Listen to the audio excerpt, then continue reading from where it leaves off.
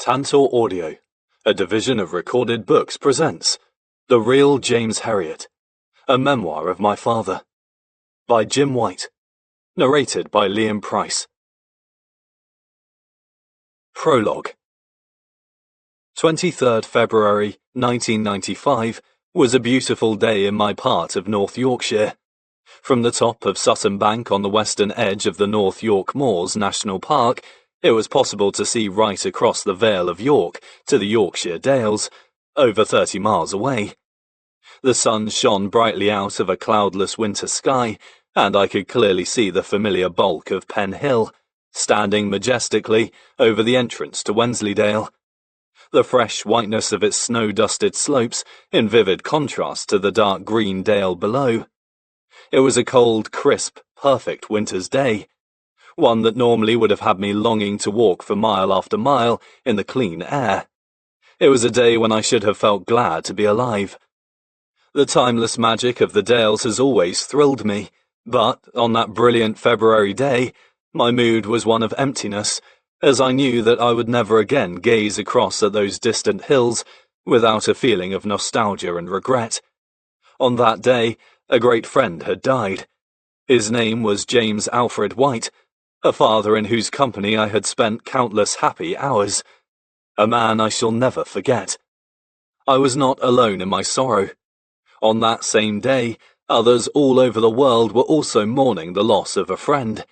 His name was James Herriot, the country practitioner whose skills as a writer had elevated him to the status of the world's most famous and best-loved veterinary surgeon. This incredibly successful storyteller, who sold more than 60 million books, which had been translated into over 20 languages, wrote with such warmth, humour and sincerity that he was regarded as a friend by all who read him. James Alfred White, the real James Herriot, was every inch the gentleman his many fans imagined him to be. He was a completely modest man who remained bemused by his success until the end of his life. Yet this self-confessed run-of-the-mill vet is likely to be remembered for decades to come. My own memories of him, however, are not of a famous author, but of a father who always put the interests of his family ahead of his own. I think it is true to say that in everyone's life, no matter how happy they may be, there is always a dark cloud somewhere on the horizon.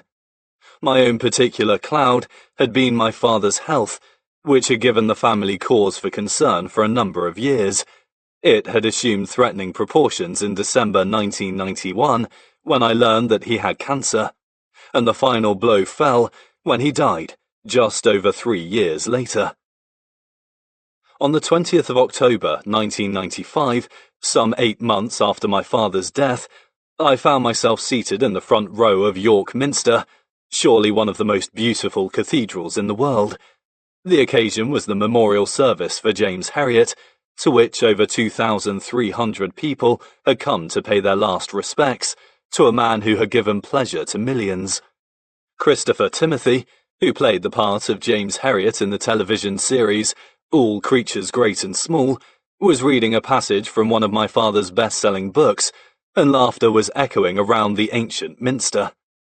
Although it might have been unusual to hear the sound of such merriment in those magnificent but austere surroundings, I felt that James Herriot's memorial service was turning out to be exactly as he would have wished. On that day, we had smiles, not tears. Alf, as my father was always known to his friends, had always had an intense dislike of funerals, wishing with all his heart that these events could be less solemn.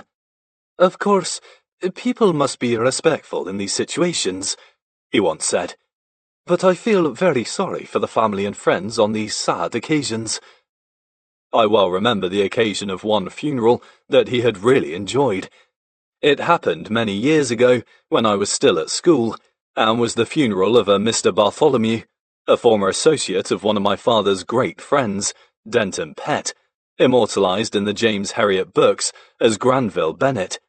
But a most likeable but hard-drinking veterinary surgeon had stipulated shortly before his death that several bottles of the finest Scotch whisky should be provided for those of his colleagues who attended his funeral. My father, Denton, and many others were present, and afterwards they dutifully carried out Bart's last wishes. There was a somewhat different atmosphere, however, at home, 25 miles away in the market town of Thirsk, in North Yorkshire. "Where on earth is your dad?" my mother exclaimed. "He set off for that funeral at 2 o'clock this afternoon, and it's now almost midnight. What is he doing?" Knowing how much my father enjoyed the company of his professional colleagues, especially those of the caliber of Denton Pett, it was not difficult to imagine what he was doing.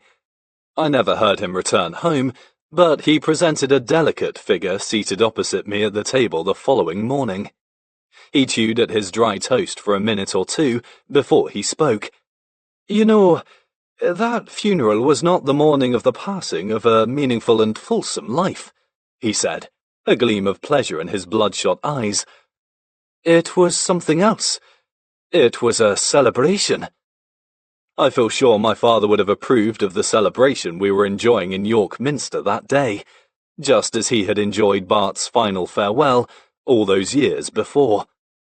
Chris Timothy was giving an excellent reading of the passage from Vet in Harness, the story where the young James is manfully trying to persuade the suspicious and belligerent Mr. Biggins that a veterinary visit to his cow would, despite an ensuing bill, be well worthwhile.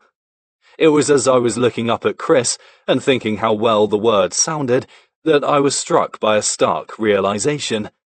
In all the years that I had known my father, during all the hours we had spent together discussing our common interests, and there were many of those, I had never once told him how good I considered his writing to be. Indeed, I do not think I had ever told him what I really felt about him. I think he knew, but, nevertheless, there is a feeling of regret that I shall carry with me forever. My father often told me that he was always grateful to the local people for not making a fuss of him. How ironic that his own son should be one of them. A few months after the memorial service, I received a telephone call from Jacqueline Corn, my father's literary agent at David Hyam Associates in London. She had a proposition for me. "How about writing a book about your father?" she asked. "You knew him better than anyone, and the appreciation of him that you gave at the Minster was enjoyed by everyone. I am sure that you could do it." The prospect of undertaking a biographical work was one that frightened me. I was a veterinary surgeon, not a writer. Why should I be capable of performing such a task? I abandoned English in my 5th year at school and was not, compared to my father, a widely read man. Jacqueline Corn did alleviate my concerns a little when she explained to me that, on no account should I try to emulate him as a writer, but, instead, put down my memories in a readable way. Despite her words of encouragement, I expressed my grave doubts. I remained indecisive for several weeks, but one thing that made me think about the idea seriously was the fact that my father was, without doubt, a worldwide celebrity, one with a massive following. This was vividly illustrated on a trip I made to the United States shortly after Jacqueline Corn's telephone call.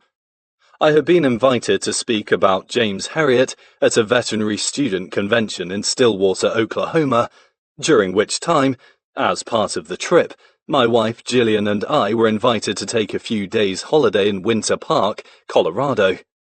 One of the highlights was a dog sleigh ride into the mountains around Winter Park.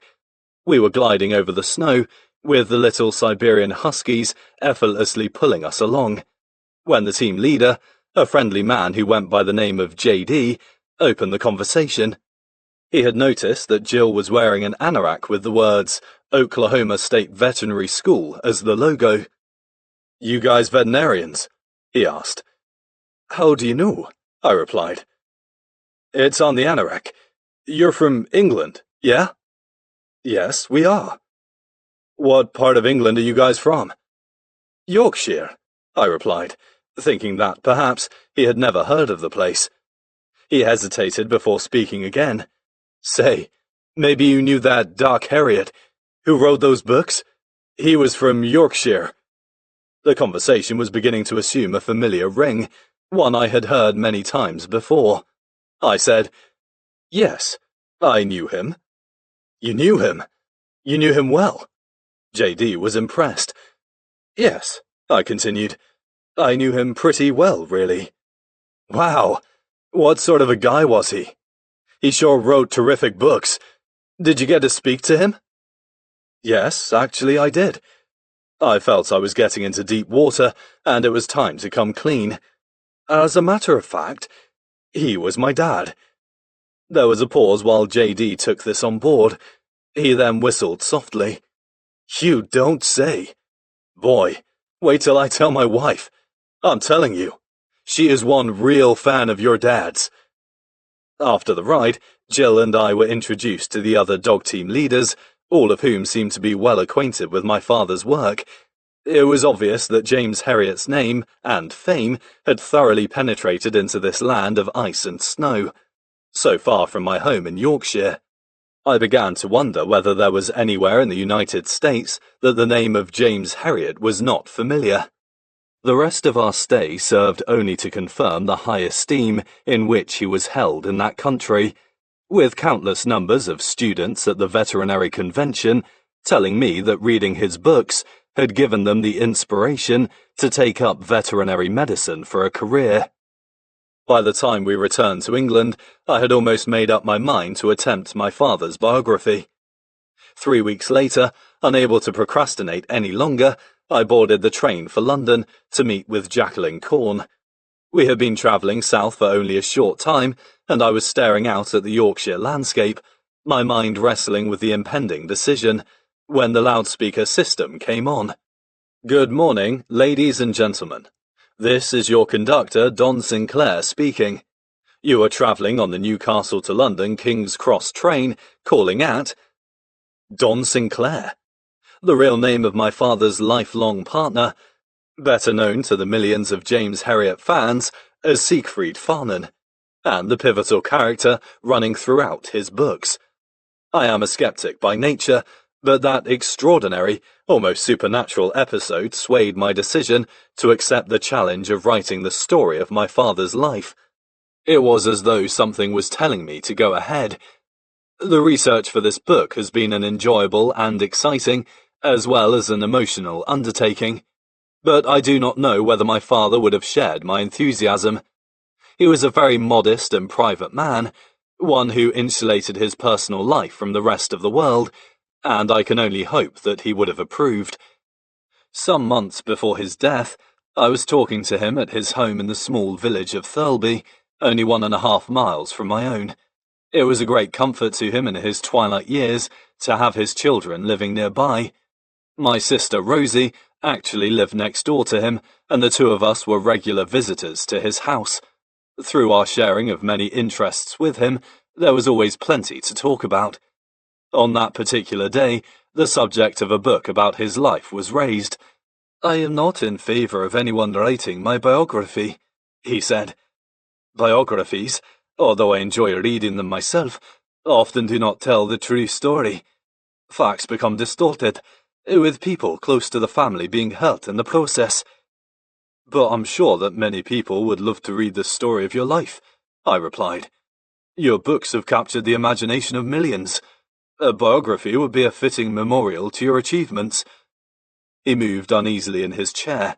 The crippling pain of his prostate cancer that he had endured stoically for many months was exacting a severe toll. "Someone has already contacted your mother with a view to writing my biography, and I have said no." "They'll probably write it anyway," I countered. "Yours is a fascinating success story." "That may be so, Jim," he continued, "and there is not much that I can do about that." He paused for a moment to gaze out of the window and across the garden to the towering white stone cliffs that had been a backdrop to his life for so many years. "This much I can tell you," he said. "If anyone were to write my biography, you should. I don't really want anyone to write it, but if you did, I know that you would tell the truth." I could see by the distant look in his eyes that he did not wish to discuss the matter further. We went on to talk about subjects of far greater importance to him, such as how the veterinary practice was shaping up, or the fortunes of the Sunderland Football Club. One of the most intriguing aspects of the character of James Alfred White was that his transition from a relatively unknown country veterinary surgeon into a world-famous author did not change him at all. He steadfastly refused, throughout his years of literary fame, to allow his celebrity status to take over his life, and this was reflected in the admiration and respect felt for him among the local community. As I sat with him that day, I thought to myself, what a unique man. He did not seek praise or flattery. He remained the same, unassuming, down-to-earth father whose company I had enjoyed for so many years. Time has proved me to be correct in my assumption that books, as well as many articles, would appear following his death. There are many myths and misconceptions surrounding my father's life, and these have given me the extra incentive to reveal the truth behind the real James Herriot. One of the most controversial aspects of my father's writing is the veracity, or otherwise, of his stories. Some believe there to be no factual basis behind many of them, and he has even been described as a writer of fiction. These statements are very misleading. 90% of my father's stories are, as he always maintained, based upon fact. Not only did I know the great majority of the characters he described, but I heard most of the stories verbally long before they were put into print. In fact, a proportion of them originated from my own experiences. It is true that he deliberately manipulated events and dates to suit his stories, but the theme of almost everyone is based upon real-life incidents and personalities who really existed. It has been argued that the factual basis of the Herriot stories is unimportant, that they are enjoyed regardless of the fact that they may be works of pure fiction. Does it really matter? I think that it matters a great deal. The ring of authenticity adds a new dimension to the tales, and I feel certain that a large proportion of James Herriot's huge following would be very upset to discover that the stories owed little in their origins to factual events. They need not worry.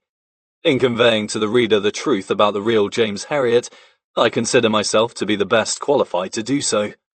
My father was, first and foremost, a family man, who, even during the busiest periods of his life, always found time to spend with his children, with the result that he was a father whom we got to know very well. But it was not only my father, Alfred White, whom I knew so well. I spent many hours with his partner, and my godfather, the mercurial, charming, impossible Donald St. Clair. As a veterinary surgeon myself, I worked with both men in the practice of St. Clair and White in Thirsk for more than 20 unforgettable years, during which time I was able to observe the true relationship between the two men. There is no one better qualified than myself to tell the story of life in James Herriot's practice, as it really was. During my early years in Thirsk, I experienced the veterinary surgeon's life that James Herriot described, with the greater part of my time spent visiting small family farms that have, sadly, now largely disappeared. It was among these small farming communities, where the day's toil began in the early hours and lasted until dark, and often beyond, that my father met the incomparable characters who were to figure so vividly in his books.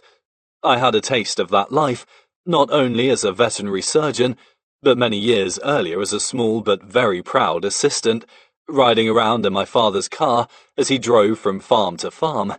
From the days when I had barely learned to walk, I watched Alfred White, the veterinary surgeon, and would continue to do so for more than 40 years. During his years of fame, my father received mountains of fan mail from all over the world. His stories entranced so many of his readers that they felt compelled to write and tell him how much his books meant to them. Many of the letters delivered to his door by the overworked postman carried a similar theme. His fans sought the real truth behind the stories. They wanted to get to know the real man, but, above all, they wanted to join James Herriot in a world that seemed so far removed from their own modern, high-pressure existence. In writing this book, I hope I have answered them. Much of the material that I needed to fill the pages I have in my head, but, after beginning, I discovered a mass of extra information. Having asked my mother for permission to go through her house on a fact-finding mission, I found more than I could have hoped for. I had not realized that my parents had kept so much in the way of papers, letters and newspaper cuttings, some of it going back to before the Second World War. For much of this, I have to thank my mother. My father, too, retained copious amounts of paper, but making sense of his filing system was difficult. He was never the most organized of men, and I spent many hours going over hundreds of scraps of crumpled paper, but it was time well spent. Another person I have to thank for providing me with invaluable information is my father's mother, dear old Granny White. I spent my student days in Glasgow, lodging with my grandmother, but, in all of my 5 years there, I had no idea that her house at 694 Anniesland Road contained such a rich store of archive material. She was one of life's hoarders. She threw nothing away. In the summer of 1981, the years had finally established their mark upon this astonishingly independent and energetic lady. Having reached the age of 89, with her mind and body beginning to wander, it was imperative that she be moved closer to her family in Yorkshire.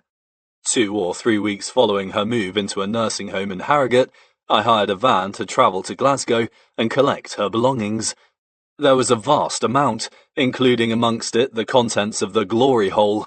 This was a tiny room into which Granny White had stuffed just about everything she hadn't thrown away. The contents of that little room were transferred to my father's attic in Thirlby and lay there forgotten for more than 16 years, until I unearthed it all in 1997. It has provided a wealth of information. Alf White was always a prodigious letter writer and wrote to his parents regularly, right up until the 1980s. His mother had preserved all of these letters, many of which make fascinating reading. Some of them, which date back to a time when he was struggling emotionally as well as financially, reveal his feelings during a difficult and exacting period of his life. The dusty, untidy heap of letters from that neglected old den in Glasgow has given me a peep into a part of my father's life that had previously been denied to me. Many people have helped with the research for this book, but no one contributed more than the old lady who had so assiduously preserved everything connected with the son who meant so much to her. Everyone has revelations at some time or other in their lives, and I have had a whole bundle of them since I decided to write this biography. Foremost is the realization that I did not really appreciate my father's work until well after his death. In my defense, this is not surprising, as he spoke so little about his literary achievements. I remember in the mid-1970s, when his books were hogging the #1 spot in the New York Times bestseller lists, he would occasionally say, "I'm in my 15th week at the top of the bestsellers in America. Isn't that amazing?" "Great, Dad," I would reply, and the subject would be dropped. That was fine by him. He was really far more interested in talking about other things.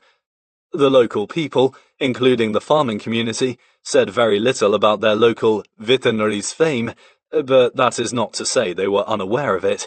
My father liked it that way, and, indeed, he once said to me that he would be surprised if more than a handful of his farming friends had read his books. He may have been wrong. One day he was operating on a cow, and the long, laborious task of suturing the abdominal wound was underway. Such operations on the bovine race are often extremely interesting, especially caesarean sections, where the delivery of a calf through the side door is one of the most satisfying experiences for the country practitioner. Closing up the wound is a tedious business, however, and it is at such times as these that a bit of conversation between farmer and vet can break the monotony. On this particular occasion, the farmer suddenly said to him, "I've read one of your books, Mr. White." This came as a real shock to my father, who never expected the local people to show interest in his work, especially busy farmers. He hardly dared to ask the next question.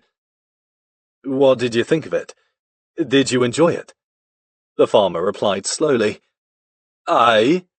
Why, it's all about now." This was a veiled compliment. The book had been read and enjoyed, despite describing a way of life only too familiar to the reader. I knew my father as well as anyone, but I, too, was one of the many who made little fuss of his achievements. He would have made light of this, but now, some 4 years after his death, I realized that I underestimated him.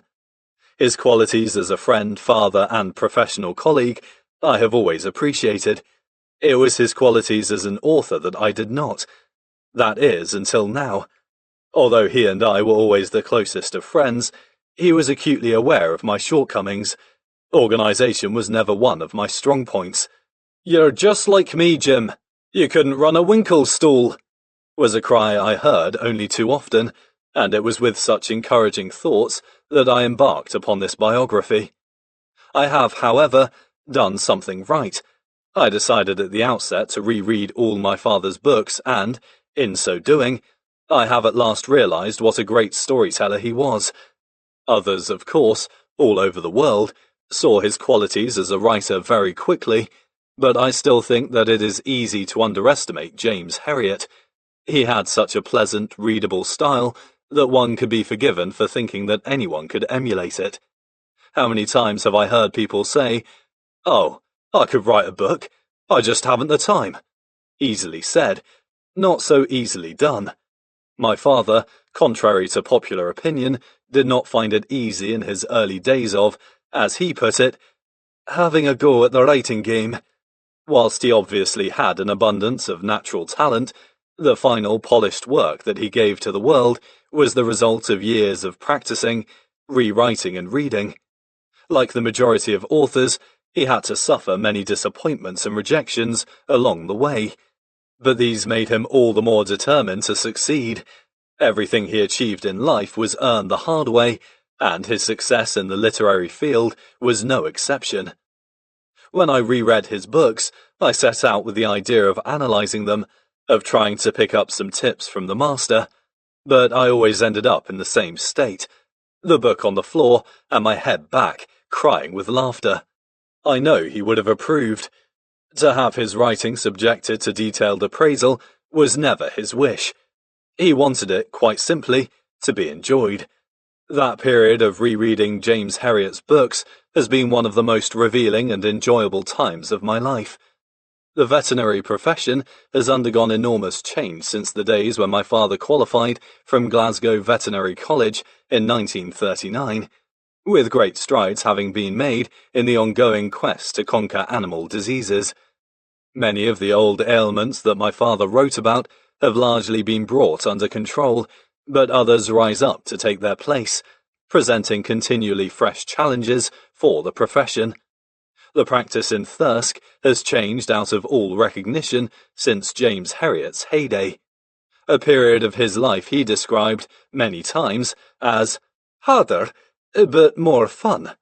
Gone are the days of driving round the hills, visiting little farms, treating a cow with wooden tongue here, a pig with erysipelas there.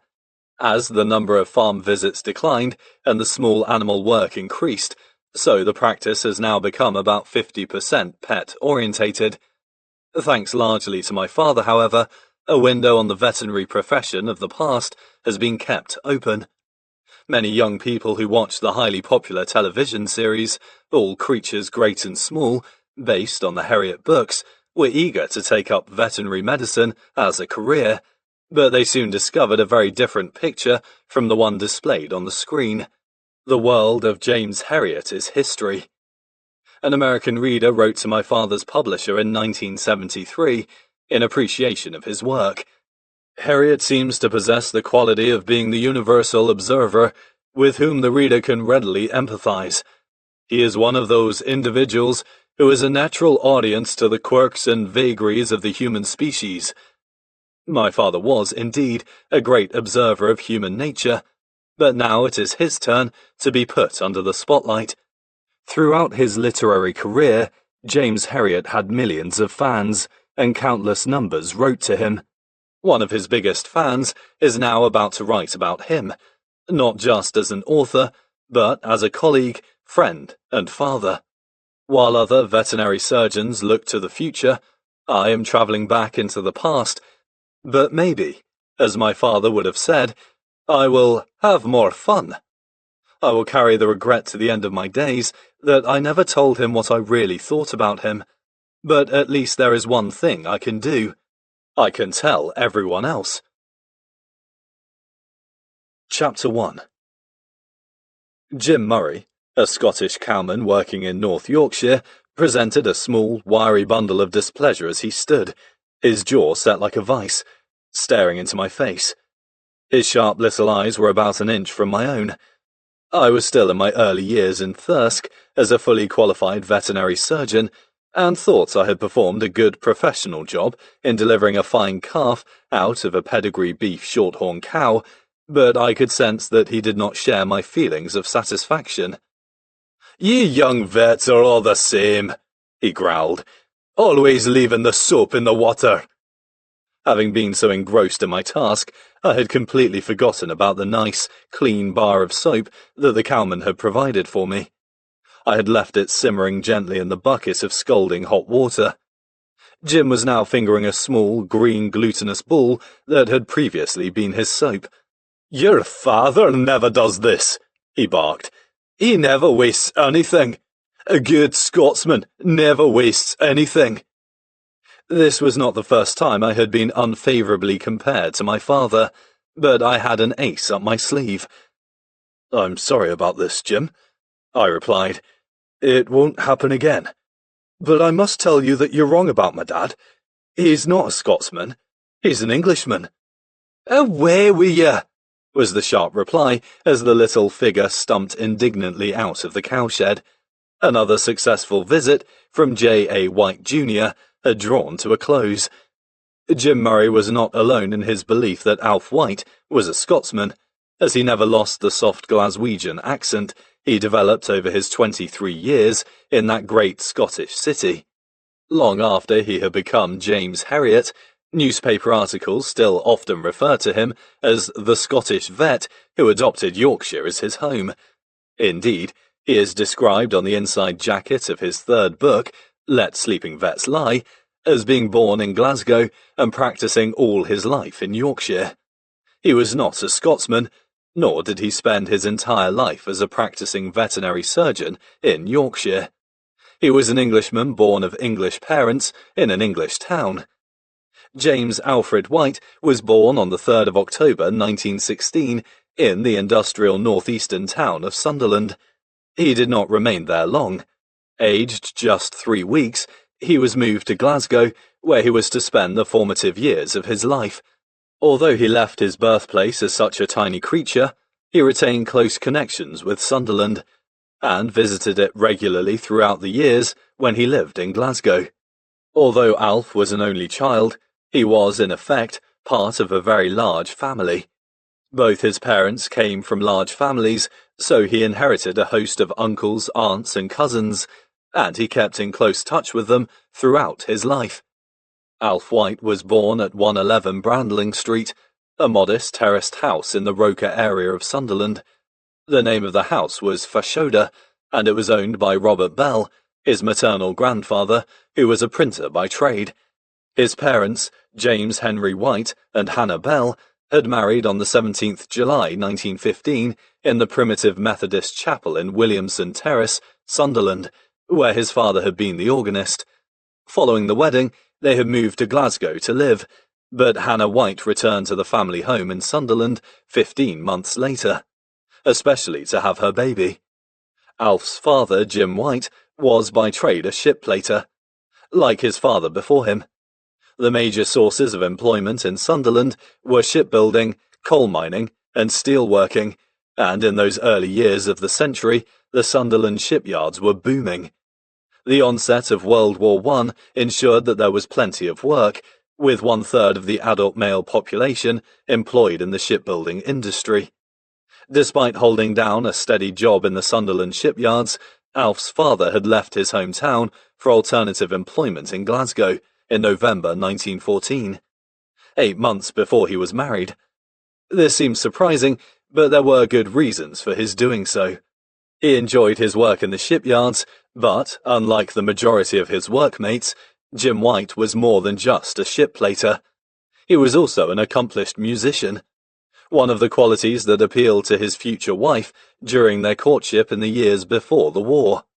He had been playing in cinemas in Sunderland, partly to supplement his earnings, but also to satisfy his great love of playing the piano and the organ. Hannah, too, loved music. Her parents were well known in local Sunderland music circles, within which she herself was an accomplished contralto.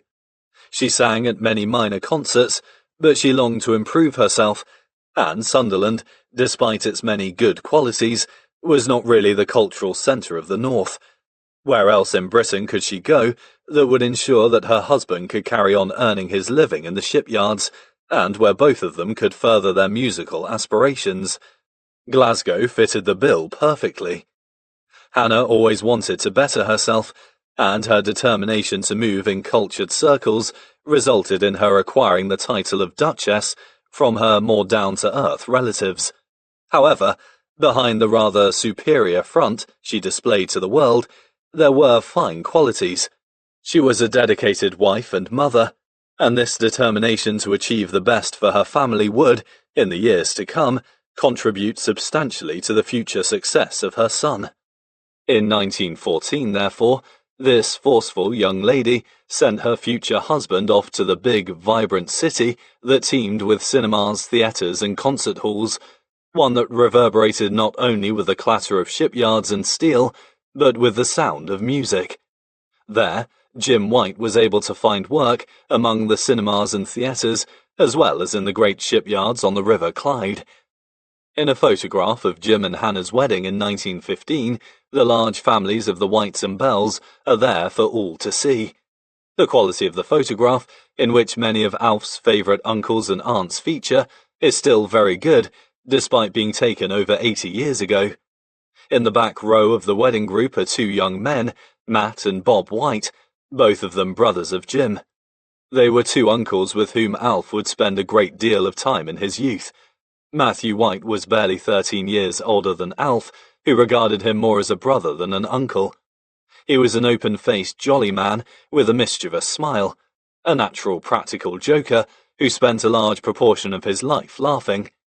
The other young man, Robert White, was far more serious-minded. He shared the same acute sense of humour common to most of the two families, but, in addition, he was a deep thinker and a man of great principle. Uncle Bob was an enthusiast and an optimist, one who regarded the world as a place of opportunity. It was these qualities that would appeal so much to the young Alf White during his formative years. Robert White was the uncle upon whom he would model himself. Sitting in front of Jim White in the old photograph is a young man in army uniform. This was Alfred White, Jim's younger brother, and the only one of Alf's uncles whom he was never to know. He was a sergeant in the 19th Battalion of the Durham Light Infantry, and tragically lost his life on the terrible Somme battlefield only 1 year after the photograph was taken. The family was devastated by the sad waste of a young life, but his name lived on. Alf, who was born 15 months later, was named after the uncle who had sacrificed his life on that fateful day. The relatives on the Bell side of the family were a crowd of extroverts. They spoke their minds and did not care what the rest of the world thought about it. Two faces looking out from the wedding photograph, belonging to Stan and Ginny, Hannah's brother and sister, epitomised this effervescent quality of the Bell family. Uncle Stan, a great favourite with Alf, was a small, dapper man with a smiling face that oozed friendliness. In common with Alf's other uncles, he was a fanatical football fan and attended the home games at Sunderland, producing a running commentary for all to hear, his head bobbing in every direction whilst giving his forthright opinions.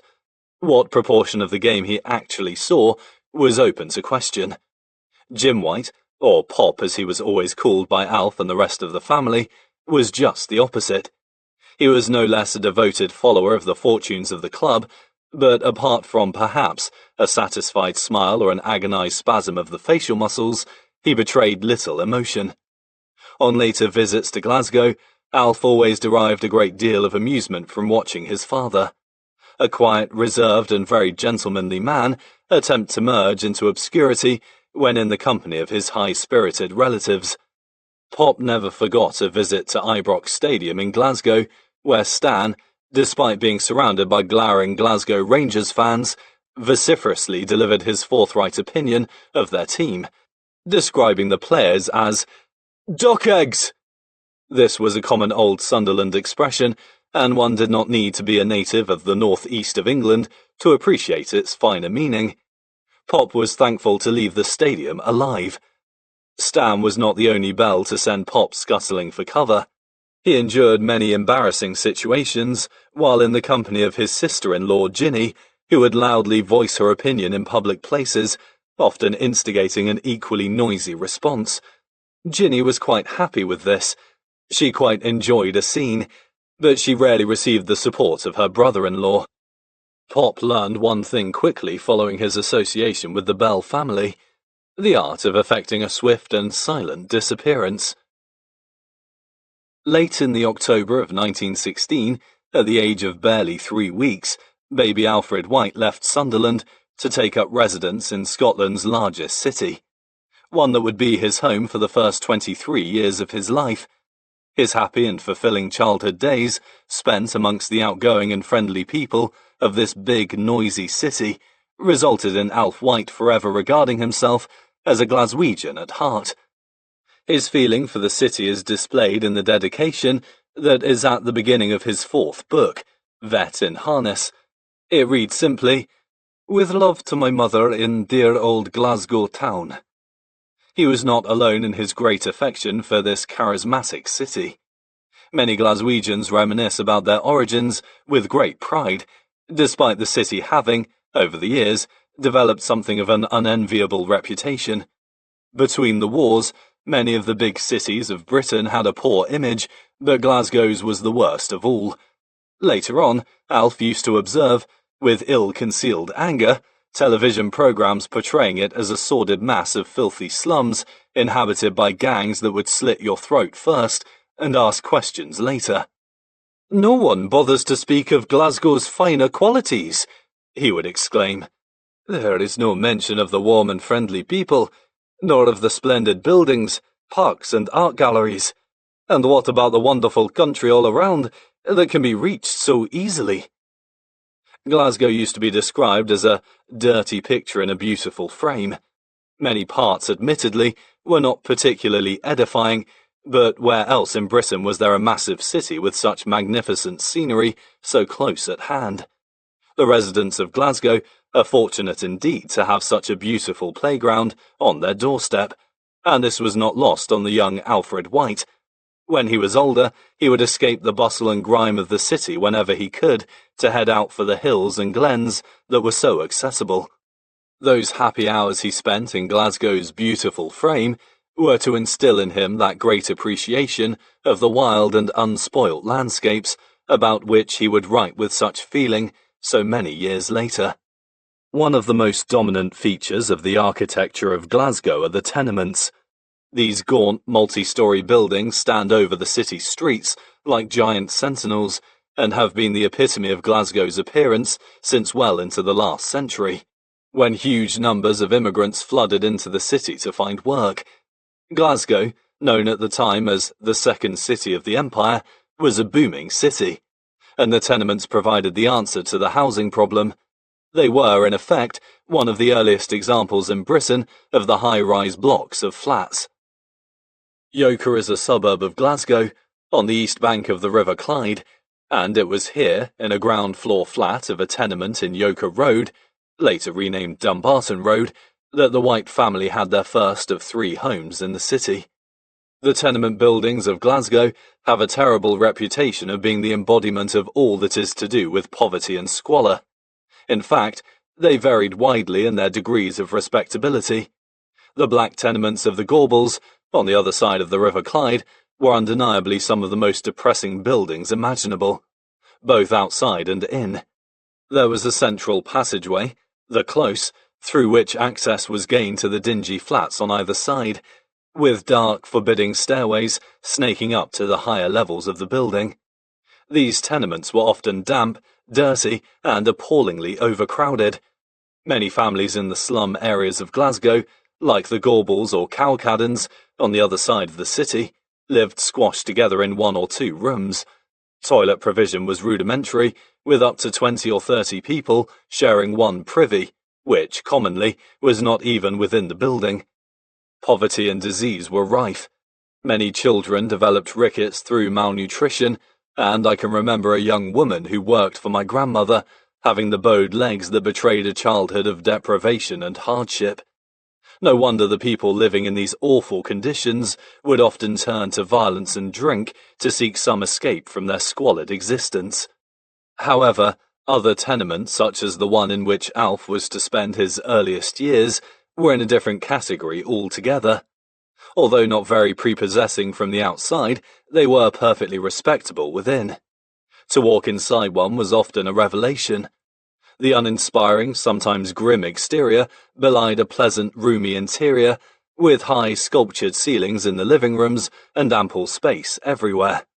The ground floor flat in which Alf spent the earliest years of his life, although not exactly the finest example of the Glasgow tenement flat, was perfectly sound and respectable, so much so that the entrance to his home was known as a Wally Close. These were quite special in that, having tiled walls, one was considered to be a few rungs up the ladder of affluence, living up one of these. Each flat consisted of 3 or 4 rooms, a large living room with an adjoining kitchen, and 1, sometimes 2, bedrooms, and a bathroom and lavatory. There were recesses set into the sides of the living room, across which curtains could be drawn, thus providing extra sleeping accommodation. Milk and coal were both delivered by horse and cart. The milk was left in a jug outside the door, and the coalman would clatter into the house to dump the coal into a bunker situated in a corner of the kitchen. The coal was used for heating and, in many flats, it was also the means of fueling the cooking ranges that were the dominant feature of the tenement kitchens. As well as cooking and heating the home, these imposing black steel fireplaces provided all the hot water the family needed. Alf's first tenement home may not have been a palace, but it was comfortable and adequate. One of the myths that has grown up around Alf White and his success is that of his dragging himself up from the grinding poverty of his youth. The fact is that his Glasgow days were exceptionally happy, with the cold finger of hardship rarely felt by young Alfie White. The Yorkshire area of Glasgow, a respectable working-class part of the city, was one in which many Glaswegians aspired to live. There was certainly heavy industry, shipyards and steelworks, and there were parts of Yorkshire where faint hearts would fear to tread, especially on Friday and Saturday nights. But much of it was inhabited by solid citizens who were well above the poverty line. Only a few minutes' walk from Alf's home would take him out into the green fields and farmland, backed by the Kilpatrick Hills and the Campsie Fells in the distance. A very different picture from the Yorkshire of today. The stage upon which Alfie White played out the happy hours of his childhood has been replaced by a scene of neglect, dominated by drab buildings and wasteland. Boarded-up shops are a testimony to the crime that, as in most other big cities, seems to be a constant threat. As he played on the streets and in the nearby fields with his friends, young Alf, without doubt, enjoyed Yokers's better times. His parents were dedicated workers who ensured that the family was always well catered for. Pop held down a good job as a shipplater in the big Yarrow shipyard, which was close to the family home, and he supplemented his earnings by playing the piano in the local cinemas.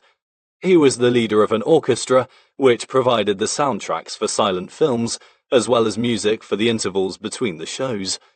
Pop took great pride in his musical ability. In the evenings, when most of his workmates were having a drink in the bars of Yorkshire, Pop would be found seated in front of the beloved grand piano he had brought with him from Sunderland. He would practice happily for hours. I can clearly recall my grandfather seated in front of his cherished piano, eyes closed, and with a look of sheer pleasure on his face as his hands danced over the keys. He had lost the forefinger of his right hand when he was a young man, but this did not seem to hinder his ability. He used to compose his own music and, in his later years, accompanied a group known as the Glenafton Singers, who performed at many concerts in Glasgow. Pop was a truly gifted musician whose enthusiasm spread to his son, ensuring that he, too, would discover that the love of music was one of life's greatest joys.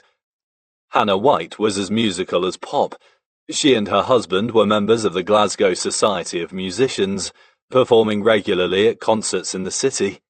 He was the accompanist on the piano, while she sang in the choir as a contralto under her maiden name, calling herself Miss Annabelle. The extra money they earned while performing with this professional organisation must have been a welcome addition to the family budget. The mid-1920s was a particularly worrying period, and parts of Glasgow were grim places to be at the time of the general strike in 1926. Soldiers were on the streets to maintain law and order, and the windows of the buses and trams were covered in steel netting to protect them from flying missiles hurled by desperate and rebellious mobs. Pop, along with thousands of workers, was made redundant from the shipyards. As with so many others, he had to sway in the winds of depression sweeping the city as work became almost impossible to get. However, he managed to survive through sheer determination and adaptability, by turning his hand to other means of earning a living. Working first as a joiner, and later, when Alf was a teenager, by opening a fish and chip shop. He also had the advantage of having a very resolute and resourceful wife. Around 1928, Pop's income from playing in the cinemas was ruthlessly cut with the advent of soundtracks which accompanied the films. But Hannah was already earning a living in her own right. Musical ability was not the only talent she possessed. She was adept at making clothes. In the mid-1920s, she set aside one of the rooms of the family home to establish a thriving dressmaking business that she would keep going for almost 30 years. She became so busy that, in the early 1930s, she employed not only several seamstresses, but a maid by the name of Sadie. Hannah developed a clientele of many wealthy and influential ladies, something that would be a vital contribution to the family finances. With two parents who ensured that there was always some money coming into the home, young Alf White never knew real hardship. His parents, admittedly, were under financial pressure at times, especially when Alf's education had to be financed, but they survived the years of depression in the city far better than most. Indeed, at the time, there would be few houses in the streets of Yorkshire that could number a maid and a grand piano among its occupants. Although there were to be times when the spectre of poverty stared Alf in the face, it was not during his childhood days on the streets of Glasgow. Shortly before he was 5 years old, Alf White began his education at Yorkshire Primary School. It was a good school, and the teachers were well qualified, putting great emphasis on learning the 3 R's. The headmaster was a man called Mr. Malcolm. Beery Malcolm to the children, as he had a florid face that looked as though it was partial to a pint of beer. He was a master of arts and a fine headmaster, but young Alf's favourite teacher was Mr. Patterson, who taught history. Alf loved history, and all through his adult years he enjoyed reading books on historical subjects, saying they gave him a stab of excitement to know that he was reading about events that actually happened.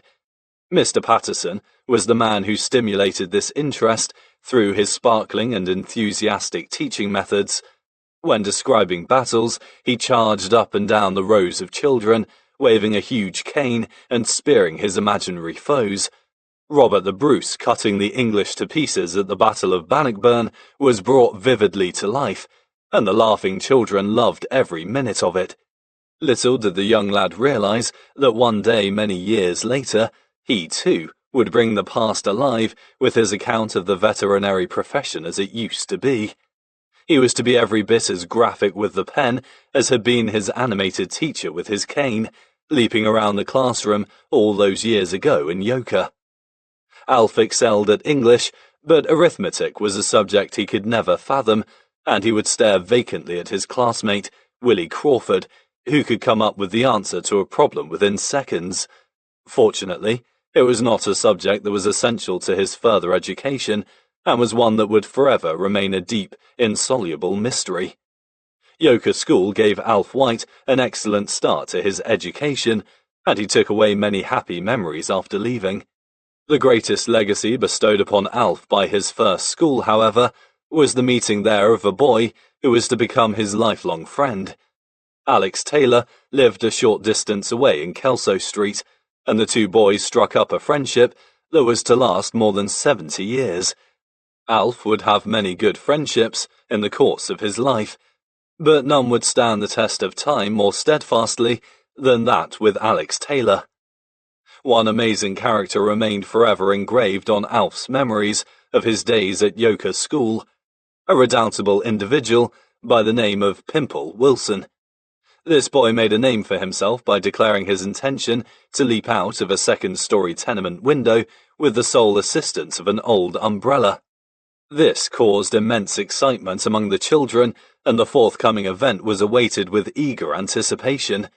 The great day came, with large crowds of children, Alf and Alex among them, gathering to watch the spectacle.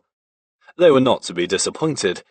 After a period of tense expectation, the hero of the hour appeared on the window ledge, his parachute in hand, ready for action. There were a few taut moments as the boy fidgeted around on the window ledge. Then suddenly, to the sound of gasps from his young audience, he sprang out of the high window, umbrella held aloft. For about 1 second, all went well, but his plans were to go badly wrong. The old umbrella suddenly turned inside out and, accompanied by the screaming boy, zoomed to the ground. Pimple was taken to hospital and was soon on the mend. It had been a short but dramatic show, and was to remain Alf's most vivid memory of his days at Yorkshire School. It was, of course, long before the days of television, and Alf, Alex, and the other children made their own amusements. Games played outside in the playground, going by such sophisticated names as Moshi, Spin the Pyrie, and Cuddy Hunch, required no expensive equipment. When not at school, they spent hours kicking a football about, while wee Alfie White often hurtled around the streets on his fairy cycle, the possession of which made him the envy of his classmates. They were happy and carefree days, despite the poverty and desperation that stalked the streets of Glasgow during the Depression. Parents had no fear for the safety of their children. How different it is today. One of the great entertainments for the children in those days was the cinema. The whole area abounded with picture houses, with the penny matinee one of the most popular occasions. For the princely sum of 1 penny, or 2p if the upstairs balcony was preferred, the youngsters could see a whole show, and many a Saturday afternoon was spent watching comedy or western films. Cowboy films in those days were very popular, and the children loved them despite the absence of soundtracks. A favorite hero of the Old West was a wisecracking cowboy by the name of Drag Harlin. This gunfighter did not appear on film, but was a character in some of the popular books of the day. Years later, Alf and Alex would roar with laughter as they recalled their boyhood days reading these scholarly descriptions of life in the Old West. Alex recently recalled an example of the author's peerless style of writing. A blue black hole appeared in the middle of his forehead. An amazed expression crossed his face as he slumped slowly to the floor. Such passages as these deserved, Alf once said, recognition as literary classics. Sundays were days for going to church. During his adult life, Alf was not a regular churchgoer, but in his primary school days he attended Sunday school each week. His memories of going to church in Yorkshire were not as vivid as those when he occasionally attended in Sunderland with his uncles and aunts. The Methodist services in those days were conducted with fiery enthusiasm. The minister would frequently be interrupted from the floor with cries of "Hallelujah!" or "Praise the Lord!" followed by splinter groups chanting hymns with rhythmic and deafening abandon. It was pure fire and brimstone, which young Alf found quite daunting. The services in Yorkshire Church were not quite so dramatic, but one story he told about his Sunday school was rather more intriguing. The small children who were taken out regularly for short walks were taught to spit whenever they passed the Catholic Church. When the history of the city of Glasgow is considered, the spectacle of small children spitting at a church should come as no surprise. Glasgow has had a strong Irish Catholic population since the middle of the 19th century, when thousands poured into the city to find work during the boom years. This resulted in Glasgow becoming a city split by religious beliefs, and feelings could run high. In Alf's day, and still now, you were either a proddy or a papist in parts of Glasgow, and, along with his friends, young Alfie White, the little Protestant, was instructed by his teacher to vent his feelings against the Catholic enemy. Fortunately, this sectarian dogma failed to establish a hold over young Alf, and he grew up to be a most fair-minded and tolerant man who could never understand the hatred engendered by these strong beliefs. Life at Yorkshire School prepared Alf well for the next step in his education.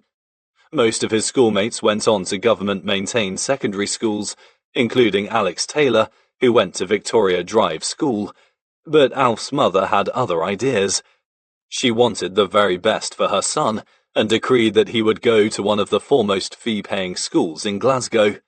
Alf obtained the grades necessary for his secondary education, and on the 3rd of September 1928, he travelled 3 miles into the city to the leafy suburb of Hillhead, where he walked, for the first time, through the doors of Hillhead High School.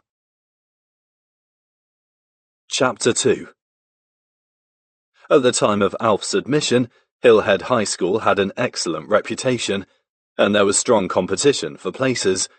Alf found himself mixing with many pupils who came from more affluent homes than his own in Yorkshire. This did not worry him. For the next 5 years he played his part in applying himself diligently to his work, as his parents played theirs in meeting the school fees and providing a stable family background. These were difficult times for Pop. Having been made redundant from the shipyards, he was still playing in cinemas and theatres in the city, as well as working as a joiner, but his income was certainly not enough to support his family and meet the school fees of around £2.10 per term. Alf, who loved his father dearly, would later reminisce about those days in Glasgow. "It was a great struggle at the time for poor old Pop," he said. "He was bouncing in and out of jobs, with absolutely no guarantee of security in any one of them, but he always held down a job of some sort."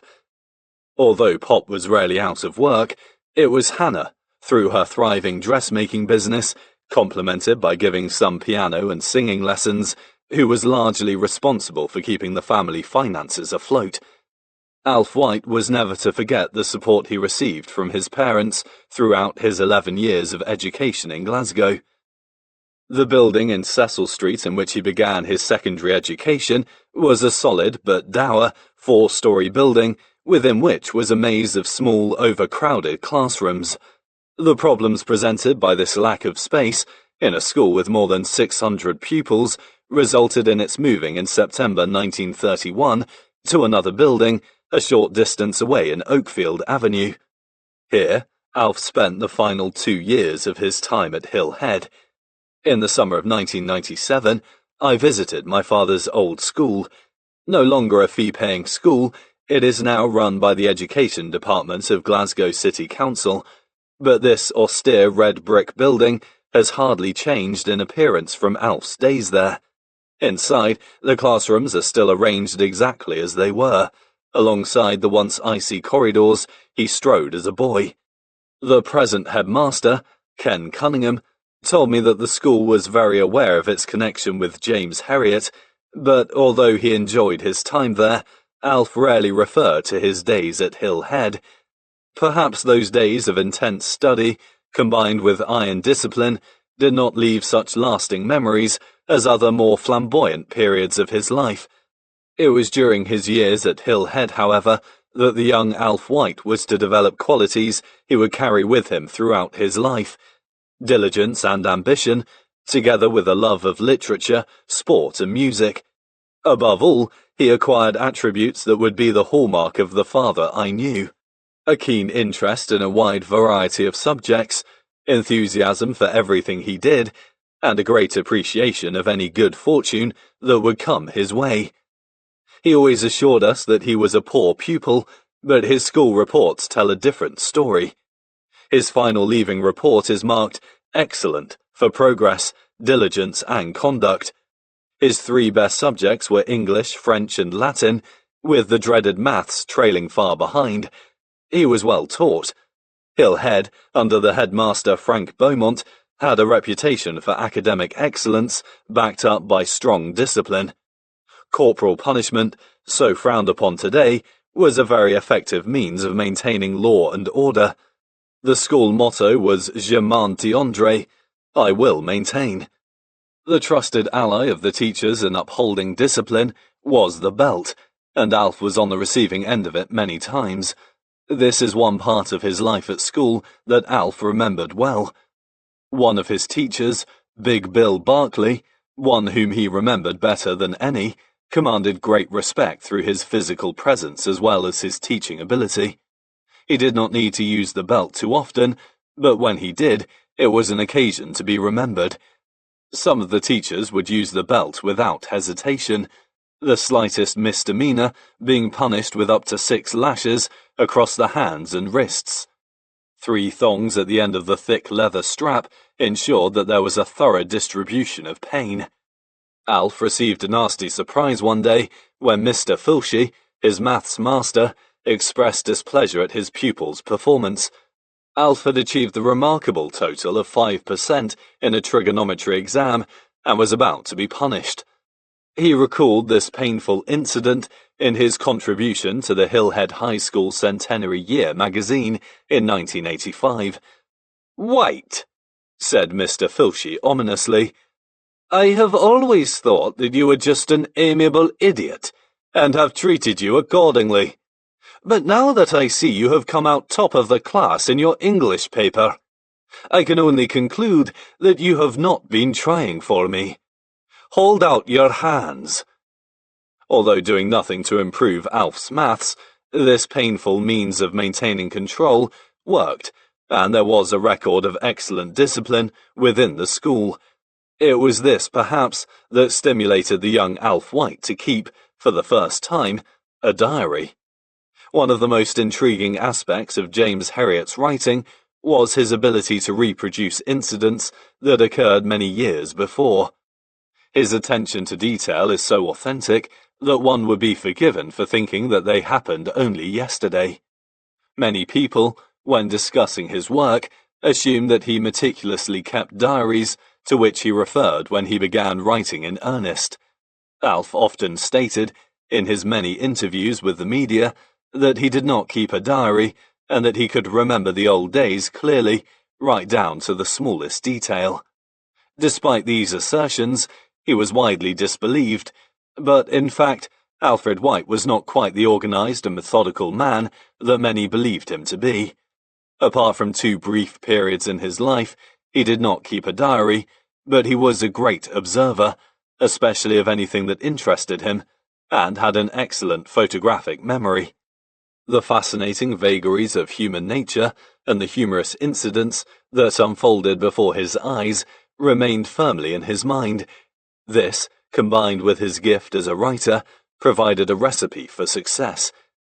The first time he kept a diary was from 1933 until 1935, during his last year at Hillhead School and his first 2 years at Glasgow Veterinary College. His mother preserved these old diaries, and they have provided an insight into the enthusiastic approach to life that Alf exhibited as a young man. He used his diary to poke fun at his teachers at Hill Head.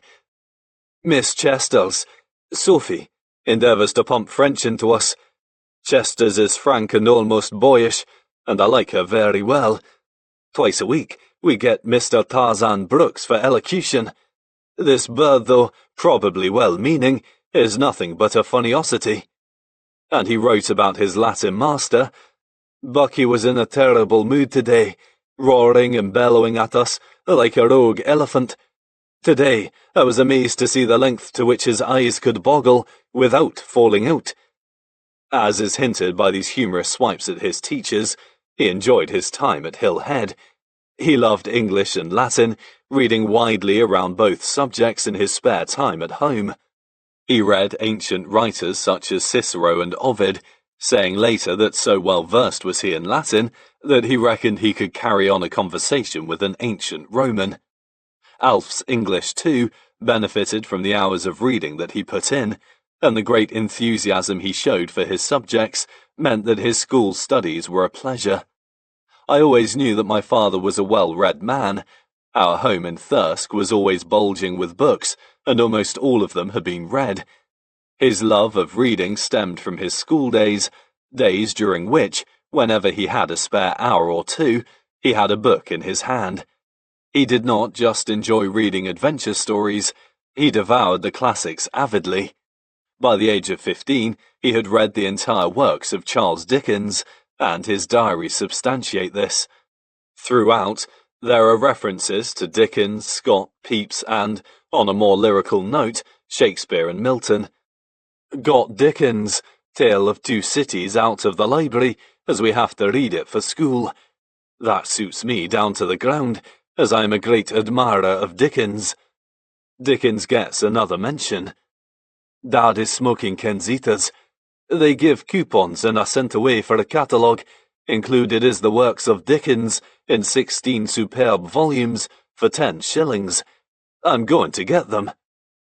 Sir Arthur Conan Doyle, H.G. Wells and H. Rider Haggard were amongst his favourite adventure writers, and he wrote that O. Henry was a joy to read.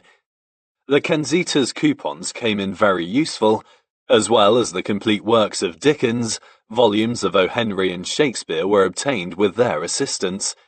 On the lighter side, P.G. Wodehouse was his #1 author, and the Jeeves Omnibus his favourite book of all. He read and reread this book throughout his life, the antics of Jeeves, Bertie Wooster, young Bingo and others invariably rendering him helpless with laughter. P.G. Wodehouse must have had a profound effect on young Alf. Some turns of phrase that he used in his diaries smack of passages from Wodehouse's books. While on holiday in West Kilbride in July 1933, he wrote the following about some people he had met. David Somerville seems to be crackers over Evelyn. The poor fish. Monty and I regard Dorothy as a fairly decent spud. The style appears frequently in his diaries, revealing evidence of his admiration for Wodehouse's work. As a boy, he shared these moments of laughter over Wodehouse with his own father, who was also an avid reader and whose home was always full of books. The high quality of the English teaching at Hill Head under Johnny Gibb and Big Bill was a great stimulus, but Pop was also very influential in steering Alf towards the joy of reading, deserving a great deal of credit for the encouragement he gave his son in those formative years. As well as encouraging his son to read, Pop was largely responsible for instilling in him a great love of music. The intense satisfaction his father gleaned from both playing and listening to it did not go unnoticed by the young boy, who grew up to appreciate good music every bit as much as his father. Pop loved all kinds of music. During our many visits to Glasgow in my younger days, I used to be fascinated by the old gramophone player that stood in a corner of the house next to the grand piano. This venerable machine had to be wound up by hand, after which the turntable began to revolve and a huge steel arm with a wicked-looking needle would be lowered onto the record. The result was a wild crackling, behind which could be heard some music. It was, however, Pop's pride and joy. One of his favourite operatic records was of the great Caruso singing Vesti la Juba from I Pagliacci. One of Alf's enduring boyhood memories was of his father sitting night after night next to the old gramophone, listening to this great performer. When Caruso's magnificent voice began to slip into a lower gear, Pop would leap to his feet and crank vigorously at the handle of the gramophone until musical perfection was restored. That overworked record is still in my possession. Alf's parents first started him at the piano at the age of 6. He had years of lessons, his teacher being none other than his father, but he was a poor pupil and practiced with little enthusiasm. This became a source of intense frustration for Pop, and many hours of raised voices and discordant notes were endured by father and son before Pop finally conceded defeat. Alf did perform, at the age of 13 at a concert in Clydebank Town Hall, but that was to be the pinnacle of his piano-playing career. None of this lessened Alf's love of music. Although he was never to be the accomplished player his father had been, he had inherited his and his mother's ear for music, something that would give him untold pleasure throughout his life. It was not only the academic and cultured side of his school days that Alf enjoyed. He loved playing sport, and Hillhead had a proud reputation on the playing fields of Scotland. Cricket, athletics and tennis were Alf's favourites, and in the 1931-2 year he won an athletics medal, coming second in the interscholastic sports. His main achievement was in the long jump, known as the broad jump in those days, where he produced a jump of over 19 feet. Alf was keen on athletics, but the sport at which he really excelled was tennis. In his final year at Hillhead, he reached the tennis final, only to be narrowly defeated. But he was not discouraged. He had joined Yorkshire Tennis Club and reached the club's final the following year, only to be beaten once again. However, being beaten in 2 successive finals did not deter him. He continued to play tennis regularly throughout his remaining years in Glasgow, winning many matches in the West of Scotland Tennis Championships, and when he finally moved to Yorkshire, he played competitive tennis until well into his 30s. His hours of playing when a young man in Glasgow resulted in his becoming a highly proficient performer. Both the playing of and the following of sport figured prominently in Alf's school days, with his boyhood diaries full of references to it. The England cricket team and the fortunes of Hillhead on the rugby field are frequently mentioned, but most of the space is allocated to Sunderland Football Club. Despite the fact that his team was 150 miles away, his allegiance to the Red and Whites never faltered. During his years in Glasgow, he watched Rangers and Celtic many times, and he supported Motherwell in the Scottish League. But the fanaticism of his father ensured that it was the team from the town of his birth that remained closest to his heart. His feelings are exposed on many of the pages, where he wrote quite eloquently of the old team, as on the 28th of September 1933, "Oh boy, oh boy, oh boy!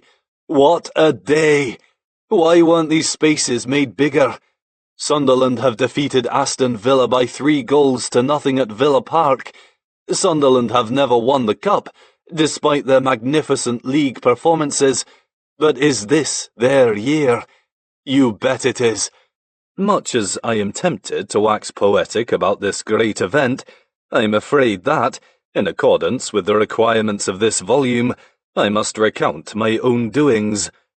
On a more sombre note, he wrote, "Achoo, I am plunged into the very depths of despondency.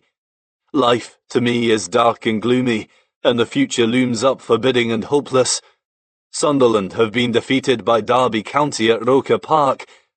How passionately he followed the fortunes of the team that was to provide him with a lifetime of both joy and despair. The diary of 1933 is notable for Alf's positive approach toward looking after his health. He repeatedly commented on how well he was feeling. The reason for this being that the previous year had been a very bad one for him. He had almost died of diphtheria. This disease, caused by a virulent germ, is rarely seen today. It was virtually eliminated in 1946 as a result of the discovery of a vaccine, but at the beginning of his final year at Hillhead, Alf contracted the disease, and it very nearly finished him off. In those days, prior to the discovery of antibiotics, he had to fight the disease simply through sheer determination, coupled with good nursing from his parents. The standard symptoms were a sore throat and searing headaches, the throat becoming coated in an unpleasant, cheesy exudate, which made breathing very difficult. In addition, he developed a series of painful abscesses all over his body, and these continued to be a problem for 2 years after his recovery from the disease. He recalled one particularly gruesome boil at the top of his leg that eventually became as hard as a rock. One evening, having decided that he had had enough of it, He squeezed it with all his might. In his own words, "A thing like a small cricket ball shot out of my leg and bounced its way across the floor." It sounds more like something out of a 1990s science fiction horror story than pre-war Glasgow, but he recovered where many others had died. This debilitating experience was responsible for a severe dip in his academic results at school, together with a complete cessation of his sporting activities. No wonder he was so glad to be alive. In August 1933, while on holiday in Sunderland, after a particularly exhilarating day playing tennis and bathing in the sea, he wrote, "When I look at all the fun I've had today and think that last year I was a wreck with diphtheria, I thank God for my health. It is the most precious possession anyone can have." He emerged from the darkness of diphtheria a new person, brimming with fresh ideas and enthusiasms. He was determined to keep himself fit. One day he was given a book called My System by Lieutenant J.P. Muller. On the front of the book was a picture of a Greek god, and inside, photographs of a lean, wiry man twisting his body in a multitude of directions. Alf thought this person was the fittest human being he had ever seen, and decided that he himself was going to become even fitter. He aimed to transform himself into the second J.P. Muller. The system is based upon a regime of cold baths, followed by exercises, one which my father followed religiously in his youth, and his diary is liberally sprinkled with references to it. On the 20th of April 1933, he wrote, "I'm feeling as fit as the proverbial fiddle. I put it all down to the exercises and cold baths. I am much brighter and healthier than I was last year, before my illness, and I seem to be on the upgrade. I'm going to enter everything at this sports. That is the 100 yards, 220 yards, broad jump, discus, javelin, hurdles, cricket ball, and place and drop kick."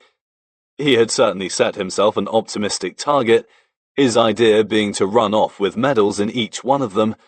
Unfortunately, he got a little carried away with his training, pulled a muscle in his groin, and took no part when sports day arrived.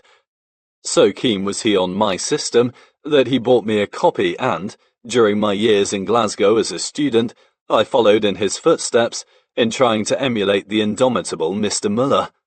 The cold bath is the worst part. Survival time in the water can be measured in minutes, during which time breathing accelerates alarmingly, while genitalia disappear completely from view. Upon leaping out of the bath, a testing regime of physical jerks is followed by the rubbing exercises. With the help of an abrasive glove, the body is vigorously massaged until it is glowing like a beacon.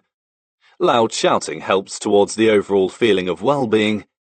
I did not stick to this routine for very long, but the young Alf White followed it rigorously for years and was taking cold baths right up until the time he was living in Yorkshire. Alf also subscribed to Superman magazine and bought a succession of chest expanders. Not only was he going to be as fit as J.P. Muller, he intended to be twice the size. His best mate Alex Taylor, too, was determined to build a mighty body, and the two boys exercised furiously to attain their goal. They measured their bodies regularly, but after several weeks of intense activity, they were no nearer to being supermen than the day they started, and the craze ground to a halt. All that was left as a reminder was a rusty old set of springs that I discovered in my grandmother's home many years later. Alf considered enthusiasm to be one of the most important of human qualities, one that is both invigorating and uplifting. Throughout his life, he was an enthusiast, and he displayed these qualities as a boy at school, as is revealed by many entries in his diaries. Some of the many pastimes which he enjoyed were quite unusual, and whilst a number were short-lived, his eagerness to improve himself shines out from the pages. On the 20th of February 1933 he wrote, "I've the notion to make myself a good jazz pianist. I think I'll send to Uncle Bob and ask him for a loan of his book on jazz playing." On the 7th of March, "I have started to do a bit of juggling. It's supposed to give you quickness of the eye, and the house has resounded to the sound of falling balls. His ambition seemed to have been limitless. Another of my notions, I'm going to read the Bible from beginning to end. Apart from the religious point of view, it is a marvellous read. He bought books on swimming. He was not good in the water. Took up golf, and started woodwork to help fill in the time during the long winter evenings. On a rare visit to a dance, he discovered that he was absolutely hopeless, so he proceeded to have lessons. Throughout his childhood and school days, the White family would frequently return to Sunderland on holiday.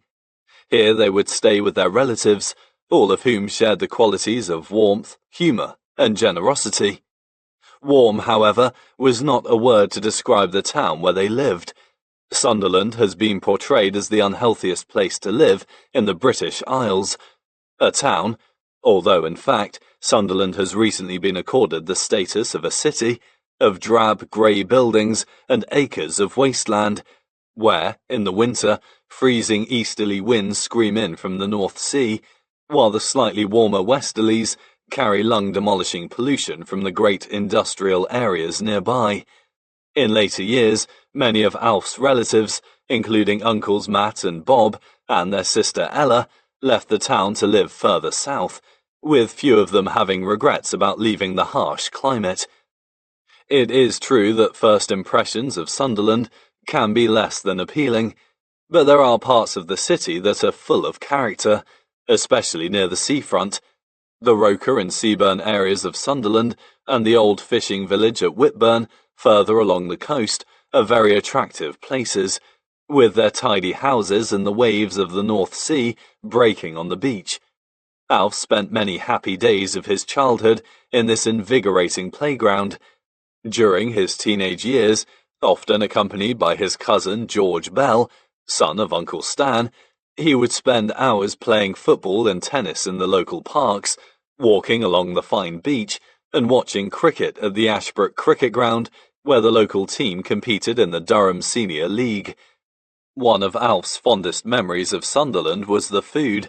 The town abounded with pork shops, where succulent sandwiches of hot roast pork, often accompanied by that north-east delicacy, peas pudding, a tasty concoction made by boiling peas in ham water, could be bought for only a few pence. If he had an extra penny to spare, the sandwich would be dipped in rich brown gravy to give this culinary masterpiece that final dash of magic. He used to say that the smell issuing from those pork shops would suck him through their doors like a giant magnet. No matter what else he did when he visited Sunderland, Alf always found time to see his uncle Bob White, who lived in nearby Penshaw, a village of grey coal miners' cottages, from where the two would walk for miles, discussing countless subjects of interest. Robert White, an intelligent, well-informed and infectiously enthusiastic man, deeply impressed the young Alf, who, through his endless quest to better himself, would mirror the qualities of his favourite uncle.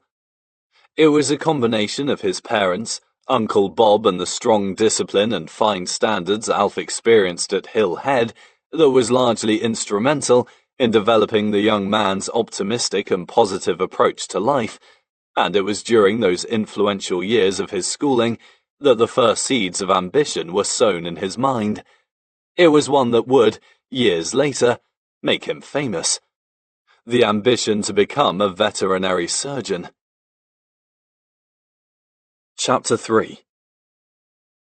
At the time of Alf White's admission to Hill Head School, Britain was in the grip of a fearsome depression.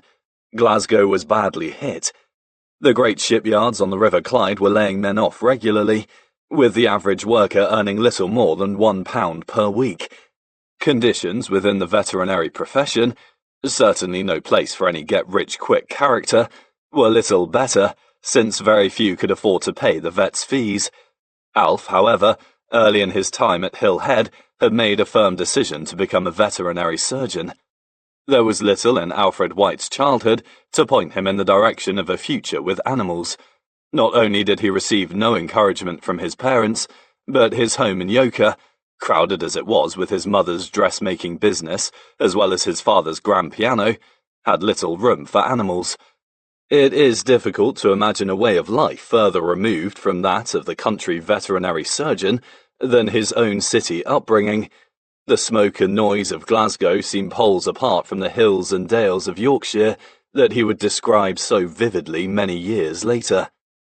In 1928, however, a character entered his life who had a profound influence upon his choice of a future career. In that year, partly as a reward for his obtaining the grades necessary for admission to Hillhead School, his parents bought an Irish setter puppy. There had been cats in the house, but he had always yearned for a dog. Now he had one. This puppy, which was called Don, was the first of Alf's many canine companions, and he adored him. A large proportion of his time, throughout his school and college days in Glasgow, was devoted to Don, as he walked for miles with the big red dog. He not only walked him day and night around the streets and parks surrounding the family home, but at weekends he would think nothing of walking Don up to 20 miles and more into the nearby Kilpatrick Hills, the Alander, Peel Glen, and many other beautiful areas that were on the doorstep. Don figures prominently in Alf's diaries. He refers to him as the old hound, and it appears that almost everywhere that young Alf went, the hound was by his side. One of his great boyhood friends was a lad called Curly Marron, who lived in the same tenement block in Yorkshire, and walks with Curly and the hound seemed to have been a daily routine. Walking remained one of Alf's lifelong passions, and that sleek, handsome Irish setter was the first of many dogs with whom he would share it. Don was not the easiest of dogs. When in the mood on one of his innumerable walks, he had a disconcerting habit of suddenly bursting away over the horizon. No one worried too much about stray dogs in those days, and he usually turned up hours later, tail curled between his legs, worming his way along the floor in abject apology. Nobody in the family had the heart to reprimand the cringing form, and he got away with it time and again. He knew how to grovel, but he also knew how to growl. Should anyone approach him too closely when in possession of a bone, the ominous rumbling and quivering lips were a clear warning that Don required no assistance. He was a dog who demanded respect. Despite this, he was a great companion, and a faithful friend who served not only to confirm Alf White's inherent love of animals, but to strengthen his awareness of the unique bond that exists between a man and his dog. However, it was not only the acquisition of a pet that was to influence Alf's decision to become an animal doctor. At the age of 13, he read an article in the Meccano magazine. It was one of a series entitled, "What Shall I Be?" And this particular article was all about veterinary science as a career. As a regular subscriber to the magazine, he had seen several of these articles, but it was this one that held a particular appeal for him. As a dedicated dog owner himself, the thought of earning his living through caring for animals gave him a thrill of excitement. Looking out from the photograph in the centre of the page was the president of the Royal College of Veterinary Surgeons, Mr. G.P. Mayle, MRCVS. He was a distinguished-looking man with neat, well-manicured hair, and around his neck hung the glittering chain of office. Young Alf was impressed. The first paragraph made interesting reading. Veterinary surgery is one of the few professions in which the number of entries has shown a considerable decline in recent years. How different it is today, with thousands of prospective students competing fiercely for the few allotted university places. The article, however, went on to say, "This decline is probably due to the belief that the expansion in motor traffic has reduced the prospects of success in the profession. The belief is a mistaken one, however, for the decline in importance of the horse is being partially counteracted by the growing demand for the services of the veterinary surgeon in other directions." This sentence, and how very true it would turn out to be, gave the young schoolboy some encouragement. The first inklings of an idea to become a veterinary surgeon had taken root in his mind. While the article in the Meccano magazine had stimulated his interest, It was at Hillhead School a few weeks later that he became hooked on the idea. The principal at Glasgow Veterinary College, Dr. A.W. Whitehouse, was invited to give a talk at the school about a career within his profession. Looking back, it must surely have been a stroke of immense good fortune that these two quite unrelated events occurred so close to each other. They were destined to have a profound influence on Alf White's future. Dr. Whitehouse was a kindly and very approachable man with an infectious love for his subject. At the end of his talk, he extended an invitation to any of the boys who were interested to visit him at the college, where they could see for themselves the life of the veterinary student. Enthused by both the article in the Meccano magazine and the talk, Alf took up this offer and visited the college.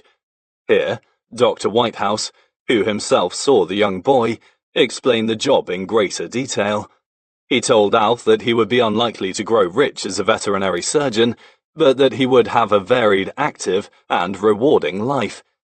One thing worried Alf: mathematics. "Is it terribly important that I pass in maths to gain admission to the college?" he asked.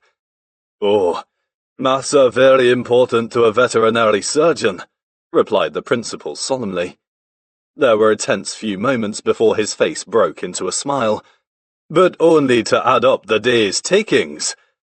Those few reassuring words were enough. Alfred White, the schoolboy, now had a goal. He knew what he was going to do with his life, and he set about his schoolwork with a fiercer determination than ever. His later years as a veterinary surgeon would prove Dr. Whitehouse correct, in that he would, indeed, have a varied, active, and rewarding life within his chosen profession. But the old Glasgow principal was wrong about one thing. The wide-eyed boy seated in front of him that day would also become rich. Throughout his remaining years at school, Alf was a studious and diligent schoolboy, and the excellent marks he attained in his best subjects reflected those happy days. Despite a high work rate and the time spent playing his favoured sports, he had numerous interests outside the walls of Hillhead School, many of which he would carry with him into his adult years. He had many friends, but his closest was still Alex Taylor. Although after leaving Yorkshire School they went to different schools, they still saw a great deal of each other during their teenage years. On Saturday afternoons, they stood and shouted support for the football teams, whether in the big stadiums in the city or at the ground of the local junior team, Yorkshire Athletic. When there was no football to watch, there was the draw of the cinema, and this continued to be a favourite pastime. There were numerous picture houses in the area around Yorkshire, so there were not many films that Alf missed. The Tivoli, the Commodore, the Rosevale, the Empire, the Regal, the Bank, and many others were all within easy reach. Even after the introduction of sound to accompany the films, Alf's father still found some work in the cinemas, many of which staged singing evenings and variety shows as well. A small orchestra was employed, in which Pop was the pianist. He played regularly at the Commodore and received complimentary tickets which he passed on to Alf. Having to pay nothing to see a film added greatly to its appeal. He often wrote opinions in his diaries on the films that he had seen. One such entry is dated 11th March 1933. "In the evening, I went to see the much-boomed film Grand Hotel. It was terrible, and I was bored stiff. That woman Greta Garbo should be put in a lunatic asylum and kept under close observation." He had no complaints with the comedies. The films of Laurel and Hardy, who were to remain one of his all-time favourites, appeared regularly and he never tired of watching them. Young Alf spent a large proportion of his time tramping in the hills around his home. He often camped with Alex Taylor and other friends, notably Jock Davy, Pete Shaw and Eddie Hutchinson, and frequently went off for whole days, sometimes walking over 20 miles. Another great walking friend was Jimmy Turnbull, a deaf boy who was the son of a great friend of his mother. Alf loved to visit Mrs. Turnbull's house, since her expertise as a cook was unsurpassed. Not only could she elevate a simple meal of porridge into a gourmet experience, but her plates of mince and tatties and succulent cakes were without equal. Those were certainly carefree times, walking for miles in the open air with the mouth-watering prospect of Mrs. Turnbull's cooking to round off the day. Despite being a city boy, his appreciation of the fine countryside around his home shows on many of the pages of his diaries. Spent the whole day in a tramp to the Wangi and over to the OK Hills with Jimmy T and Jock Davy. It was simply wonderful. I can't find words to describe it. These expeditions imbued Alf with a love of the great outdoors that was to shine through in the James Herriot books many years later. Apart from tennis, Alf did not play any serious sport away from Hillhead School, but, like many other boys of his age, he spent many hours playing football in the fields and parks, referring to this pastime as kicking the wee white ball around. As well as his friends from Yorkshire, he often played with the gentry of the corner. The gentry of the corner, or the corner boys, as they were often called, were terms used to describe a section of the unemployed of Glasgow. During the Depression, gangs of men would loiter on street corners with nothing to do. Spitting, swearing and, when they could afford it, drinking were their main pursuits. With the dole amounting to less than 10 shillings per week, these men sometimes resorted to crime as a means of bolstering their meagre allowance. There seemed, however, to be some code of honour among them. Although robbery with violence was commonplace, molestation of women and children was almost unheard of. When Alf was growing up, in contrast to the serious, often drug-related crime of today, the acquisition of money in any way to get a few decent meals or a drink was the prime motivation for breaking the law. Many of the gentry of the corner employed other means of earning a little supplementary cash, one way of which was by singing. The term is used in its loosest sense, for there was little in the way of melody, there were seldom any words, and the singers were usually well under the influence of alcohol. These characters, however, gave their all, howling and droning away on the bare ground below the tenements. They were known as backcourt singers, and the occupants of the houses would throw down money to them. This was either in appreciation of the quality of music they were hearing, or, more commonly, to gain some relief from the long, dreary wails issuing from below. They also performed in the public houses in the city, staring unsteadily into a glass or two of whiskey, groaning away interminably, with no one taking the slightest bit of notice. It was just part of the scene in a typical Glasgow bar. One of the corner boys had a unique sideline. He bit off puppies' tails.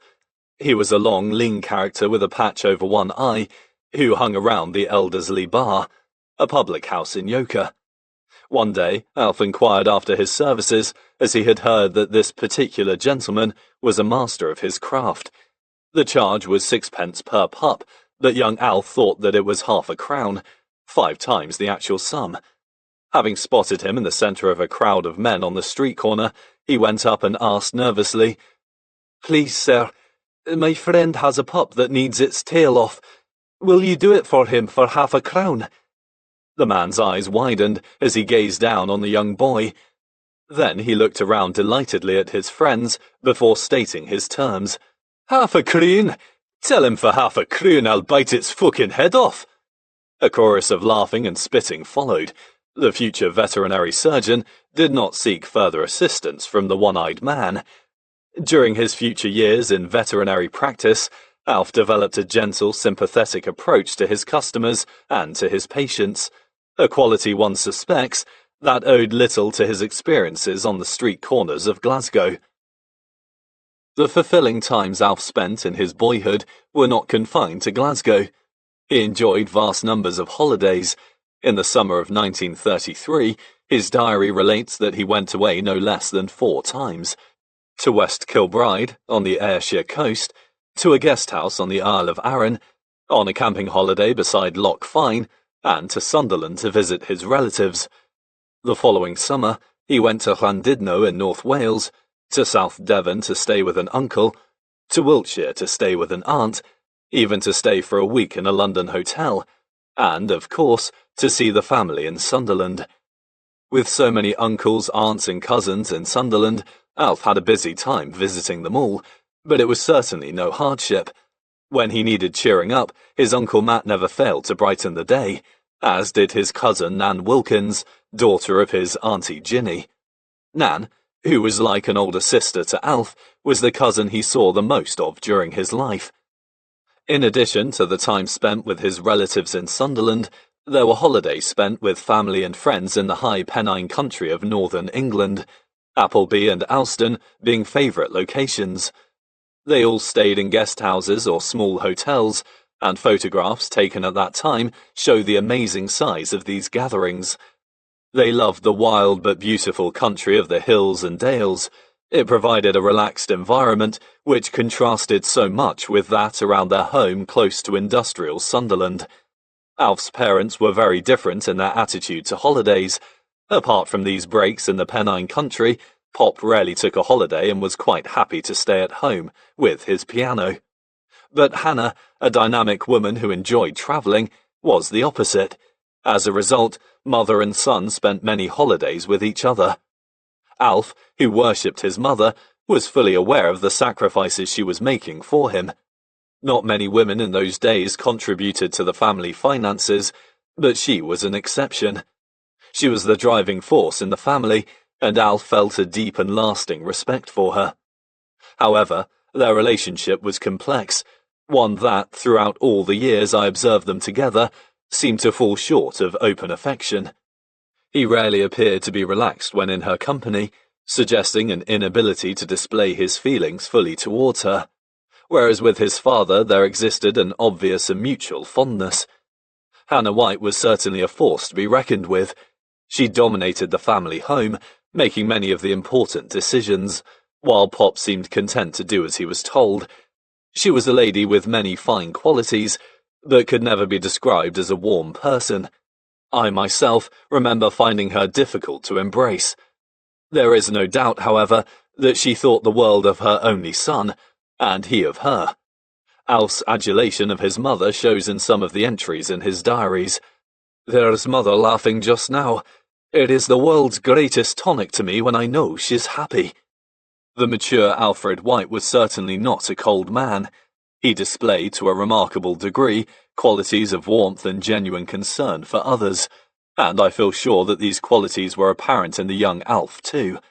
Perhaps, as a young man, his reverence towards and concern for his mother was his way of seeking affection from her, something she was unable to give openly in return. Alf was a boy who packed an enormous amount into his life, but he never lost sight of the ambition that transcended all others.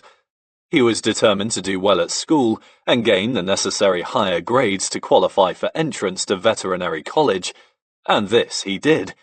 He left Hillhead High School on the 29th of June, 1933, with a higher education leaving certificate, asserting that he had obtained 3 Highers: English, including literature and history, Latin and French. To his amazement, he also attained a pass in mathematics at lower level. He achieved results of 67% in English, 53% in French, and 48% in Latin. His illness at the beginning of his final year decreed that he did not attain the marks in these examinations that he had worked so hard for, but they were good enough. He had achieved his goal. He wrote in the diary on the 30th of June, 1933, "What a day! What a day! I awoke this morning a poverty-stricken youth, and I am going to bed a rich man. This morning we had the prize-giving, and I got 4 shillings and 6pence for being runner-up in the championship. I then took my departure from Hillhead forever. I feel sort of sorry to leave the place, and all the pleasant things connected with it, but, on the other hand, I am glad to have got my Highers at the age of 16 years and 8 months, and to be able to get on with my job.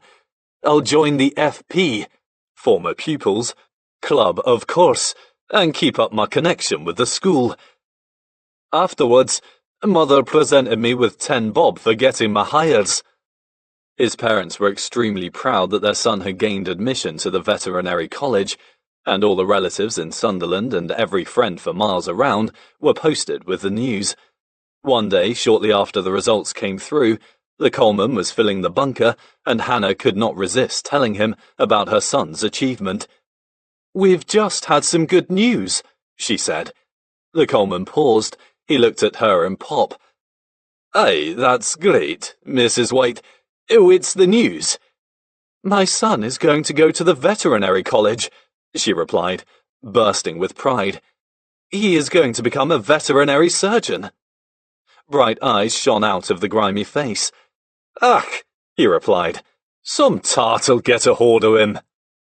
In one of the last diary entries written while he was still at school, Alf wrote, "It's a blinking nuisance having to write this blessed book in the early hours of the morning, but maybe when I'm Prime Minister, I'll sell the copyright for £5,000. Little did the young man realise, as he left Hillhead High School to set out on the next step of his education at Glasgow Veterinary College, that many years later he would have a copyright to exceed all his expectations. Chapter 4. The veterinary profession today is enjoying a wave of enormous popularity. At the time of writing this biography, there are 3 different television programs currently showing about veterinary activities, all achieving high viewing ratings. James Herriot has been held to be largely responsible for the public's seemingly inexhaustible fascination for all things veterinary. This is a predictable opinion, as the television series, All Creatures Great and Small, first shown 20 years ago, was a runaway success and was enjoyed by millions. James Herriot's books, the inspiration behind that series, are widely believed to have been the main reason for the spotlight that now seems to be permanently upon the veterinary surgeon. My father, however, repeatedly expressed his opinion that he was not solely responsible for the high profile of his profession and the headlong rush of young people entering the veterinary schools. When I applied for entry in 1960, 10 years before the first Herriot book was published, there were, even then, 300 to 400 applicants for around 45 places on the course. With the general public's enduring fascination for animals, a career in veterinary medicine has been a natural choice for an ever-increasing number of young people. The enormous popularity of his books may have inevitably improved the image of the profession, but there are other factors involved, and I agree with my father's assertion. James Herriot is only partly responsible. I feel sorry for the youngsters nowadays who aspire to be veterinary surgeons. The competition to enter the veterinary schools is intense, with dauntingly high academic achievements needed. 3 A-levels in science subjects, with at least 2 at A grade. Many listen with envy when I tell them that back in 1960, I needed only 2 A-levels to gain entry to Glasgow University Veterinary School. Admittedly, they had to be in the science subjects, chemistry, physics, and biology, but an ordinary pass was enough, and it was a modest challenge in comparison with the ferocious competition of today. I wonder what they would think of the requirements in my father's day. Alfred White gained admission to Glasgow Veterinary College in 1933, with passes in English, French, and Latin. Hardly ideal subjects for a future scientist, but the situation then was very different. With comparatively few wishing to enter the veterinary profession during the years of the Depression, the veterinary schools were only too pleased to welcome anyone to fill the courses. While still at Hillhead School, he had telephoned the veterinary college to tell them that, provided he gained the basic entry requirements, he would like to pursue a career in veterinary medicine. The principal himself, Dr. Whitehouse, had answered the telephone. "Good," he had replied. "When can you start?" At the time of Alf's entry in 1933, Glasgow was unique among the veterinary schools of the British Isles. It was receiving no financial aid from the government, and its survival depended solely upon the fees received from the students, together with local authority grants and donations from various organisations. A government report of 1925 had decreed that only 1 veterinary school was needed in Scotland, resulting in the grant upon which the school depended being ruthlessly terminated.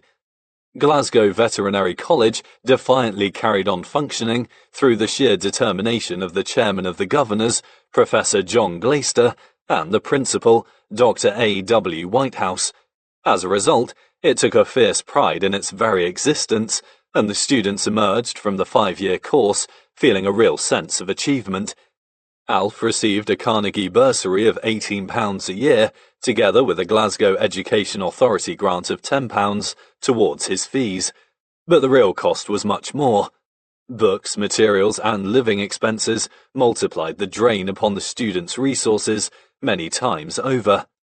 As at Hillhead, Alf received the full support of his parents throughout the 6 years he spent at the Veterinary College, years that were to provide him with unforgettable memories and lifelong friendships. He began his education at the college on the 26th of September 1933, and he wrote in his diary at the time, "A momentous day. This morning I started in the Veterinary College. Crowd of new fellows waiting outside. Seasoned veterans swaggering in, stamping of feet in lecture rooms. Big thrill when I went into a room full of dead animals. There's some queer fish here." He was soon to discover that the big difference between Hillhead School and the Veterinary College was that here no one seemed to care whether he did any work. In keeping with the regimented discipline at Hillhead School, his teachers had seemed fiercely determined that he should pass his exams, with the reputation of the school being at stake. At the Veterinary College, however, the whole atmosphere was almost one of apathy. During his first term, large amounts of time, especially in the afternoons, were spent playing table tennis in the common room, visiting the cinema, or just going home to do exactly as he liked. This was not really surprising. The college was only too pleased to have the students there, paying their fees.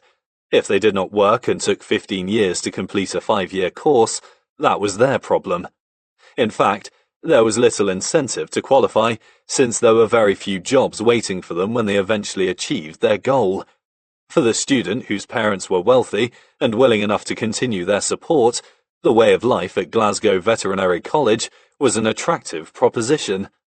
To some of the students, money did not seem a problem, and they did, indeed, take up to 10, 12, or more years to complete the course. Some of them never made it at all, finishing up in a variety of jobs. In the years following his qualification, Alf used to see some of his old college chums during his visits to Glasgow.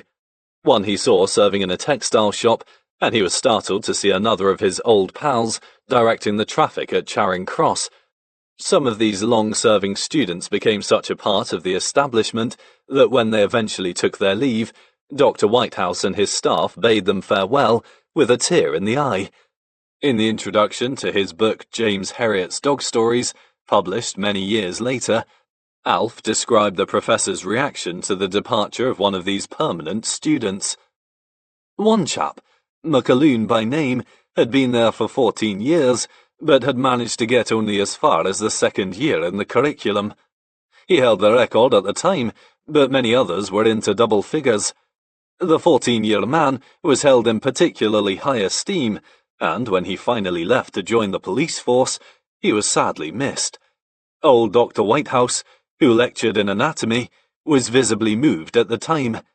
"Mr. McAloon," he said, putting down a horse's skull and pointing with his probe at an empty space, "has sat on that stool for 11 years. It is going to be very strange without him." The building in which Alf received his veterinary education was an uninspiring one, situated on a steep hill on the corner of Buccleuch Street in the Cowcaddens district of Glasgow.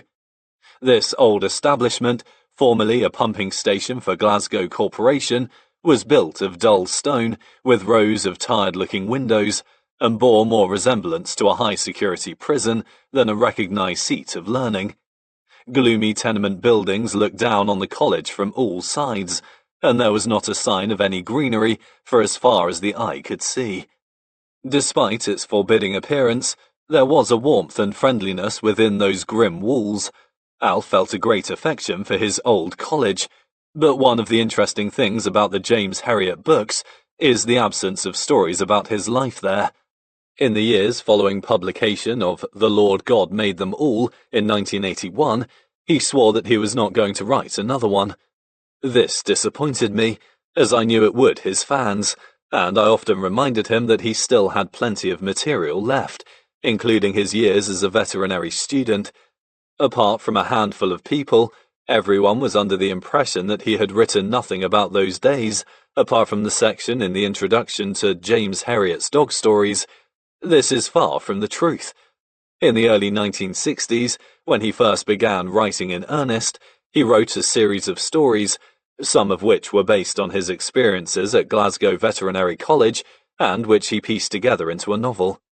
The abandoned typescript, which lay forgotten for many years, has been very valuable in nudging my memories of the veterinary college experiences that he so often recounted to us.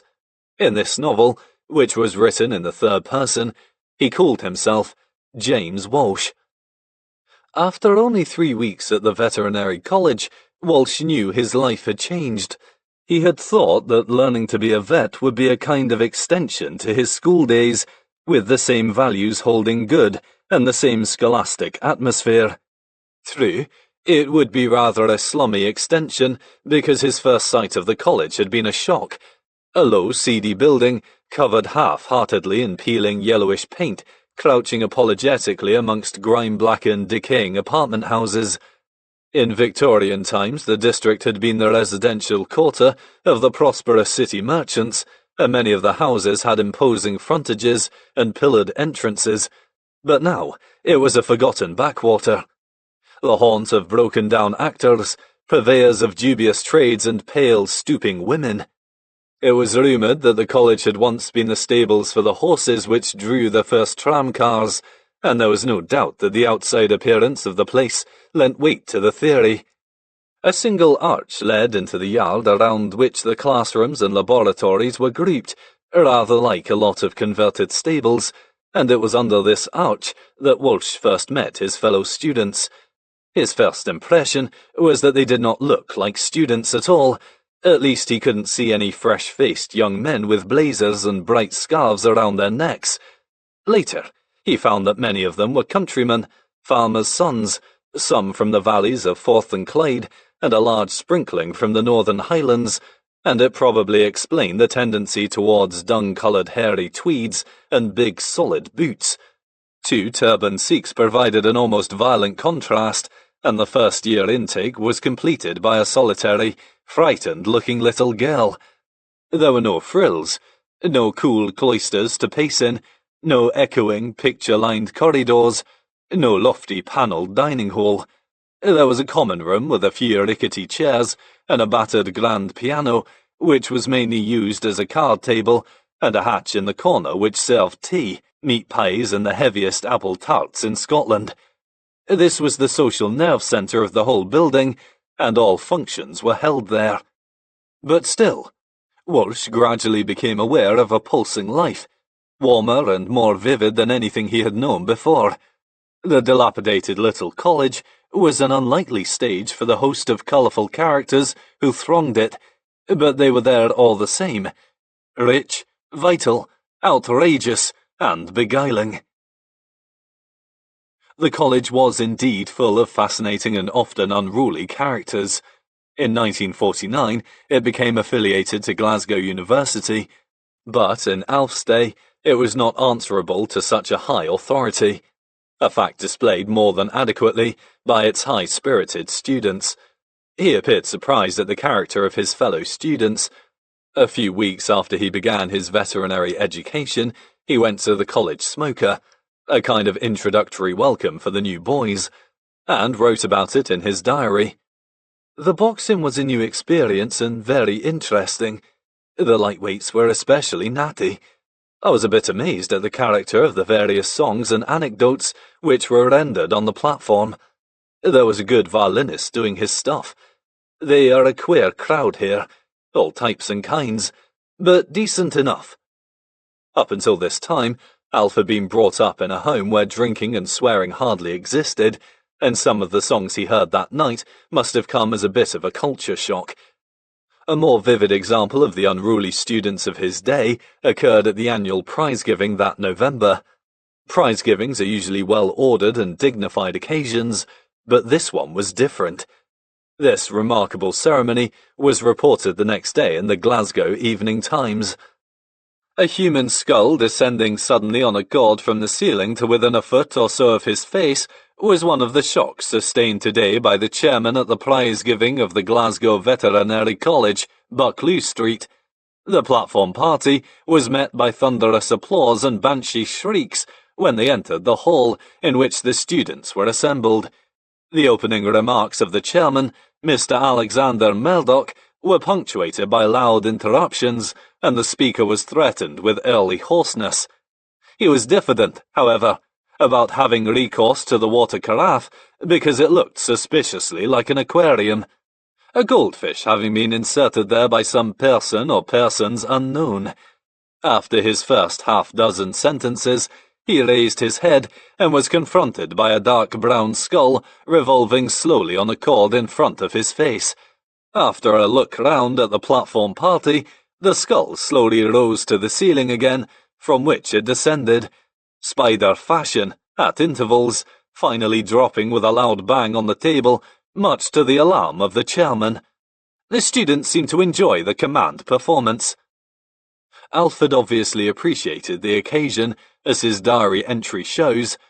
The prize-giving. What a rag! They hissed the unpopular profs, cheered the doctor, and sang for "He's a jolly good fellow," and bawled remarks at the bigwigs as they entered. I enjoyed it, I can tell you. Alf threw himself willingly into this new way of life.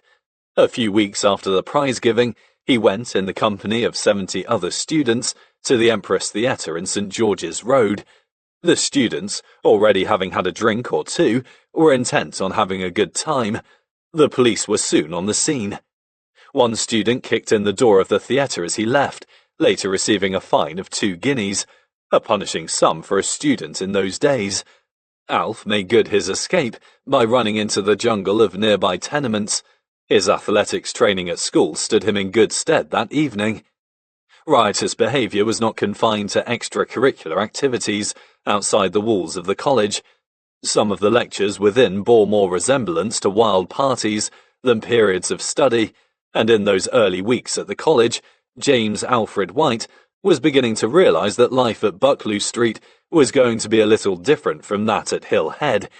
In his unpublished novel, he later wrote about the teachers whose lot it was to teach these tearaway students. Some of the staff were old men, snatched from retirement and forced to spend their declining years in an unequal struggle with boisterous youth. Others were veterinary surgeons in practice in the city, who combined their daily work with lecturing and, in the process, imparted a practical and common-sense slant to their instruction, which stood their pupils in good stead in later years. They, like the older men, had a detached, fatalistic attitude to their job, and took the view that if the students paid their fees, it was up to them whether they gathered knowledge or acted the fool. Professor Andy McQueen, who taught biology in the first year, read his notes out from papers in front of him, and if he ever turned over 2 pages at once by mistake, he just carried on as if nothing had happened. Alf later wrote about one of his lectures in his novel, and it illustrates the atmosphere at the college very accurately. He gave his old teachers varying noms de plume, and refers to Andy McQueen as Professor King. The difference from school life first became apparent in the lecture rooms. Professor King, who taught biology, was an incredibly old and frail man who conducted his classes with total detachment. Stooping over a sheaf of yellowing notes, he mumbled almost inaudibly down at his desk, and whether the students listened or not was a matter of no concern to him. It was entirely up to them. The class took their cue from the considerable number of failed men left over from last year, and stamped and cheered as though they were at a football match. This rowdiness started right at the beginning of the lecture, when the roll was being taken. When the name of the only female was being called, there was an uproar of shouts and whistles, while the poor girl, who was naturally shy by nature, coloured deep red and sank lower in her seat. The other outbursts came at the jokes. Professor King, at the beginning of his teaching career in the later years of the 19th century, had decided that his lectures would be racy and full of wit, so he had penciled in a comical allusion for each lecture. For nearly 50 years, he had not changed a single word of his lecture notes, so that successive generations of students knew exactly which joke was coming and where. For instance, when he was discussing the snake Decipeltis shedding its skin, he would clear his throat, pause and say, "For Decipeltis always returns the empties." This was the signal for more stamping, wild yells and hysterical laughter from the class. The only time he ever looked up from his papers was at the end of his lecture, when he invariably drew a large watch from his waistcoat pocket, gazed around the students with a smile of childlike sweetness and said, "I see by my gold watch and chain that it is time to stop." Pandemonium then broke out again. Another of the elderly teachers was Professor Hugh Begg, who taught parasitology. He was a well-liked man, full of good advice to the students, but he was hard of hearing, and so was only dimly aware of the tumult that characterized his lectures. He would raise his head, peer around him, and say, "What? What's that noise?" One would need to be totally deaf not to hear the response from the assembled students. Hugh Begg did, however, have a piece of advice one day that Alf never forgot. He was a wise old man, with many years of experience behind him, and he was talking about the kind of life that awaited the veterinary surgeons of the future. On this occasion he had the ears of the class, and his theme, a vitally important one, was that they would learn by their mistakes.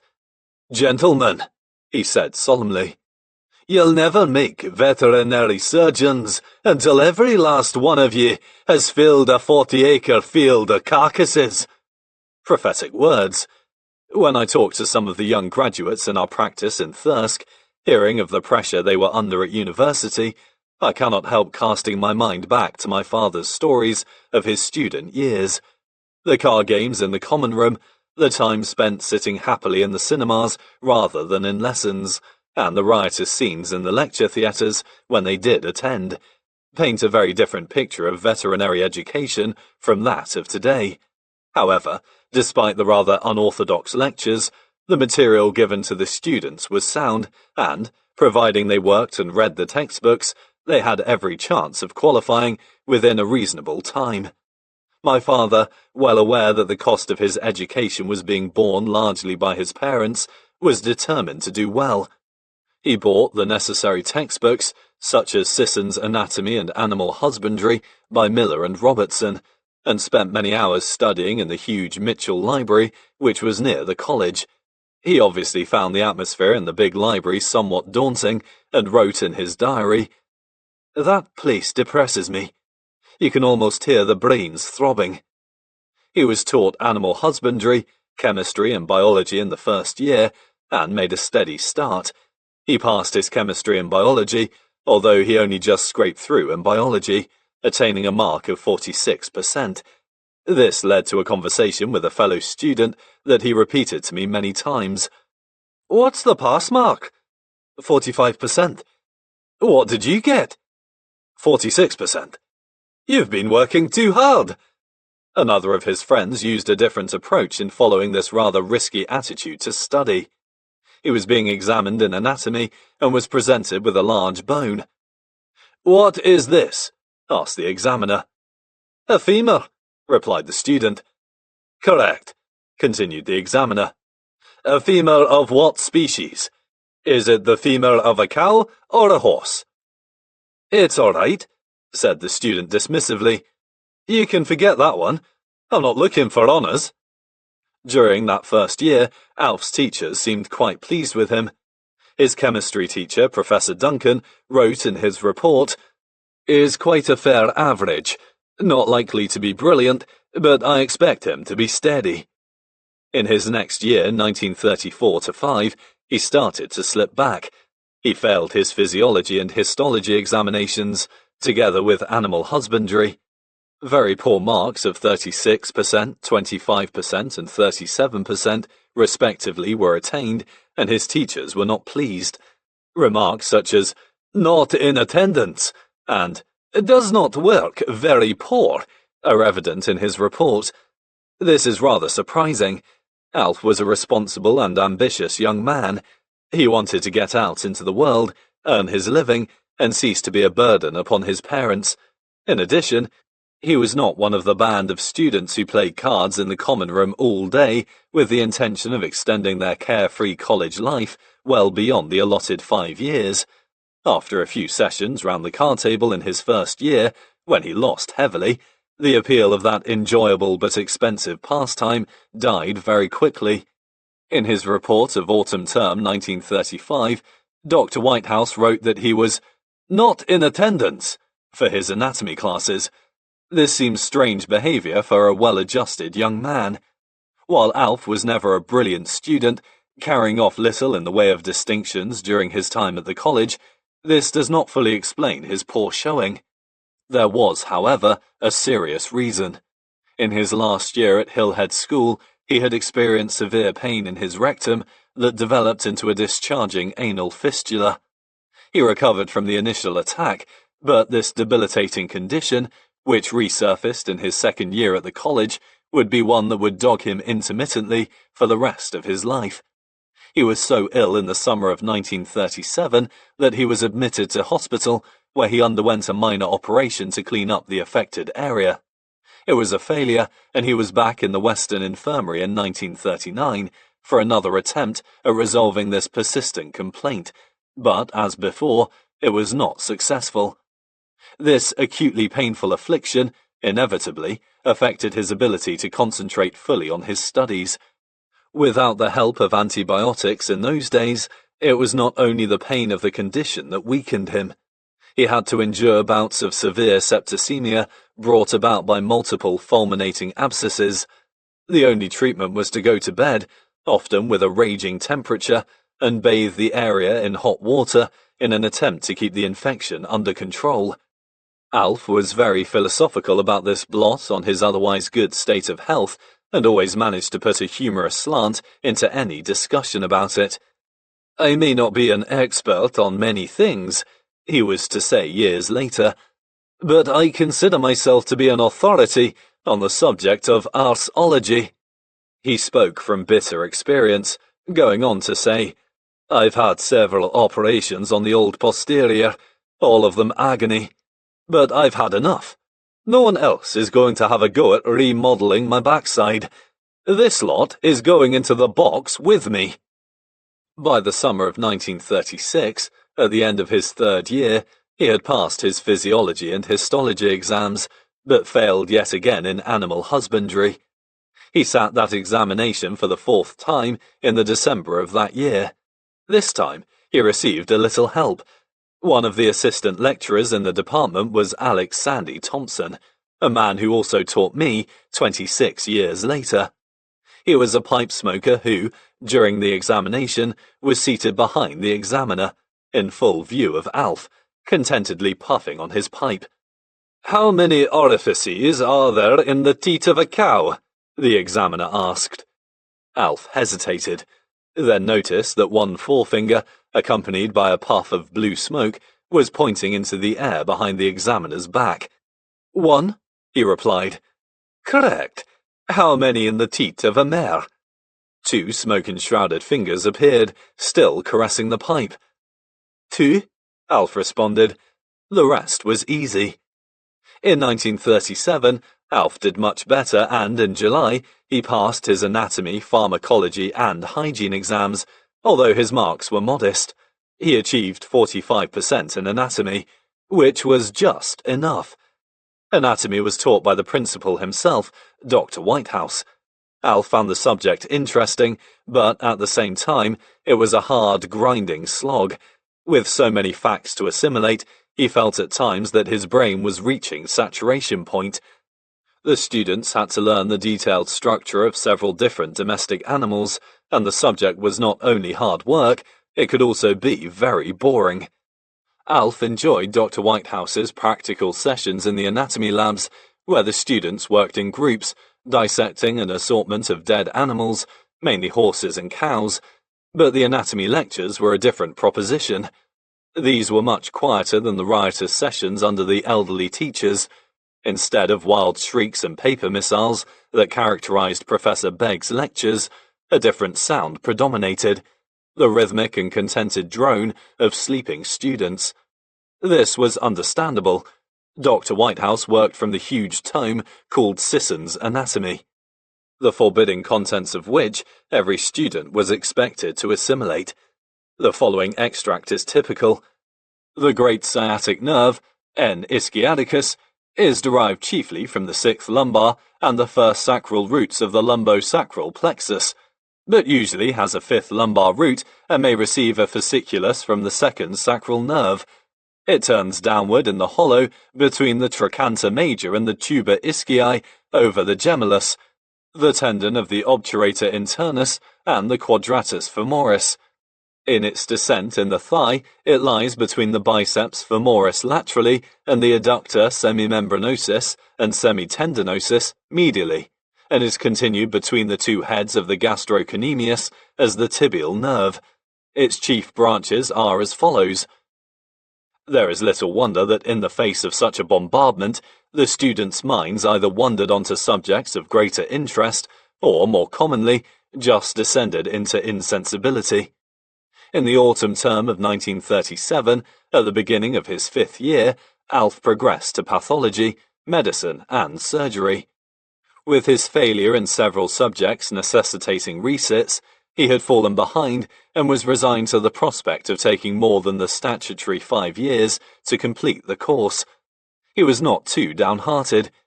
Not only were many of his friends in a similar position, but, having reached a stage of his education where he felt that he was entering the nuts and bolts of his future career, he was more determined than ever to do well. Pathology, the study of disease, this was what it was all about. Pathology was a subject that both fascinated and frightened him. And at this stage of his education, a man entered his life who would remain vividly in his memory until the day he died. A man who would figure in his dreams for years to come. Someone he told us about so many times that I almost felt I, too, had sat next to my father, quivering in the supercharged atmosphere of his pathology lectures. A man by the name of Professor J.W. Emsley. I am not one who is prone to nightmares. Once settled beneath the sheets, I spend, in general, a pleasant several hours in another world. I dream vividly, and my dreams are usually a pleasant variation on my life's activities. I do, however, suffer a recurring and disturbing dream. The orchestrator of these unnerving experiences is a nameless and shapeless individual who persistently informs me that I am not a qualified veterinary surgeon at all. I do not know this person, but I have grown to dislike him intensely over the years. "You haven't passed your physics and chemistry, and you'll have to take them again," he repeatedly tells me. I shrug this off, asserting that I shall retake the exams and pass them without any problem, but he has his doubts, and so do I. As the dream progresses, I do nothing about swatting for the exams until finally I face the prospect of cramming the whole of the chemistry and physics syllabus into one day. At this point, to my intense relief, I wake up. My father, too, suffered a similar dream throughout his life, but it was not chemistry and physics that were to frighten him in his nocturnal wanderings. It was a subject that he loved, but found difficult to grasp, and one whose exam he failed at veterinary college. That subject was pathology, and, as with me, an alarming individual presided over his dream, bombarding him with bad news. There was one big difference. Alf White knew his tormentor well. He was none other than his old professor of pathology, the menacing and unforgettable John W. Emsley. My father spoke to us at great length about his college days, and we heard much about the many friends he made there, but, without any doubt, the number one character we remembered best was Professor Emsley. Quite simply, he frightened my father out of his wits. A rude shock was in store for the students when they began pathology. The days of noise and laughter in the lecture theatres became a thing of the past, as Professor Emsley burst into their lives and presided over the trembling students like the Demon King. He left such a deep impression on Alf that he was later to appear in Alf's early attempt at a novel in the guise of a formidable professor by the name of Quentin Muldoon. Muldoon. The name was like a knell, like the tolling of a great bell in an empty tower, and the students held its warning echoes from their first days. Quentin Muldoon, professor of pathology, was a dedicated and, in many ways, brilliant scientist in the prime of his life, and though he may have questioned the justice of divine providence in selecting him to disclose the breathless secrets and supreme wonders of his subject to the shaggy creatures who shambled before him through the years, he did his duty as he saw it. That duty was to teach pathology, and anything or anybody getting in the way of his teaching was mercilessly crushed. Pathos Logos, the science of disease, the answer to all the questions, the brilliant light bursting suddenly on total darkness, the steady pointing finger of truth and hope. That was how Muldoon saw pathology, and he made some of his students see it too. The others just learned the facts of it, or he crucified them. Walsh learned about Muldoon in whispers from the older students. He hadn't been at the college for a week before the mutterings started. "Aye, it's all very well just now, but wait till your 4th year. Wait till you get Muldoon." "Don't worry, he'll know all about you before you get into his class. Mark my words, every single thing you do, good or bad, from the day you enter this college, Muldoon knows. He's got you taped, laddie, right from the word go. Every mark in every exam in every subject. Every time you skipped out of the anatomy lab to go to the pictures. Every time you got drunk at the dances. It's all there in that big black head." When the first 3 years went by, and Walsh's class finally filed into the pathology classroom, the tension was almost unbearable. Muldoon was late, and the minutes ticked by as the class sat looking up at the empty platform, the desk and blackboard, the rows of specimens in glass jars. Then the door at the back clicked. Nobody looked around, but a slow, heavy tread was coming down the central aisle. Walsh was halfway down the class at the end of the row, and a dark presence almost brushed him as it passed.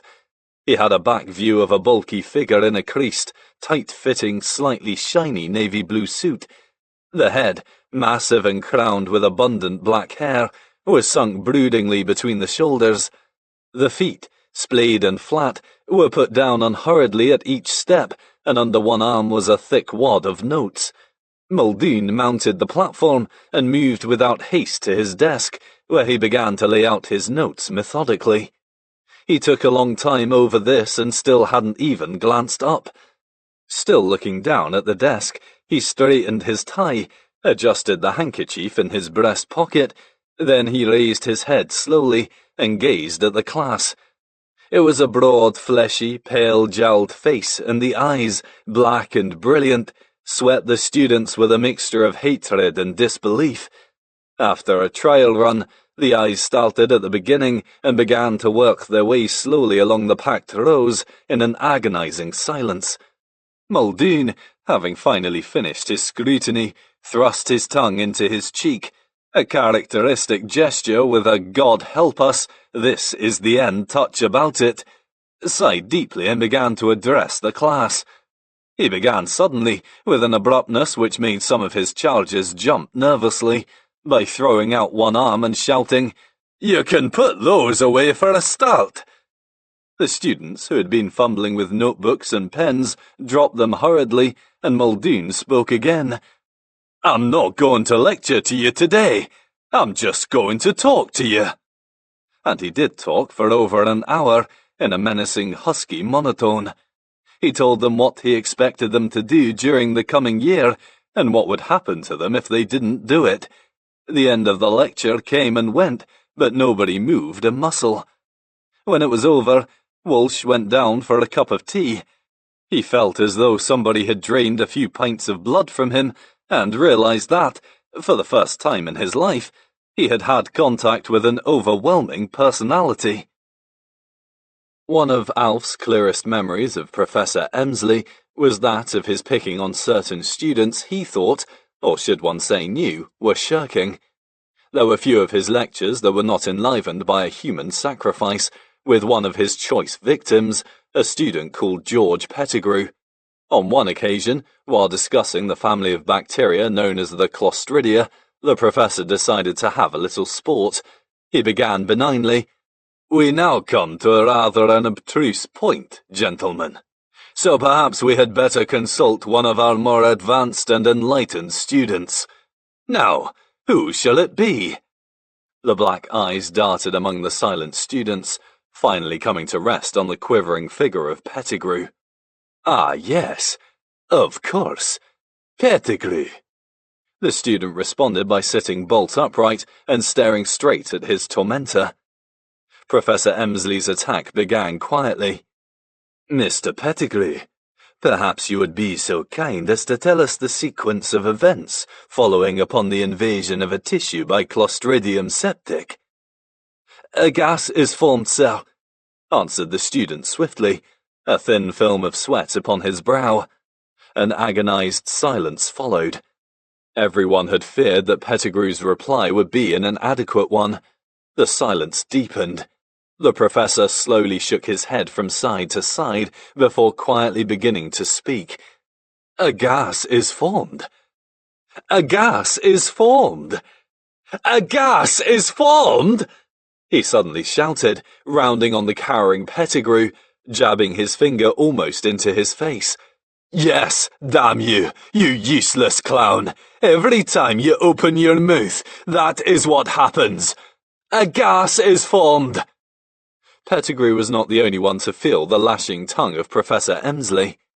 The inadequacy of the entire class was ruthlessly exposed until finally, as abruptly as it had exploded, the voice returned to ominous normality. Alf could never help the feeling that somewhere along the line the stage had lost a great tragedian, Emsley's ability to switch from berserk rage to glacial calm particularly impressing him. Professor Emsley was not just a frightening character, he was also a man of mystery, which added to the sense of awe in which he was held by the students. Not one of them ever saw him either arrive at or leave the college. How did he get in and out of the building? Various interesting theories arose. One student claimed to have seen him flash through the wall of the pathology lab, leaving a strong smell of brimstone behind him. Another was positive he had seen him with a briefcase and a bowler hat emerging from a hole at the bottom of Bucklew Street.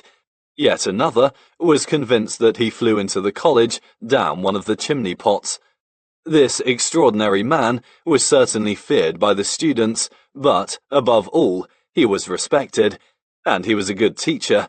Always having considered the professor to be a fair man, Alf actually grew to like him. Those who worked diligently were treated accordingly. In July 1938, Alf scraped through his professional parasitology exam, but he failed pathology, achieving only a mark of 40%. He resat pathology in December 1938, passing with 49%. He certainly had not distinguished himself in the subject, and, upon graduating 1 year later, he did not expect a glowing report from Professor Emsley. All the teachers had a dossier on their pupils, which could be read by them on graduation day, and Alf White was not looking forward to Emsley's considered opinion of him. He received a pleasant surprise. White James Alfred, lacking in brilliance but showed a perception of the subject which I personally found rewarding. A pleasant-mannered, likeable boy of transparent integrity.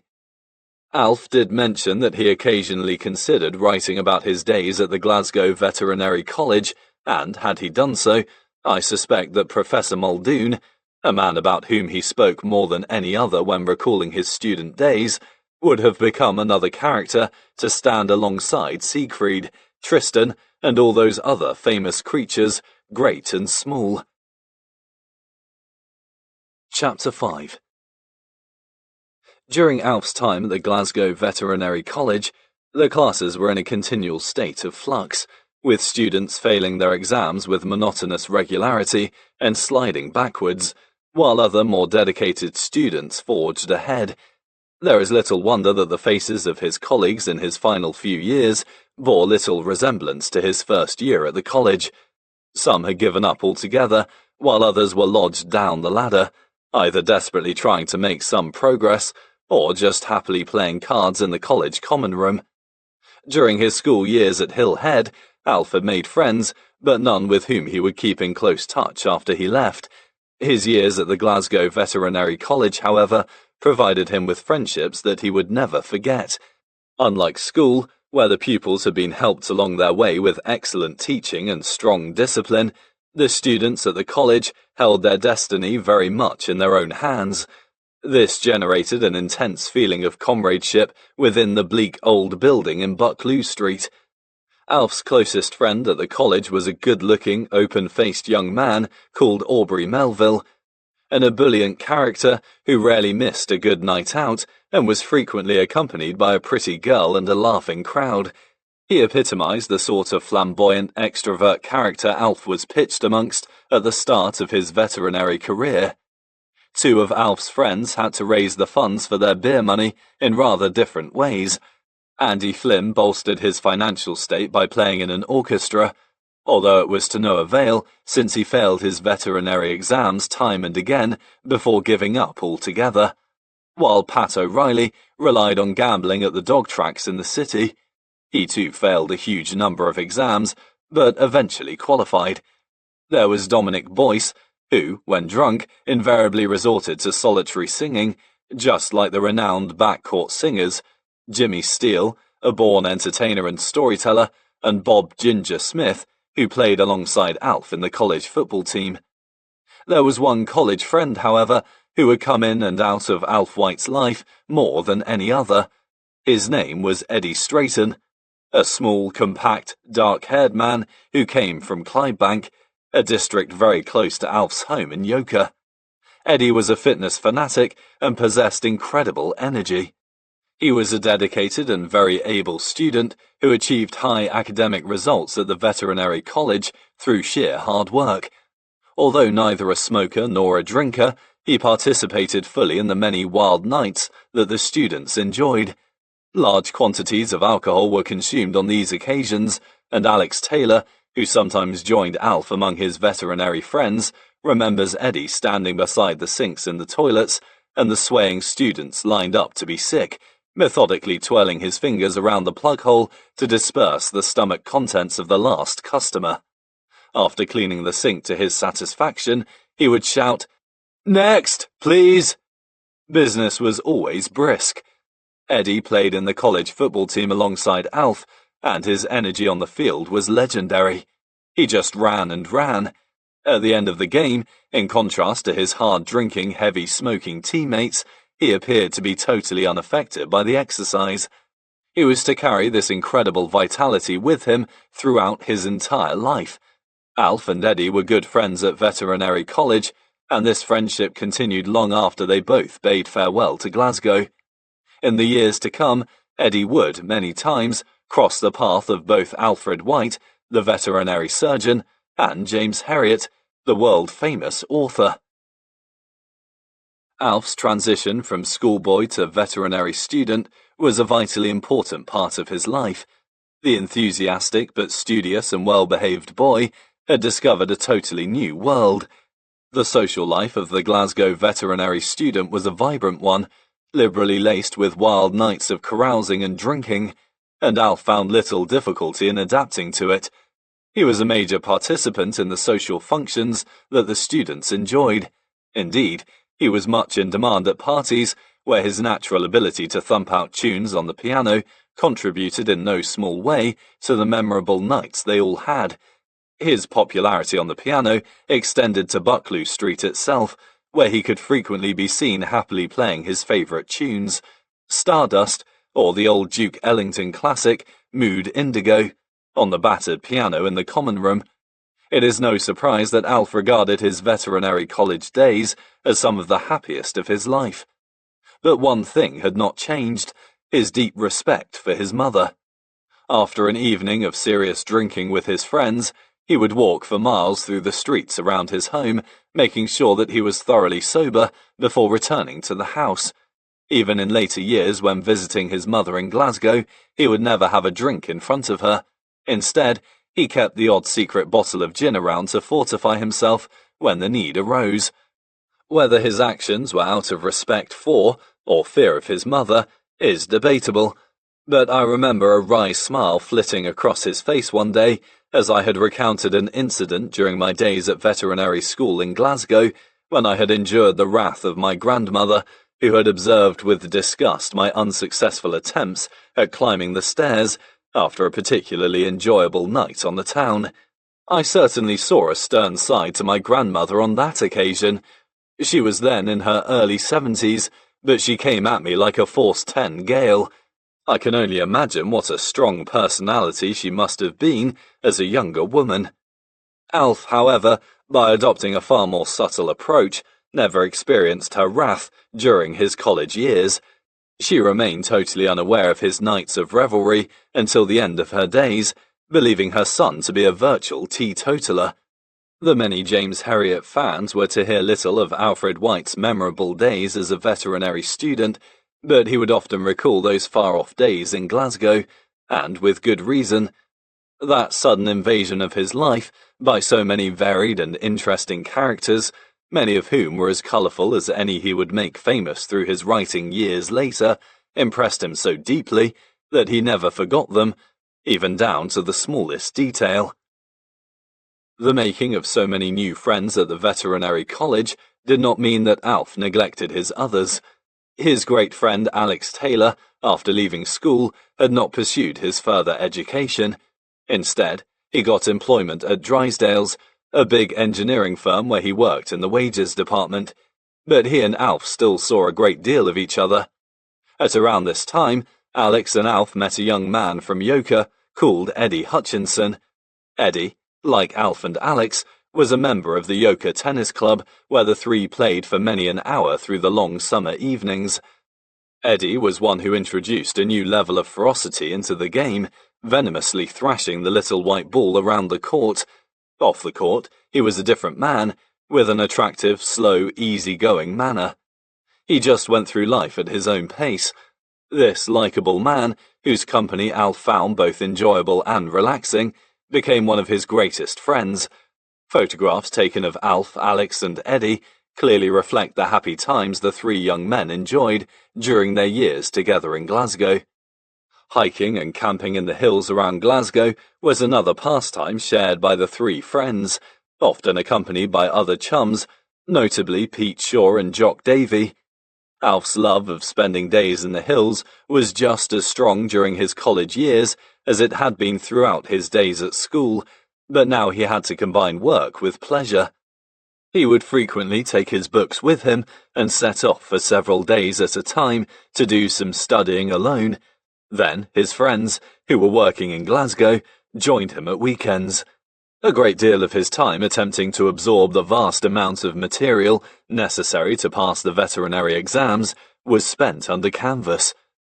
Favourite camping sites were near Fintry in the Campsie Fells, rolling heath-covered hills to the east of Glasgow, and the village of Rosneath on the Firth of Clyde. This village is situated on a pretty peninsula of quiet woods and fields, overlooked by the big mountains of Argyll, and it was here that Alf was able to work in total peace. Although only a short distance from Glasgow, once he had pitched his tent in one of the green fields that ran down to the seashore, he felt himself to be in another world.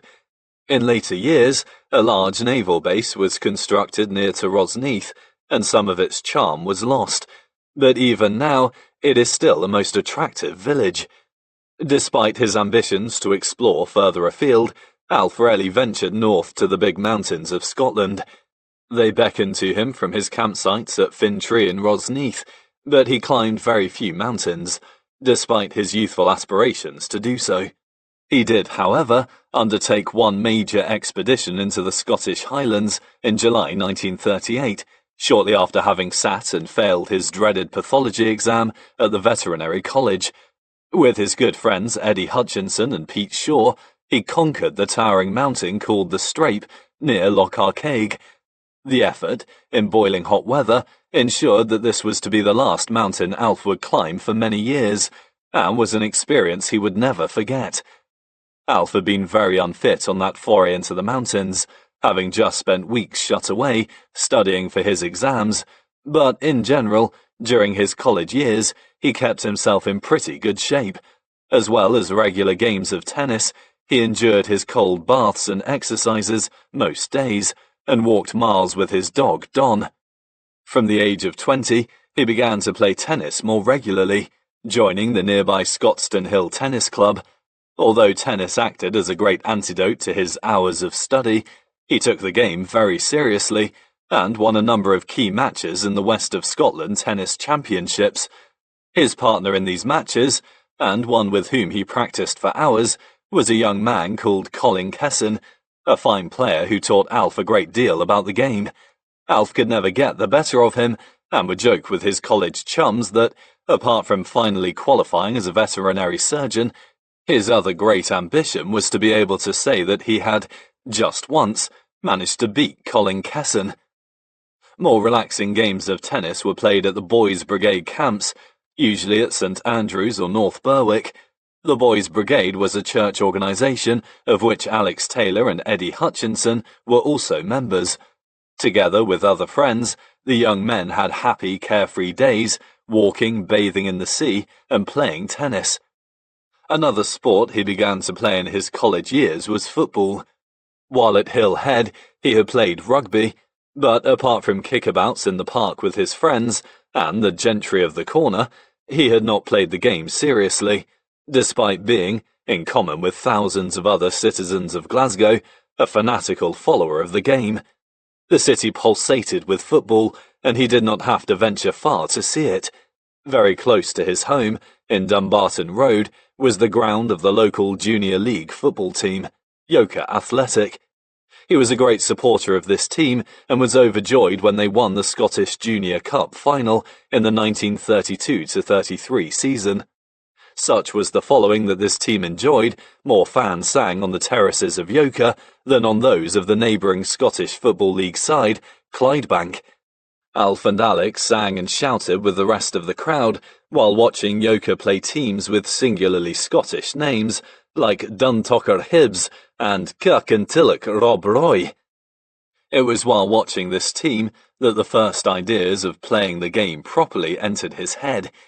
Whilst many players in the Junior League went on to play professional football in the Scottish League, Alf did not aspire to play at that level, considering that his studies were too demanding. He decided to play instead in the Juvenile League. Although not playing football to the standard of the juniors, the juveniles took their game very seriously, with each team carrying its own dedicated gang of supporters. One grey February day, Alf made his debut for the juvenile side, Yorkshire Fernley. He scored the only goal of the game on a quagmire of a pitch.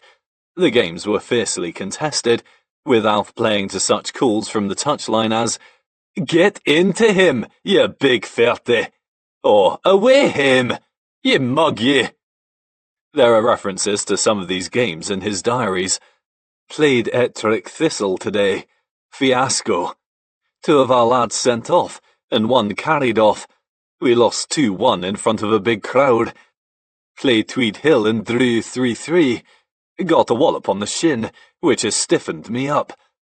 Conditions could be primitive, with pitches often composed of ash and gravel. Sliding tackles frequently resulted in sharp stones being driven deep into the wounds of battle. The games were watched from the touchline by the support. This collection of largely unemployed individuals followed the team wherever it went, gleaning great satisfaction from the games by shouting and swearing at both the players and the referee. They were a motley collection, some fat, but most of them thin and sallow-complexioned, usually with cigarettes dangling from their mouths and beer bottles bulging from their coat pockets. They could, on occasion, contribute dramatically to the outcome of a match, and more than once, Alf observed the abrupt cessation of progress by a member of the opposing team, brought about by the timely intervention of a leg darting out from the touchline. Sometimes, however, their enjoyment could be rudely punctured. It was not uncommon for the team to be short of players at the start of a game, leaving only one course of action open to the manager. That of making up the numbers by procuring the assistance of 1 or 2 of the supporters. "Are we all here, Hughie?" Alf asked one day before the start of a game. "1 man short," replied the manager. He was a small dark man with sleek black hair, who looked like a friend of Al Capone, and the club was his life. He was not only the manager, he was the secretary, the treasurer, the physio. In fact, he ran the club almost single-handed. He looked towards the line of shambling characters, eagerly awaiting the start of an afternoon of shouting. "We'll have to strip the support." He cupped his hands and bawled in the direction of the assembled supporters. "We're a man down. One of you, get your kit on. Come on now." "Strip the support," became a regular cry at Yoker Fernley. The man who drew the short straw usually had an uncomfortable afternoon. These men were not prepared for the rough and tumble of the games, and Alf had vivid memories of white skinny legs and baggy shirts flapping on scrawny torsos as the support was thrust unmercifully into battle. They soon discovered that watching was considerably less exacting than playing, as heaving, sweating forms bludgeoned into their pale bodies. In the mid-1960s, when Alf was starting to write, he produced several short stories which failed to reach publication. One of these was about a timorous, downtrodden little man whose only escape from his aimless life was on a Saturday afternoon, when he gave vent to his feelings by screaming at the players on the football pitch from the sideline. It was the only time he felt powerful. His world collapsed around him one day when he himself had to turn out and perform on the field, his frail body almost destroyed by the conflict. This story was based on Alf's own observations of the uncomfortable afternoons experienced by the support on the raw football parks of Glasgow. It was another of the many vivid memories he committed to paper, but one that was never published. Alf played his last game for Yoker Fernley on an ash pitch one afternoon at Govan, a hard and uncompromising part of the city. His team committed one serious error that afternoon. They won. The referee for the game, intimidated by the crowd, did his utmost to sway the game their opponent's way, but Yoker Fernley still won. The local supporters vented their displeasure by attacking the players who barricaded themselves in a shed while hooligans tried to break down the door. It was a frightening experience, and one which made Alf think twice about continuing to play. He was going to enter a rough and sometimes dangerous profession, but there was no point in getting himself maimed before he started. He would play for Yoker Fernley no more. That unnerving experience in Govan, however, was not his last game of football in Glasgow. He played several games for Old Kilpatrick Amateurs in the West of Scotland Amateur League, as well as turning out regularly for the Veterinary College team. There was not so much pressure playing in this team. Games often took place on a Saturday following the Friday night dances at the college, with many of the participants in no condition to start charging around a football field. The exercise was good, however, and helped to dispel the hangovers induced by the previous night's revelry. He played alongside many of his friends, including Bob Smith, Eddie Strayton, Donald McIntyre, Adam Farrell, Johnny Ogg, George MacLeod, and VJ Pat O'Reilly. During one weekend spent visiting Dublin to play the Veterinary College there, they all had such a rumbustious weekend that Alf wrote an essay about their experiences. Although having by now abandoned the conscientious keeping of his diary, the urge to preserve his memories to print had not been lost. In 1936, the White family had moved from their home in 2172 Dumbarton Road to take up residence, about 2 miles away, in a semi-detached house at 724 Annisland Road, Scotstoun Hill. One of the reasons the family were able to move to a more salubrious area was that they had inherited some money. Alf's grandfather, James White, died in Sunderland in November 1934, and he had left a tidy sum. The estate was valued at £7,366, which, in those days, was quite a fortune. He had been a frame turner in the shipyards, but also a bit of a property speculator. He had owned no less than 6 houses, which, after his death, were distributed among his offspring, bequeathing to Pop his house in 65 Fulwell Road, Sunderland, together with a share in the residue of the estate. Their new house was on a relatively quiet road, commanding fine views of the hills surrounding the city. Although close to their previous home, it was very different. More like a leafy suburb, in contrast to the tenement-lined streets of industrial Yorkshire with their whining tramcars and noisy public houses. Here, Hannah had more room in which to carry on her thriving dressmaking business, while Pop was still within easy reach of the fish and chip shop that was now providing him with an income. Not only did the move to the new house mean that Alf had the advantage of a quieter environment in which to study, but as he worked, he could pause occasionally to gaze happily from his bedroom window at the sweet places that had given him such pleasure, the Campsie Fells and the Kilpatrick Hills. In September 1938, he was beginning what he fervently hoped would be his final year, and he needed plenty of encouragement. Having failed his pathology exam just 2 months previously, he realized that, although he was enjoying some great times with his friends, he must never lose sight of the most important objective of his life, to qualify as a veterinary surgeon. In that month, he got his head down. He knew that there was still a lot of work to be done. Chapter 6. For the Glasgow Veterinary College students, their studies took on some real meaning when they began to study medicine and surgery, the diagnosis and treatment of disease. They had the thrill of trying their hand at surgical procedures, getting a feel for their future lives as veterinary surgeons. In their study of pathology, they had been introduced to diseases like tuberculosis, liver fluke, anthrax, and wooden tongue, as well as microorganisms with imposing names such as Fasciola hepatica, Corynebacterium pyogenes, Dictyocaulus viviparus, Fusiformis necrophorus, and many others. Now they were learning how to combat these adversaries, and it was a hard but fascinating challenge. When studying medicine and surgery, the students had to master textbooks on these subjects, assimilating the knowledge from such revered tomes as Udall's Practice of Veterinary Medicine, Dollar's Veterinary Surgery, and Colton Reek's Colics in the Horse, but the practical side of their education had to be learned outside the college. The students were assigned to various veterinary practitioners in the Glasgow district in order for them to acquire some hands-on experience. A number of these outside vets also lectured at the college. Professor Willie Robb, who taught medicine and surgery in the final year, ran a thriving practice in Glasgow, assisted by his son Harry, and was one of the most respected practitioners in the country at the time. Willie Robb, a highly skilled surgeon, gained a great reputation as a horse specialist, having lived through the great days of the heavy draft horses when the city of Glasgow was full of them. His experience with horses was second to none, and Alf learned a great deal from him.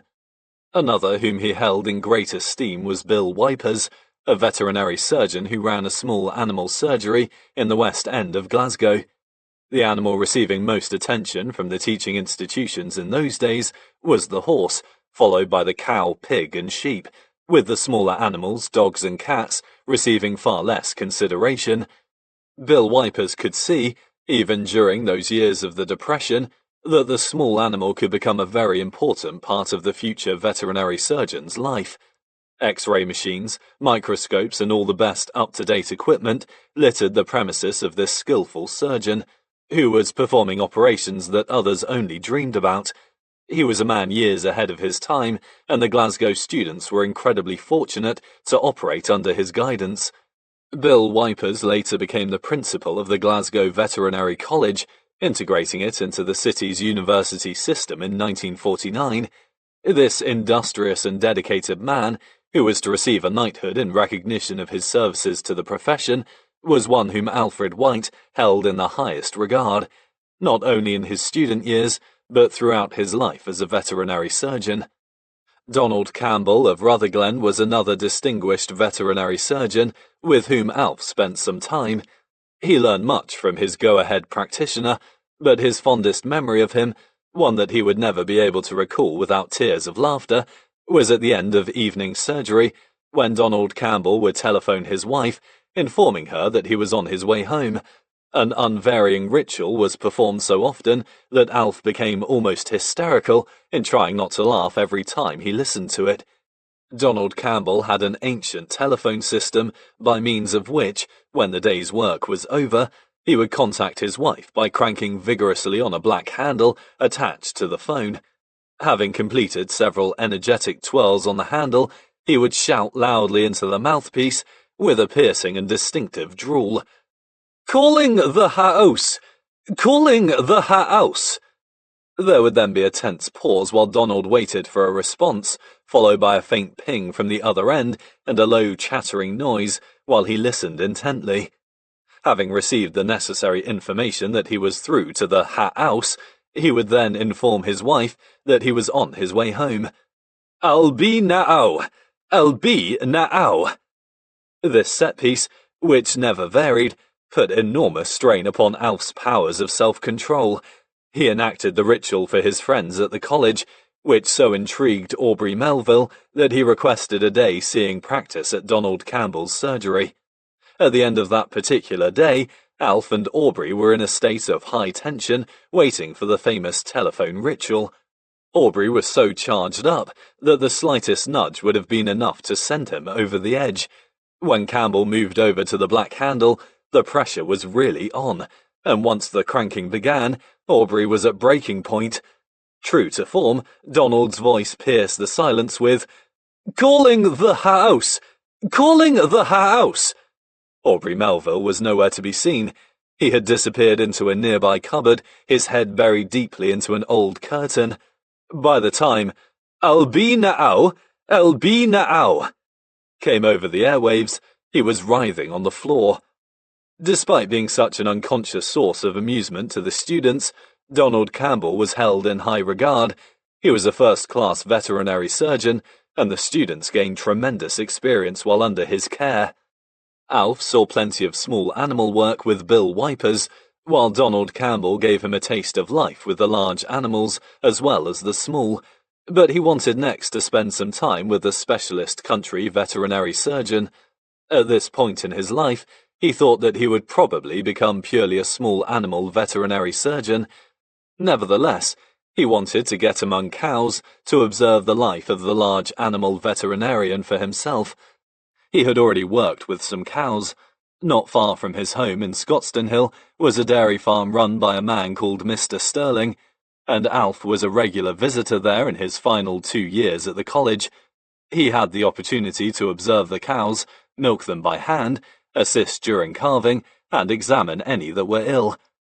During the vacations in his final 2 years at the college, he went further afield to gain this experience. First seeing practice at Dumfries in the southwest of Scotland with a veterinary surgeon called Tom Fleming. He soon discovered that life among the large animals was very different from that among the clean and orderly small animal surgeries in Glasgow. This part of Scotland is the home of the Galloway cattle, and, although they can be very docile animals if left to get on with their lives, they respond spectacularly to any hint of interference.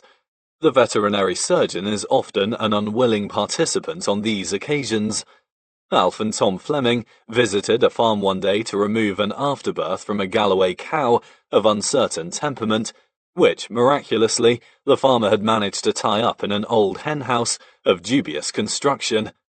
On entering the dark little shed, the men received a hostile glare from their patient, who further showed her displeasure by savagely switching her tail from side to side, propelling liquid feces in every direction.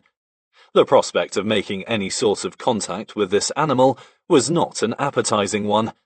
Alf, following Tom Fleming's generous gesture in allowing him the privilege of removing the afterbirth, soaked his arms in a bucket of water, advanced towards the cow, and gave a gentle pull at the mass hanging from the rear end. The following few seconds were lively ones. The cow burst forward with a deafening bellow, and as the chain around her neck sprang open, she saw her line of escape.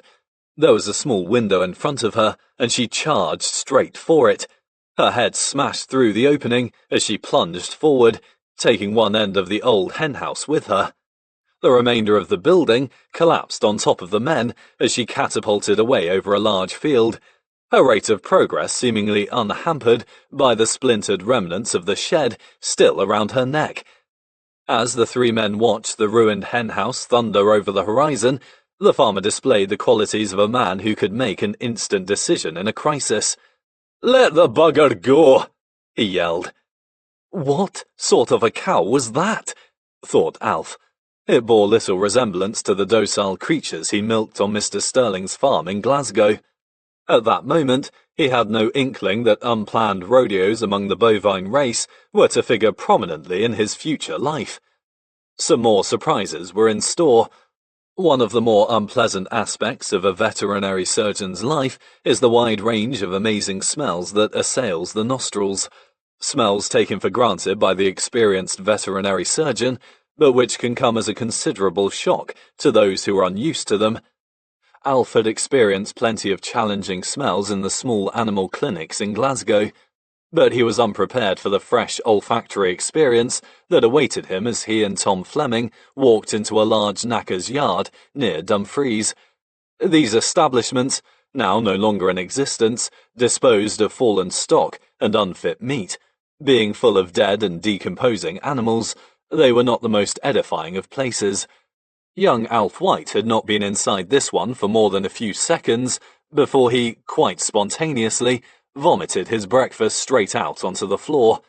The smell that had hit him was quite unlike anything he had experienced, a mixture of decaying organs and the sickly sweet smell of fresh blood. Mountains of skins, bowels and bones loomed over him, while a bright green piglet lying at his feet did little to ease the situation. His reaction was watched with mild interest by a slaughterman who was sitting on a carcass, happily munching at a large sandwich, a fat-smeared, blood-stained teacup in his hand. This man, wallowing amongst possibly every pathogenic organism known to mankind, was the picture of health. His pink, shining face broke into a smile. "Do you no like the smell?" he laughed. "I wouldn't worry. They all do that when they first walk in here." Many years later, as a qualified veterinary surgeon, Alf would watch, with equal amusement, other young students struggling to come to terms with the bombardment of smells from a knacker's yard that he himself by then regularly entered with nonchalance. There was another veterinary surgeon with whom Alf saw practice during his final 2 years at the Veterinary College. J.J. McDowell, a vet in Sunderland, was someone who played a very influential part in Alf's life, both before and after his qualification from Glasgow Veterinary College. During his regular visits to his relatives in Sunderland, he would stay in Beechwood Terrace with his Auntie Ginny Wilkins. Not only was her home very close to J.J. McDowell's practice, but she used to attend his surgery with her dog, Bonzo. Alf, at her suggestion, inquired whether it might be possible to obtain some practical experience with him. This request, which was readily agreed to, began a friendship between the two men, which would last for many years. These were the days before the Veterinary Surgeons Act of 1948, which prohibited the practicing of veterinary medicine and surgery by non-qualified people. Prior to this, students could work unsupervised among animals, and McDowell often left Alf to run surgery single-handed. He wrote a letter to his parents in 1938 from Sunderland. "Down at the clinic, where White is in charge, I had to remove a tumour from a dog aged 12 years, and after hacking away for a bit found it was attached to a testicle. So I had to remove the testicle too. A bigger job than I had ever tackled. I can tell you, I wished Mac had been by my side. I sent the dog away with a horrible wound and never expected to see it alive again. But, strange to say, it turned up for dressing 2 days later, bright and frisky, and the wound beautifully clean. I felt immensely bucked up about it." At this stage of his life, while still only a student, he was experiencing the pressures and emotions that typify the veterinary surgeon's day.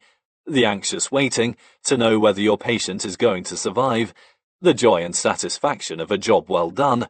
There can be no doubt that the Veterinary Surgeons Act is a necessary one. It is wrong that inexperienced people should work on animals without adequate supervision, and the Act was passed to protect the interests of the patient. Nevertheless, students in those earlier years certainly gained wonderful experience from being thrown in at the deep end. Back in Glasgow, Alf spent most of his time studying. He was now in the home straight, with only the passing of medicine and surgery standing between him and a career as a veterinary surgeon. But it was not all work. Some recreation was essential to break the long sessions of swatting he put in, secreted upon his little bedroom in Annisland Road. He went walking and played tennis as much as he dared, but it was on Saturday nights that he and his friends would go to the cinema or go dancing in the big Glasgow ballrooms. On a more cultural note, he frequently went to the theatre with his mother. Glasgow boasted a huge number, and the Regal, the Scala, the Playhouse and the Alhambra were theatres that Alf got to know well. It was here that he acquired not only an appreciation of classical music, but also considerable knowledge of the subject. One of his greatest memories as a young man was hearing Rachmaninoff play his second piano concerto in a Glasgow concert hall. He and his mother, who were seated very close to the stage, watched spellbound as the great man, crouching like a bear over the keys, played some of the most wonderful music they had ever heard. Music, a few rungs down the ladder of culture, was to be heard at the Veterinary College dances at Buccleuch Street on most Friday nights, and Alf regularly attended these throbbing sessions. The governing body of the college needed to turn a blind eye to the dances. If they had not done so, those riotous functions may well have been terminated. Alex Taylor heard about the dances and asked if he could attend one. It turned out to be an evening he was never to forget. When Mrs. Taylor learned that her son was going to the next vet college dance, she asked Alf, "I've heard that these occasions can be a wee bit rough, Alf, and I've heard that some rather odd women attend them. Now, Alex won't get into any trouble, will he?" He was quick to reassure her. "Oh, goodness me, no, Mrs. Taylor. It's just a wee bit of a get-together with a few of the lads, and then we just stroll up to the college to have a few dances before going off home. Don't you worry yourself. Alex will be fine. Just fine." He did not think it necessary to tell Mrs. Taylor that this was also Freshers' Night, which added that little extra spice to the evening's activities. It began, as usual, in a public house in Glasgow. The place was bulging with students, and Alex was soon enjoying himself.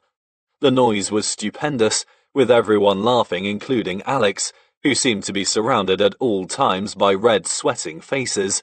Any semblance of intelligent conversation soon melted away as the rate of consumption of beer and whiskey accelerated. Eventually, closing time was rung, and they were evicted noisily onto the city streets. Alex can vaguely remember Alf carrying aloft a life-size cardboard figure of Johnny Walker as the swaying column of students ascended the hill to Buccleuch Street. By this time, Alex's mouth was hanging open, and everything was a blur. It seemed that the whole of Glasgow was revolving before his eyes. The students decided to crash past the officials at the gates of the college to avoid paying the modest entrance fee. This was only partially successful, as, in the ensuing fracas, Alex received a massive blow on the chin, which laid him out. This posed a dilemma for Alf. Here was his best friend, whom he had brought to the vet college dance for the first time. It was meant to be a good night out with the lads, but instead, he was poleaxed. What was he going to do with him? It did not help that Alf was in a high state of intoxication himself, and in no real condition to help anyone. The serene expression upon Alex's face led his friend to suspect that the blow he had just received was not entirely responsible for his present condition, but he still had a crisis on his hands. Suddenly, he had a burst of inspiration. The dance, as always, was taking place on the upper floor of the Veterinary College, and, in the yard below, he saw several long boxes filled with wood shavings. These 7-foot-long containers had carried a supply of new microscopes and other laboratory equipment. "The very thing," thought Alf. "Let's put Alex in one of those. He will be comfortable in among the shavings, and I can keep an eye on him from up here." With the dubious assistance of several inebriated friends, he dragged the limp form of Alex down the steps to the yard below, his heels drumming rhythmically on the steel stairway. When they reached the chosen box, there was a snag. Dominic Boyce was already inside, deeply embedded in the shavings. He was wearing a flat cap, his face a ghastly bluish tinge. One of the students, on seeing the staring sunken eyeballs, said that Dom must be dead. Don't worry, replied another. He always goes that colour. The second box was also occupied. Another student was comfortably in residence, a peaceful half-smile on his sleeping face. Alf began to wonder whether every box would contain a moribund student, but he was in luck. An empty one was eventually found, and Alex was lowered gently inside. Having made sure that his old friend was comfortably tucked up amongst the shavings, Alf gave a final glance at the rows of boxes, each containing its silent occupant, before heading to the pulsating noise above on the dance floor. Alf remembered little about the rest of the evening, save that he thought the police were involved at some point. Somehow, he and Alex, who had spent the remainder of the evening at peace with the world, found their way home. Alex was relieved that his mother was away at the time, but when she returned a day or two later, she said to him, "I believe that you had a good night at the vet dance, Alex." "Yes, I had an excellent evening, thank you," he replied. "I know," she went on. "I read all about it." Not for the first time, the Glasgow veterinary students had made the pages of the press. Alf took a number of young ladies to dances in Glasgow, but one thing he spoke very little about was his experiences with members of the fairer sex, and consequently, there is precious little information about his youthful romances. He definitely had several girlfriends, but he had no steady relationships until his final couple of years at college, and these were soon forgotten after he left Glasgow. While he still lived in Yorkshire, he had a soft spot for a young lady called Jean Wilson, and went out quite regularly with her during his time at Hill Head, but he was very young, and it was never really serious. Charlotte Clark was a girl he met while on a boys' brigade weekend, and he kept in touch with her for about a year. He appeared really keen on her, describing her in his diary as the sweetest thing I have ever known.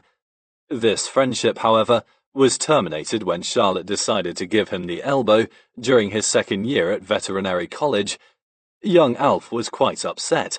He was always a sensitive person and capable of becoming extremely emotionally involved. While on one of his camping weekends at Rosneath, he met a girl called Marion Grant. He went out regularly with her throughout his college years and kept up a correspondence with her after he left Glasgow. In fact, he was still writing to her during his first few months as a qualified veterinary surgeon in Yorkshire.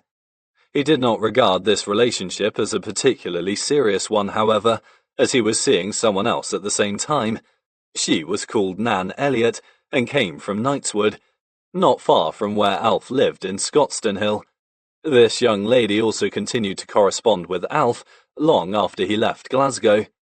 He certainly enjoyed female company during his time at the Veterinary College, but there would be only one deep and lasting relationship in his life, and it was not during his years as a young man in Glasgow.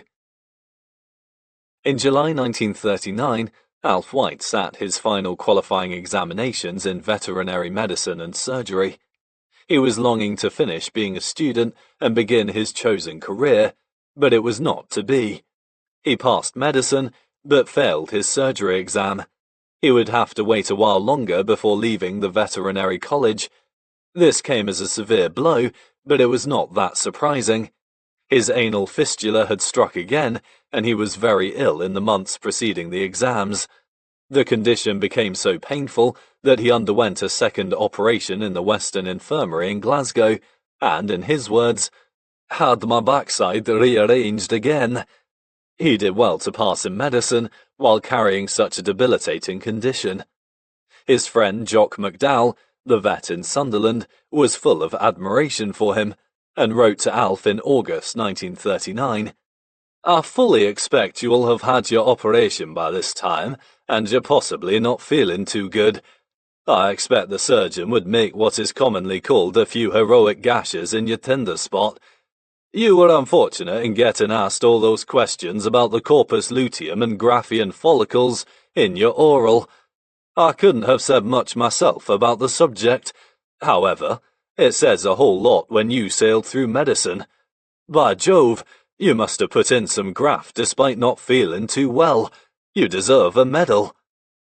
His father was very upset when Alf failed his final exam in surgery. Pop, the eternal pessimist, had never encouraged his son to enter the veterinary profession. He had always believed that Alf was taking a big chance, entering a profession where one of its main sources of revenue, the heavy draft horse, was rapidly being replaced by mechanization. But he still shared his son's deep disappointment when he failed to qualify. For Pop himself, the outlook was better. Although his fish and chip shop business had failed around 1936, he soon found alternative employment, working as a shipyard clerk for Yarrows down by the Clyde. Unlike his son, Pop had a good head for figures, with a neat hand and an organized mind, an ideal man for such a job.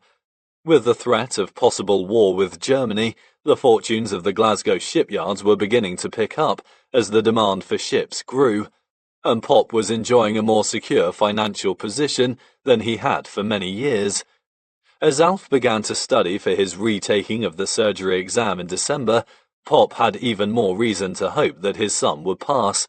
When Britain and France declared war on Germany in September 1939, Pop knew this could mean his son having to serve his country in the armed forces. The veterinary profession was regarded as a reserved occupation, one whose services would be needed at home, and Pop had no desire to see Alf risk his life on foreign fields. Alf had few qualms about serving his country if needs be. The recent involvement of the International Brigade in the desperately fought Spanish Civil War, where thousands of young men from Britain and other countries had voluntarily given their lives in the fight against fascism, had stirred the patriotism of many, and Alf was no exception. However, to achieve his full qualification as a veterinary surgeon was his #1 priority. Apart from wanting to start work properly, his perpetual dependence upon his parents also worried him. Although their financial position was by no means parlous, he wished to be a burden upon them no longer. During that autumn term of 1939, he felt a little better and worked feverishly to pass this last obstacle. After the exam, he thought he had done well enough, but he still awaited the day of the results with rising tension. That day duly arrived, with Alf one of a large crowd of students jostling for position in front of the notice board, eyes desperately scanning the list for the names of those who had passed. The name of James Alfred White was not there. At that moment, he felt only one emotion: despair. Deep, deep despair. He had done his best, but he had failed again, and he wondered for how many more years he would have to remain anchored to Buccleuch Street. He was about to return home to give his parents the shattering news when a door opened and an official of the college walked out to stick another piece of paper onto the notice board. "My apologies, gentlemen," he said. "There has been a clerical error. Another name is to be added to the list." That name was J.A. White. As the shaken but immensely relieved young man walked through the streets of Glasgow that day, he felt as if the old college, reluctant to lose another student to the outside world, had made a last despairing snatch at him. On the 14th of December 1939, Alfred White officially qualified from Glasgow Veterinary College as a fully fledged member of the Royal College of Veterinary Surgeons. He had taken 6¼ years to complete a 5-year course, but, compared to some of the other semi-permanent students, he had attained his goal with admirable speed. He did not leave the college without a twinge of regret. In his introduction to James Herriot's dog stories, he expressed his feelings for his old seat of learning. "When I qualified and walked out of the door of the college for the last time, I felt an acute sense of loss, an awareness of something good gone forever. Some of my happiest years were spent in that seedy old building, and though my veterinary course was out of date and inefficient in many ways, there was a carefree, easy-going charm about that whole time, which has held it in my mind in a golden glow." The young Alf White emerged from Glasgow Veterinary College a much wiser man. He had absorbed a huge amount of information, but his learning curve had only just begun. It was one that would never end. Chapter 7. During that final term, Alf had an incentive to work extra hard. For many of his friends who had qualified with him, their troubles were only just beginning, as the daunting prospect of trying to find a job loomed before them. For James Alfred White, MRCVS, however, things were a little different. He had a job waiting for him. The town of his birth had beckoned him back. He was to be assistant to J.J. McDowell, MRCVS, of 1 Thornhill Terrace, Sunderland. It is a widely held belief that the Real James Herriot launched out on his professional career as assistant to Siegfried Farnan in the Yorkshire Dales. Indeed, the author himself leads us to believe this. Nowhere in his books is there any reference to his being employed anywhere other than in that magical part of Yorkshire that he would make so famous. His first job, in fact, was in Sunderland, and, although he spent barely 6 months in the employment of McDowell, it was an eventful period in his life. So much so that several chapters in the early Herriot books are based upon people and incidents from that seminal stage of the young man's career. Alf learned a great deal in that time, much of which he was never to forget. J.J. McDowell was an experienced and clever man, well versed in the art as well as the science of veterinary medicine, and Alf soon realized that the art was every bit as, if not more important than, the science. As he travelled south to work in his first position as a qualified veterinary surgeon, on that day in January 1940, he knew for certain that he was an extremely fortunate young man. He was walking straight into a job while many of his friends had either failed their exams or, having qualified, had little prospect of employment for the foreseeable future. These were awful days for the newly qualified veterinary surgeons. The Depression had meant that jobs were scarce and working conditions primitive. Those applying for what jobs existed were regarded as lower forms of life to whom prospective employers could dictate their own terms. For those managing to obtain employment, poor pay with long hours was all they could expect. Indeed, in many cases, time off work was unheard of. The situation was so dire that some young men advertised in the Veterinary Record, the official journal of the British Veterinary Association, offering their services free of charge. Fit, strong, able young man, will work for keep, became a common sight in the advertising pages of the journal, and many of Alf's friends worked for their keep in those hard days. For an employer, it was an attractive proposition. Feed a man, put a roof over his head, and he'll work for you for nothing. The prospective assistant today faces a vastly different picture. With plenty of jobs available, the new graduate can afford to be selective. Good pay, civilized working conditions with ample leisure time, in some cases with no night duties to be undertaken at all, go towards presenting the young veterinary surgeon with an enviable choice. What a stark contrast to those bleak conditions years ago. Alf wrote in a letter to his parents while in Sunderland, "I had a very funny letter from Bob Smith. He is still working on the land, poor lad, and is fed up but still maintains his dry humour. He says that when he puts his height in, when applying for the jobs advertised in the record, he adds an inch every time. But though he is now 6'8", it doesn't weigh the scales." At least Bob Smith had qualified. It was worse for some of Alf's other friends, still trying to pass their exams at the veterinary college. The failure rate was to remain high, as Alf revealed in a letter written some months later. "Poor Aubrey is down in both subjects, and so is Tom Black. Sickening, isn't it? But they hadn't a fair break, because Eddie Strayton wrote and told me there was nearly a 70% plough. They won't let them through when there is a shortage of jobs. Poor Andy Flynn is down in both pathology and parasites for the 5th time. Thank the Lord I'm out of that business." There's little wonder that Alf was counting his blessings as he began his employment with Jock McDowell. He received a salary of £3 3 per week, which was roughly the going rate at the time.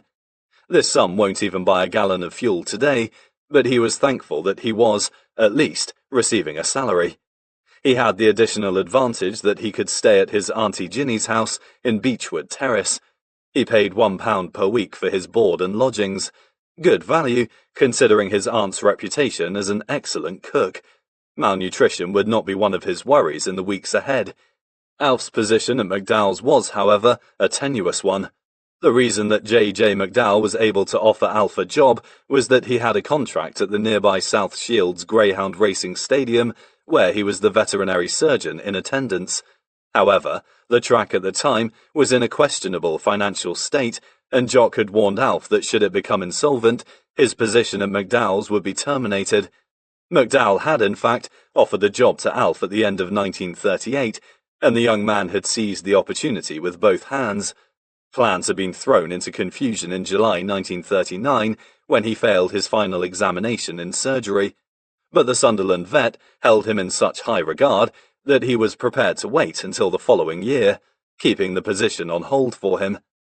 Alf, despite being fully aware that his employment could be terminated at a moment's notice, embarked upon his job full of enthusiasm. This was fortuitous, as he had a stern baptism.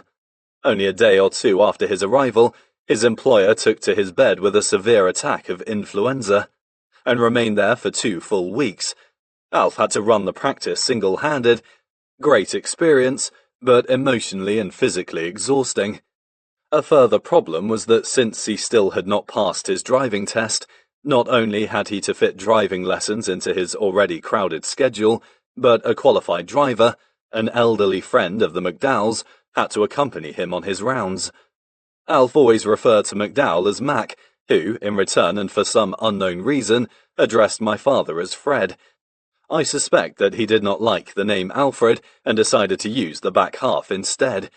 This was no hardship for Alf, who never liked his name anyway. Even as a young child, I was aware that he regarded the name Alfred as a cross he had to bear. He never forgot Mac's opening words to him as he began his first day's work. "Welcome to Sunderland, Fred. You'll see a bit of everything here, but I like my dog and cat work best of all. These small animals are the things that pay. The folk around here will rush their pet to me at the drop of a hat. They're in through that door if it coughs, sneezes, or farts." J.J. McDowell was a small, red-faced man whose rich, imposing voice and impressive moustache bestowed a military air upon him. His florid complexion owed much to a regular consumption of alcohol, and he never missed an opportunity of a good night out, provided it was liberally laced with drink. Mac was only one of countless veterinary surgeons in Alf White's day who jousted on the frontiers of alcoholism. There is no doubt that, at the end of a hard day, the world becomes far more attractive after 1 or 2 drinks, but many of his colleagues turn this pleasant antidote to the day's labours into a crusade. Tales of the hard-drinking vets of that time are legion, and Alf was to spend many hours with them, both at work and at play. In a letter in which he describes a night out with Mr. and Mrs. McDowell, he refers to Mac's weakness for the bottle. "The do was held at the rink, which, as you know, is an unlicensed premises, so I wondered how Mrs. McD had persuaded Mac to go. However, I had reason to repair to the gents' lavatory, and there found Mac with the inevitable bottle of whiskey, dishing out measures to his pals, various notable solicitors, Rotarians, etc., all in their tails."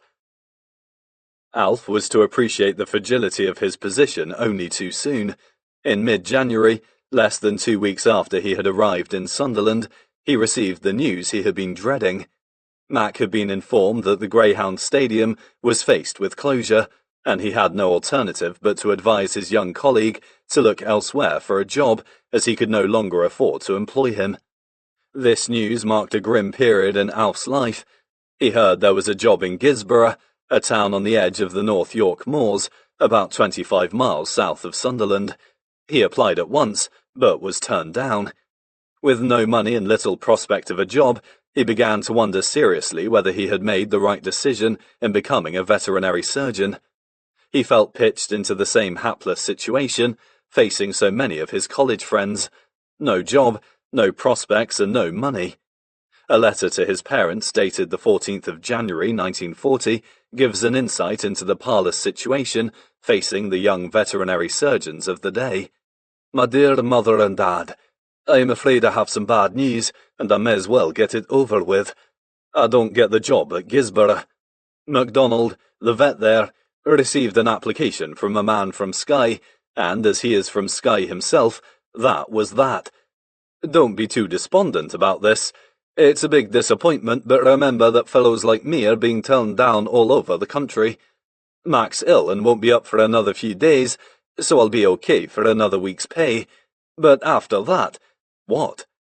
If it's all the same to you folks, I think it would be better if I stayed on here, even though I get no more pay. You see, I get free driving practice. I'm in touch with veterinary affairs, and, most important of all, I would get no chance to get rusty and stale, as I would at home with nowt to do. Here, I'm learning every day, and there's just a chance that Mac might slip me something now and again towards my board. Don't be too upset about this job. Something may turn up. As to recreation, I have had none and haven't seen any of my friends and relatives.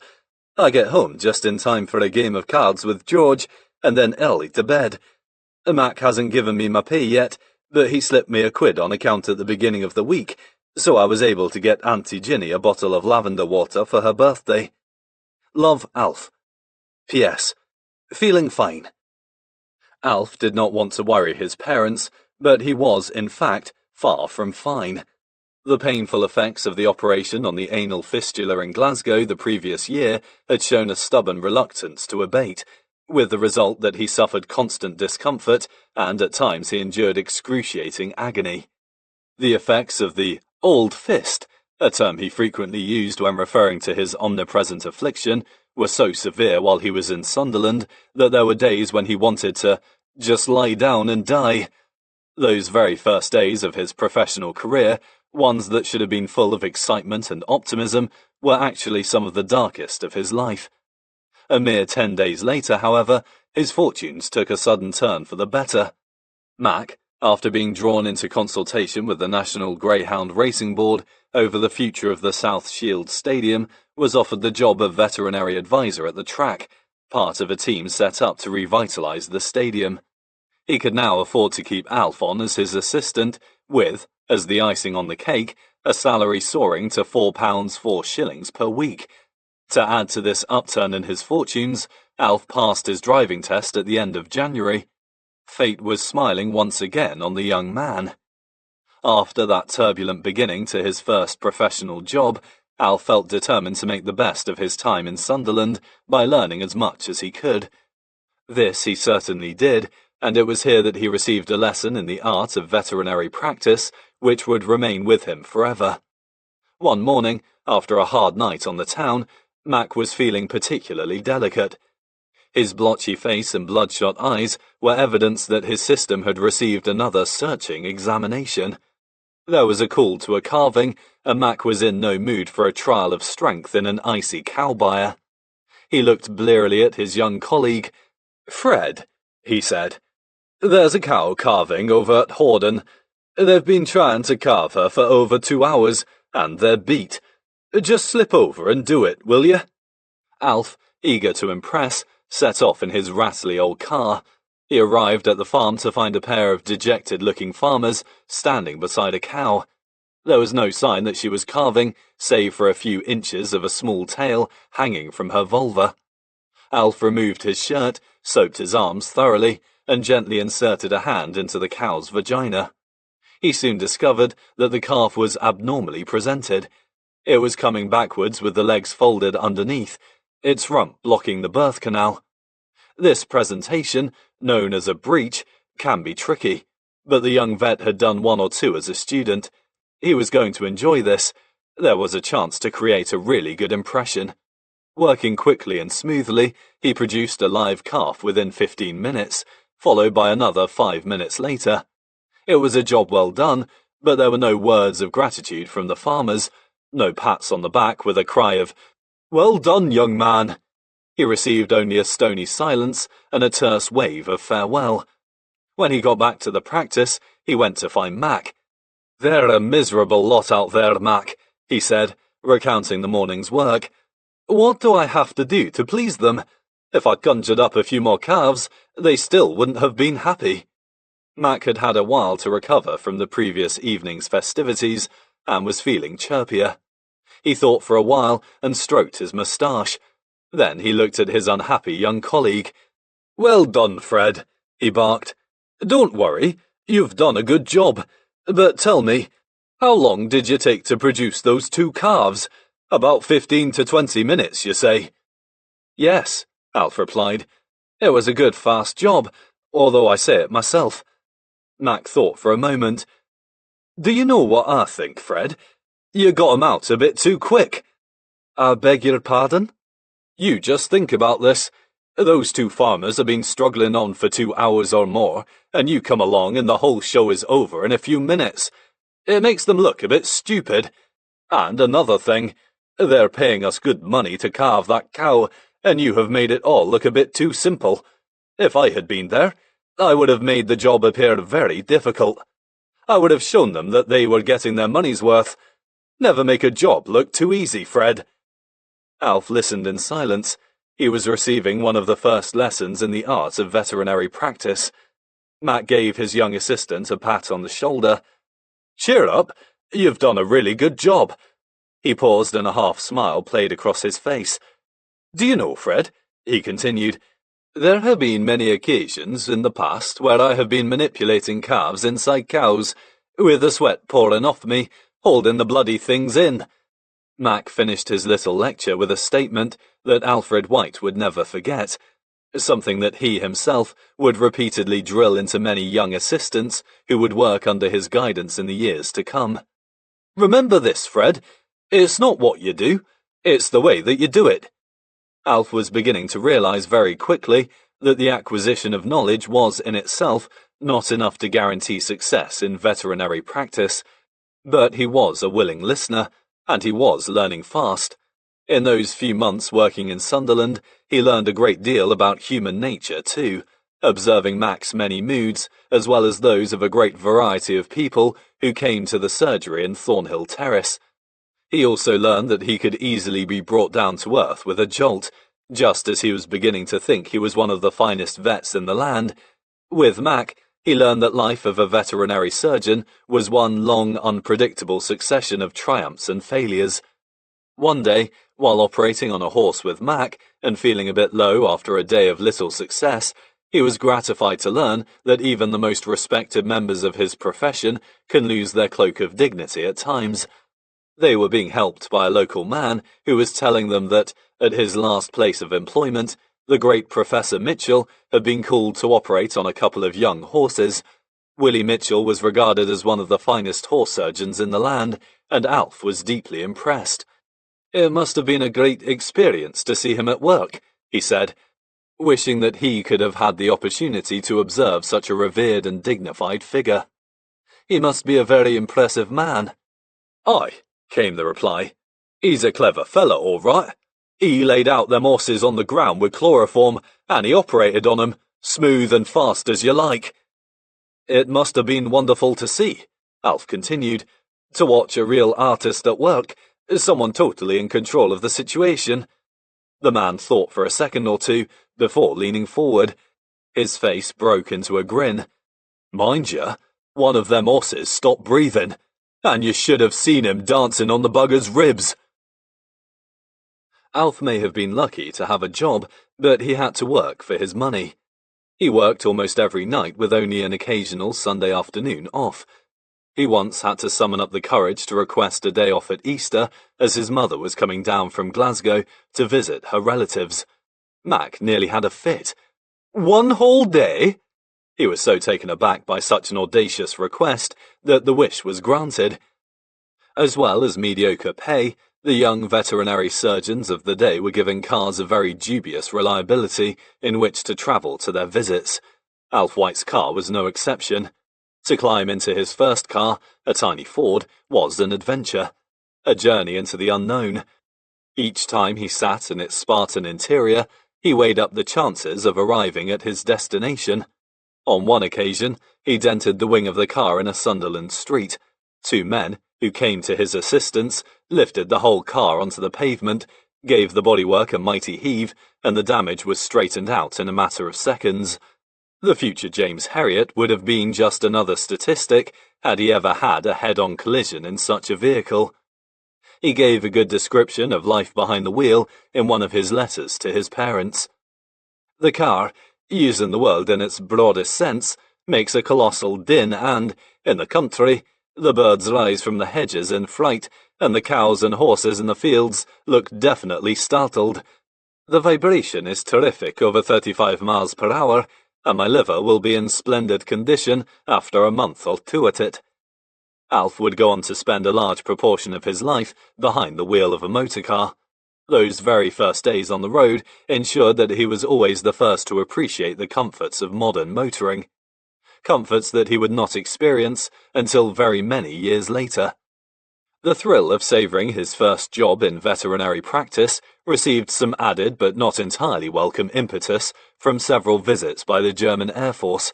In these early days of the war, the Sunderland area received many such attacks, with the big shipyards on the River Wear being the prime targets. Alf described, in a letter dated the 30th of January 1940, the frightening experience of treating a cow in the middle of an air raid. "The enemy planes are giving our ghost a lot of attention. Mac and I had a grandstand view of the whole show as we were at a farm on the water's edge in South Shields, just opposite the ships, over which the enemy planes were diving and swooping. We saw all the firing from the AA batteries and the ships, and the Nazi being chased off by our fighters. The poor old cow didn't get much attention as we dashed out of the byre after every bang and left her." Nazi Germany may have removed a little of the gloss from Alf's enjoyment of his days in Sunderland, but there was one aspect of his work that he thoroughly hated. Although he realized that it was the dog's very existence that had enabled him to keep his job, visits to the greyhound track at South Shields were ones he dreaded. His task of checking the animals before each race was an unenviable one. In those days, the track seemed to be patronized by many strange, furtive people who would stoop to any trick to win a race. Young Alf White, who had been brought up in such an honest and upright home, and could not identify with such devious behaviour, faced a barrage of abuse when he rightly would not allow dogs to race as the result of illness, or such practices as doping and overfeeding. He did not mind working hard for his money, but this was like threading his way through a minefield, with deceit and dishonesty shadowing his every move. Many years after he became famous, with his financial status somewhat improved, he would recall those days at the dog track when he was a young vet with hardly a penny in the world.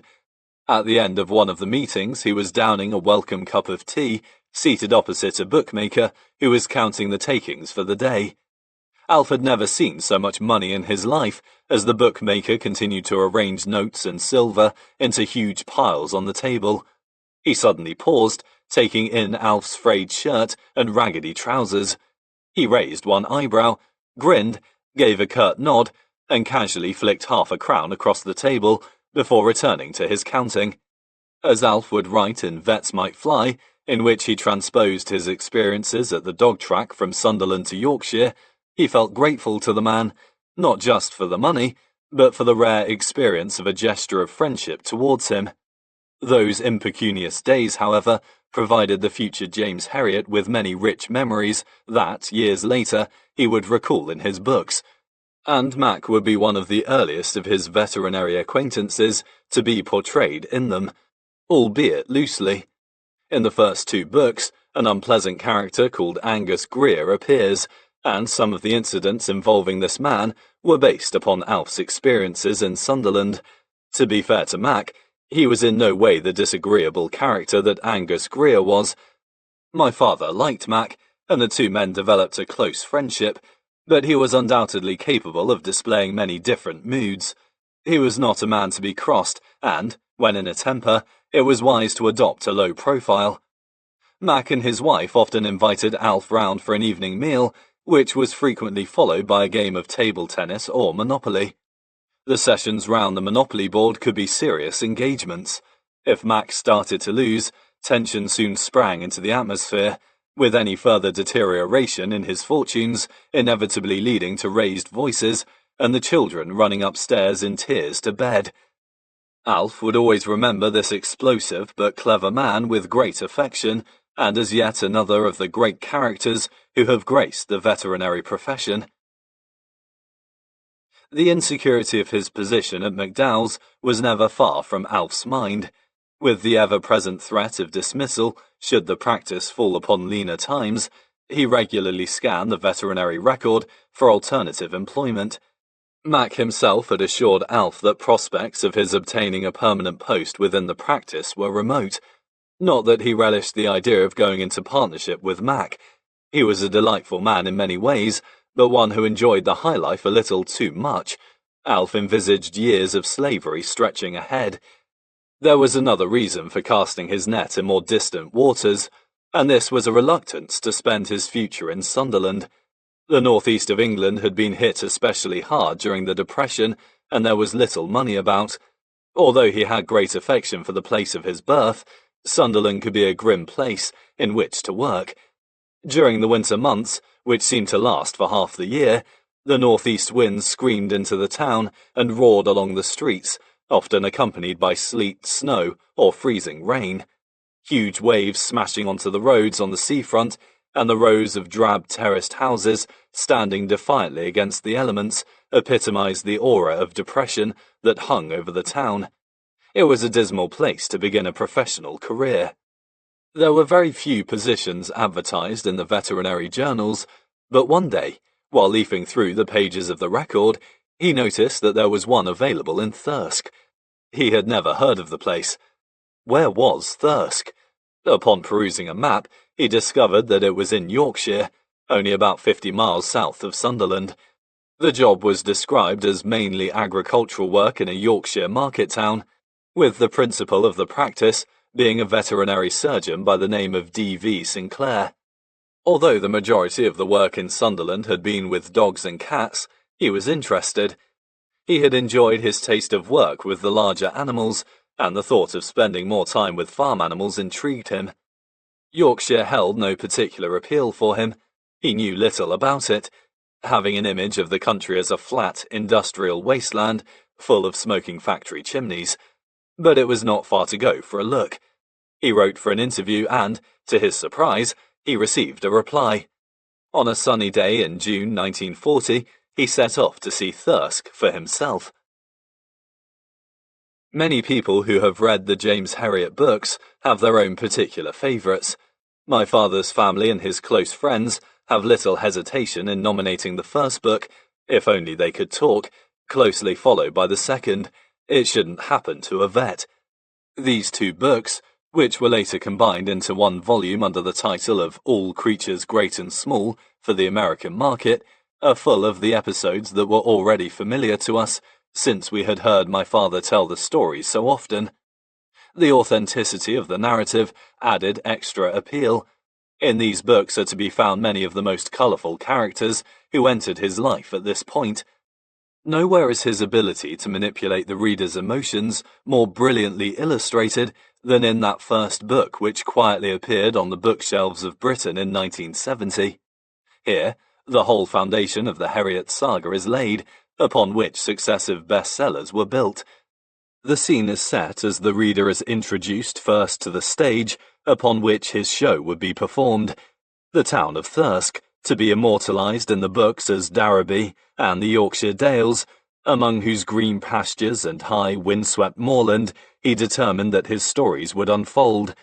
The main characters that run through James Herriot's books appear in the pages of these early works: his partner Siegfried, Siegfried's younger brother Tristan, and James Herriot's future wife, Helen. The reader is also introduced to many of the most colourful Yorkshire people among whom he worked. For any book, or television series, to be successful, rich and varied characterisation is essential. James Herriot's books radiate with unforgettable characters. He did not have to invent them, they were all around him, contributing towards making his first years in Thirsk among the hardest but happiest of his life. Many of the incidents that James Herriot recounted in If Only They Could Talk were reproduced just as they happened. His first meeting with Siegfried was no exception. When Alf White knocked on the door of Donald Sinclair's surgery at 23 Kirkgate in Thirsk, he was about to experience the first of a lifetime of surprises with his future partner. Donald had completely forgotten that the young vet from Sunderland was coming for the interview and was not at home. The housekeeper, Mrs. Wetherill, did not seem particularly surprised that her employer had overlooked the appointment.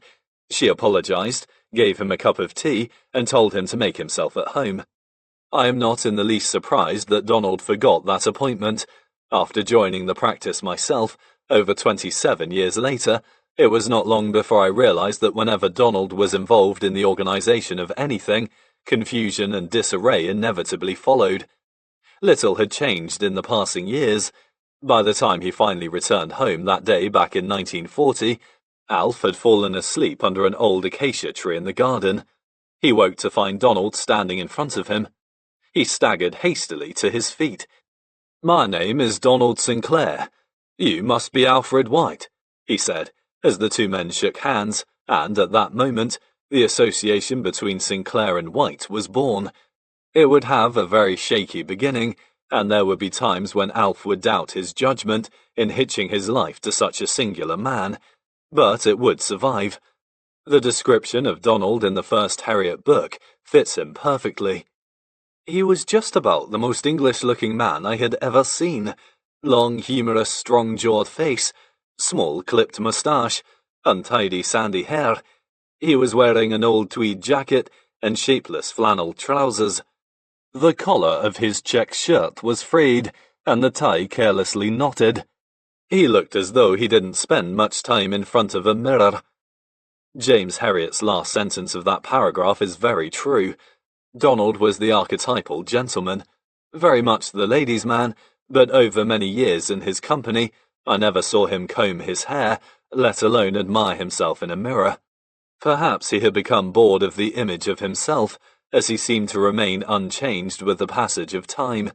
Alf said once, describing his partner, "When Donald was 30, he looked 50, and when he was 70, he looked 50. Donald exuded charm. Everyone liked him, but he was also a most erratic and unpredictable man. Eccentric is almost too mild a term to describe him, but, above all, he was a warm, humorous, and interesting person. As Siegfried, he would be the pivotal character in the Herriot books, and a heaven-sent personality around which Alf was to set so many of his stories. Many people believe that the character of Siegfried was grossly exaggerated in the books. Surely he was not really like that, is a question that has been put to me many times. You are right, is my usual reply. He was not like that at all. His character was considerably toned down. This opinion was shared by those who knew him best, specifically the Yorkshire farmers who observed him for years, hurtling impatiently into and out of their farmyards. "By Gor, your dad's got old Sinclair right in them books," was something I heard more than once during the early years of my father's literary success. There was never a man quite like Donald Sinclair, and no one knew him better, or portrayed him more vividly, than that great observer of human character, James Alfred White. Alf first observed Donald's impulsive nature during the course of that interview in 1940. Donald suggested they should go to see a few of the farms in the practice. He allowed Alf about 2 seconds to get into the car before hurtling off down the road. The two men roared round the country roads at breakneck speed, while Alf concentrated on maintaining his composure in a seat that moved freely backwards and forwards on the floor of the car. They were accompanied on this hair-raising ride by 6 dogs, who seemed to enjoy every minute of it. It was not only the speed that alarmed Alf as they shot round the practice. Donald had a rather unorthodox method of holding the steering wheel, steering with his elbows while his chin remained cupped in his hands. This disturbing habit, which he maintained until his old age, was one that was observed with disbelief by many more rigid passengers. Alf soon realized that he was in the company of a man very different from the average human being, and he was to receive another surprise when, after a lightning tour of the surgery premises at Kirkgate, Donald offered him the job. There had been other applicants, but this impulsive man, who had taken an instant liking to the young vet, did not wish to waste any time. Not only was he about to join the Royal Air Force himself, but his then assistant, a young man called Eric Parker, had informed Donald that he, too, would soon be leaving the practice to join the Air Force. Donald, who urgently wanted someone to run his practice while he was away, warned Alf that it would be hard work as he would be running the business single-handed for an indeterminate length of time. His head reeling, Alf thanked him and returned to Sunderland to ponder his future. Events had moved so fast he could hardly believe his luck. He had been offered a job while hundreds of other hopeful applicants were being turned down all over the country. But what would the future hold for him in Thirsk? Donald Sinclair was quite obviously an extraordinary man, and he had only had a glimpse of the practice on the whirlwind tour. An unknown world with a different way of life lay before him. But there was one aspect of Donald's offer that he knew he could not refuse. In those difficult days for young veterinary surgeons, the acquisition of some job security was, for most of them, little more than a dream. Alf was, astonishingly, offered a salaried partnership before he had even accepted the job. Rather than receiving a salary while Donald was away in the Royal Air Force, Alf would receive 5/8 of the profits of the practice, helping himself to any cash that he could generate in the course of his work. After Donald's return, Alf was promised a salary of 4 guineas per week, in addition to a share in the profits made while doing extra work for the Ministry of Agriculture. Alf knew he would have a busy time ahead if he accepted. As well as doing the work of 2 men while Donald was away, he would also be balancing the books and running the Kirkgate premises. But it all added up to a tempting financial carrot for a penniless young man. Money, however, was not everything. Alf knew he wanted to work in an environment that he could enjoy, and his first glimpse of Yorkshire had been an eye-opener. Instead of a drab industrial landscape, he had seen rich green fields and attractive little villages nestling at the foot of the Hambleton Hills. The thought of working in such pleasant surroundings appealed to him. Thirsk, with its collection of uneven buildings clustered around the cobbled marketplace, had an atmosphere of friendliness and charm. It was in marked contrast to the grey, windswept streets of Sunderland. The unusual character of his prospective employer did not mar these positive thoughts. Donald Sinclair may have been a little eccentric in his behaviour, but Alf had instinctively liked him from the moment they had first shaken hands. He had an honest and open face, together with a sharp sense of humour and an appealing personality. The dearth of available jobs in 1940 decreed that Alf needed to make his mind up quickly, and he did. He informed McDowell of Donald's offer and then wrote immediately to Donald, advising him that he would accept the job. Mac was sorry to lose his young colleague, but he knew that Alf would not have stayed in Sunderland for long. He understood why the ambitious young man had been looking for a permanent post, with better prospects than he could ever offer him. Alf travelled down to Yorkshire with his meagre belongings, arriving in Thirsk on the 18th of July 1940, and took up residence in one of the upstairs rooms of 23 Kirkgate. After spending a few days travelling round the practice with Donald and Eric Parker to acquaint himself with the area, he signed his contract as a salaried partner on the 24th of July and began work 2 days later. As he set off on his rounds on that July day, little did he know that many years later he would turn Donald Sinclair's business at 23 Kirkgate into the most famous veterinary practice in the world. Chapter 8. In the early years of his literary success as James Herriot, Alf White wrapped a cloak of secrecy around the true location of Darrowby, revealing to no one the identity of the people on whom his characters were based. His portrayal of Darrowby was deliberately altered and is described in the books as being in the High Dales country, surrounded by wild fells and green valleys, with dry stone walls snaking down towards the little town. His efforts to insulate himself, his friends, and this area of Yorkshire from the explosion of publicity in the early 1970s were not very successful. It was not long before the media publicity had revealed that he lived in Thirsk, and it was his experiences in the Yorkshire market town that provided the greater part of the material for his books. The vast majority of the incidents recounted within the stories happened in and around Thirsk, not in the Yorkshire Dales, over 20 miles away. Thirsk was Darrowby, and Alfred White, despite his enormous love for that area, could never be described as a Dales veterinary surgeon. A postcard from Thirsk, sent by Alf to his parents on the day he arrived there in July 1940, shows that the town has not really changed a great deal in appearance over the years. There is a refreshing absence of motor vehicles in the old picture, but the unevenly roofed buildings surrounding the cobbled marketplace are very familiar.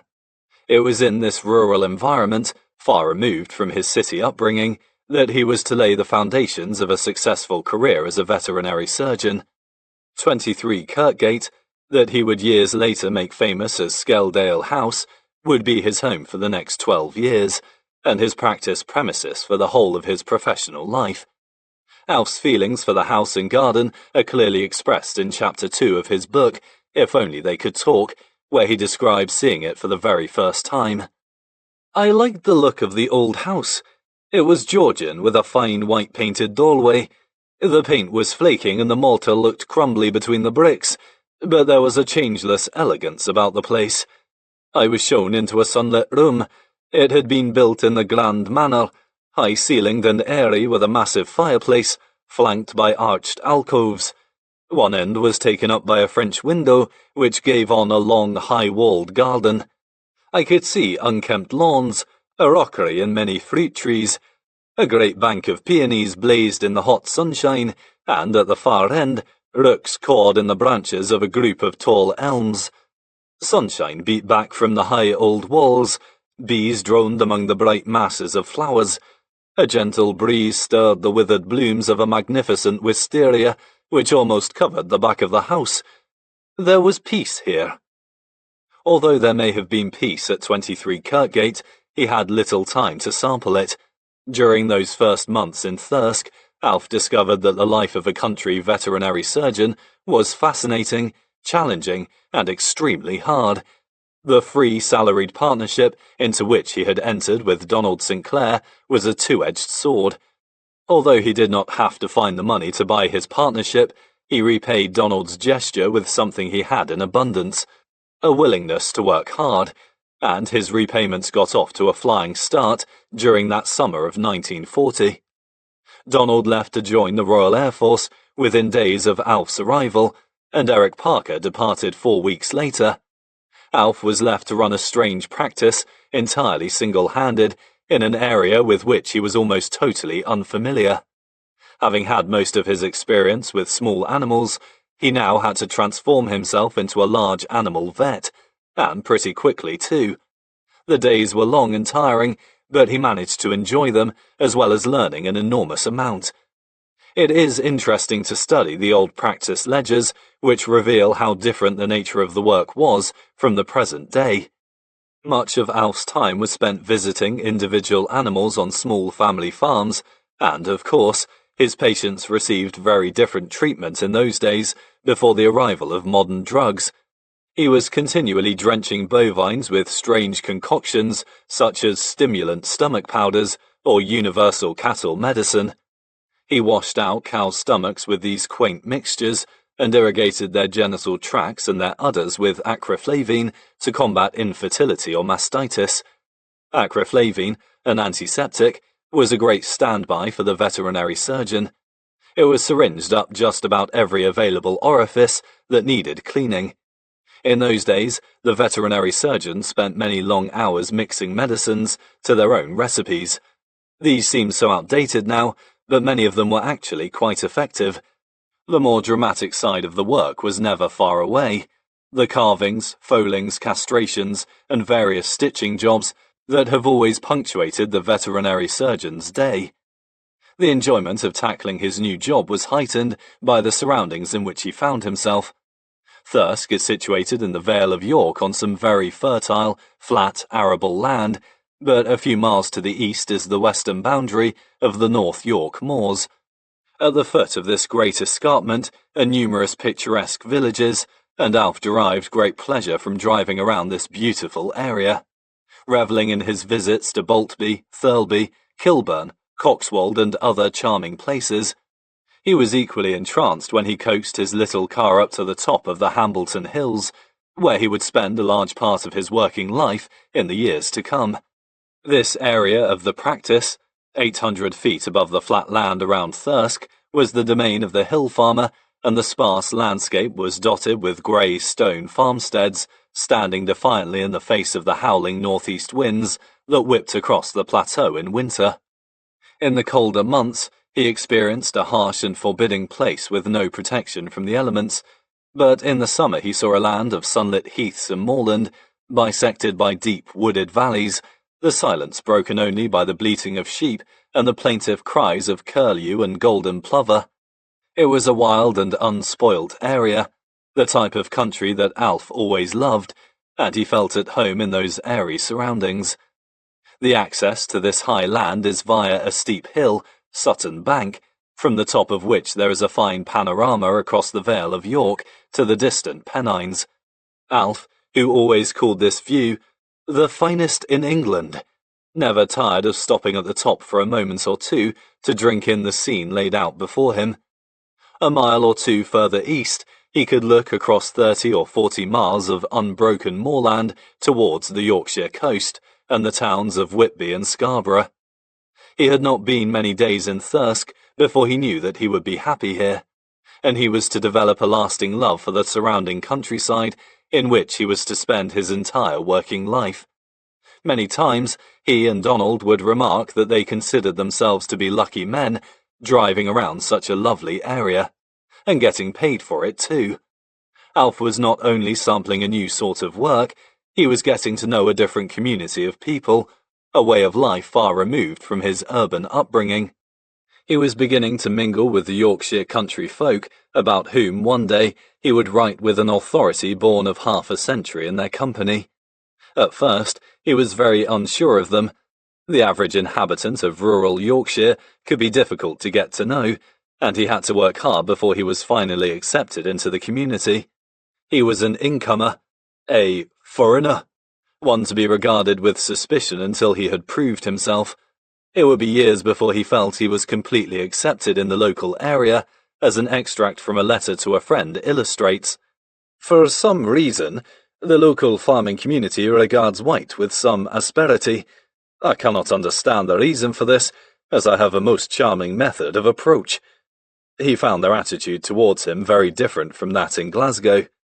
In the big city, everyone aired their opinions openly, while in Yorkshire, people kept their feelings to themselves.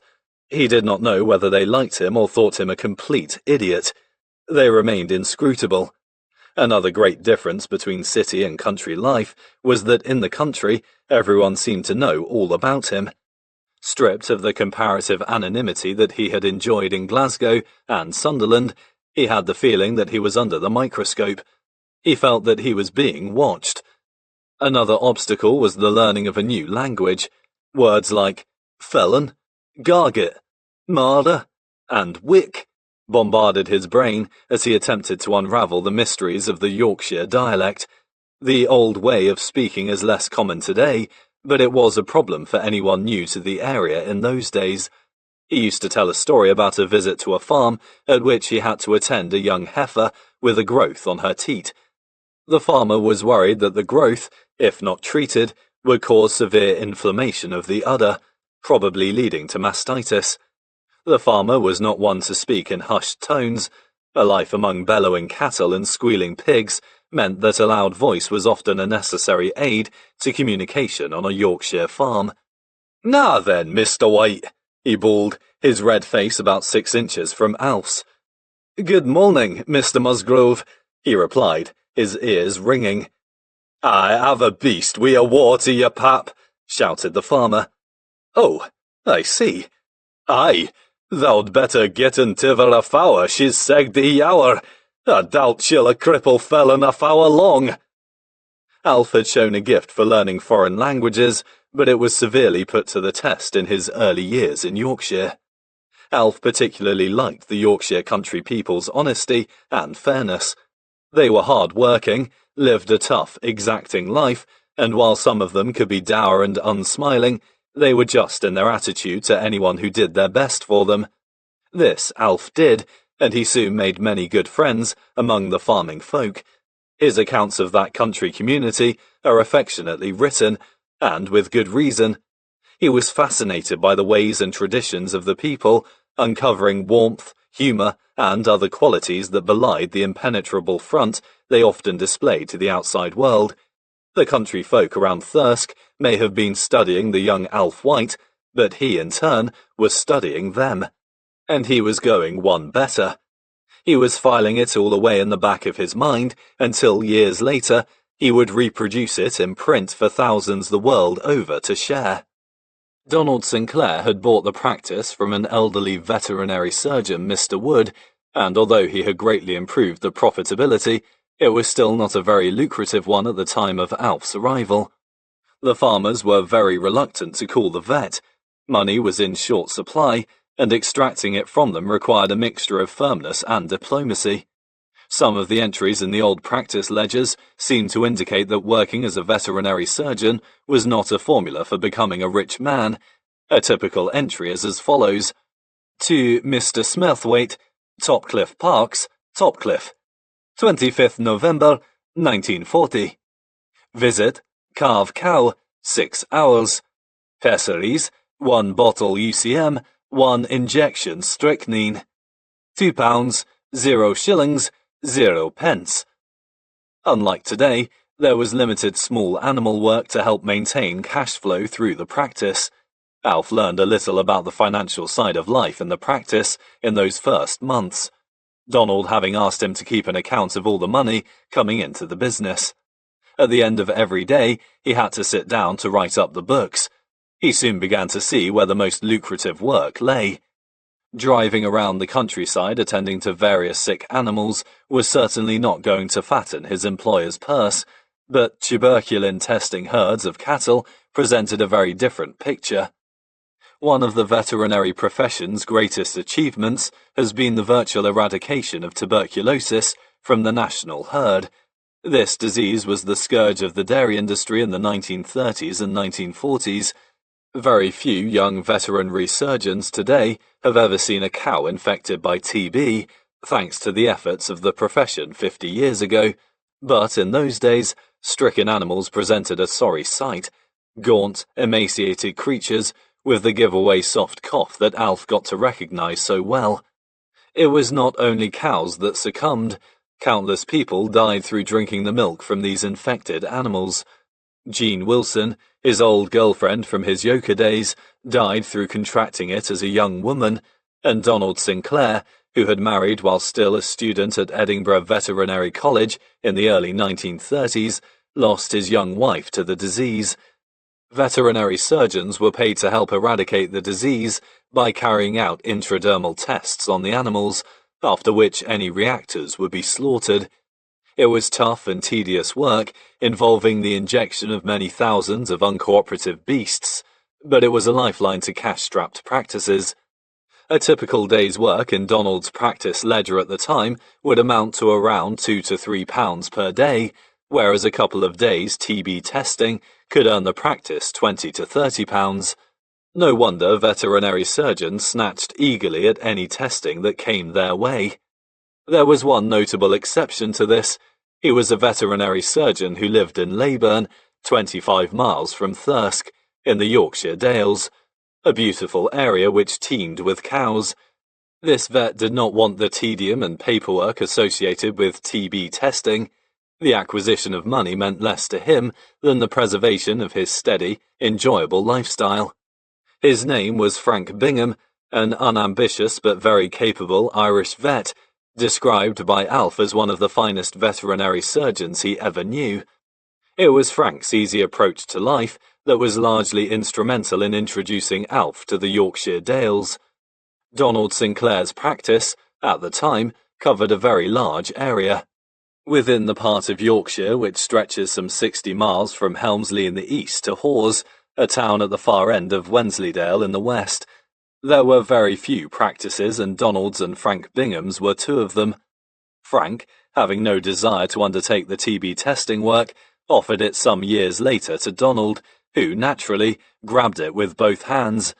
They entered into a tenuous partnership, one which for a few years was known as Bingham, Sinclair and White.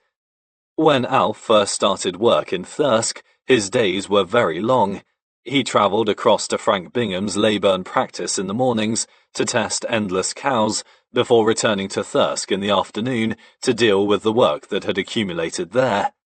He covered vast distances, but in doing so he had a wonderful introduction to the Dales, an area that was a revelation to him the first time he set eyes upon it. He was totally captivated by the wild, majestic fells sweeping down to the green valleys, with the stone walls winding down from the high tops to the sturdy grey villages and farmsteads. He loved the sweet, clean air punctuated with the sounds of birds, curlew, lapwing, skylark and grouse. It is no surprise that many years later he would set his books in the Dales. He would see many beautiful places in his lifetime, but there was nowhere he would love more than the Yorkshire Dales. Another bonus resulting from this arduous regime was that he became well acquainted with Frank Bingham.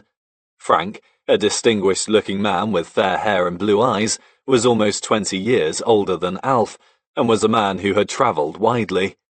He had been a Mountie in Canada and had spent time in Australia riding the rabbit fences, enduring many long hours in the saddle, with the result that he was an artist when it came to dealing with horses. This elegant and soft-spoken man was someone to whom Alf White took an immediate liking. He and his Swiss wife Emmy enriched his first years in the Dales with their wonderful kindness and hospitality. Alf was always hungry in those days. He would set out from Thirsk in his basic little car, with just a pack of cheese sandwiches to last him the whole day. But there was more than cheese waiting for him whenever he walked into the Bingham's house in Leyburn. Emmy was a magnificent cook, and she fed him like a king. Delectable stews, apple pies and cakes passed his willing lips, while Frank would sit back and talk quietly, as though there were all the time in the world. Frank, who went about his work calmly and methodically, was one who would never be hurried. His great saying was, "Always set your stall out first," and he would never embark upon any job unless he was thoroughly prepared. To a young, eager-to-learn veterinary surgeon like Alf White, he was a joy to watch. Some of the principles to which he adhered in his work, great care combined with scrupulous cleanliness, are just as valid today as they were 50 or more years ago. Alf used to be amused when he saw Frank boil up his instruments and wrap them in clean brown paper before every operation. But he noticed that Frank's surgical wounds always healed rapidly and cleanly. He was a real horseman who could rope and throw wild colts with effortless ease, and on one remarkable occasion, Alf watched fascinated as Frank cast an unbroken young horse with one hand while rolling a cigarette with the other. He was equally at home when dealing with cows. One of the most daunting challenges to a veterinary surgeon is the replacement of a prolapsed uterus in the bovine. This involves the returning of an enormous pink mass of tissue through the vagina, a task rather like trying to stuff a large cushion up a drainpipe. It can be a demoralizing and exhausting job. Frank, as usual, made little of such a challenge, and young Alf White watched in amazement on a Dales farm one day as he covered the huge mass with sugar before rolling the cow onto a small stool to stop her straining the uterus back out. The sugar sucked the moisture out of the tissues, reducing it to a fraction of its size, while Frank gently replaced it, a freshly rolled cigarette dangling from his lips as he worked. As the young vet watched, he reflected that such things are not taught at veterinary college. They are acquired over years of experience. Frank Bingham appears in the third of James Herriot's books, Let Sleeping Vets Lie, under the name of Ewan Ross, and the admiration Alf felt for the man shows clearly in his writing. Perhaps not everyone shared his opinion, however. Frank was regarded by most as a fine veterinary surgeon when he made himself available. Frank Bingham had a problem common to many veterinary surgeons of the day. He liked to drink, and he liked more than one. Numerous are the tales of his long sessions in the inns and public houses of the Yorkshire Dales, sessions that could last for days. Frank worked only when he felt like it, and once he was comfortably seated beside a warm fire with a drink in his hand, it was a persuasive man who could winkle him out. As many of the Dales folk were from strict Methodist families, such drinking habits may well have been frowned upon. But it was not this aspect of his character that Alf remembered. The warm friendship that this easygoing and charming man had extended to him ensured that Alf's early days in the Yorkshire Dales were ones that he would always recall with happiness and nostalgia. I hardly remember Frank Bingham, since I was only 8 years old at the time of his death in 1951, but I do have a recollection of a visit to a cafe in the Dales shortly after he died. The waitress was none other than Emmy Bingham, who was working there to earn a little extra money.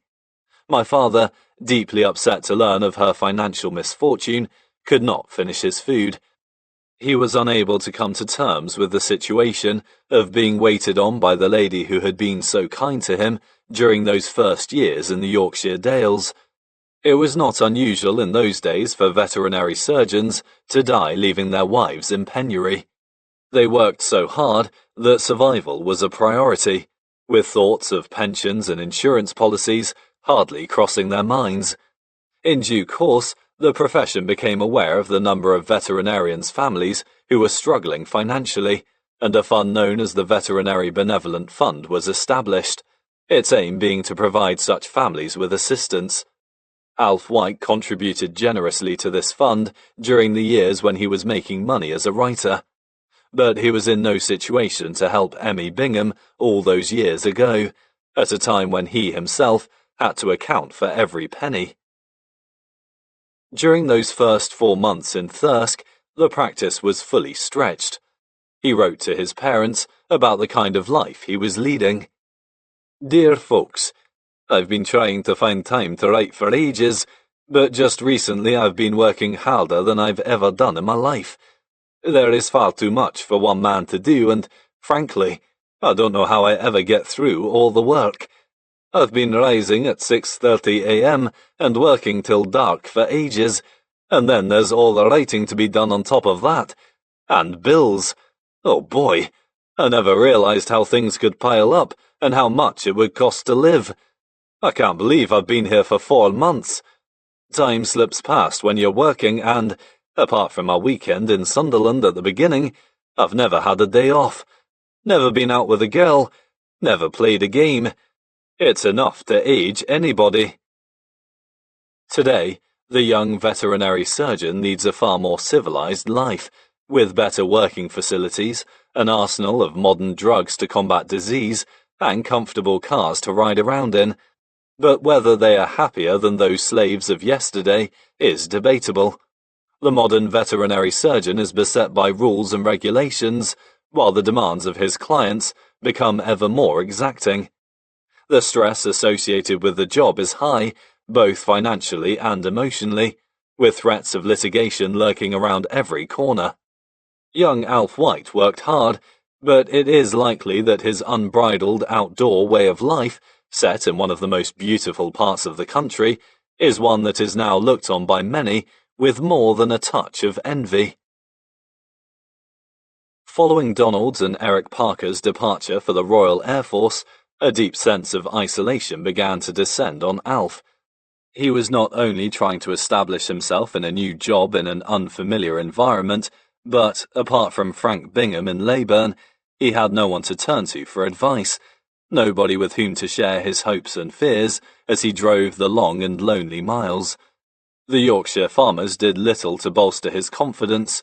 Many had developed a great deal of faith in Donald and Eric, and few could conceal their disappointment upon beholding the unknown and inexperienced vet driving onto their farms. Never had Alf felt the need of moral support as fervently as he did during those first few weeks in Yorkshire. It was not long before he did something about it. He suspected that his friend Eddie Strayton, having recently qualified, may not have got a job. He was right. Eddie was desperate to find some work, and when Alf offered him the chance to join him in Thirsk, the young man leapt at the opportunity. Alf could not pay him, but he would put a roof over his head and feed him, in return for which Eddie would be able to gain some practical experience while helping Alf in his everyday work. Eddie was doubly grateful, as he knew, when applying for jobs elsewhere, that to be able to say that he had some weeks working in practice would stand him in good stead. Eddie was a great help to Alf in more ways than one. Not only was he good company during the long drives up into the wildest reaches of the Dales, but he was an able assistant. He was put to work early almost every morning, as the old Ford car often needed a good push before it could be persuaded to start. But it was up on the Bleak Hill farms, helping to catch the animals, that Eddie came into his own. The TB testing was tough work, as the two young vets were thrown about by rough, hairy cattle who had no intention of making the job any easier. Eddie was not a big man, but he was strong and fearless, and Alf had abiding memories of the small figure with the jet-black hair bobbing around in a throng of angry, steaming cows and being hurled around like a cork on the ocean. Once Eddie had his fingers in a beast's nose, he hung on like a terrier. Many years later, Eddie Strayton would reminisce about the time he spent working with his old college friend in the hills and dales of Yorkshire. He went so far as to say that they were among the happiest weeks of his life, hard and penniless, but carefree and full of fine memories. As well as the TB testing in the Dales, the practice at Thirsk was always busy, and it was here one evening that Alf and Eddie received a lesson in the up and down fortunes of the veterinary surgeon's life that they were never to forget. They were called to a carving at Nayton, a village near Thirsk, and arrived full of enthusiasm. A carving is a dramatic event, with success boosting a new veterinary surgeon's reputation. On the other hand, should things turn out badly, the vet could have a mountain to climb re-establishing his image. Alf stripped to the waist and inserted his arm into the cow. His confidence drained away within seconds. He could feel only a large mass of hair and bone. There were no legs, no feet, and no head. Was this a calf? What else could it be? He explored the mysterious depths of the cow, trying desperately to find something that was familiar. But there was only the huge hairy ball of tissue lodged firmly within the pelvis of the cow. He grappled with the nameless lump for a while longer before turning to his friend. "Edward, would you care to feel this for me?" "Certainly, Alf," replied Eddie, stepping forward confidently. Alf's expectations of a successful carving began to sink even lower as he watched the wriggling figure behind the cow, the face set in grim determination. Eddie, too, was obviously finding this a challenge. He eventually withdrew his arm and spoke. "I think you had better have another feel, Alf," he said. "It is a rather strange case." Alf resumed the struggle, his mind in a turmoil. Whatever this thing was, it was not going to come out. These were the days before caesarean section was an option. The calf, or whatever else it might be, had to be extracted out of the passage that nature intended. There was no other route. What was he to do? An important quality of a good veterinary surgeon is the ability to make a firm decision. It is of little use procrastinating in periods of crisis. He had to do something, and he did. He turned to the farmer and said in as steady a voice as he could muster, "I am afraid that what we have here is the uncarvable cow. It could kill her to take this huge calf out of her, but if you slaughter her as quickly as possible, she will dress out well, and you should receive a reasonable price for her carcass." Such confidently spoken words belied his inwardly seething emotions. The farmer was staring blankly at Alf when suddenly a voice broke the oppressive silence in the gloomy cow byre. "I'll have a go." Another man had silently drifted in to observe the proceedings, a heavy-set, lugubrious individual who had been observing the contortions of the two young men with apparent indifference. The farmer seemed agreeable, and Eddie and Alf were in no position to argue. The man rolled up his sleeves, took out an old knife and, with it carefully covered by his hand, inserted his arm in the cow's vagina and set to work. To the two young vets, the next hour or so seemed like days, as this man produced a decomposing calf bit by bit out of the cow, until finally the result of his labours lay in shreds on the cow byre floor, relieving the exhausted cow of her unwanted burden. He had succeeded where the veterinary surgeons had failed. Eddie and Alf muttered their thanks before slinking out of the byre and rattling off down the country road back to Thirsk. The shame was overwhelming. They were so demoralized that nothing was said for a long time, but eventually Eddie broke the silence with a remark that my father would never forget. "The ruin of two promising careers, Alf," he said, staring gloomily out of the old cracked windscreen. "Aye, Eddie, you're probably right," he replied. "News travels fast round here, especially bad news. Oh, they're going to love this. The farmer had to do the vet's job. They'll be shouting it from the rooftops. This'll be all over Yorkshire by tomorrow." The following few days were misery as they waited for some reaction from the farming community. But there was none.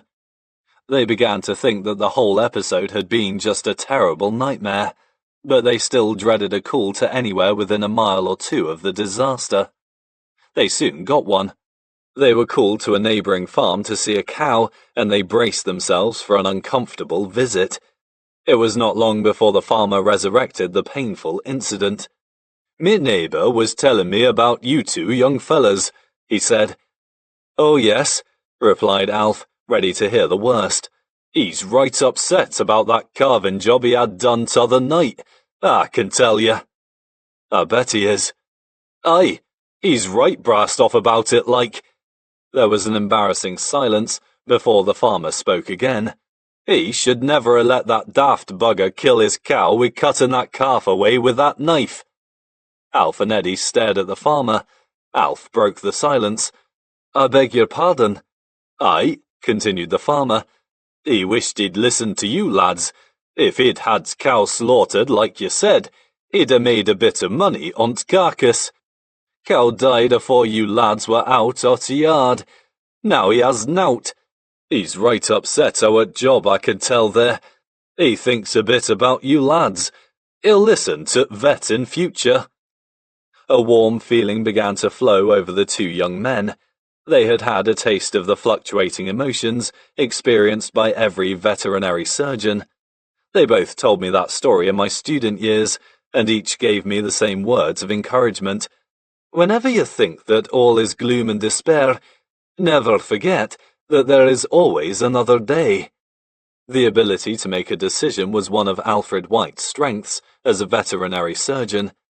He made the right decision in that cowshed all those years ago, and he would continue to make many more throughout his professional life. In November 1940, Sinclair and White were reunited. Donald suddenly returned from the Royal Air Force, which meant that Eddie had to leave, but before he did, Alf wrote on his behalf letters of application for various jobs that were advertised. Even way back in those early years, Eddie was grateful for his friend's flair as a writer of letters. He was offered a job in Cologne very soon afterwards. Eddie Strayton was immensely grateful, and the opportunity to repay his friend's generosity would, in fact, arise more than 20 years later. Although Donald had, in fact, been thrown out of the Royal Air Force, he had half expected it. In order to join, he had lied about his age, but it was his less than satisfactory reflexes while undergoing flying instruction that had been his undoing. When the authorities discovered he was approaching 30, they reviewed his case and decided to send him home. The fact that he was a veterinary surgeon, a profession regarded as a reserved occupation, had done little to help his cause. His response to this rejection was to attack the work and the practice like a man possessed. It was as well that he was in this mood as the practice was becoming busier by the day, with both men working flat out. Some help, however, was soon to be on the way. Eddie Strayton's father had a car for sale, which Donald decided to buy. He turned to Alf one day. "Alfred, I want you to go up to Glasgow to get that car. While you are there, take a day or two off to see your mother and father, and, on the way back, will you pick up my brother from the Veterinary College and bring him here for the Christmas vacation? The young bugger is in his 3rd year now, and has probably failed his exams again. God help him if he has." Alf White was about to meet Brian Sinclair, a man who would become a dear and lifelong friend. The man he would immortalize many years later as Tristan Farnan was about to enter into the life of Alfred White. Chapter 9. Brian Sinclair strode into Alf White's life like a breath of fresh air. Photographs taken of him in the 1940s reveal a lively, humorous face, one that must have been a great tonic to the overworked and poverty-stricken young vet. Alf had been in Thirsk only a few months, but already he was beginning to feel like a veteran. Brian's arrival added a refreshing twist to his daily routine. Brian was not at all like his elder brother in appearance. He was shorter and plumper, with an oval face that looked as though it was about to crack with laughter at any moment. This open and honest face portrayed the true character of the man behind it. Brian Sinclair spent a large proportion of his life laughing, and Alf would spend many an hour laughing with him. The descriptions of Brian and his escapades in the early James Herriot books give a vivid account of life in 23 Kirkgate at that time. Alf, Donald and Brian, when he was on vacation from Veterinary College, all lived together in the Kirkgate house, placing Alf in the company of two of the richest characters he had ever met. The ongoing love-hate relationship between the brothers would provide wonderful material for his books, with the antics of the pair of them figuring prominently in the early volumes. It was all the funnier as Donald very rarely saw the amusing side of the tense exchanges between himself and Brian, and with good reason. He felt a responsibility towards the welfare of his younger brother. This included the funding of his education, but Brian was not the world's most diligent student. He failed his exams regularly, leaving Donald severely out of pocket. The explosive and, in many cases, justified blasts at Brian from his frustrated brother are accurately chronicled in the early Herriot books. When Alf was writing his first book in the 1960s, he consulted with Brian at length to ensure that these incidents were authentically reproduced. A draft typescript of the first book, If Only They Could Talk, contained several inserts and rough scribblings on many of the pages, one chapter of which caught my eye. It was the one describing the episode when Tristan wrecked his brother's car, despite dire warnings to be careful from Siegfried, who was prostrate in bed with flu. Tristan eventually summoned up the courage to explain to Siegfried that his beloved Bentley had had a minor accident, resulting in a smashed wing and the complete absence of two of its doors. There was a terrible silence while the elder brother absorbed the bad tidings. Suddenly, and with a superhuman effort, he sat bolt upright and screamed wildly into Tristan's face, before collapsing back exhausted on the bed. On the relevant page of this manuscript, Brian's unmistakable scrawl is next to my father's description of the incident. It reads, "He said, 'You bloody fool! You're sacked!'" When Brian returned from Glasgow on that day in December 1940, to break the news to his brother that he had failed pathology and only done all right in parasitology, he received the verbal battering from Donald that he was expecting. Brian's fun-loving and carefree approach to life continued unabated, despite suffering considerable discomfort while under the lash from Donald, who treated him at times with complete disdain. Alf remembered seeing a curt message on the mantelpiece once that simply read, "Brian, go home. Donald." On another occasion, Alf and Brian walked into the kitchen one morning where Donald was frying 3 eggs for breakfast. He turned casually to his brother with the words, "Your egg's broken." Shortly after meeting Brian Sinclair for the first time, Alf began to wonder what his contribution would be towards the running of the practice. Donald, who tried repeatedly and unsuccessfully to instill the work ethic into his young brother, took it out on Brian by giving him all the worst deals that were going. It soon became clear that he was a factotum, somebody who was supposed to dispense and deliver medicines, wash the cars, dig the garden, answer the phone, keep the books and even, in an emergency, go to a case. At least, this was how Donald saw his function, but Brian had other ideas. He devoted his whole time to enjoying himself, regarding all kinds of physical activity with abhorrence. In fact, his whole life seemed to be geared to the cause of doing as little as possible. This he largely achieved, spending many long and happy hours sitting in a chair doing crosswords, smoking interminable numbers of woodbines, or simply snoozing peacefully. He was rousted into activity by his brother on occasion, But by and large, Brian had a pretty easy time in the old house. When not reclining in his favourite chair, he could be found conversing effortlessly in the local public houses, or carrying out practical jokes on anyone who was unfortunate enough to be in the vicinity at the time.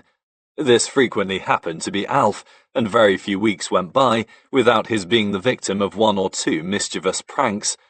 Brian, who could imitate a wide range of different voices, frequently brought beads of perspiration to Alf's brow as he mimicked farmers calling him out to horrendous cases, always, of course, on a dark and filthy night. Alf never forgot the classic call from a farmer with the rough Yorkshire voice growling down the phone. "Is that Veterinary? This is Keel, Hesketh Grange. I have a big oss as wants stitching up. Cut itself right bad on's back leg. He's a nasty devil and all." Brian allowed Alf to sweat a while before laughing, revealing his true identity. Many times, Alf would attempt to turn the tables on Brian.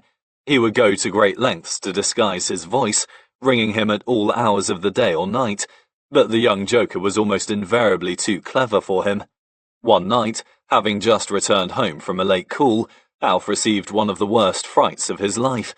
There was a bright moon shining into his bedroom and, as he started to undress, he saw, to his horror, the naked figure of a man silhouetted against the window. The moonlight shining behind the apparition added to the terrifying effect. "Who in God's name is that?" he croaked, his heart thumping wildly. The figure took an eternity to reply. Eventually, there was a sinister and sepulchral response.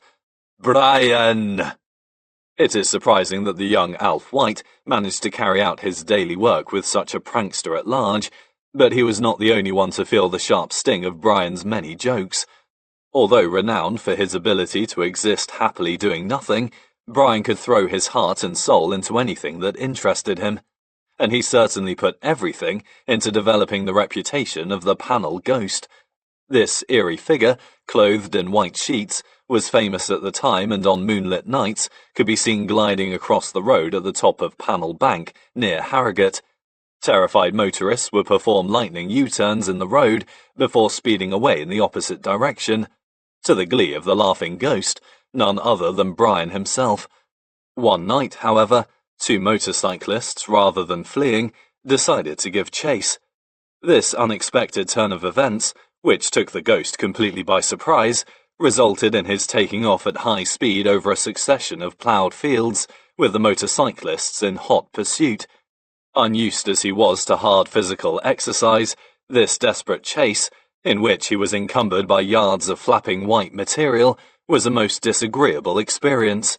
He made his escape by hiding in a huge drainage pipe that stank of tomcats, and it was while he was laying trembling in his refuge, with an icy wind screaming down the pipe, that he came to a firm decision. The panel ghost would be seen no more. One of the chapters in Let Sleeping Vets Lie is about the rain's ghost, and is based on this incident. Brian had a repertoire of party tricks which, when in the mood, he would perform with wild abandon. His favourite was the Mad Conductor, also well described in one of the Herriot books, but another, that was not so well known but equally dramatic, was his imitation of Donald drinking the universal cattle medicine. Alf would often recall this incident as a prime example of the erratic behaviour of his senior partner. When returning late from a call one evening, Alf was walking down the long garden behind 23 Kirkgate. It was very dark, the rain was pouring down, and he was just about to enter the house when he heard a soft rustling from the bed of nasturtiums at the side of the path. On closer inspection, he saw in the dim light what appeared to be a pile of sacking. As he tentatively poked it with his shoe, the shadowy mass twitched and groaned. Something, or someone, was deep in the flower bed. "Who on earth is that?" he asked, peering down at the shapeless heap. There was a moment of silence save for the drumming of the rain. There then followed another groan as the mysterious form began to writhe in the darkness. At this point, the door burst open and Brian appeared. "Thank goodness you're back, Alf," he said. "Give me a hand and let's get him inside." "Who?" "Donald." "Donald? The mysterious heap was none other than his senior partner. "What the devil is wrong with him?" he asked. "He sounds as though he is dying." "He deserves to," went on Brian. "He has just swigged about half a bottle of universal cattle medicine." Brian was laughing, but Alf was more than a little alarmed. He could hardly believe his ears. Universal cattle medicine, UCM, was a savage concoction that was used to combat a wide range of bovine diseases and supposedly had stimulant properties. It consisted, among other things, of arsenic and ammonia, with the dose for a large cow about 2 dessert spoonfuls. It was a brave man who sniffed the top of the bottle, let alone sampled its contents. Cows, on being drenched with this mixture, coughed and spluttered for several minutes, but it seemed to work in many cases. This venerable liquid was indicated to be for the treatment of coughs, chills, scours, pneumonia, milk fever, garget, and all forms of indigestion. Whenever the veterinary surgeon was mystified by a case, there was always good old UCM to fall back on. The early practice ledgers are full of references to it. Sinclair and White sold gallons of the stuff. It was a stimulant without doubt, and it had certainly stimulated Donald Sinclair. The two men carted him inside and laid him on the sofa in the living room. Brian then gave Alf an account of what had happened.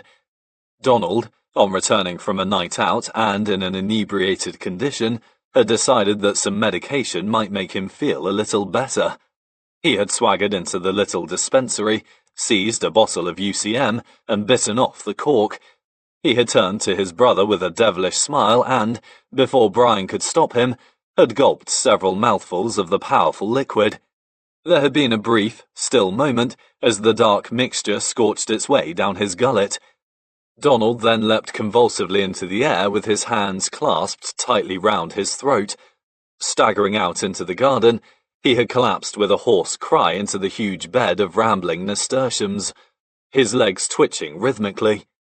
It was after the jerking body had become still that Brian had decided to run inside to call the doctor. Donald happily recovered, but Brian made the most of this incident, with his graphic imitation of his brother drinking the UCM becoming an integral part of his repertoire. Many customers in the drinking establishments of Thirsk were to observe the spasmodically twitching figure with the goggling eyes. Needless to say, these dramatic performances were never to be seen by his elder brother. One old farmer said to Alf many years later, I've seen young Sinclair doing one of his turns. He ended up lying on floor at Golden Fleece fickin'." This was an old Yorkshire term for twitching, and indeed, most of Brian's party pieces resulted in a prostrate figure convulsing its way around the floor. Another demonstration, one which Alf found most unnerving, was Brian's maniac laugh.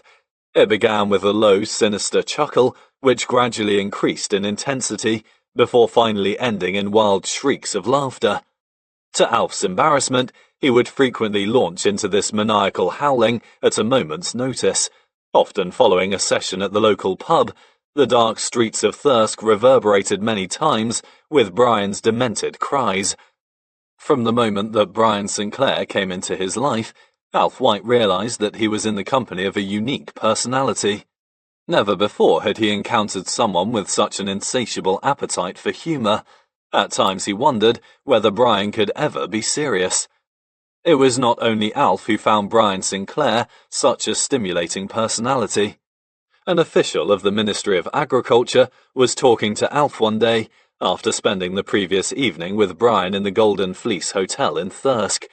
"What a delightful man that young Sinclair is," he said. He paused a while, as though reflecting upon that evening's activities.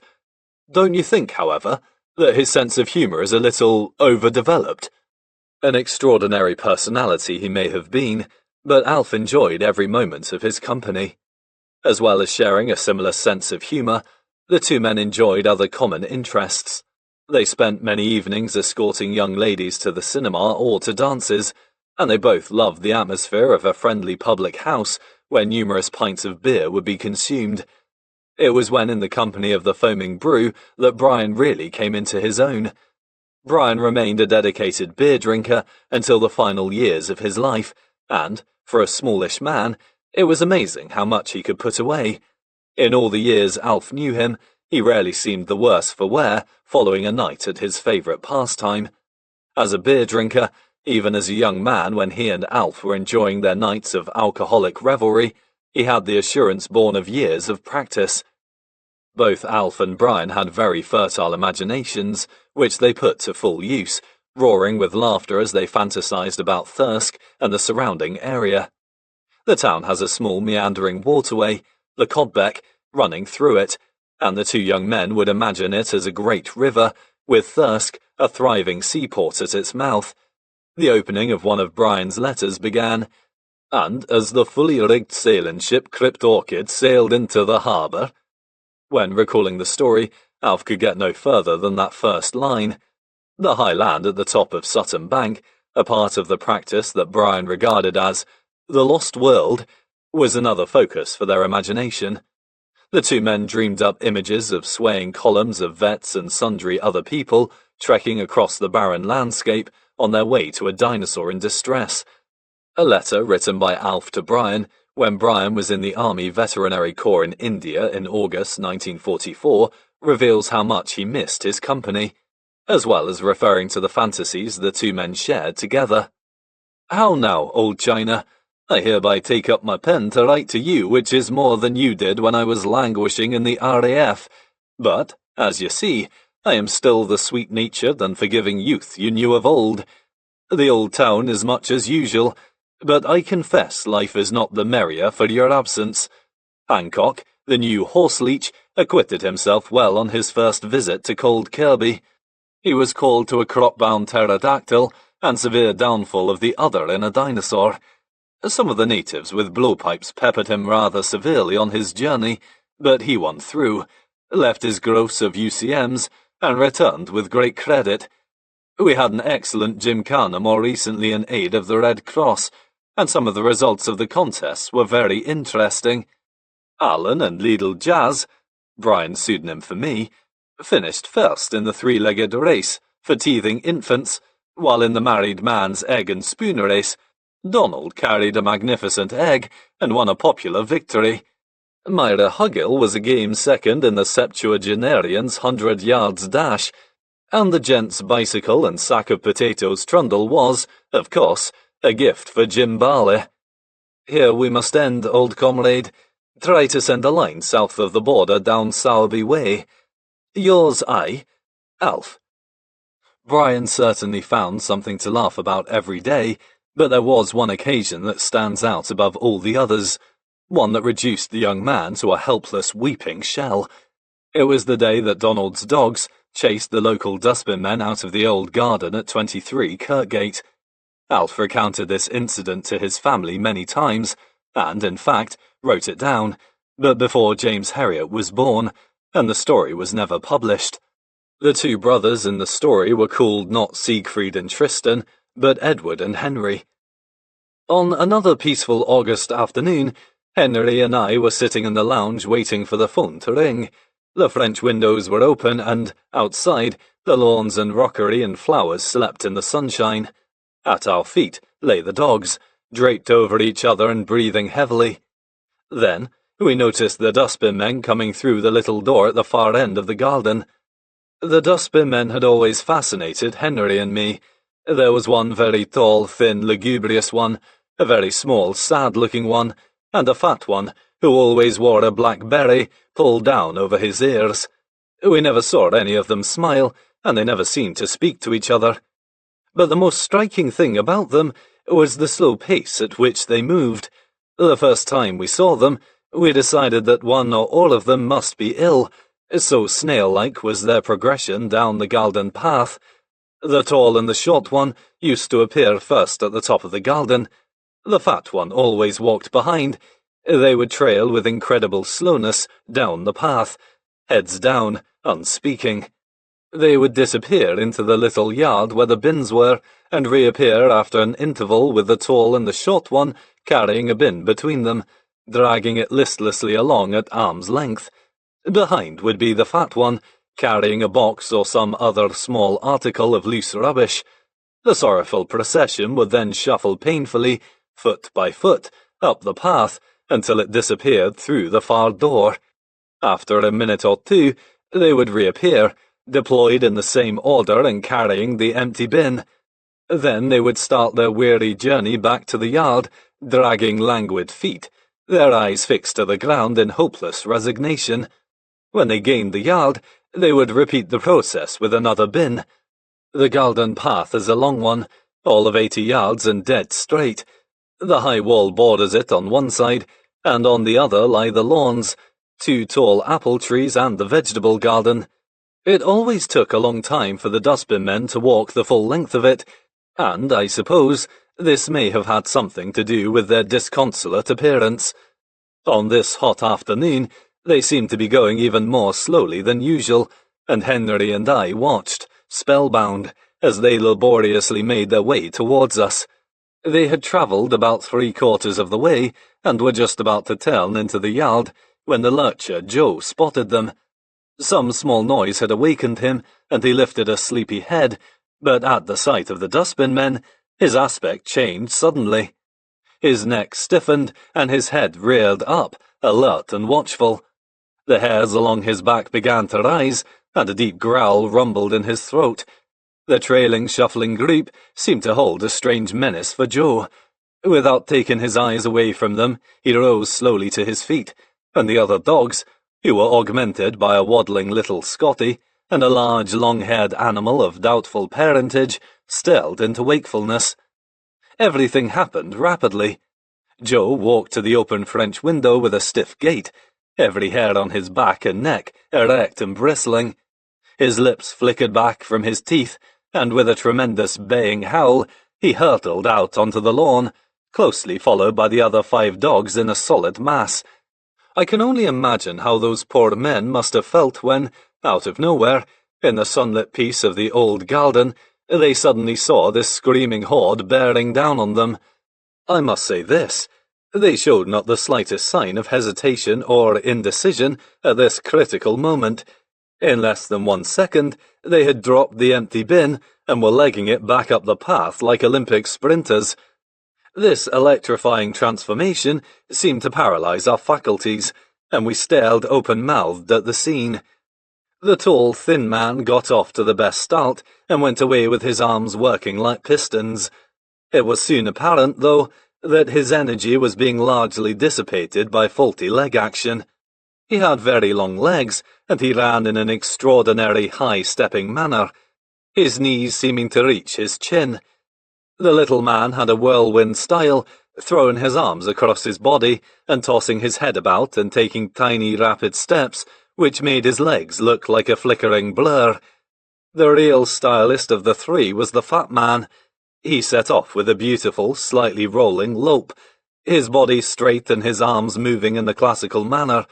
His pace over the first 20 yards was a revelation, but he was obviously lacking in stamina, and, his action becoming laboured, he began to fall behind.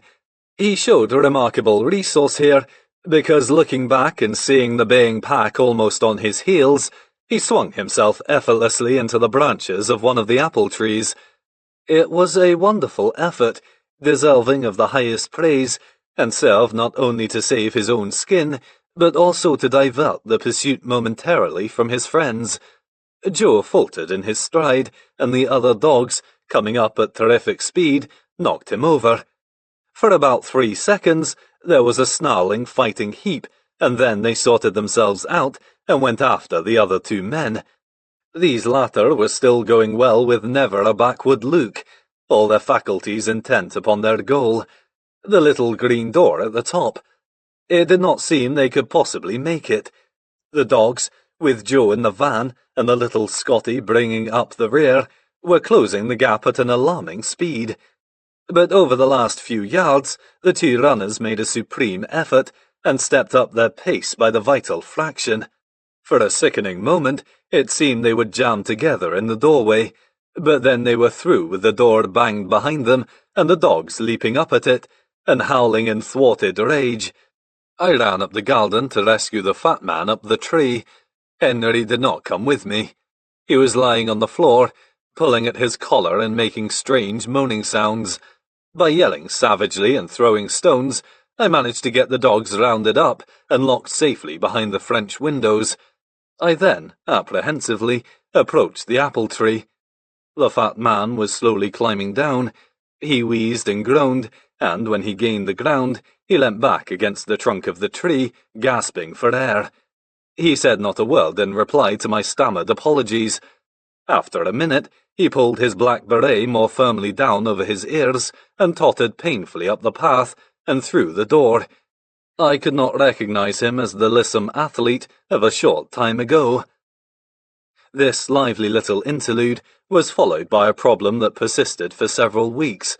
The dustbin men, not surprisingly, had no desire to revisit the old garden, and the refuse in the backyard soon assumed mountainous proportions. Donald eventually solved the dilemma by firmly pressing a pound note into one of the dustbin men's hands outside the Black Bull in Thirsk, with the assurance that his pack of dogs would be kept under firm control in future. Brian Sinclair visited Thirsk not only during his vacations from Veterinary College, but whenever the practice became impossibly busy. He would then secure leave to come to Thirsk, where he would help by going on farm visits, making up medicines, acting as a receptionist, or assisting with any other tasks Donald set him. This rather elastic arrangement with the Veterinary College contributed to Brian taking over 10 years to pass his examinations. He had, in fact, begun his veterinary education at the Royal Dick Veterinary College in Edinburgh when he was 17, but repeated failures in his examinations resulted in the college suggesting to Donald that his brother should carry on his studies at an alternative centre of learning. He moved to Glasgow Veterinary College for just 1 year, where he was thrown out of the terrifying Professor Emsley's class for laughing, something that was completely beyond Alf's comprehension, before Donald, now at his wits' end, returned him to Edinburgh.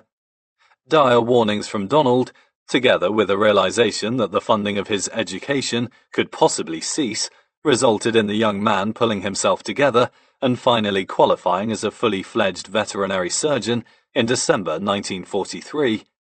Alf could never look back on those early days with Donald and Brian without a smile stealing across his face. They were, in reality, days of toil and hardship, but they were also ones of humour and excitement, spent with two of the most entertaining men he had had the privilege of knowing. Many years later, through the books of James Herriot, those hours of laughter along the stone corridors of Skeldale House would be shared by millions more. Chapter 10. In 1941, Brian Sinclair was involved in a very important event in Alfred White's life. The two young men were friendly with a cattle dealer in Thirsk called Malcolm Johnson, a likeable worthy of the town who met Brian and Alf regularly over a few pints of beer. This sociable fellow, a mine of information on the local population, enjoyed not only male company. He knew numerous young ladies, one of whom was a girl called Joan Danbury. He approached her one day. "There's a dance in the village hall in Sandhutton tomorrow night," he said. "I'm thinking of going with a couple of friends of mine, and wondered if you and a few of your friends would like to come along." At the time, Joan was already involved quite seriously, but she was always interested in a lively night out. "Who are these friends of yours? Do I know them?" she asked. "Oh, a couple of young veterinary fellows, Alf White and Brian Sinclair. They're a good laugh, and they have a car, so we could all drive out to the dance." Wisely, Malcolm decided not to describe the car in too much detail. He was all too aware of its condition.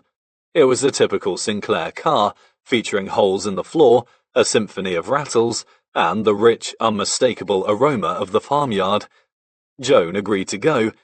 On a wet night in March 1941, Alf, Brian, Malcolm, Joan, her friend Doreen Garbett, and another young woman set off from 23 Kirkgate in the direction of the village dance in Sandhutton. Joan Danbury, on whom the character of Helen in the Herriot books is based, was not the daughter of a farmer, as the reader is led to believe. She was a secretary at Rymer's Mill, the corn merchants in Thirsk, and her father was an official in local government who was working at that time in York. Her family came from Winchcombe, a picturesque little town in the Cotswolds in Gloucestershire, and they moved to Thirsk when Joan was 8 years old. At the time of her meeting with Alf, she had quite a string of boyfriends, her number one suitor being a wealthy farmer from the Harrogate area. It is not surprising that she had her admirers. Photographs taken of her in her younger days reveal a very attractive girl. Some of the descriptions of Helen in the first books describe the young Joan Danbury vividly. The small, straight nose, and the mouth that turned up markedly at the corners as though she was just going to smile or had just been smiling. The deep warm blue of the eyes under the smoothly arching brows made a dizzying partnership with the rich black brown of the hair. Alf's first evening with Joan in the company of their friends did not go smoothly. In appalling weather, the little Ford car ground to a halt on a flooded road with water pouring in through the floor. The men leapt out, pushed the car onto drier ground, restarted it, and returned to 23 Kirkgate in order to dry themselves out. They finally made the dance, then returned once again to the old house, where they spent the remainder of the evening chatting, drinking, and listening to Brian's endless string of humorous stories. He threw in a couple of spectacular convulsions for good measure. From that very first meeting, Alf decided that Joan Danbury was worth pursuing.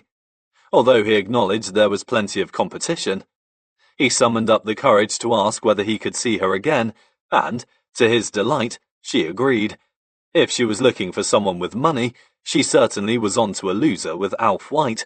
He may have been a professional man, but, in common with many young veterinary surgeons of his day, he was a financial non-entity. He was worth little more than the clothes he stood up in, with his capital in the bank standing at around £5 or £10. She saw other qualities in him. He was an attractive young man, with a sincerity and honesty about him that appealed to her. Most importantly, they shared a similar sense of humour, and she enjoyed his company. Vital ingredients in the recipe for a long and happy relationship. Their courtship was not an extravagant one, as Joan too had little money. Visits to the cinema, romantically seated at the back in the 1 and 9s, trips to village dances, and walking in the hills were enough to stretch their budget to its limits. Joan, when time off from her job allowed, often accompanied Alf on his TB testing trips up into the Dales, helping him by writing the numbers of the cows in the book. Although he loved the Dales, the TB work was boring and repetitive, but to have a young lady, to whom he felt so attracted, accompany him on his long and usually solitary journeys put a completely different complexion on the working day. The village dances were a prominent feature of country life. They have largely disappeared today, but 50 or more years ago, there was a dance every Saturday night in one of the local village halls, with throngs of people, young and old, attending them. A few drinks in a nearby pub, followed by an energetic fling on the dance floor and a good feed from the vast tables groaning with good Yorkshire fare, made for a great night out. These events, at which he had a chance to observe the huge appetites of the Yorkshire country folk, were a revelation to Alf. The food, usually prepared by local housewives, was of the highest calibre. Even during the austerity of the war years, pork pies, brawn, piles of sandwiches, apple pies, trifles, cakes and pastries were all consumed with effortless ease. He was a willing participant in the duty of demolishing the delicious mountains of food, and, in Joan, he had an able assistant. Over his many years working among the farming community, Alf never ceased to be astonished by the farmer's ability to put away staggering quantities of food. He was always a good eater himself, but these people were in a league of their own. They worked hard, and they had appetites to match. I remember many years ago attending the silver wedding celebrations of one of our farming clients in a small village hall. The place was teeming with laughing faces. There were vast amounts of food, and very soon a buzz of satisfaction pervaded the atmosphere, dominated by the noise of the scraping of plates and happy chatter. People filed up to the serving tables for second and third helpings, and I was taking my turn when I felt a tap on my shoulder. It was an old client of my father called Herbert Megginson, who was a regular at the village dances in the days when he used to visit them. He especially used to enjoy dancing with my mother. On one evening, when heavily under the influence of drink, whispering unsteadily into her ear, "Oh, you have such a supple form." Supple Form, as he was always known from that day onwards, was enjoying himself on this occasion, surrounded as he was by food, drink, and women. "Hey, Veterinary," he said, with a knowing smile. "Hello, Mr. Megginson," I replied. "This is a good do. Plenty to eat." "Aye, you're right there." He plucked at my sleeve.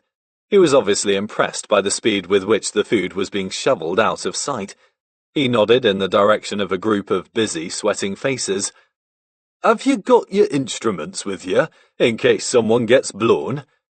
It was at these village functions, which formed such an enjoyable part of their courtship, that Alf and Joan met many people who would become lasting friends. But there was a serious side to Alf's courtship, too. He was a great letter writer, and pursued Joan with the written as well as the spoken word. Some early letters in the summer of 1941 reveal his fluency as a writer, together with more than a dash of the romantic to his nature. "Joan, my dear, why on earth should I be writing this when, if the gods are kind, I'll be seeing you tonight? I believe it is because something, a very trivial something, has been fermenting in this funny analytical mind of mine and now demands an outlet. It is just that a succession of little thoughts have resolved themselves into a brooding sense of injustice, that so many fellows seem to be writing love letters to young Danbury, while White, with all his music within him, as it were, never puts pen to paper. Anyway, Joan, now that I am sitting down to the job, I find myself rather up against it, because I realize now that I have never written a love letter before. But how difficult it is, when it should be so easy. Somehow, the feeling I have for you is not one that bubbles up and froths over in a mass of endearing terms and neatly turned compliments. It is such a very quiet thing, like a wide, deep-running river, and so completely sincere that I, who have always shunned sincerity with its way of laying one open to all the hurts and disappointments that are going, am rather scared. It is only when I sit down to write that I realize the hopeless inadequacy of words to come near to expressing my thoughts. Or maybe I am just tired. Yes, that's it. How can I make a go of this very important letter when my head is nodding and my arms are aching? But I am going to stagger out with this unfinished fragment, so that tomorrow you'll know that I did make an effort anyway. I'll be thinking of you till Tuesday, all the time. Good night, Joan. Just yours, Alf. His sincerity and quiet determination were to pay dividends. In July 1941, he proposed to Joan, and she accepted. Overjoyed, he felt that this was the happiest moment of his entire life, as he looked forward in anticipation to spending the rest of his life with the girl he knew was the right one for him. There was, however, a blot on the landscape. It was a large one, and it was 200 miles away in Glasgow. Alf's mother, a most strong-minded and formidable lady, was not pleased that her son was considering getting married before he had achieved any lasting security. Shortly after he had mentioned the subject to her, she made her feelings known during a tense and bitter telephone conversation.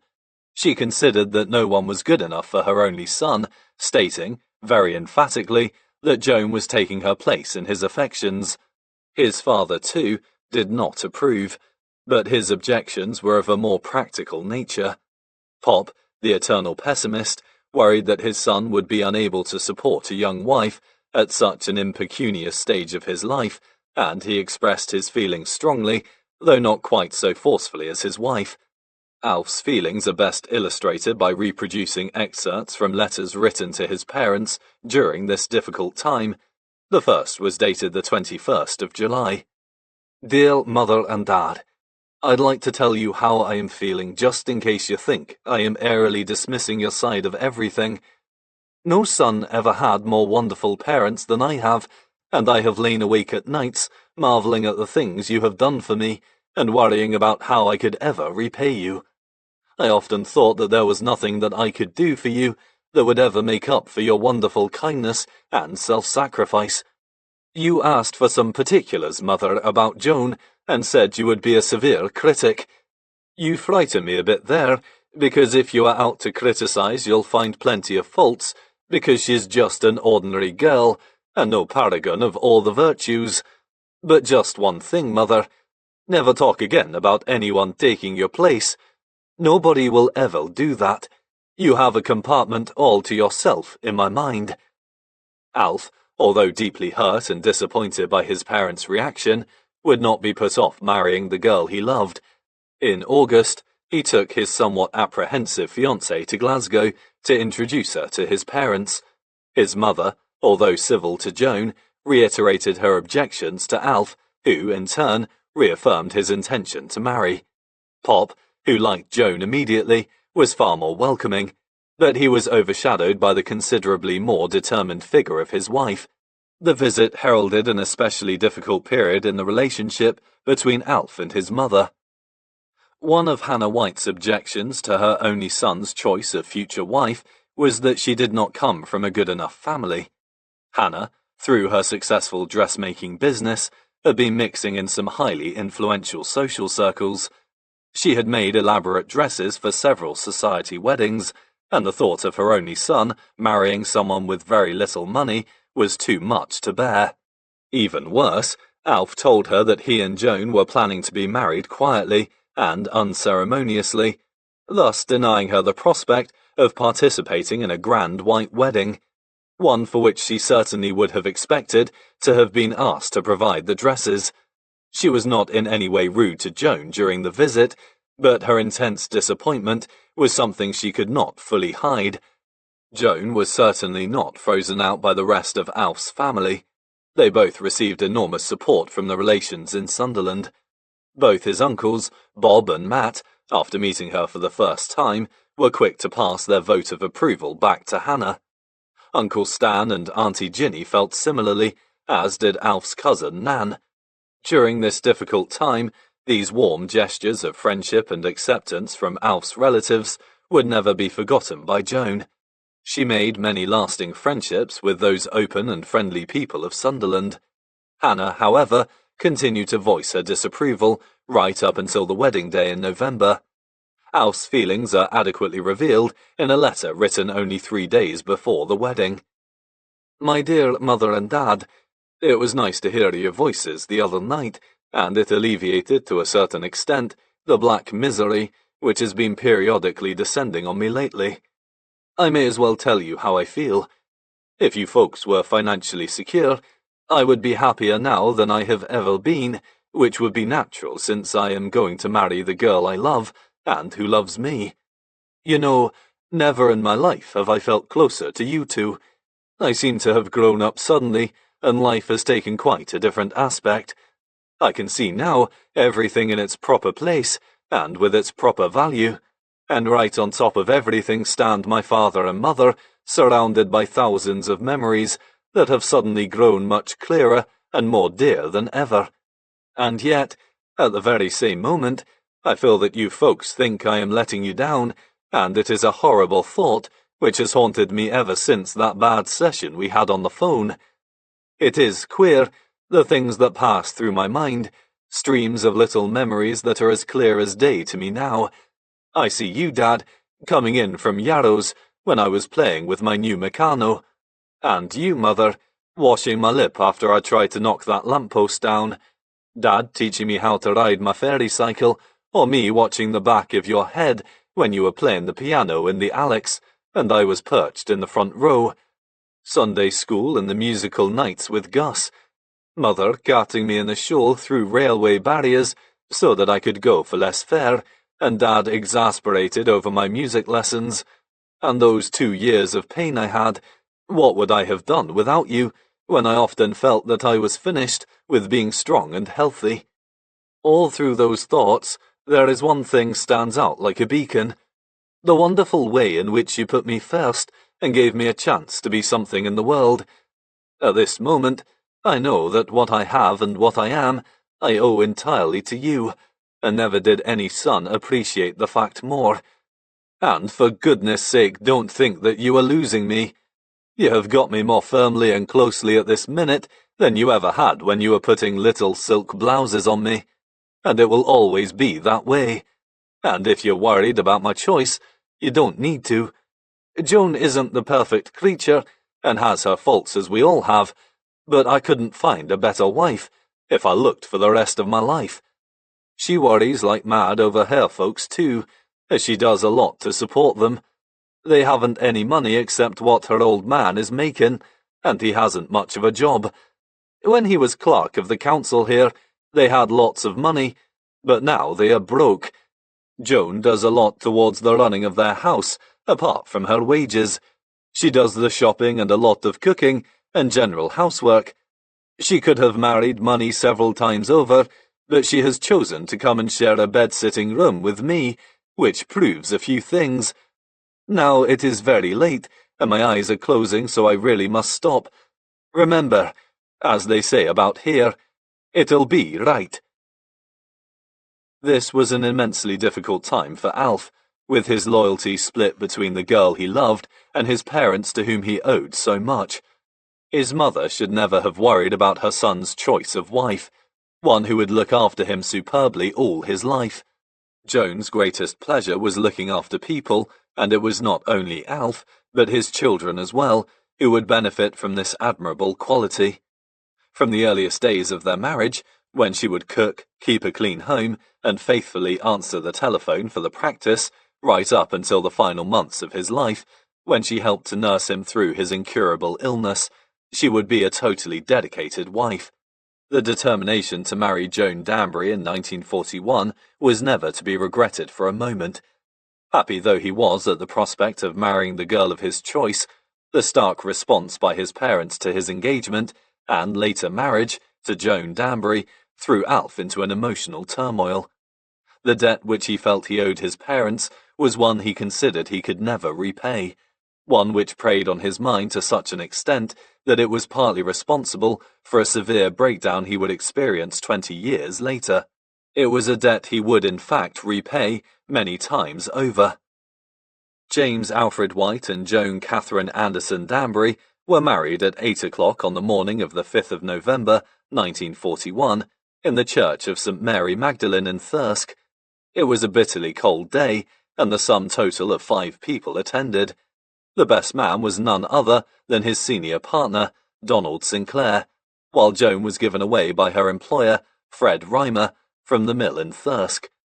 The elderly Canon Young, who conducted the marriage ceremony, shivered with cold throughout, and could hardly get through the proceedings fast enough. At my parents' golden wedding celebrations, held at the Black Bull Inn near Richmond in 1991, my father reminisced, during an amusing speech, about his quiet little wedding all those years ago. His abiding memory was of Donald standing next to him, his teeth chattering with cold, and mumbling a long succession of amens at regular intervals, while Canon Young droned on in the icy church. At one vital point, the canon asked Alf, "Will you take this woman to be your lawfully wedded husband?" He corrected himself upon receiving a blank stare. Alf would never forget his feelings on that happy day as he walked out of the church with his new bride. He wrote later, "I'll always remember that sight. The cold, frosty morning, the empty street facing us, and the slanting beams of sunlight. It was an amusing experience for Joan and Alf to watch, many years later, the wedding of James Herriot and his bride in the television series All Creatures Great and Small. The occasion portrayed was a substantial one, with the bride wearing white and many notable people in attendance. The reality was so different. Although not uncommon during the war years, few people will have had a more modest wedding ceremony. Somewhat surprisingly, Joan's parents, both of whom thoroughly approved of Alf as a future son-in-law, did not attend the wedding of their only daughter, despite living only a mile or so away from the church. However, they had their reasons. Apart from Joan's father, Horace, being very ill at the time, they were aware of the problems between Alf and his parents, and, knowing that Alf and Joan wanted a very quiet wedding, they decided to stay at home. With Alf's parents having stated their reluctance to attend the wedding, together with difficulties presented in travelling around Britain in wartime, the result was a complete absence of both sets of parents on that unpretentious, but nevertheless important day. Alf and Joan had every justification for such a small and secretive occasion. A larger wedding, to which they would have felt compelled to invite many people, was, quite simply, beyond their financial horizons. Joan Danbury was in no better financial state than her husband. The sum total of her wedding dowry was a half share in a pig, which she owned in partnership with a man called Bob Barton. This big, strong man, who drove the delivery lorry for Rymer's Mill, could throw 8-stone sacks around as though they were tennis balls, but there was a soft streak to his nature. When the time came for the pig to be killed, Alf remembered the big man leaning on his shoulder, his eyes full of tears. In the course of many months looking after her, he had become deeply attached to this appealing creature. "Mr. White," he said, his voice cracking with emotion, "that pig, I'm telling you, she were a Christian." There was some consolation, however. Not only was the meat from that pig, when roasted, some of the finest Alf had ever tasted, but Joan made some magnificent pork pies from some of the choicest cuts. Alf's uncle, George Wilkins, who considered himself an expert in the art of pork pie tasting, came down from Sunderland one day and asserted that he had never eaten anything finer. That wonderful pig had not died in vain. Joan's dowry may have been a modest one, but it provided an unforgettable gastronomic experience. After the wedding ceremony, Alf and Joan had a champagne breakfast with Donald at 23 Kirkgate before setting off on their honeymoon in the Yorkshire Dales. They stayed in the Wheatsheaf Inn in the village of Carperby in Wensleydale. This small village inn is so proud of the fact that the future James Herriot spent 2 nights of his honeymoon there, a plaque on the wall describes it as James Herriot's Honeymoon Hotel. The inn was famed for its good food all those years ago, and the young couple, who were both tremendous eaters, made the most of it, wading into kippers, as well as bacon and eggs for breakfast, with plenty of locally made Wensleydale cheese and butter always available. For the first 2 days of their honeymoon, Alf spent his time TB testing cows in the hill farms of Wensleydale. This seems a rather unusual activity for such an important holiday, but, with the practice becoming busier, he had insisted to Donald that he would combine work with pleasure. In the event, those few days turned out to be very enjoyable. The farmers and their wives, amazed that the young couple were spending a working honeymoon, treated them to real Dales hospitality in the form of delicious farmhouse meals, followed by gifts of ham, eggs and cheese, a real bonus in wartime when such delicacies were severely rationed. One farmer's wife, Mrs. Allen of Gale, situated at the head of Wensleydale, had repeatedly teased Alf about his marriage prospects. To her astonishment, he said to her just one day before his wedding, "I've taken your advice, Mrs. Allen. I'm going to get married." "Eh?" she replied. "I am right pleased. When?" "Tomorrow." "Tomorrow? But you're coming here to read TB test in a couple of days' time." "That's right." What a surprise she received when she duly met his brand new bride, dressed in old trousers and scribbling down the numbers of the cows in the book. The weather was kind, and the sight of the Yorkshire Dales in their best autumnal colours enhanced their enjoyment of that unconventional holiday. On the Saturday morning, Mr. and Mrs. Alfred White left the Wheatsheaf to spend a short time with Alf's relatives in Sunderland, although the entire staff of the hotel was needed to push Alf's old car before it could be persuaded to start. Once in Sunderland, they were treated to some wonderful northeast hospitality, with Alf's happiness tempered only by the deafening silence from his parents in Glasgow. He wrote to them on the last day of his honeymoon in Sunderland. "My dear mother and dad, this is really the first chance I have had to write since the big event, as the first part of our little holiday has consisted of work. I have tried in vain to phone you, but I am worried that you have sent no word, not even a wire on the day. I really am upset about it, as I hurried back to Thirsk on Saturday, expecting to find some word from you. I only hope nothing is wrong, and I'll be relieved when I hear from you. It is lovely here among the Wilkins, and I only wish you folks were sitting in the room with us all. One thing I hope is that there will be a letter from you waiting for me at Thirsk. Despite his happiness at such an important period of his life, Alf worried continually about the parents to whom he felt so attached. He was, however, convinced that he had made the right decision in standing up to his mother, and hoped that the passage of time would ease her strong feelings about his marriage to Joan. One thing was certain: he was not going to allow this to come between himself and his wife. There were other important matters to be addressed, not least his future as a veterinary surgeon, that stretched before him. After only 3 days in Sunderland, he was back at work in Thirsk, jumping once again on the treadmill that was veterinary practice. His honeymoon had lasted exactly 6 days, 2 of them working ones. His holidays away from the practice would be few and far between for the next 10 years of his life. Chapter 11. Alf and Joan White's first home in Thirsk was the upper reaches of 23 Kirkgate, from where they looked out over the old high-walled garden down to the outbuildings, behind which soared the huge elm trees with their permanent residents, hundreds of noisy rooks. Donald had readily agreed to Alf's request to let himself and Joan live in part of the big house.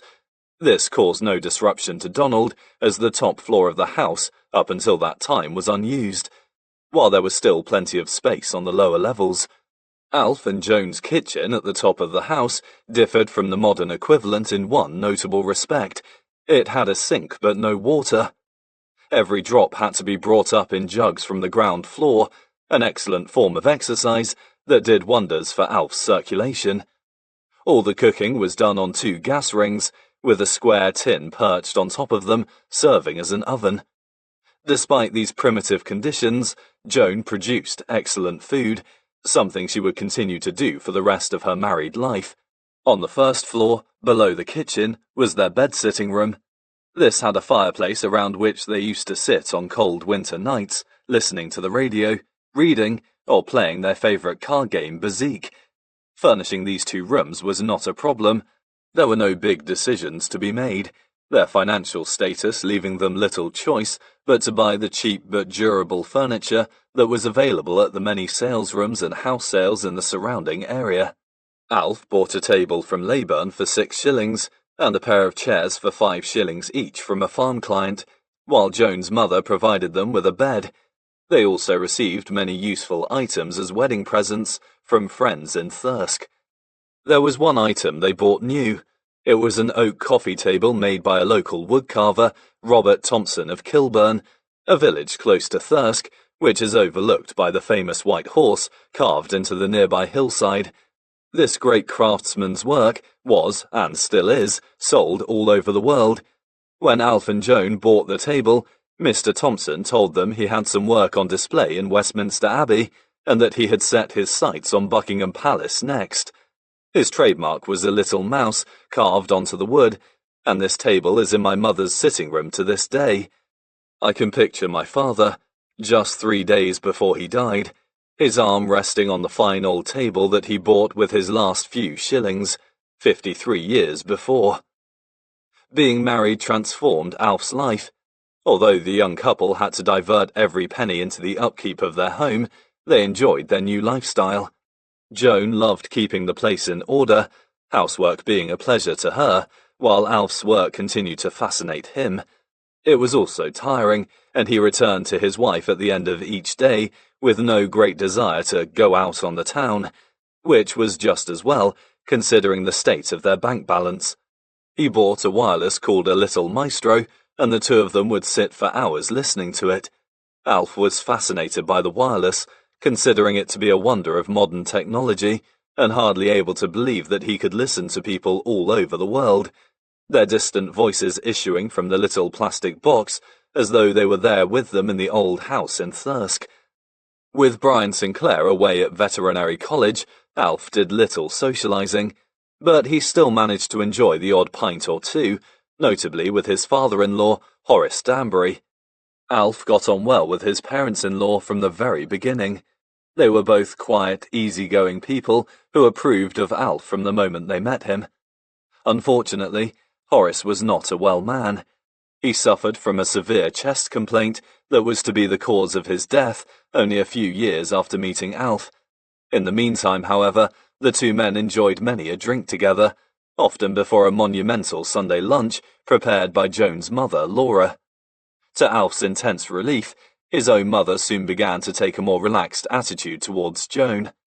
He took Joan occasionally to Glasgow for the weekend, and this had the effect of easing the tension that had previously existed between the two women. His mother, able to see that Alf was extremely happily married, would never again express her feelings so vehemently, although there would, for the first few years of his married life, still be an air of slight unease whenever he took Joan north to Glasgow. Alf, satisfied that things could only go on improving, did not let this upset the happiness of his first year as a married man. Reading was one of his greatest pleasures, and he read for many an hour during the long winter evenings. In the summer months, he developed a new interest, gardening. It was an activity he would always enjoy, but he would never have a finer place to follow his pastime than the old walled garden behind 23 Kirkgate. The soil was of the finest quality, and, with the high walls around the garden ensuring that the plants were protected from the cold winds, it was capable of growing almost anything. Soon there were neat rows of onions, lettuces, potatoes, peas, beans, and other healthy-looking greens, while outdoor tomatoes flourished against the walls, and apple and pear trees stood proudly above the packed rows of vegetables. There was a huge bed of asparagus at one end of the garden, while at the other, a thicket of rhubarb grew at a furious rate, developing stalks like tree trunks. Strawberries were grown in the summer, and at one point Donald, who was sporadically enthusiastic about the garden, even grew some melons. The place was a gardener's paradise. After Alf and his family left Kirkgate, the garden gradually fell into disuse, and many years later, when thronging fans visited the surgery, they would look out over the garden from the French windows in the waiting room, but there was little for them to see. 2 apple trees, the wonderful wisteria, and the old walls that still stood as steadily as ever, were all that remained of the garden James Herriot described so lovingly in his books. They would have seen a different picture could they have looked out at the garden when my father was in charge 50 or more years ago. The reason for the rich soil was twofold. There was always a plentiful supply of manure from the local farms, and this was assiduously dug into the soil, sometimes by a very unwilling Brian, but more often by Alf, with the assistance of an elderly man called Wardman. Wardman was a general factotum employed by Donald to look after the property, the garden, the cars, and anything else that needed attention. He also cared for the hens and pigs that Donald and Alf kept at one time in the buildings surrounding the yard at the bottom of the garden. Wardman had come through the Great War of 1914 to 18, and there was nothing he liked better than to reminisce about his experiences to anyone who could spare an hour or two in his dark little den, a converted stable in the yard where he lovingly stored all his tools. Wardman appears in the Herriot books as Boardman, and, as the author wrote, he found a willing listener in Tristan. Brian certainly used to sit for hours down there, smoking a long succession of woodbines and convulsing old Wardman with his inexhaustible store of jokes. The old man looked forward eagerly to Brian's holidays from Veterinary College. Another reason for the rich soil was that it contained the deeply buried bodies of innumerable dead animals. One of the problems for the veterinary surgeon in those days was the disposal of carcasses. This is not a worry for the modern vet.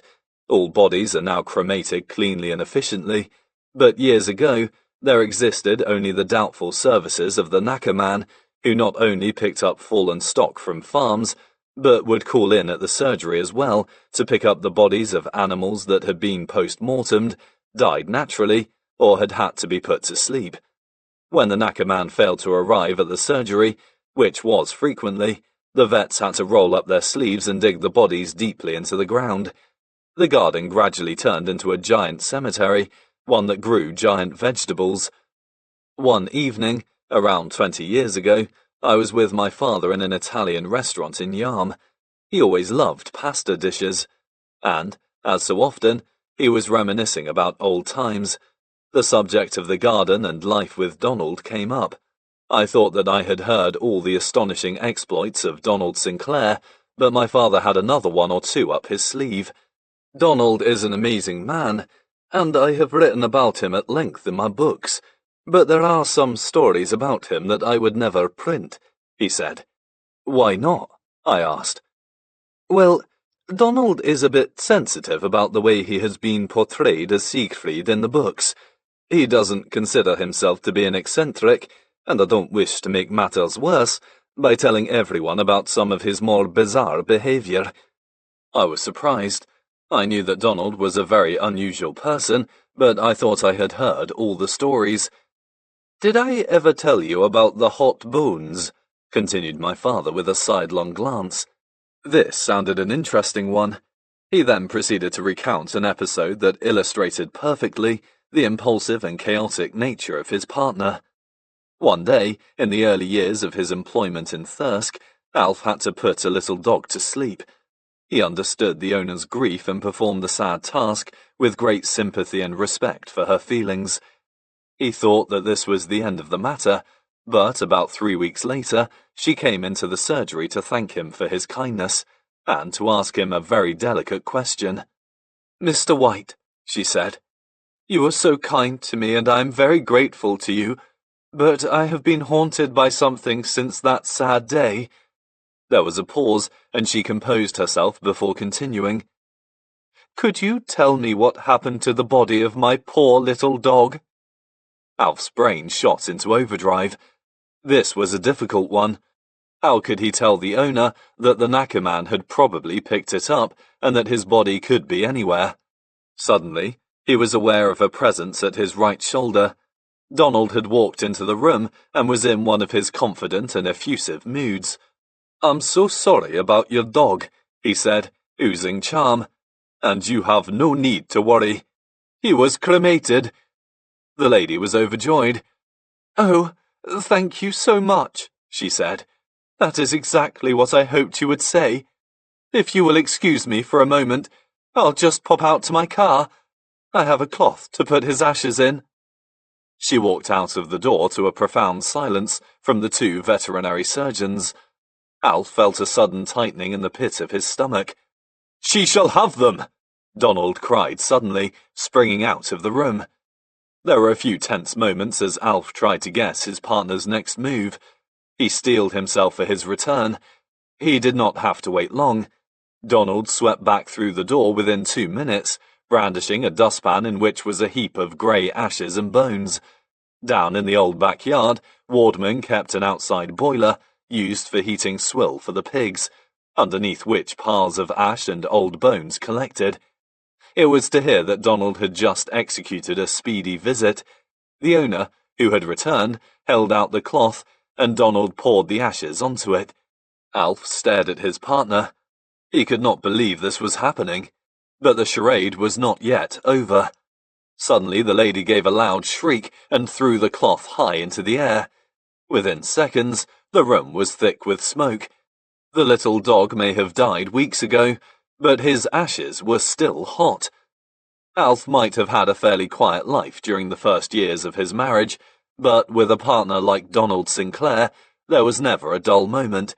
One evening the two of them were having a drink in the Golden Fleece. After a hard day's work, it was a pleasant place in which to unwind. The good beer, pleasant chatter, and the roaring fire, all helping to make the world seem a better place. This pub is called the Drover's Arms in the Herriot books. With them on this particular evening was a man called Scott Inglis. He was working for an organisation known as the WARAG. This was established during the war to give advice to farmers, helping them produce food for the nation as efficiently as possible.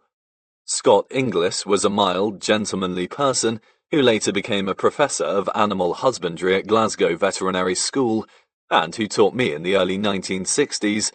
I remember him, during one lecture, saying, 9 times 7? Let me see now. That's approximately 63. He could be a little vague at times, and was a most charming and inoffensive man.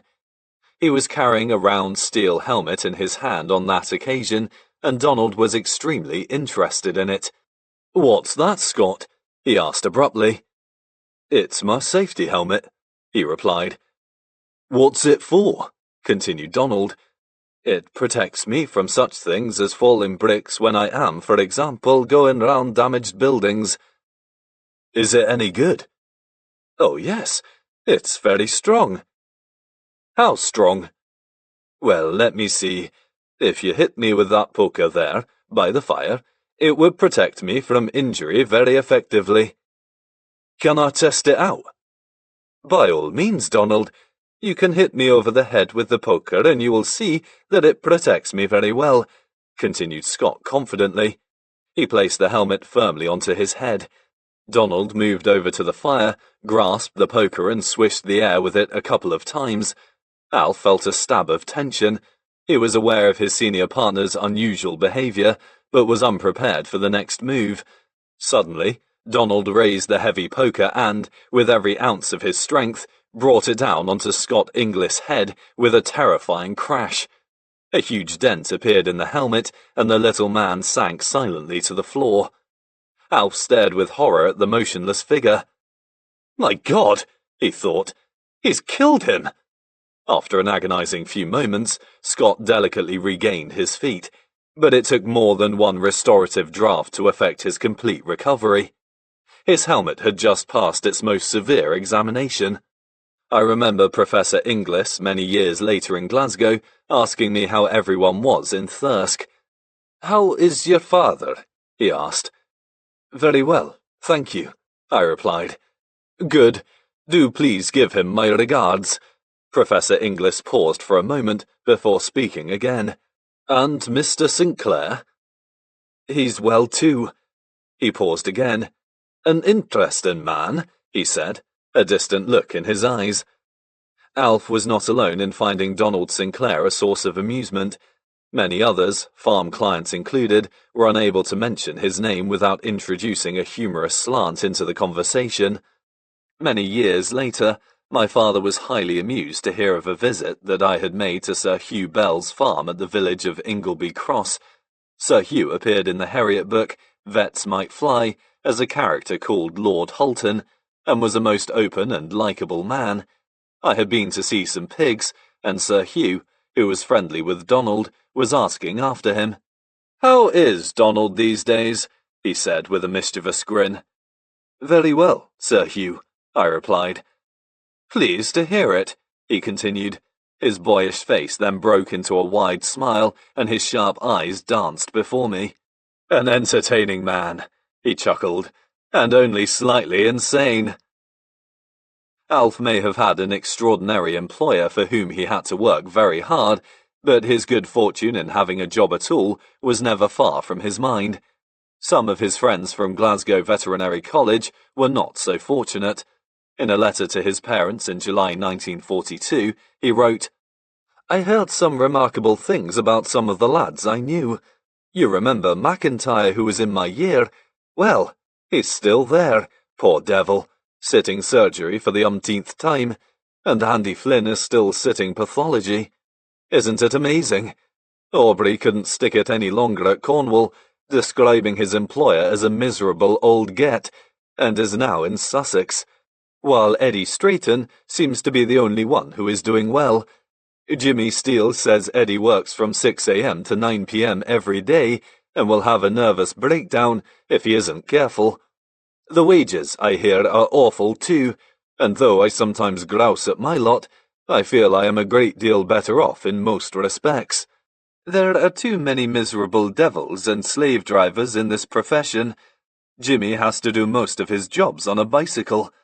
I laughed till I cried at Jimmy's description of his last billet with one Benjamin P. Boyle in staffs.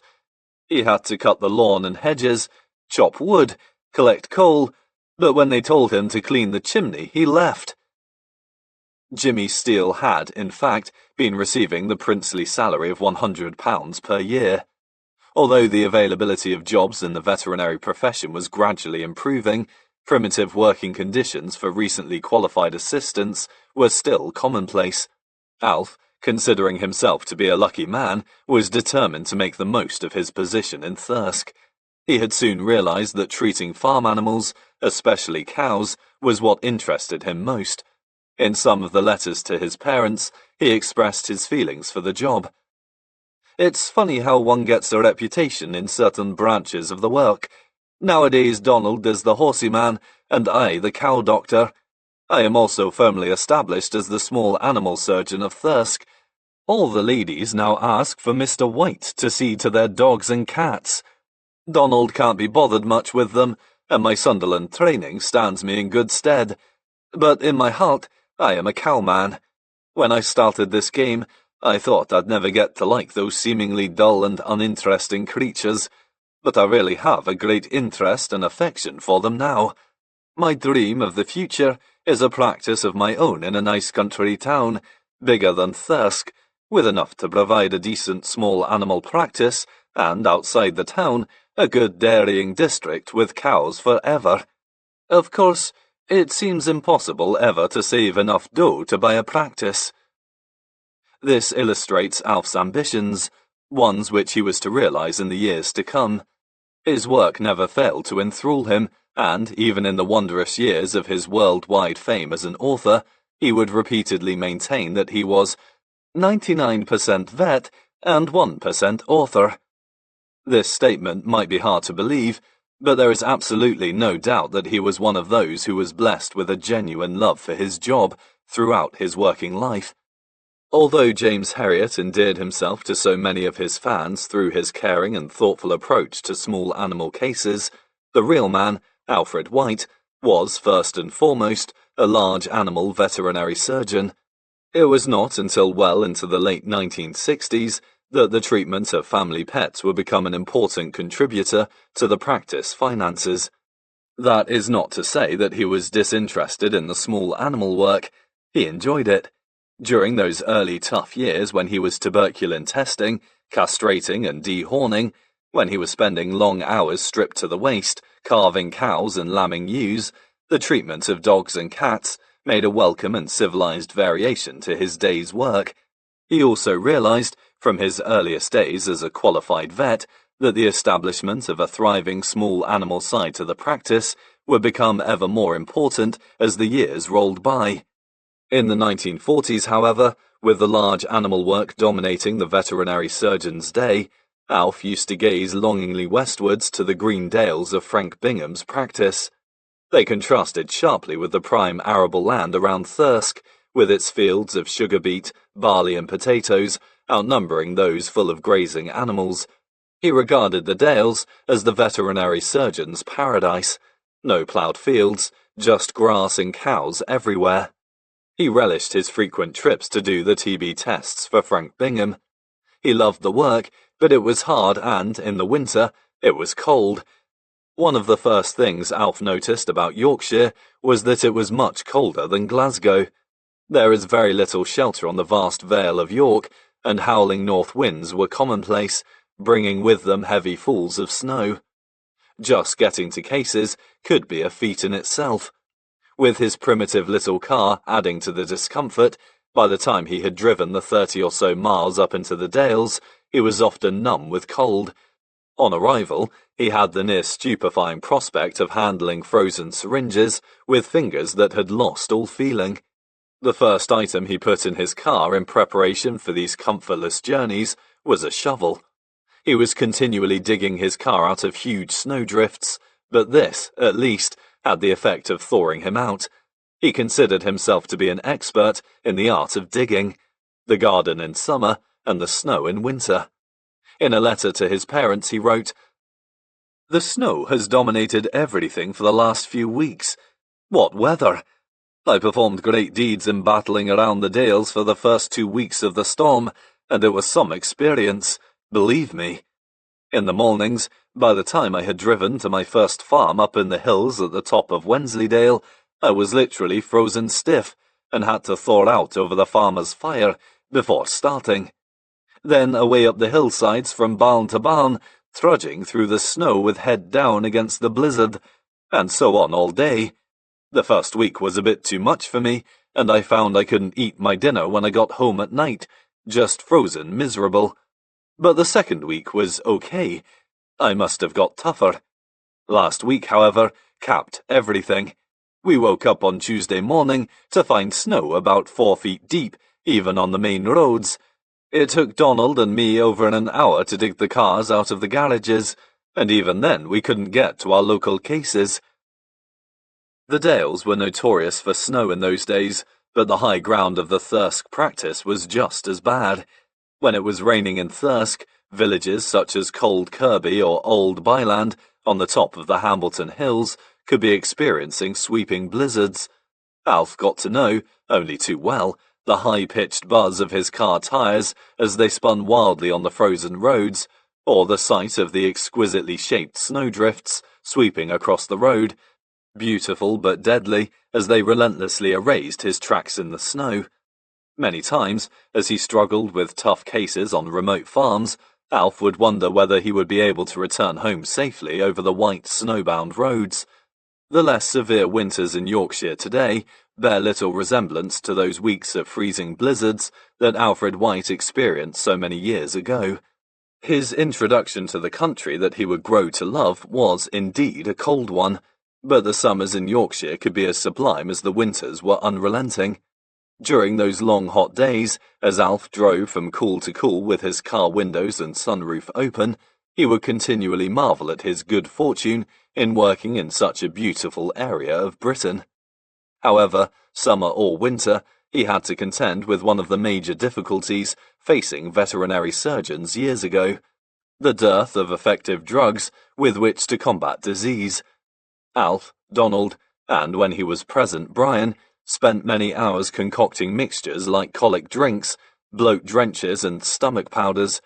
Some of the names of the ingredients, such as sweet spirits of nitre, sublimated iodine, and flowers of sulphur, had a magical ring to them. Today's drugs do not have the same charisma, but there is no doubt that they represent a tremendous advance in the treatment of disease. When presented with a cow suffering from acute toxic mastitis, the modern vet has an armory of drugs with which to treat the overwhelming shock to the system. In those early days, before the discovery of antibiotics and anti-inflammatory drugs, the vet survived on his wits. A common treatment was to cut the cow's teat clean off to allow the infected material to drain away. Large sacks were put over the animal to keep her warm, and she was drenched with an exotic variety of stimulants.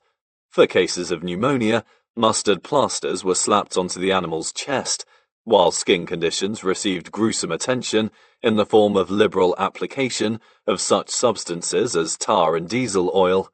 A very serious condition in young cattle at pasture was parasitic bronchitis, or husk as it was commonly known. This was caused by a worm that invaded the lungs of the unfortunate animal, and often resulted in death. Nowadays, there is a vaccine to prevent this disease, and modern drugs to treat it, but the old vets had to resort to the only treatment of the day: injections of turpentine and other savage liquids directly into the windpipe in the hope of destroying the worms. Some animals dropped dead on the spot, while others, with a bit of luck, survived. It is not surprising that the farmers in those days developed a stoical approach to treatment of their ailing stock. In many cases, it was an acceptance of the inevitable. "Only them as can lose 'em," was the final epitaph for many an animal, and one that Alf heard many times. Some of the old Yorkshiremen may have been dour, which is unsurprising considering the hard, unyielding life they faced, but a dry sense of humour was never too far away. One of Alf's favourite stories concerned two old farmers who met one day at the cattle market. One of them, Albert, was a man of few words. "Now then, Albert," said his friend, "I have a beast wi' husk." "Oh, aye," replied Albert. "Didn't thou have one wi' husk a while back?" "Aye." "Didn't thou inject it with turpentine into its windpipe?" "Aye." "I think I shall try summat like that." "Oh, aye." The two men met again a week later. "Hey, Albert," said the farmer to his friend. "You know that beast of mine I had told you about last week?" "Aye." "That one that had husk?" "Oh, aye." "Well, I injected it with that turpentine just like thou did with thine." "Aye?" "Aye, I did, and it died, right on spot." "Aye, so did mine." What strides the profession has made in its fight against disease. Alf often stated that it was more fun in those old days, but it must also have been very frustrating. Today, it is sometimes possible to diagnose the condition without even touching the animal. Blood samples, X-rays, ultrasound, and other ancillary aids have made the job easier. But the modern vet must never lose his ability to use his basic clinical skills. Alf did not have these modern advantages in his formative years as a vet. He had only his eyes, his hands, and his brain. Perhaps this fact contributed in no small way to his emergence as a first-rate clinician. In all the years that I worked with him, he seemed to have a natural ability to accurately diagnose and treat his cases. Those hard early days had stood him in good stead. To survive his physically demanding job, Alf needed to be well fueled.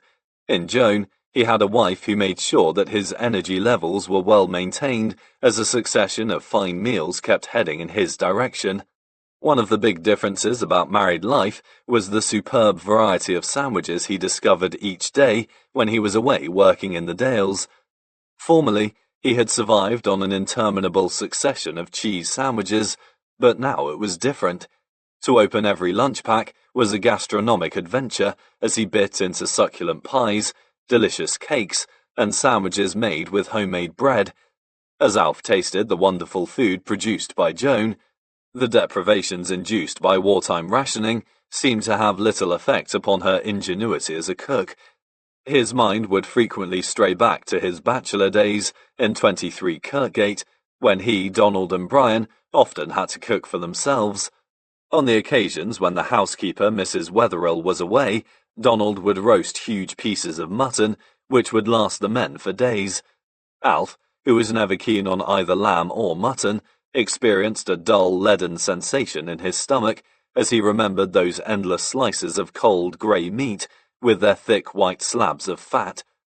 It was not only Alf who realized that he was on to a good thing in his early married days. His college friends, Jimmy Steele and Bob Smith, who had procured jobs in the nearby towns of Knaresborough and Boroughbridge, visited Alf in Thirsk on several occasions.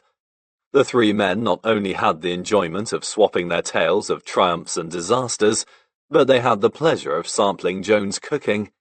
Jimmy assured Alf that the experience had convinced him that it was time he looked out for a wife for himself. The daily consumption of such culinary delights had its downside. Alf, for the first time in his life, began to get fat. His intake of food was so high that even the hard exercise up and down the hillsides in the Dales, or the energy-sapping carvings rolling about on cow-byre floors, were not enough to burn away the calories.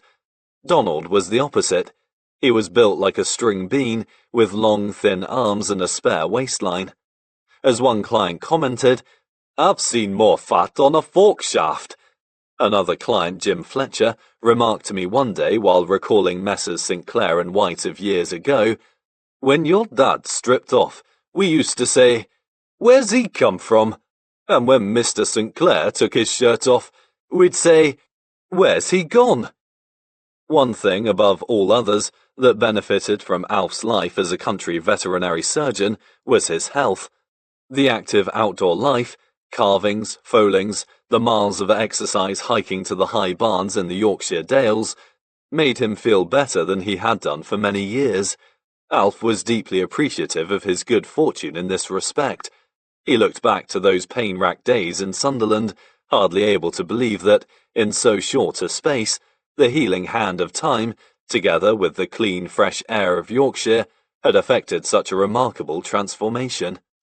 Alf's happy state of mind reached new heights in July 1942, when he learned that Joan was expecting their first child. He was soon to be a father as well as a husband, and the idea of becoming a family man was one that thrilled him. He had a job that he loved, a wife with whom he was exceptionally happy, and a baby was on the way.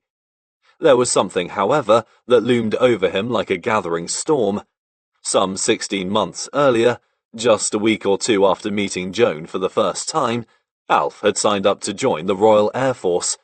As a qualified veterinary surgeon, a profession rated as a reserved occupation, there had been little pressure on his serving in the armed forces, but at the time, fired up by the wave of patriotism that had been sweeping Britain, he had looked forward enthusiastically to serving his country at a time of need. As the months had flown by, with Alf beginning to wonder whether he would ever be called up for training, he and Joan had seen no point in delaying starting a family. When his call-up papers did eventually arrive on his 26th birthday in October 1942, they filled him with gloom. He was now in a vastly different position to that of the carefree young bachelor vet of 16 months ago. He was a married man with a pregnant wife and responsibilities. Also, having begun to establish himself in the practice, he looked on his forthcoming call-up as potentially damaging to both his career and to the practice. Just over 7 weeks later, on the 16th November 1942, Alf White boarded the train at Thirsk railway station on the way to serving his country in the Royal Air Force. He was to assume a new identity, 1047279, Aircraftman 2nd Class White, J.A.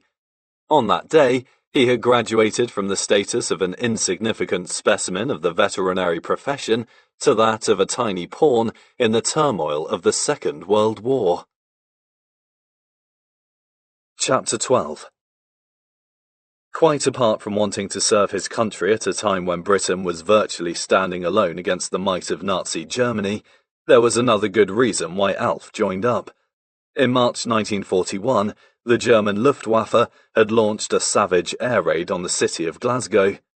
The area of Clydebank was a prime target, with the big shipyards on the River Clyde receiving special attention. Hundreds of people had been killed. It had been an intensely worrying time for Alf because his parents lived very close to Clydebank. They survived, but their house at 694 Annie's Land Road, into which they had only recently moved, was badly damaged. Alf had been given leave by Donald to visit Glasgow to see his parents, from where he wrote a letter to Joan, giving her an account of the grim conditions there. My dear Joan, I suppose you'll have heard that my house was blitzed. After some searching around, I found that there is no chance at all of finding another place around here, as everyone is in the same boat.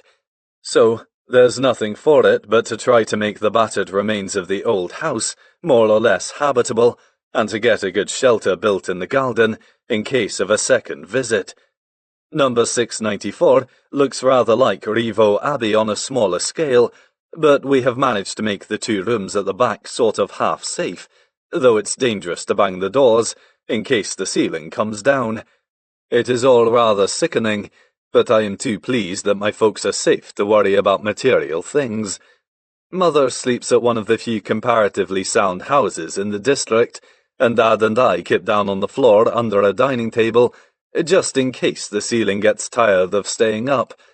We have reached the stage of laughing at everything, so we aren't so bad. My beloved grand piano had a leg blown away, but I've managed to get it shored up and, much to my delight, it still plays. I bet it's queer for people outside to hear strains of music emanating from the ruins. Infuriated by this affront to his beloved city, Alf had signed up to join the Royal Air Force. Little did he realize that it would be a full 20 months before he would begin his training. One reason was that there was no shortage of young men applying to become fighter pilots. It was in maintaining the supply of planes, not those who could fly them, where the RAF felt its most pressing need. Moreover, the authorities did not regard a man in a reserved occupation to be high on the call-up list. Veterinary surgeons were needed at home to contribute towards the well-being of British agriculture and the all-important food production line. To further add to the problems he faced endeavouring to serve his country, that old bugbear came back to haunt him: mathematics. He had to pass some fundamental mathematics exams before he would be accepted, and he attended night school in Thirsk to brush up on his slender knowledge of the subject. After a number of failures, he finally gained the necessary grades and was therefore clear to go when his call-up papers arrived. He described that day in November 1942, as he left Thirsk to begin his training, as the blackest day of my life. Driving away from 23 Kirkgate and seeing his pregnant wife waving tearfully from the window was a scene he would never forget. Alf's time in the Royal Air Force was not particularly eventful, and he was only there for just over a year before being invalided out, but ironically, there is a mass of information about that disappointing part of his life. He and Joan wrote to each other almost every day while he was serving, and she kept literally hundreds of the letters that passed between them. On his very first day away from Joan, he wrote to her, "My darling Joan, I have just a few minutes before lights out to write this, and I'm feeling very tired after a day of tremendous activity. I feel heaps better than I did this morning. I thought it was the cold that made me feel so rotten, but it wasn't.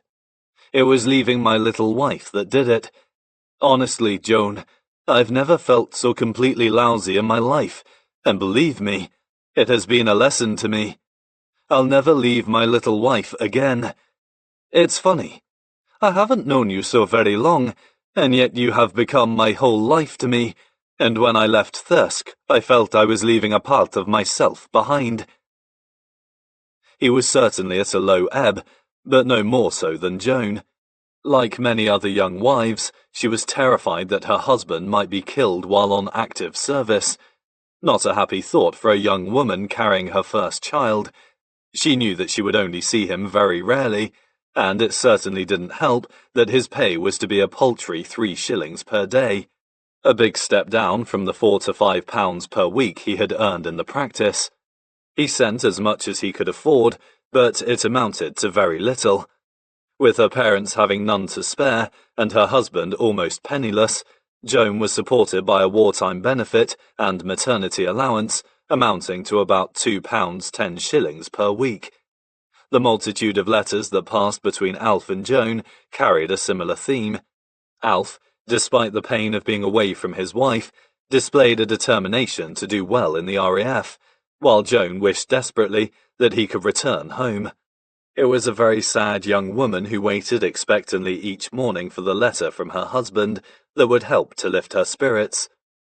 Alf's first month was spent at Regent's Park in London, where he was examined, inoculated and trained in preparation for his assignment to an initial training wing. He drilled and marched for hours in all weathers. He attended courses on maths, navigation and meteorology, which were followed by test papers. To his surprise, he passed the basic maths exam quite easily. The standard required was not very high, which, of course, suited Alf very well, but it was a stern test for those who had had little education. For these men, the sitting of examinations was a frightening experience. Later, when he moved to Scarborough, he was amazed to observe the effect this had on some of his fellow trainees. Men came out in boils, some hardly slept, and there were long queues for the lavatories just before the exams. Alf was older than most of the other men, with the experience of many years of exams behind him, and at the ripe old age of 26, he was looked upon by his comrades as something of a father figure, with many of his mates approaching him for advice.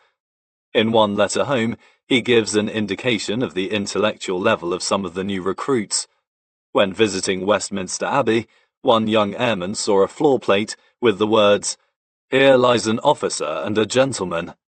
The young man remarked, "Queer idea, burying 2 guys in one grave." Many others, however, were well educated, with doctors, teachers and accountants among those who made his group of fellow trainees a true cross-section of society. While at Regent's Park, he had one of his teeth pulled out. The RAF was very keen on keeping the men's teeth in good order, as any problems could cause great pain while they were in the air, affecting their concentration. This particular dentist, however, was of doubtful assistance, yanking out the wrong tooth with a huge pair of forceps that bore a strong resemblance to those used on heavy draft horses. Alf had had few problems with his teeth before he joined up, His service days changed all that. Not knowing where he would be posted for his initial training, Alf applied for a posting to Scarborough on the Yorkshire coast. This was granted, and on the 19th December 1942, he moved there, attached to No. 10 Initial Training Wing, No. 4 Squadron, No. 2 Flight. His spirits soared.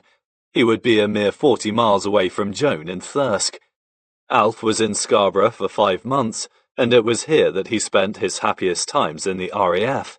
He trained very hard and soon became extremely fit, with long runs along the beach and up the sea cliffs, endless marching, drilling and gymnastics, all turning him into a lean 10-stone machine. The men were billeted in the Grand Hotel, where the windows were nailed open to allow the freezing northeast wind to roar around the dormitories. Far from succumbing to terminal pneumonia, he suffered few coughs and sneezes under this hard regime, and felt fitter than he had ever been in his life.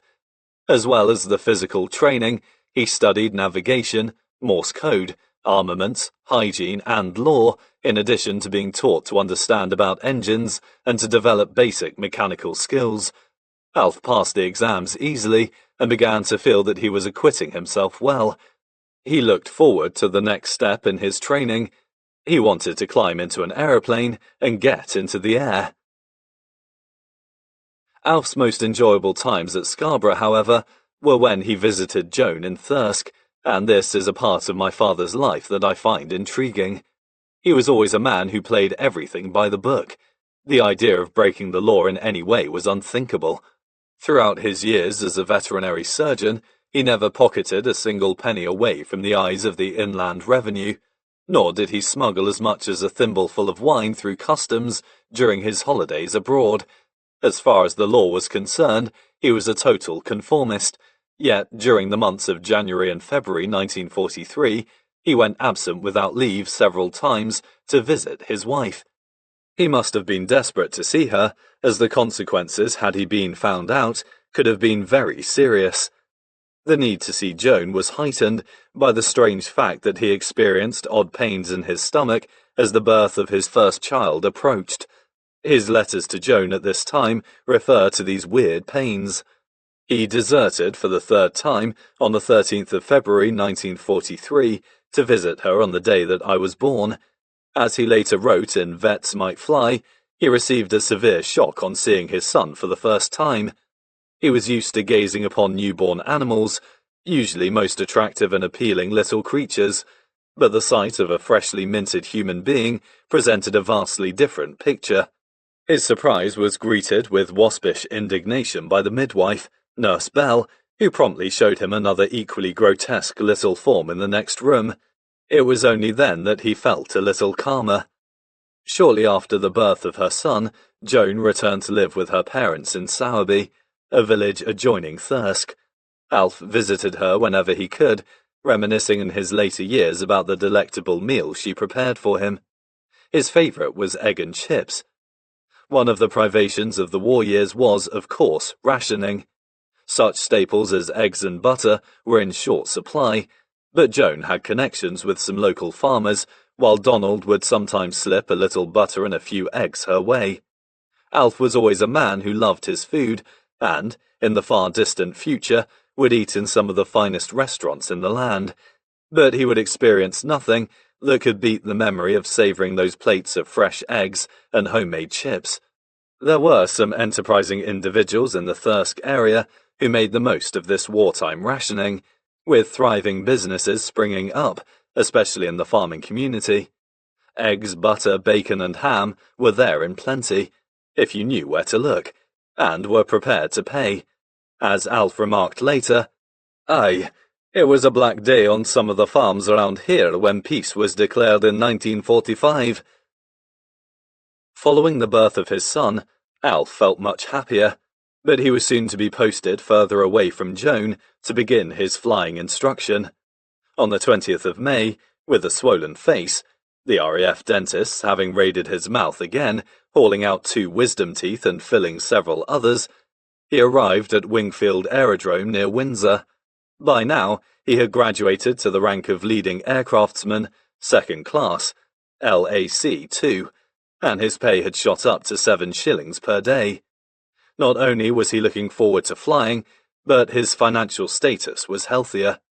He had the sum of £9 in the bank, and, even better, Joan had £14. Although Alf did not like heights and invariably experienced severe vertigo when perched on the top of a cliff, his days in the air at Windsor held no fear for him. He learned to fly in small single-engine planes, tiger moths, and he loved it.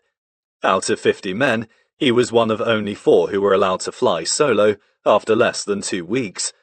His first solo flight was on the 7th of June, and he managed to land successfully first time, while the others made repeated attempts, watched with rising tension by the instructors on the ground.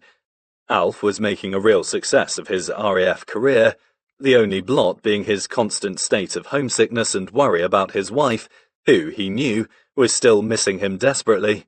In addition, Joan's only brother, Joe, of whom she was extremely fond, was serving in Gibraltar, and she worried about him too. Alf tried continually to raise her spirits, exhorting her to think of the happy times that they would have when he returned to civilian life. A letter written from Windsor, just prior to a day or 2 of leave, illustrates very eloquently his memories of life at home. Joan, my darling, tomorrow will be the 1st of June, and it brings back memories of the last 2 Junes. 2 years ago this time, I had just realized I had met the only girl, and was walking on air and living in a land of beautiful dreams. Country dances and long nights under the moon, a little print dress and a yellow laburnum tree. Days of sunshine and longings and jealous frettings, the most wonderful ecstasies and the most dreadful glooms. What a summer that was! And the next year, quite happy days in our little room, tomato growing, little fights and not-speaking trips to York, broccoli on Sundays, and over everything a wonderful sense of peace and happiness. I must away to bed now. I wish my wife was here to cuddle, but it won't be long now. Good night, sweetheart. If Alf's time at Windsor represented the high spot of his Air Force career, his days of success and achievement were numbered. Henceforward, they would be ones of frustration and disappointment. From Windsor, he was posted to Salford, near Manchester, where he was due to be classified as a pilot, and it was there that his Achilles heel struck. The anal fistula began to give him such pain that, reluctantly, he had to seek medical advice. Despite the doctors showing considerable concern about the condition, he managed to persuade the authorities that he still felt fit to progress to the next stage of his training. He remained keen to do well, but his optimism was misplaced. With the RAF adamant that anyone going on to fly combat aircraft had to be 100% fit, he was now a marked man. He was posted to Ludlow in Shropshire, where the men were subjected to a toughening up course, digging ditches, erecting fences, constructing a reservoir, and helping the local farmers with their harvest. The exercise instilled a sense of fitness and well-being once again, and he soon began to feel as fit as he had been in Scarborough. His hopes of continuing his flying career were dashed, however, when he was summoned to see a specialist in Hereford in July. 3 days later, he underwent an operation on the anal fistula in the RAF hospital at Credon Hill, Hereford. Alf, who remembered the pain of those operations all too well, often used to wonder whether he could have progressed further in the RAF had the Air Force surgeons just left him alone. The operation in Hereford was a disaster. Far from curing his condition, it merely added to the pain, and he very soon realized that a fulfilling career in the forces was never going to be possible. As he watched his trainee comrades depart without him for Canada to continue their instruction, he felt deep disappointment and failure. He was sent to a convalescent home, Puddleston Court Auxiliary Hospital near Leominster, where he had a pleasant but rather aimless existence. Puddleston Court was a fine old country house, and he was told by the old matron in charge that he should relax as much as possible, taking a little exercise by walking in the beautiful parkland, playing clock golf, tennis or croquet, or just lounging in the deck chairs on the lawn. The food was excellent, he reported to Joan, and he was able to have a hot bath each night. During his 2 weeks there, he occupied his time teaching some of the other men to play the piano, and spending many hours tending to the garden. The hours of working the soil behind 23 Kirkgate had turned him into a very capable gardener, and the matron was extremely impressed with his work. His gentle existence at Puddleston Court was in marked contrast to the exacting regime in Scarborough, but his spirits were sinking lower with every passing day. Still in a great deal of discomfort, he was examined at the hospital at Credon Hill where, to his despair, he was operated upon yet again. The operation was another pain-racked failure. To further compound his feelings of misery, it was discovered that the tooth that had been pulled out 8 months before still had some of the root left embedded in his jaw. Realizing that in the eyes of the RAF he was an invalid, he knew that he would never progress further in the quest to serve his country. He had had enough. He wanted to go home. On the 23rd of August, he was sent to Heaton Park, Manchester, where he was assigned to stores. Here he was put in charge of the stocks and distribution of mountains of clothing and footwear. It was a mercifully brief assignment. In Vet in a Spin, he sums up his feelings perfectly, writing, "Somewhere in the back of my mind, a little voice kept inquiring how James Herriot, member of the Royal College of Veterinary Surgeons and trainee pilot, had ever got into this." While he was at Heaton Park, he went before the medical board again, and this time it was decided that he was to be grounded. He was declared officially as unfit for aircrew, and on the 28th of October, he was sent to Eastchurch in Kent. This was a discharge camp, a great filter tank of the RAF, from where, in a letter to Joan, he described his feelings about it. "All the odds and sods of the RAF are here, and there are plenty of scroungers and hard cases, but plenty of laughs going on too, I must say." Despite shafts of humour from his assorted comrades, with whom he spent most of his time playing football or going to the pictures, he was by now thoroughly depressed. As a final insult, his pay was clawed back to 3 shillings per day, after which, having taken stock of his financial position, he reckoned that he had the sum of 4 pennies to his name. His feelings of despair at that time were not helped by the news of the death of his beloved old dog, Don. Don had remained in Glasgow when Alf went south to earn his living as a vet.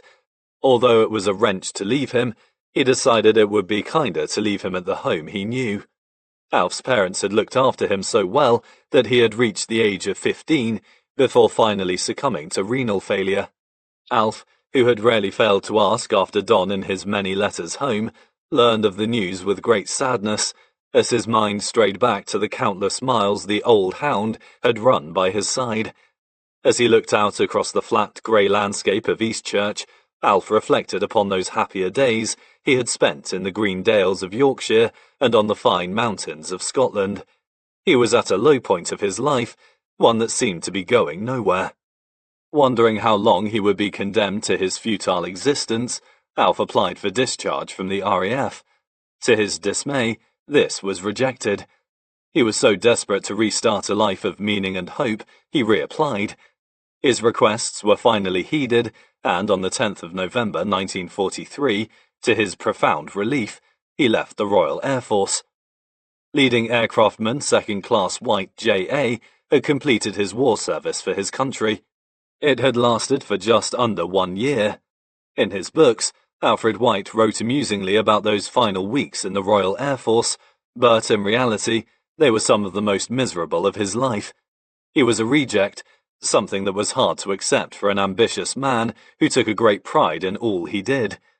The reading of his old letters has been a moving experience. Those to his parents during his courtship were like a cry for help and understanding, while those to his wife during his time in the RAF displayed the soul of a man torn apart by conflicting emotions. His early days in the RAF were full of expectation, but, as his Air Force career began to crumble, his feelings of hopelessness became more apparent with every letter. Through no fault of his own, his attempts to serve his country in its time of need had failed, but he left feeling that, at least he had tried. His time in the forces contrasted sharply with that of his old Glasgow chums, Alex Taylor and Eddie Hutchinson. Both had been called up into the army, and both spent years abroad, Alex in North Africa and Italy, while Eddie served his time in the Far East. They would look back on their army days with pride and satisfaction, but Eddie paid a price for his. His experiences fighting the Japanese in the jungles of Burma left scars that were never to heal, and he would never again be quite the carefree lad with whom Alf and Alex had spent so many happy times in Glasgow. His Air Force career, frustrating though it had been, left no scars on Alf. Indeed, the affectionate and amusing accounts of his Air Force days that appear in his books hint that he did not consider them a total waste of time. He had met many interesting people from all walks of life, and had experienced that feeling of great comradeship common to so many who have served their country in times of war. Had he not been invalided out, his whole life could have been so different. I remember him saying to me years later, "Who knows? Much as I have cursed that fistula, it may have saved my life." On his return to civilian life, Alf still had a job. He had maintained correspondence with Donald, who, with the help of Brian, albeit still unqualified, had managed to keep the practice going, and now welcomed Alf back. His days of marching, drilling, and playing football were at an end. Many years of hard work stretched before him, but they would be times of happiness and achievement. No longer an unwanted man, he could now restart his life as a veterinary surgeon, the life that he loved best. Chapter 13.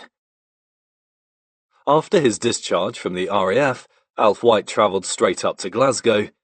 His parents were still living at 694 Annie's Land Road, which had been rebuilt after the German air raid of almost 2 years before, and Joan, baby son, and Auntie Ginny from Sunderland were staying there with them. By this time, Alf's mother had mellowed towards Joan, who had visited her in-laws twice during her husband's time in the forces. The proud presentation of her baby to the grandparents contributed greatly towards improving the relationship between Joan and her mother-in-law, one that would become easier as the years passed by. Alf, although so happy to be reunited with his family, was not at all well. The stress of his final weeks in the RAF, together with the pain induced by the thorough overhaul of both ends of his digestive tract, had left him in a state of mental and physical exhaustion. But he could not stay long in Glasgow. He was broke and needed to get back to Thirsk and begin building a secure future for his family. On returning to Thirsk, he soon found that the practice had become much busier. Years later, when recalling the pain and weariness at that time, Alf remarked, "I had the simplest and most effective of therapies, work." Alf had a job in Thirsk to return to, but no home. In June 1943, while he was still serving in the RAF, Donald Sinclair had remarried and was living with his wife at 23 Kirkgate. Unable to return to live in the top rooms at Kirkgate, Alf joined Joan and her parents at their home in Sowerby. This was no hardship for Alf. The house, Blakey View, was situated on the tree-lined front street of this attractive village, whose appearance has changed very little to this day. Blakey View was not only comfortable, with a pleasant walled garden at the back, but it was conveniently positioned next to the Crown and Anchor pub, and many were the pints of beer that Alf shared with his father-in-law and friends in its welcoming interior. Donald's marriage had come as a shock to Alf, as he had always considered his senior partner to be the archetypal ladies' man who would never settle down. The James Herriot books depict Siegfried as full of charm and attractive to women, while Tristan is portrayed as the girl chaser, but as an expert in the art of pursuing the fairer sex, the elder brother stood alone. Siegfried's housekeeper is described in the books as repeatedly telling visitors to Skeldale House that her employer was in Broughton visiting his mother. James Herriot based this fictional town on Harrogate, which was where Donald's mother lived, but there is little doubt that she was not the only lady who enjoyed the company of the real Siegfried Farnan on his regular absences from the practice. Donald, however, married well. His bride was Audrey Adamson, and they were to remain happily married for over 50 years. She had an entirely different temperament to her husband. Where he was impulsive and impatient, she was the embodiment of calm. Many considered her to be the perfect foil for the mercurial Donald. The new marital status of his senior partner, and thus the changes at Kirkgate, was not the only difference Alf found when he returned to work. He soon discovered that the practice in Thirsk was busier than ever.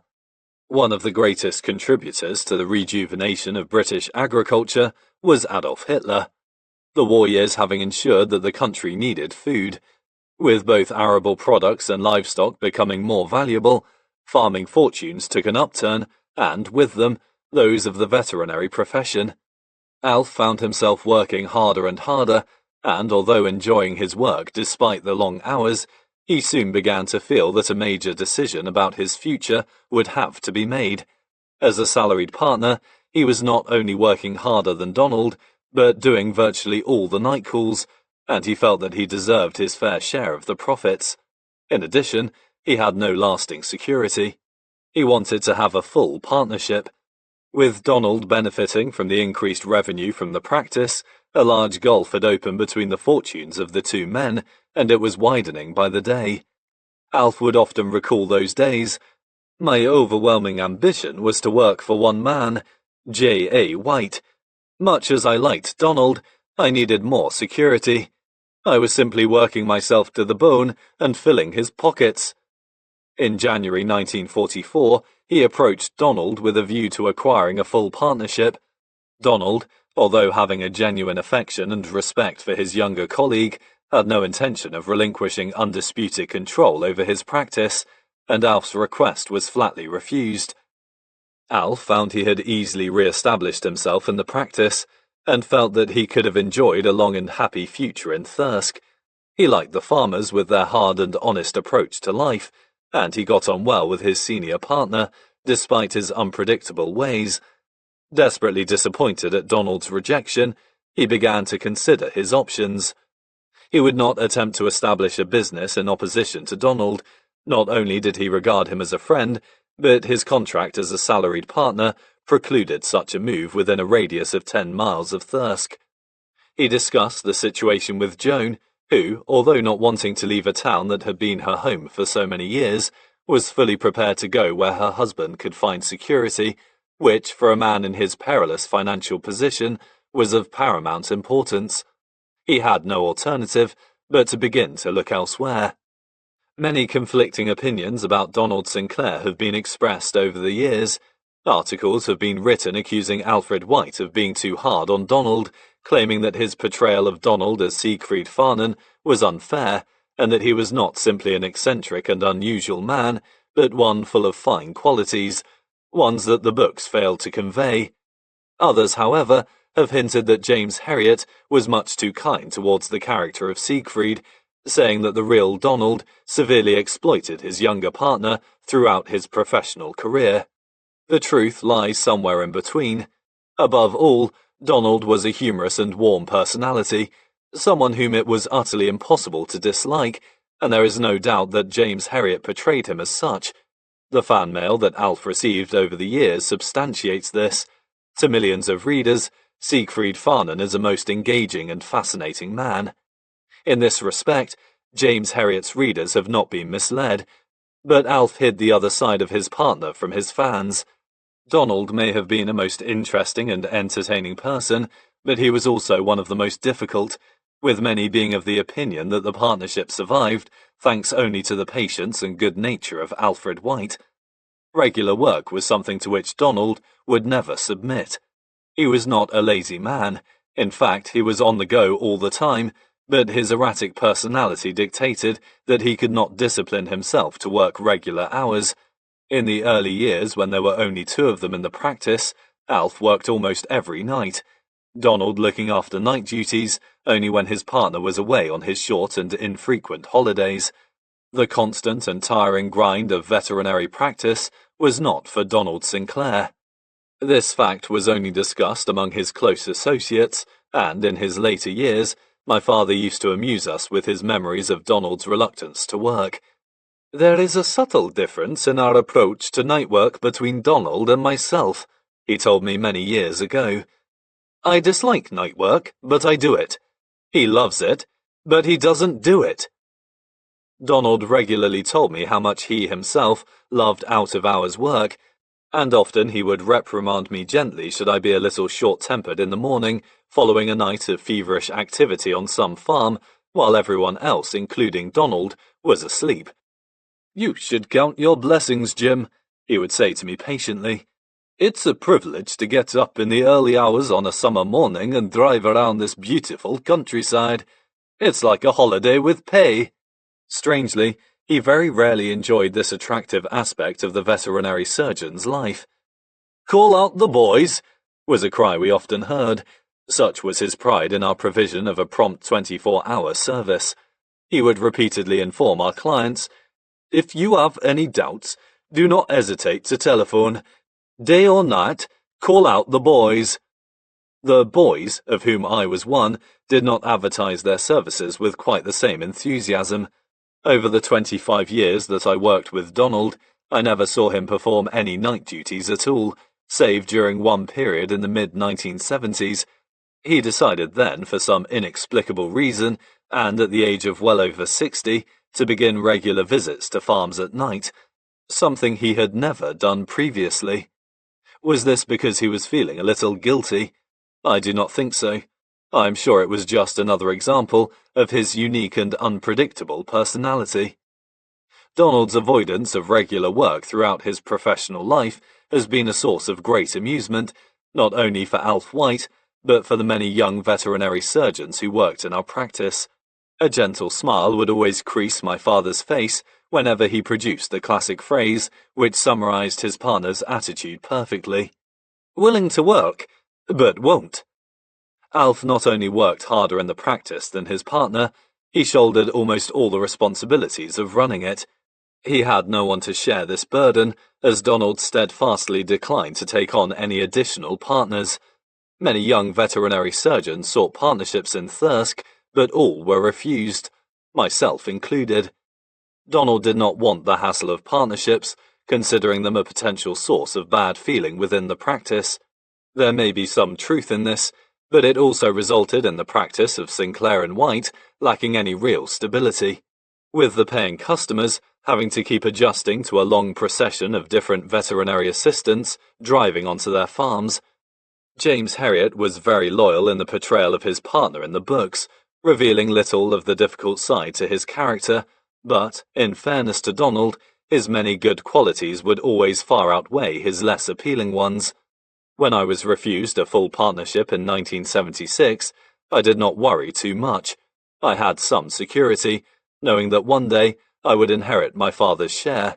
But for him, back in 1944, the situation was very different. At the time, Alf was not short of offers.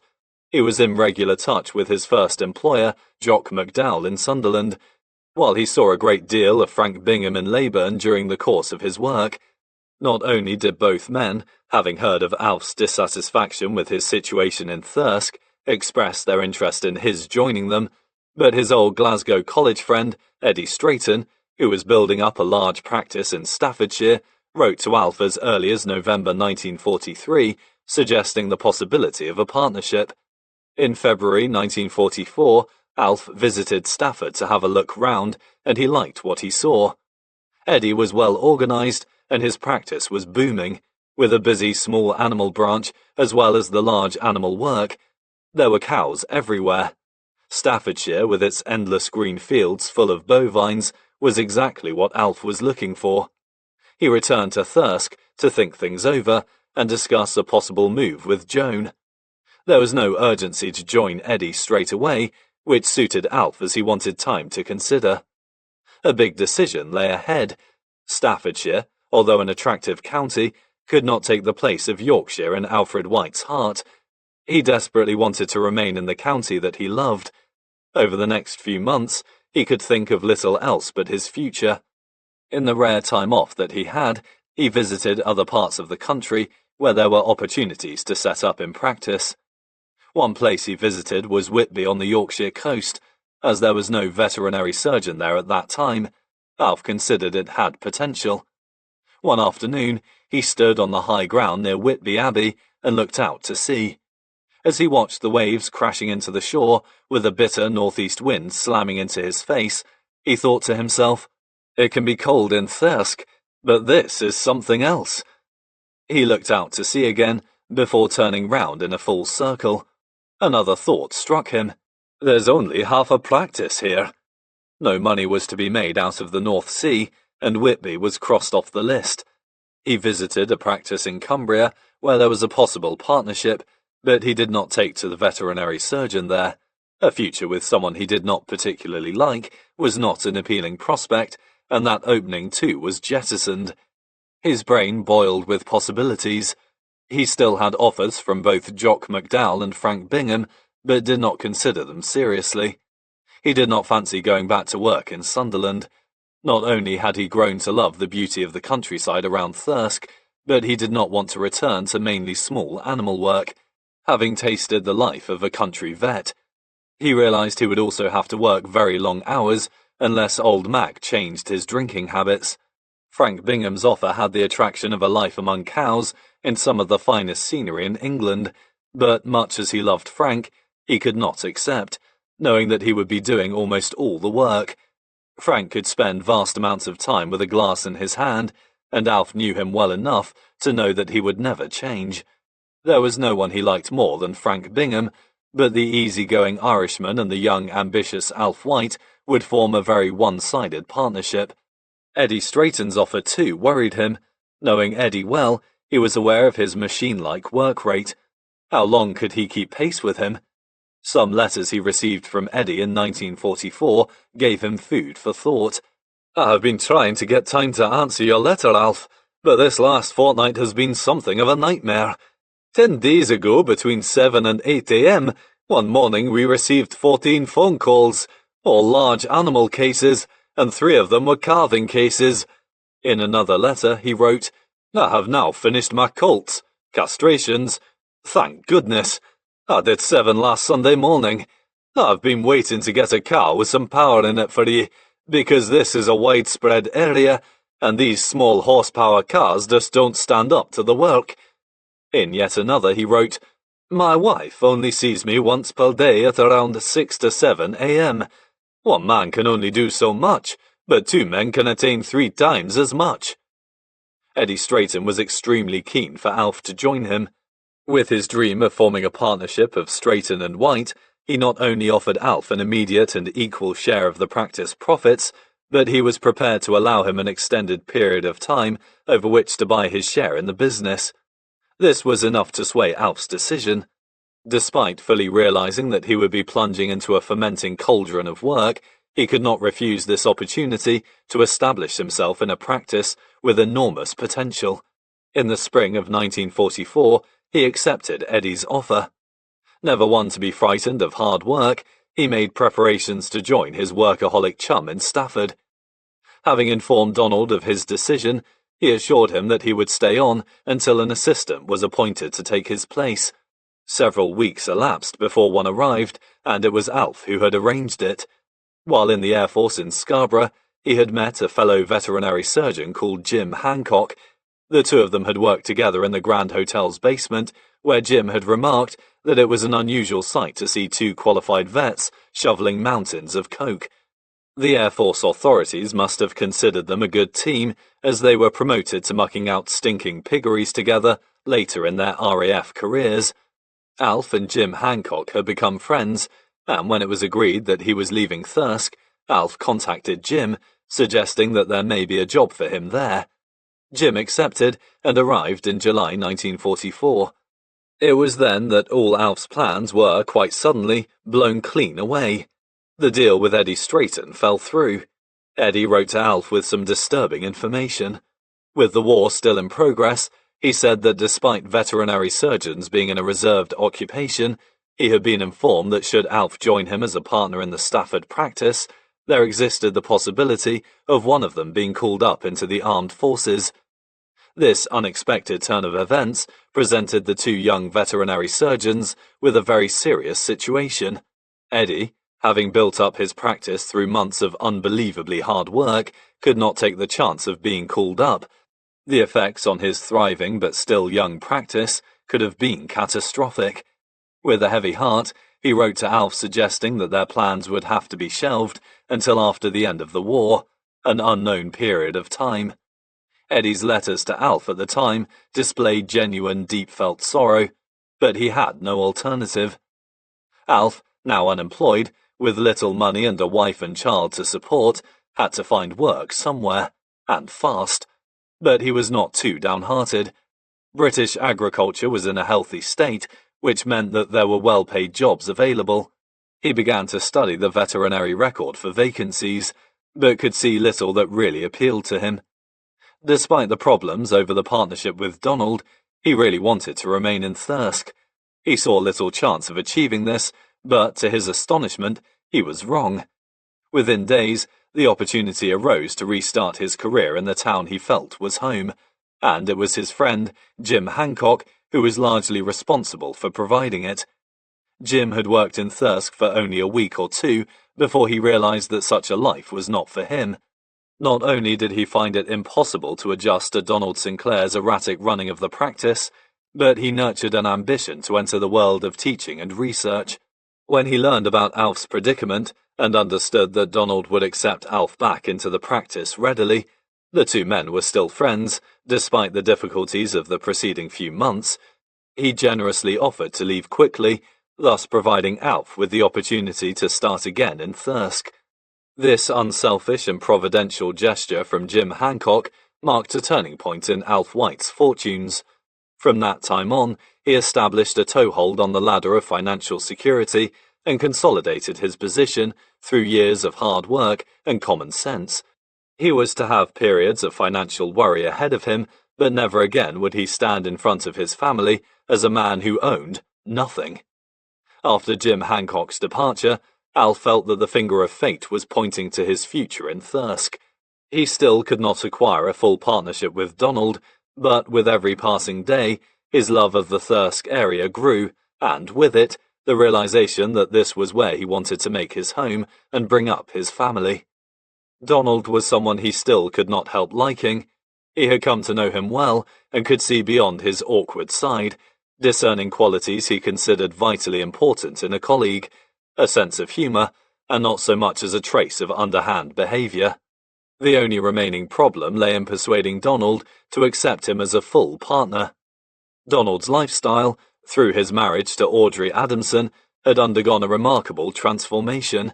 Audrey, who came from a wealthy shipbuilding family, bought a fine, elegant country house, Southwoods Hall, and she and Donald moved there in 1945.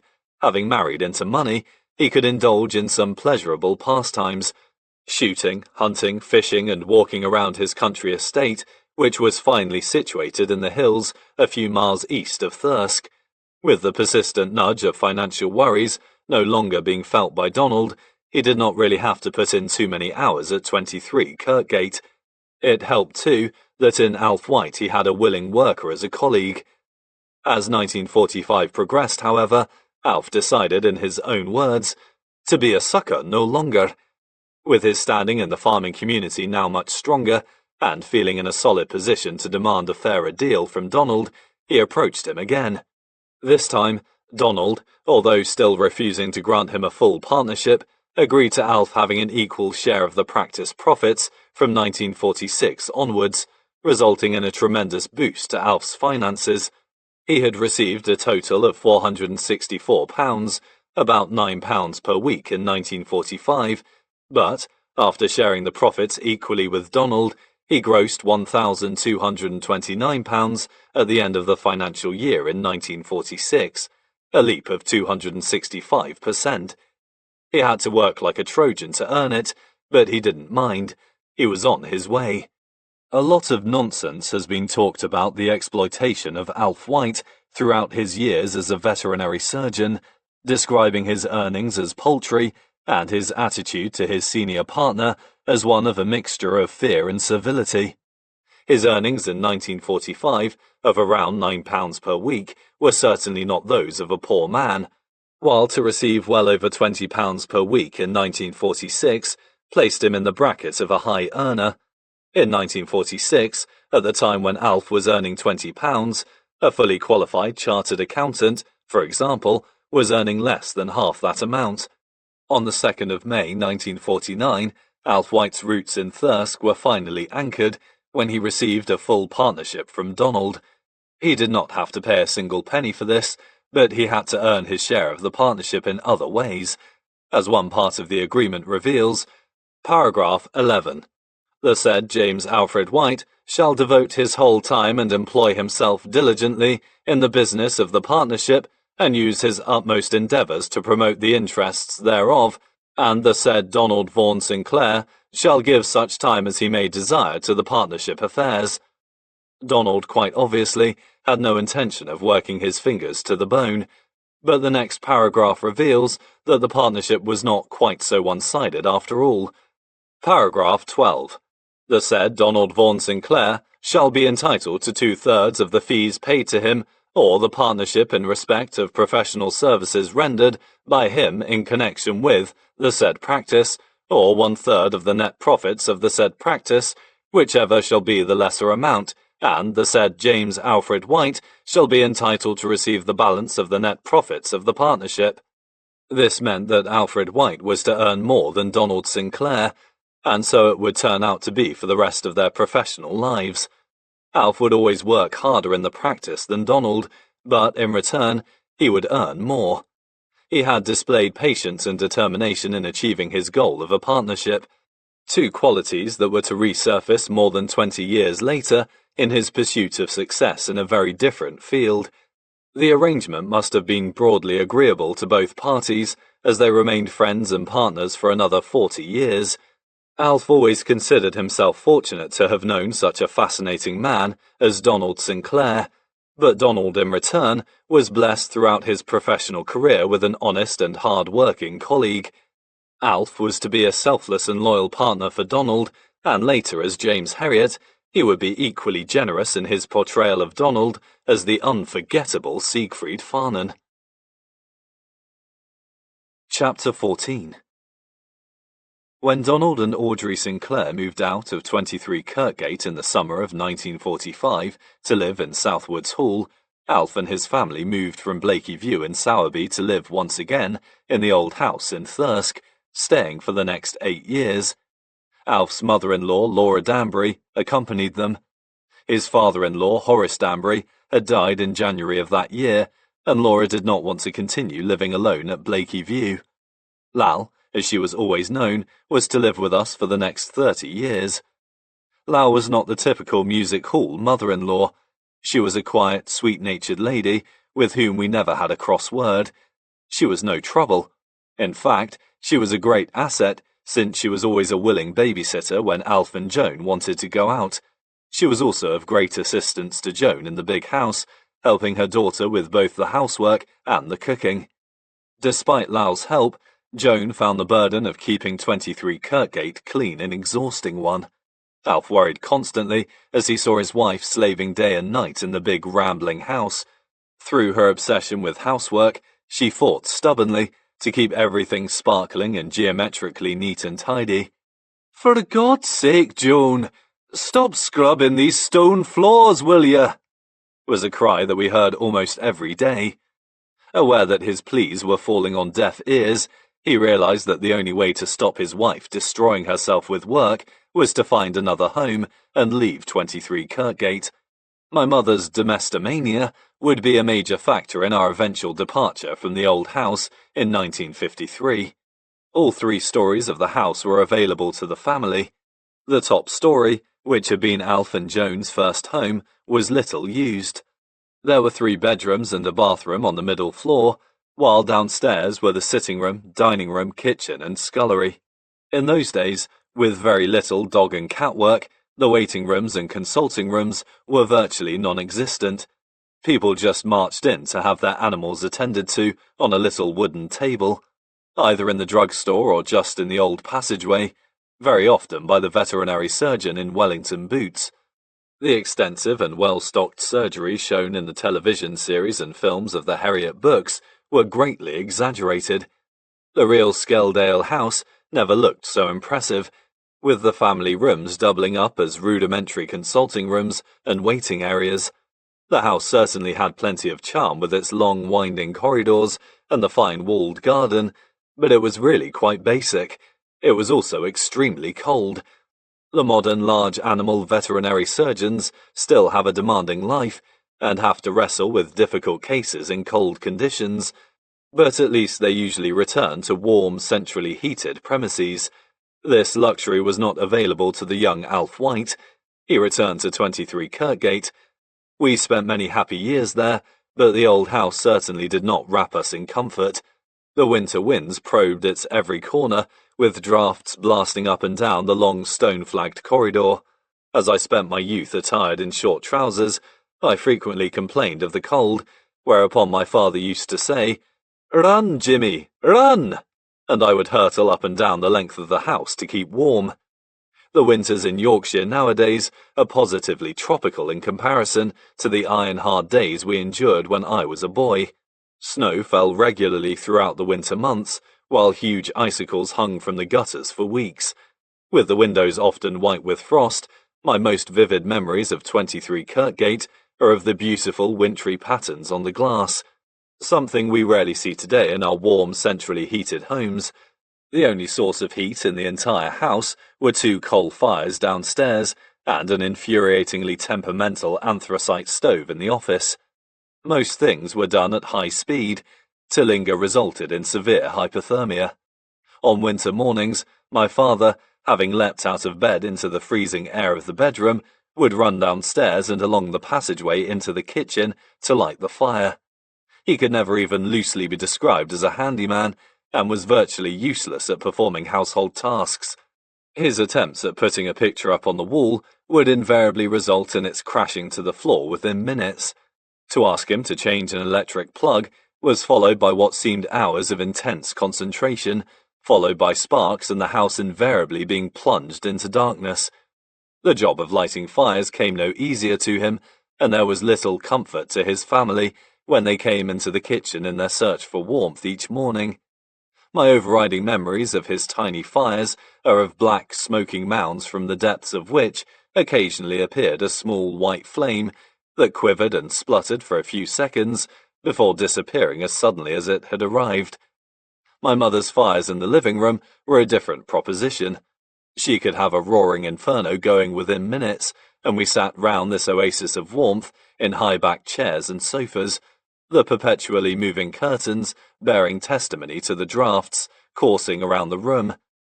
Although I will never forget the cold of 23 Kirkgate, those days of frost and snow were ones that instill warm and nostalgic memories. Snow has always fascinated children, and I was no exception. My father felt somewhat differently about it. Snow meant sledging and snowball fights to me, but it spelt trouble for him, preventing his reaching many of the outlying farms. The massive snowfall of 1947, when it snowed almost every day from January until April, often confining him to the house for days, meant a loss of revenue that he could ill afford. If Alf had little comfort in his home, he had even less in his car. The smooth, modern motor cars of today, with their warm and comfortable interiors, bear scant resemblance to the harsh little machines that Alf drove. Lengthy journeys to farms during those winter days and nights were ones of sheer endurance. The cars had no heaters, and in the severest of weather, with the windscreen white with frost, he would travel with his head out of the window to make sure he was still on the road. With virtually non-existent brakes and tyres as smooth as glass, these journeys were not only uncomfortable, they were dangerous. Mercifully, there was far less traffic on the road than today. As a very young boy, I have painful memories of winter journeys in my father's cars in which I used to suffer agonies of cold. I was always a rather noisy little boy, and in response to my cries of discomfort, he would urge me to wiggle my toes in my Wellingtons or clap my hands to get the circulation going. The lack of a heated windscreen was an enormous handicap, but one day I remember my father proudly showing me his latest acquisition. It was a piece of wire that attached to the windscreen inside the car with 2 rubber stickers. The ends of the wires led from the car battery, and after flicking a switch, an area of melted frost, about 6 inches square, eventually appeared on the windscreen. "Look, Jimmy," he said, peering forward through the tiny field of vision. "I can see! Isn't it wonderful?" It was not only the discomfort of his early cars that Alf had to contend with. It was their lack of power. His old Austin 7 had a top speed of around 50 to 55 miles per hour, but to approach such a speed resulted in a colossal noise accompanied by stupendous vibration. At 50 miles per hour, he felt as though he were breaking the sound barrier. These small horsepower engines were a great disadvantage for anyone working in a hilly district. One of the worst hills in the practice was Sutton Bank, a steep gradient of 1 in 4 that presented a formidable barrier to anyone needing to reach the high ground of the Hambleton Hills. The modern motorcar sails up the bank in high gear, but all those years ago, it was a feat of engineering to reach the top. Alf's little cars just could not cope with Sutton Bank, but he soon developed a technique to overcome this difficulty. The small rear-wheeled cars, like his old Austin 7, were lower geared in reverse, so on approaching the foot of the hill, he used to perform a 3-point turn in the road before crawling up backwards. Although life at 23 Kirkgate could never be called comfortable, Alf was happy. He was working in a part of the country that he loved, and in a practice that he could call his own. Alf's happiness was enhanced in 1946 when his oldest friend Alex Taylor returned from the war and came to live in Thirsk. Having spent the war years in the African desert and the mountains of Italy, he had left the forces without a job, hoping to find employment near to his old friend in Yorkshire. He was engaged to an American girl, Lynn, whom he had met in Rome, and who was soon to join him in Thirsk. Alf was delighted to see Alex again. He had always had a special affection for his great friend from Glasgow. He wrote to him in Africa at the time of my birth in 1943, asking him to become my godfather. I was christened James Alexander, after the man whom he regarded as his oldest and dearest friend.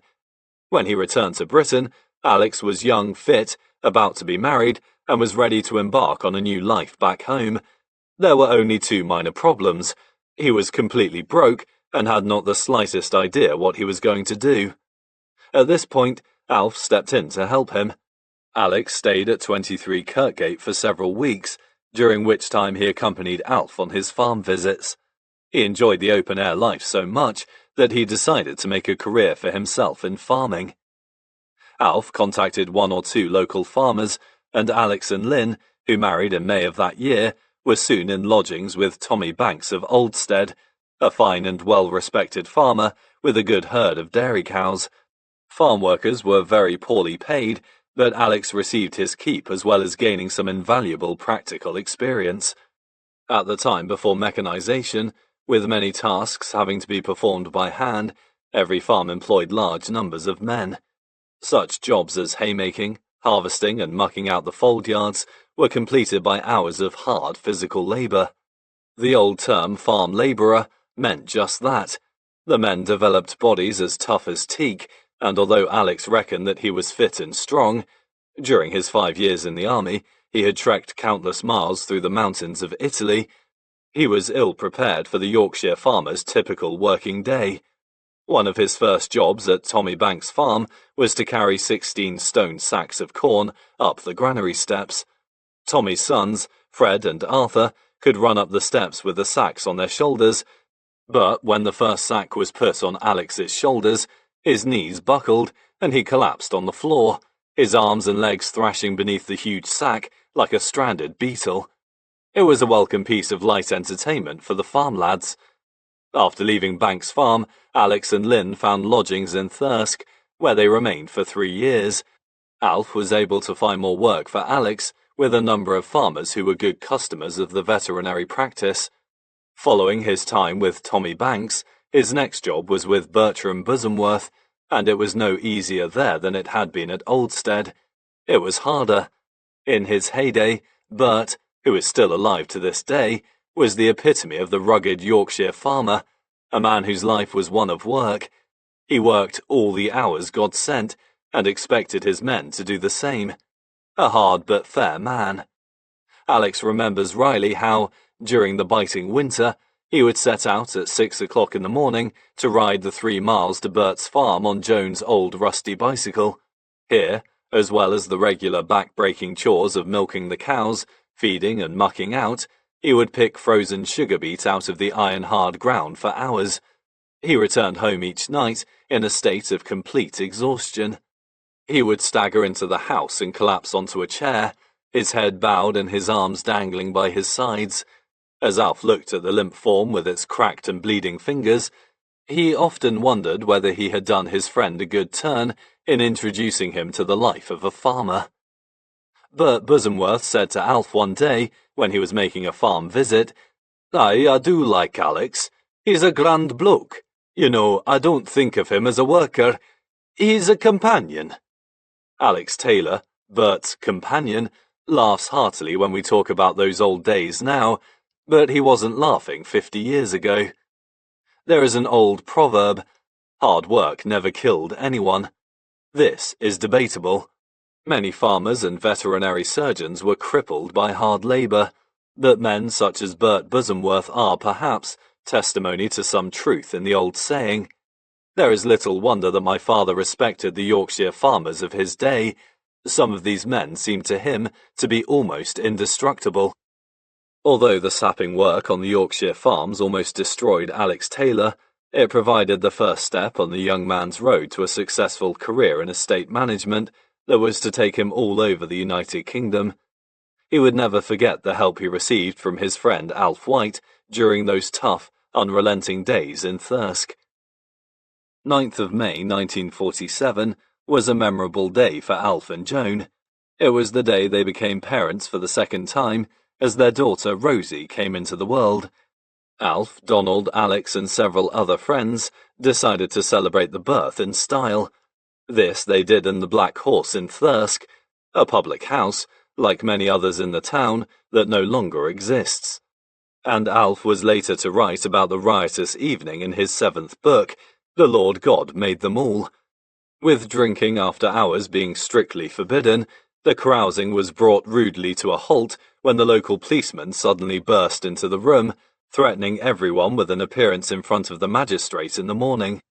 The officer of the law, however, after a period of gentle diplomacy on the part of Alf and his friends, decided to share in the celebrations and was still in the pub hours later.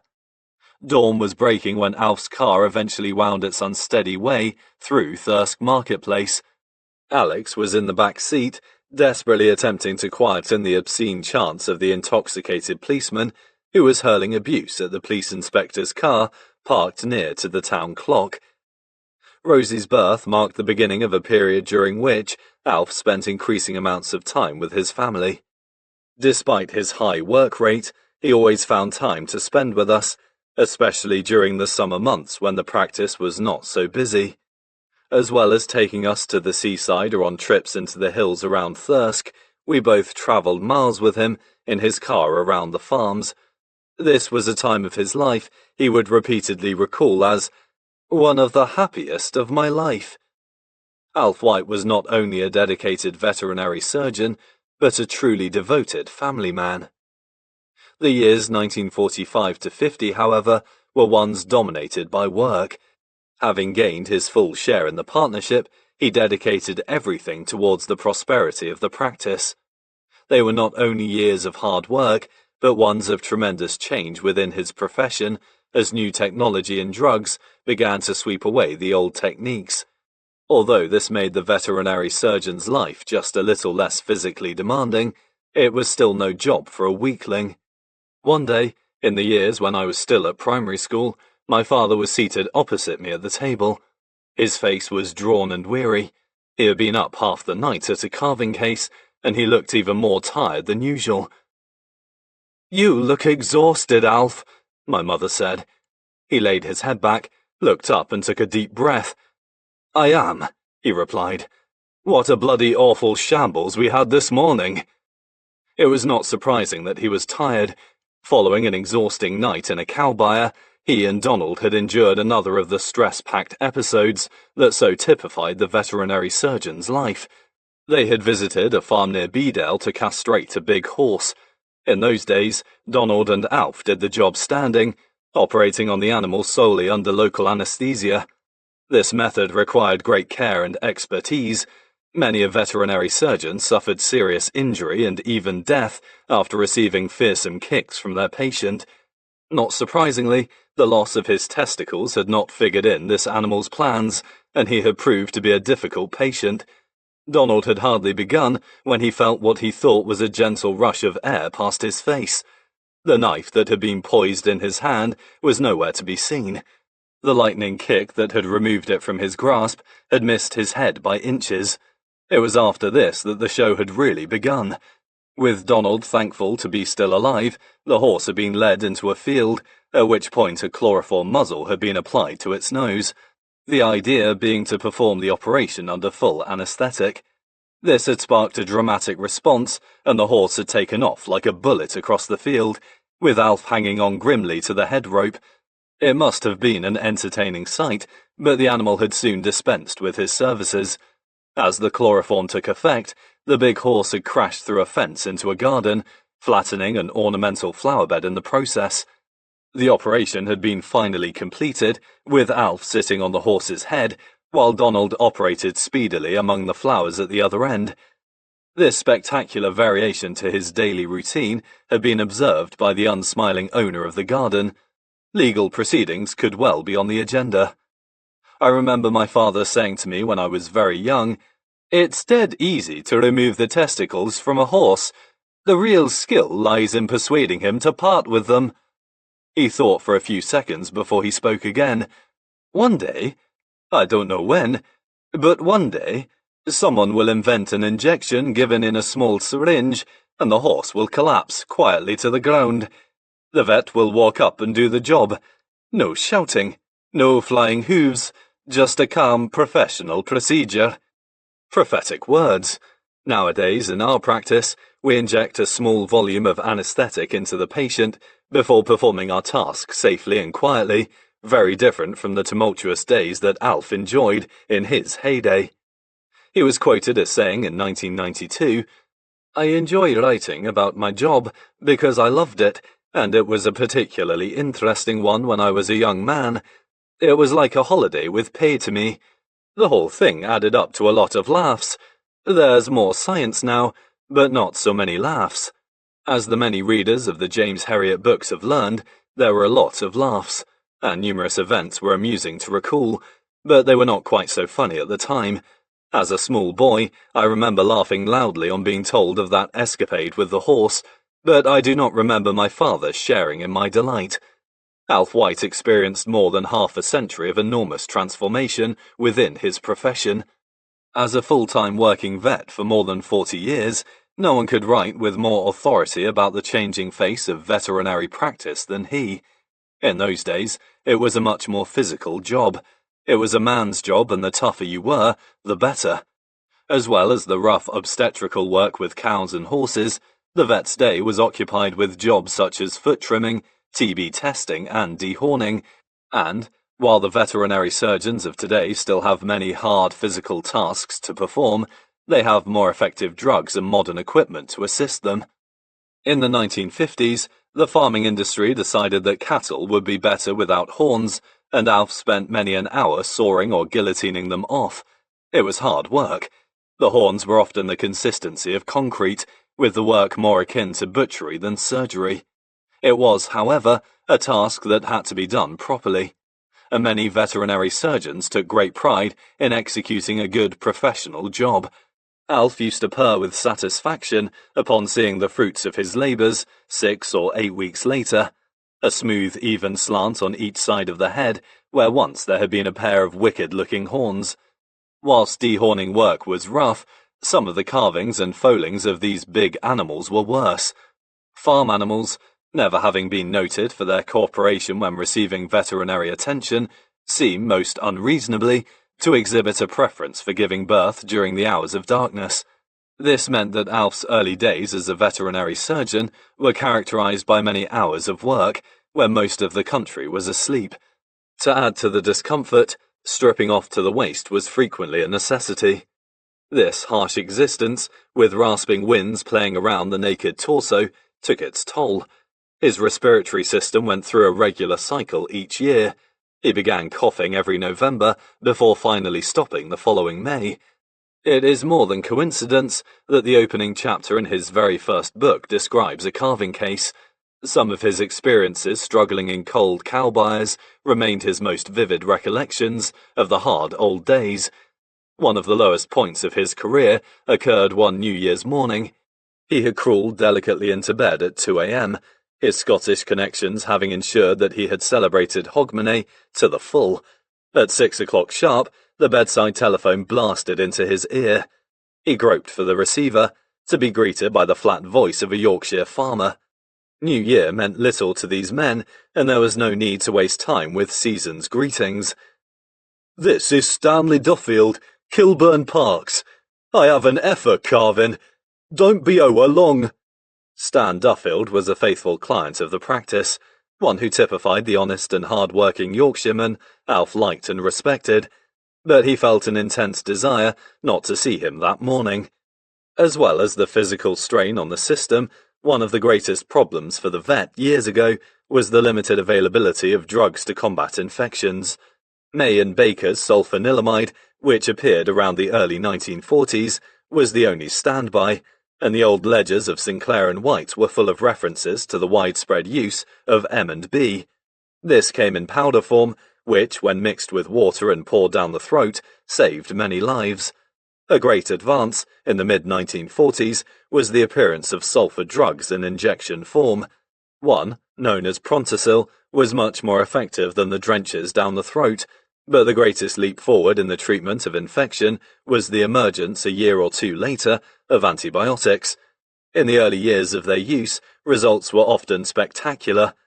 Animals with huge temperatures appeared to be miraculously improved the next morning, following one simple injection in the rump.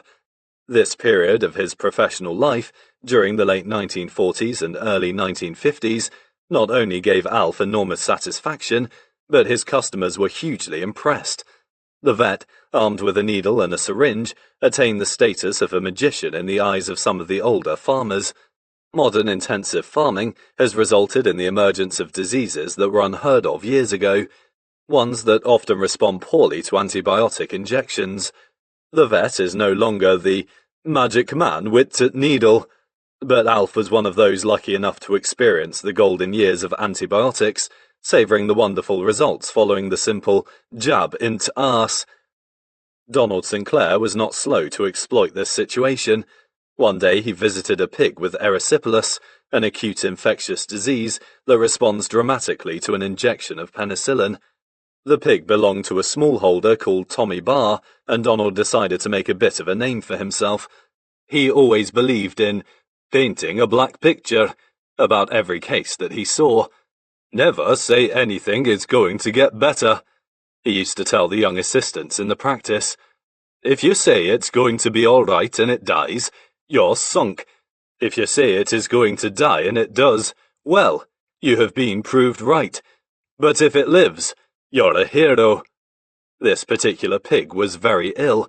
It was lying flat out and covered with purple spots, but Donald knew that she would be a different pig after his injection. He gave a grim prognosis, but the pig, true to form, was eating everything in sight the following day. Little Tommy Barr was staggered. 1 week later, Alf was seated at the desk when Tommy came into the surgery to pay his account. He spoke in revered tones as Alf receipted it. "Mr. White," he said, wide-eyed, "I'm telling you, it were a miracle." Alf was both gratified and a little surprised. It was unusual to hear the work of the veterinary surgeon described in such glowing terms. "I'm pleased to hear it, Mr. Barr," he replied. The little man continued, "Aye, Mr. Sinclair came into pig house, and there she were, all covered with spots. I thought she were going to die, and so did he." Tommy paused for breath. "He looked at me, and I looked at him, and he looked at pig. I could tell by the look on his face as he thought it were a bad job. Then he shook his head and said, 'By God, Tommy, I doubt we're hour late.'" Tommy's eyes became even wider. "But we weren't, Mr. White. He capped that pig with that injection. It's a miracle, I'm telling you." That example of applying the art as well as the science to the everyday work of the veterinary surgeon resulted in Tommy Barr regarding Donald as a god. Apart from the arrival of antibiotics, Alf received very little assistance during those long days around the farms, but at least he had some company. I travelled extensively with him from the age of 2 years, my main jobs being gate opener and carrier of equipment, tasks that I seriously regarded as of paramount importance. I am sure that those early days, right up until I attended secondary school, helping my father on his daily rounds, were responsible for my following in his footsteps. His great love and enthusiasm for his job could not fail to impress a young mind such as mine. My sister Rosie, too, was soon to become a seasoned traveller in his car. She, like me, was later to express a desire to become a veterinary surgeon like her father, but he did not share her enthusiasm. He regarded the job as far too rough for a woman. There were few women in veterinary practice in those days, although it is very different now. The majority of graduates are women, and those that enter large animal practice manage very well, but I can still understand his feelings. The thought of his daughter driving lonely miles at night to attend to a hostile half-ton cow in a muck-spattered byre did not appeal to him. He knew well from experience that the bovine race had scant respect for any human being, male or female. My father had no such worries about me, and was pleased that I showed an interest in his work at such an early age, but he needed to be very patient with me. Much of my assistance in the car was of dubious value. I kept up a fairly non-stop conversation, asking such meaningful questions as, "Dad, what's the fastest? A magic train or a phantom motor car? Dad? Dad? Dad?" The pressure of answering these sophisticated questions must have been considerable, as he had a great deal on his mind. I can remember him driving around glassy-eyed as his overworked brain wrestled with details of difficult cases, as well as mounting problems such as wondering how he could further develop the practice, or how on earth he could manage to conjure up enough money to buy his own home. Those loud punctuations from his noisy little son must have been trying, but he usually managed to come up with a satisfactory answer, only to receive many more searching questions as the day wore on. Rosie and I journeyed widely with my father, but he had another passenger in the car who rarely missed a visit, a faithful companion who accompanied him day and night for more than 10 years, a dogged traveller who would sulk for days should my father ever have the temerity to leave him at home. His name was Danny. Chapter 15. "Alf, where's Danny?" Joan White stared at her husband, a ring of tension in her voice. "Danny? Oh my God, I've left him at Aysgarth Falls."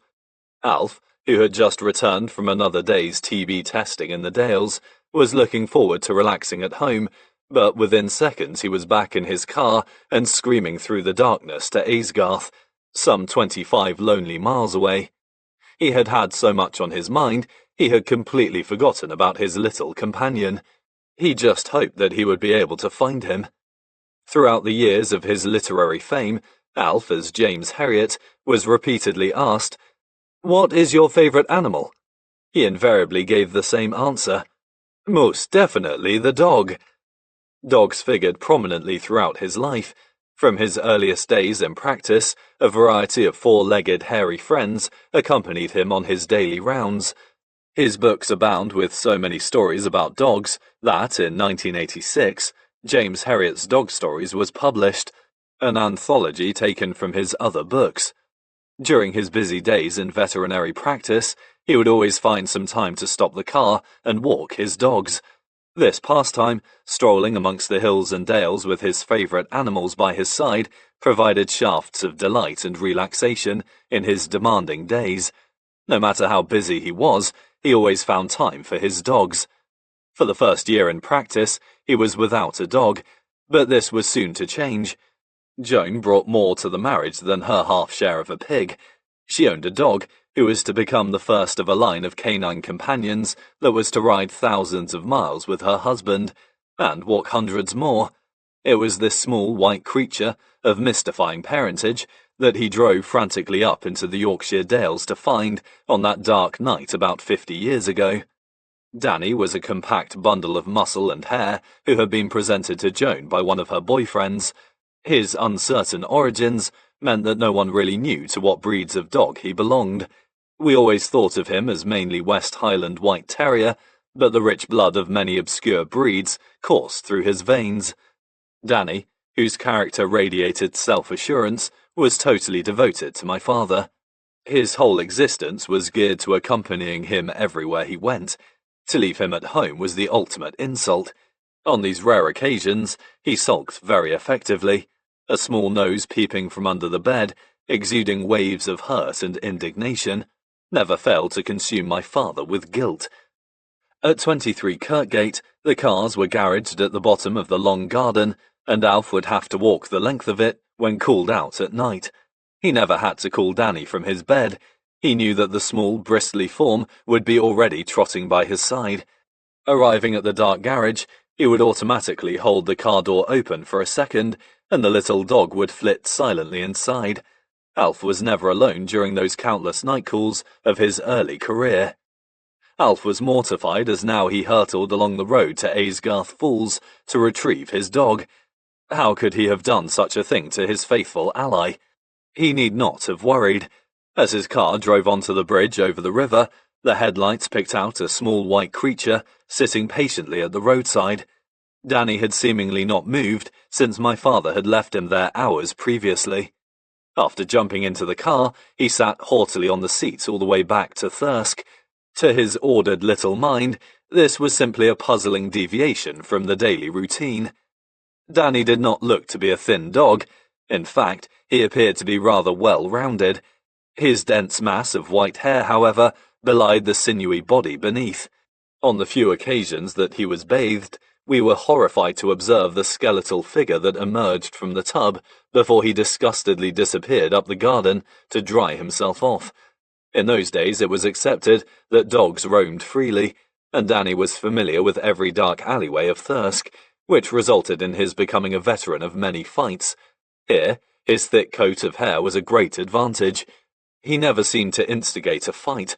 He was always being picked upon by large dogs, but he knew how to look after himself. To observe Danny in action was a lesson in tactics.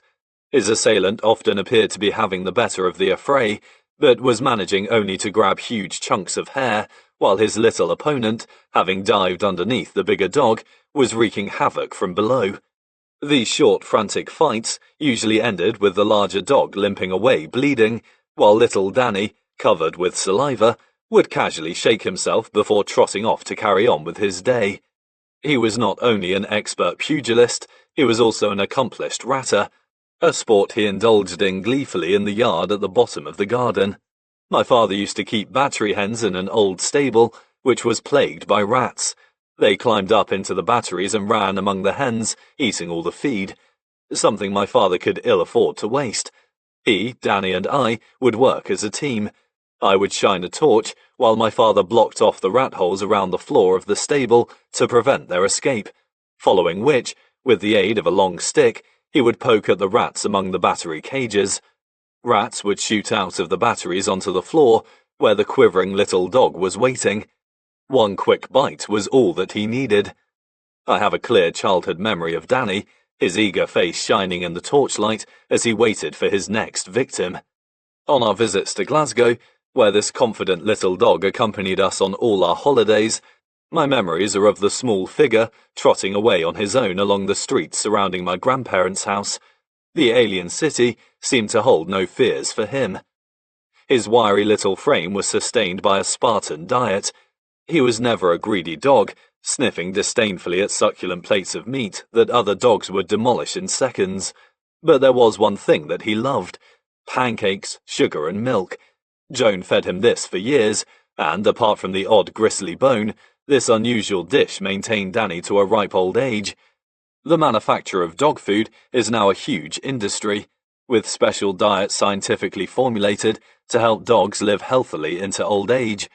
I do not know what the modern nutritionist would have made of his diet, but it certainly suited our little friend. Another friend was soon to come back into Alf's life. Towards the end of 1949, he was delighted to learn that Brian Sinclair was returning to live in Yorkshire.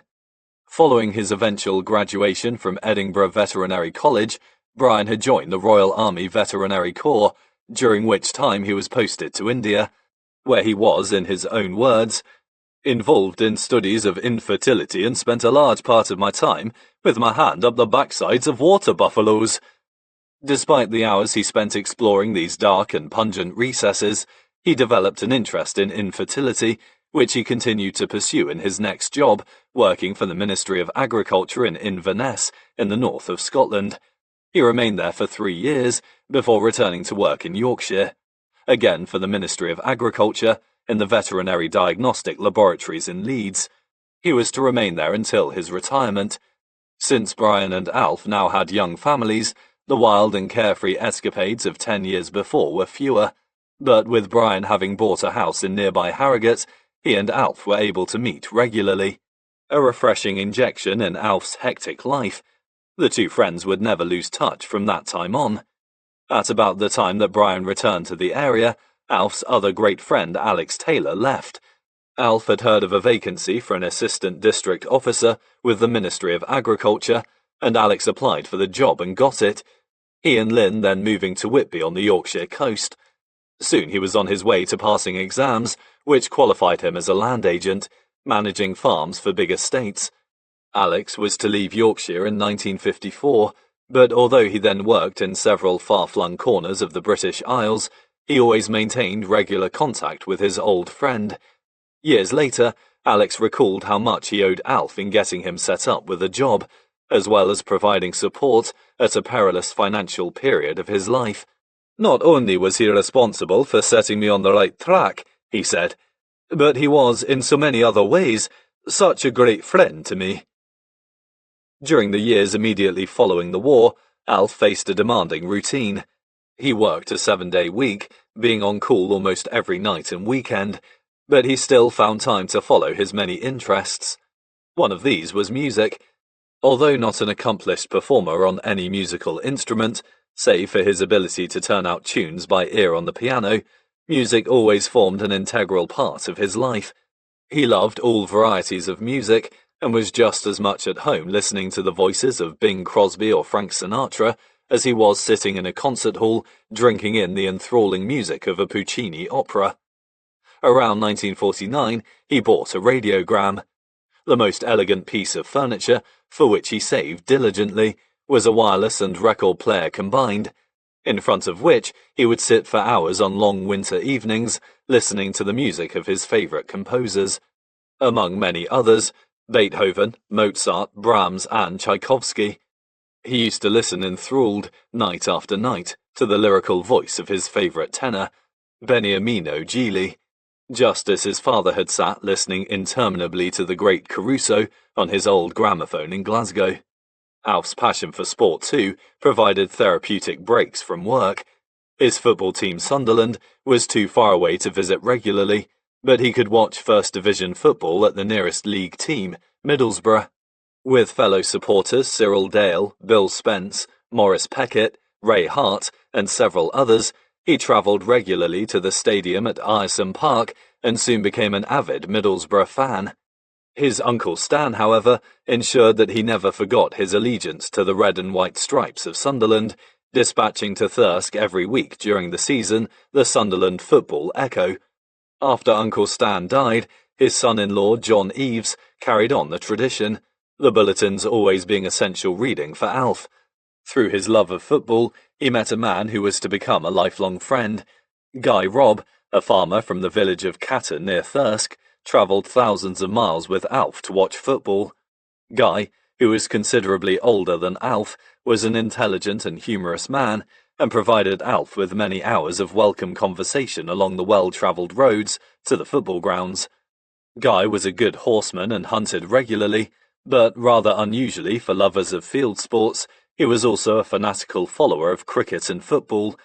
This real gentleman was equally at home at the local hunt ball, a glass of fine wine in his hand, as he was on the rain-swept terraces of Sunderland Football Club, clutching a cup of watery Bovril, while chatting with the flat-capped supporters around him. Guy's sister, Kitty, who was also a good friend of Alf, was a respected breeder of Pembroke Corgis and was a client of the practice. She was, however, very different from Guy. She was a small, rounded lady who smoked prodigious numbers of cigarettes, drank steadily, and cared little what she said or to whom she said it. Where Guy was quiet and reserved, Kitty was open in her views. She was a highly intelligent lady whose sharp wit would provide Alf with many entertaining moments during his visits to her breeding kennels. Alf's favourite memory was of her entering into a heated discussion on the topic of healthy living with a doctor, a tall, lean man who, unlike Kitty, neither smoked nor drank, but lived frugally on only the healthiest of foods. The argument came to a head when he finally took a long look at the chunky little figure before him. "Miss Robb," he said, "I must confess that, should you ever come to my surgery, I would feel compelled to put you on a very strict diet." Kitty stared frostily at his spare frame before replying swiftly, "Doctor, should you ever come to my kennels, the first thing I would do is worm you." Alf, like Guy Robb, was a great cricket fan, and whenever he could, would travel to Headingley, the home ground of the Yorkshire Cricket Club, or to the annual cricket festival at Scarborough.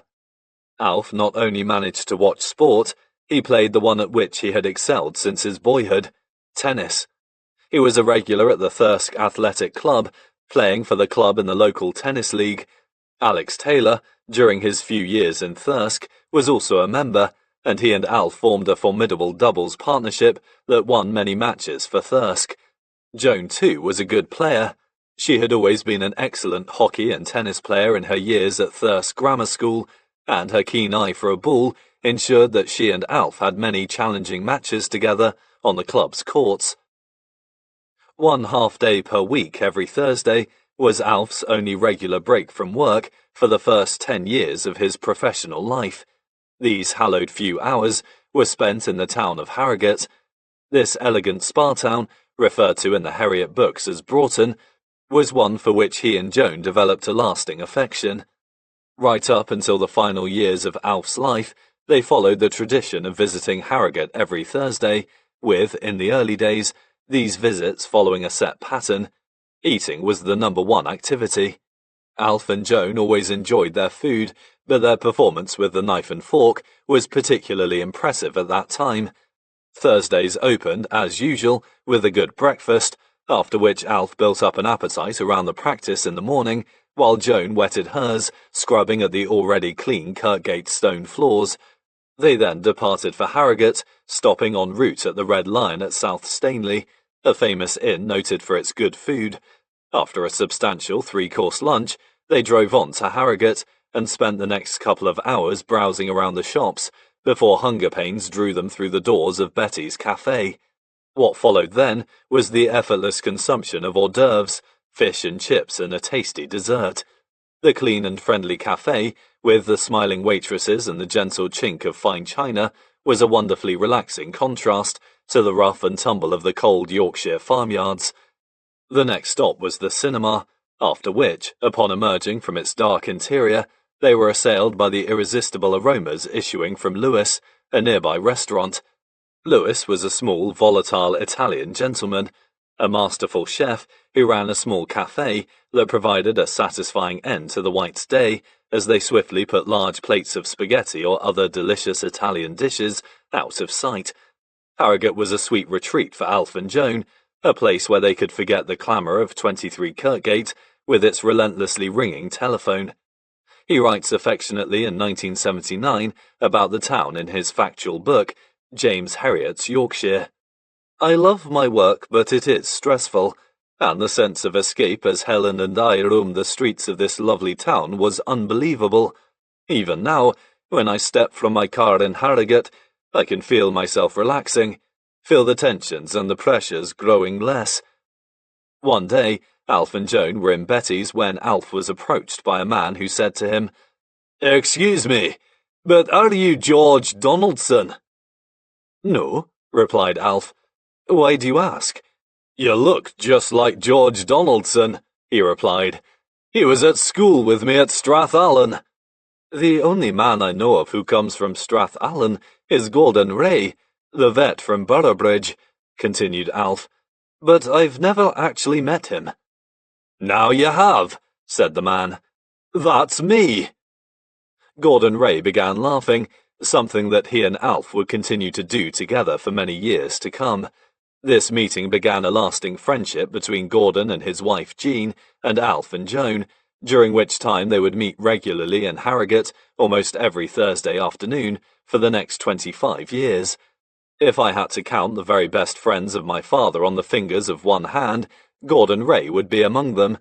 Originating from northeast Scotland, he ran the veterinary practice in the town of Boroughbridge, not far from Thirsk, and was just the sort of man that my father liked. Gordon was a man with no side to him, someone you felt that you knew well after a very short time in his company, with honesty and decency shining out of his friendly face. Although in a far stronger financial situation than my father, he had little time for life's fineries. He was happier spending hours tramping through the mountains and camping with his children. I have clear memories of Gordon whistling tunelessly away to himself while throwing his boots and rucksack into the back of the car, his smiling face a picture of contentment.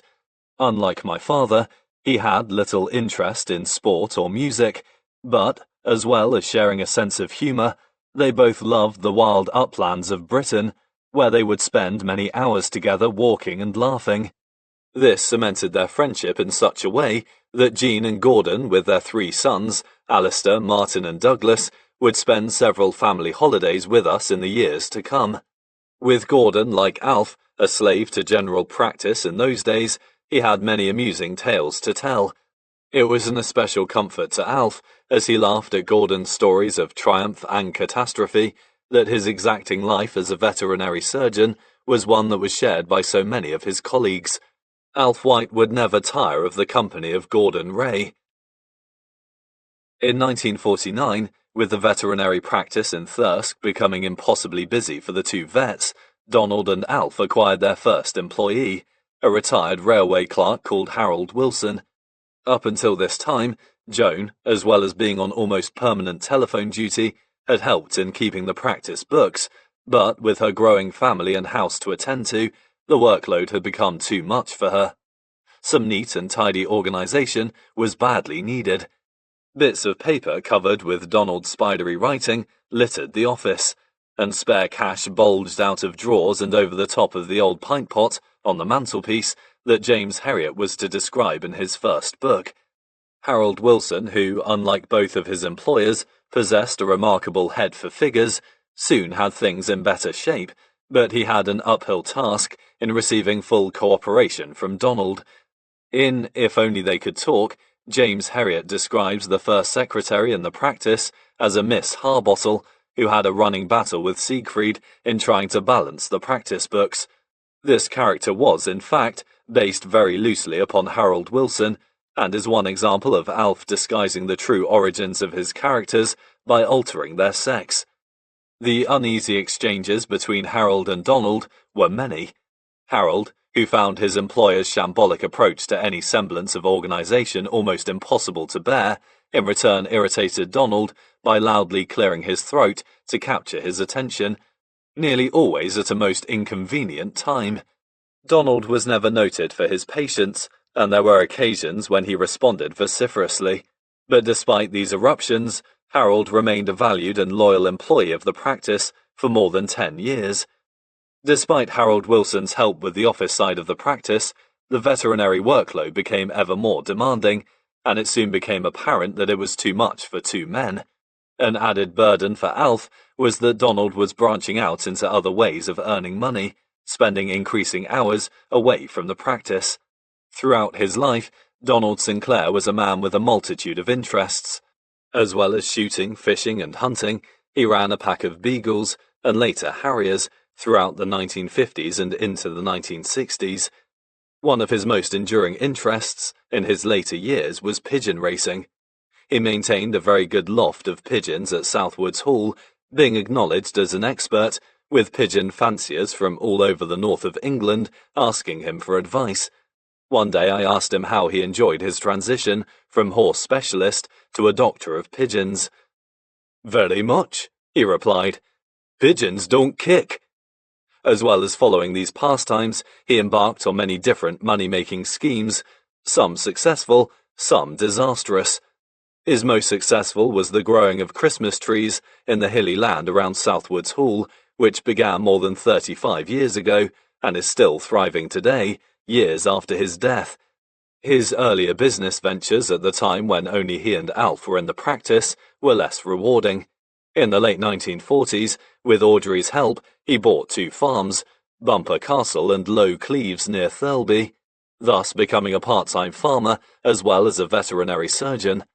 His running of these farms was, characteristically, erratic, and they both made losses. He would return to farming again in the 1970s, keeping a herd of suckler cows and calves at Southwoods, this time with a little more success.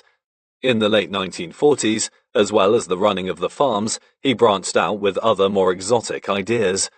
One of these was the invention of an elaborate wire mesh construction, designed to allow free-range hens access to a protected run where they would be secure from foxes. Donald's ingenious device, as well as barring the entrance of a predator, also prevented the hens from returning to the free-range areas outside. He dubbed his invention, of which he had high hopes, Sinclair's patent pop hole. To his delight, he received an order for a large number of these devices. Having obtained the help of a local engineering works in manufacturing them, he transported them all down to Thirsk Marketplace one Monday morning to clinch the deal with the purchaser. Donald paced impatiently around his towering stack of ironwork, but despite waiting several hours, his customer failed to arrive. Alf remembered that day very well. It was late in the day when Donald, having reloaded his merchandise, drew up outside the door of 23 Kirkgate on his tractor with a mountainous pile of metalwork in the trailer. "My God, Alfred!" he shouted. "I've just about ruptured myself carting these bloody pop-holes down here, and the bugger hasn't even turned up for them. What am I supposed to do with all this lot now?" The pop-holes returned to Southwoods Hall, where they rusted away gently over the course of many years. Undeterred, Donald was soon to try out some other ideas. One of these was the establishment of a mobile fish and chip shop, hopefully christened Enterprise Fisheries. This potentially lucrative business travelled around the villages in the Thirsk area, but unfortunately it did not live up to its name. Donald made heavy losses while his employees running the business did far better. They realised the potential, pocketed the proceeds and disappeared. Enterprise Fisheries, as with the quietly decomposing pop-holes, would soon be forgotten. Many have said that the partnership of Donald Sinclair and Alf White was a well-balanced one. Donald was always full of ideas, some good, some crazy, with Alf always there to hone them down to sensible proportions. Alf, throughout his working life with Donald, derived enormous amusement from his partner's escapades, but it was not always so funny at the time, especially during the busy period in the late 1940s, when Donald was often absent from the practice, pursuing his various activities. Help was needed, and in July 1951 it arrived. A young man called John Crooks was the first of a long line of veterinary assistants to walk through the doors of 23 Kirkgate. Chapter 16.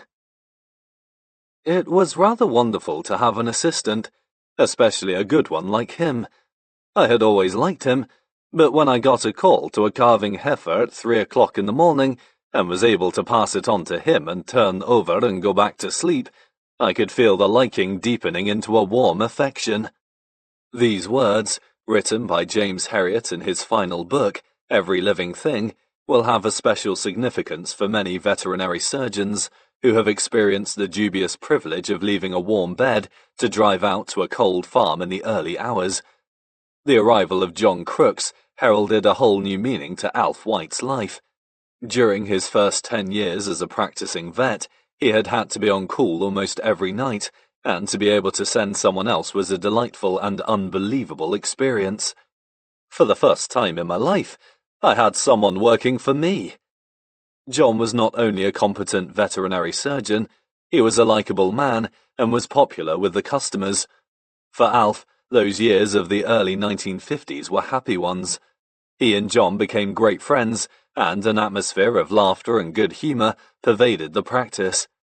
It was a period of prosperity, with their profession undergoing massive change as agriculture prospered and farmers became more educated.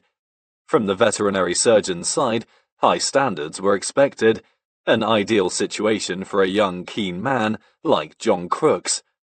John stayed in Thirsk for almost 3 years. He left in May 1954 to set up his own practice in Beverley, eventually achieving the distinction of becoming president of the British Veterinary Association in 1983. From his exalted position within the profession, however, he never forgot his humble beginnings in Thirsk, looking back on those days with Alf and Donald as some of the happiest of his life. His 2 employers gave him sound advice and tremendous support, so vital to a young person taking the first difficult steps in his chosen career. He felt so strongly about his time in Thirsk that when he left, he took with him a bottle of air from 23 Kirkgate, hoping that it would infect his new practice with the refreshing and good-natured atmosphere he had enjoyed there. John and his wife, Heather, remained great friends with the Whites, Alf becoming godfather to their firstborn child, Annette. Many years later, when John became president of the BVA, he asked Alf to speak at the inaugural ceremony, at which Alf recalled his memories of John as "t' young man," as he was called by the farmers.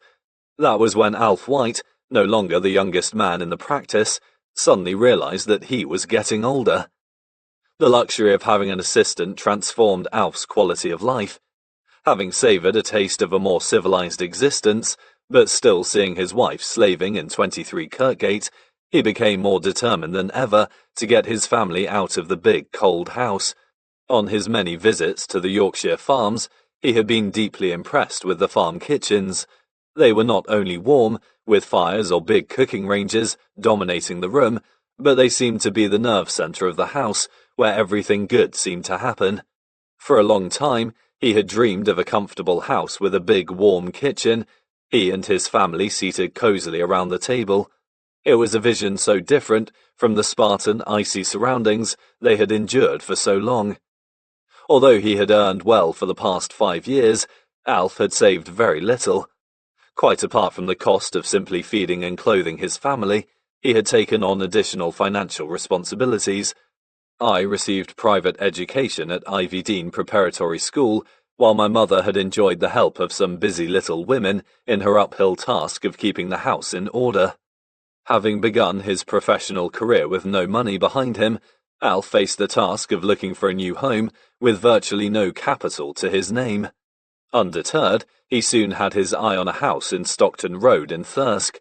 Pleasantly situated and just the right size for the family, it was exactly what he was looking for. It was due to be auctioned in the Golden Fleece Hotel, and, armed with positive thoughts and very little money, Alf attended the auction with a fierce determination that the house was going to be his. It was an experience he would never forget. The bidding rose to more than £3,000, a sum he could only dream about, but with the sweat standing out on his forehead, he doggedly persisted in bidding.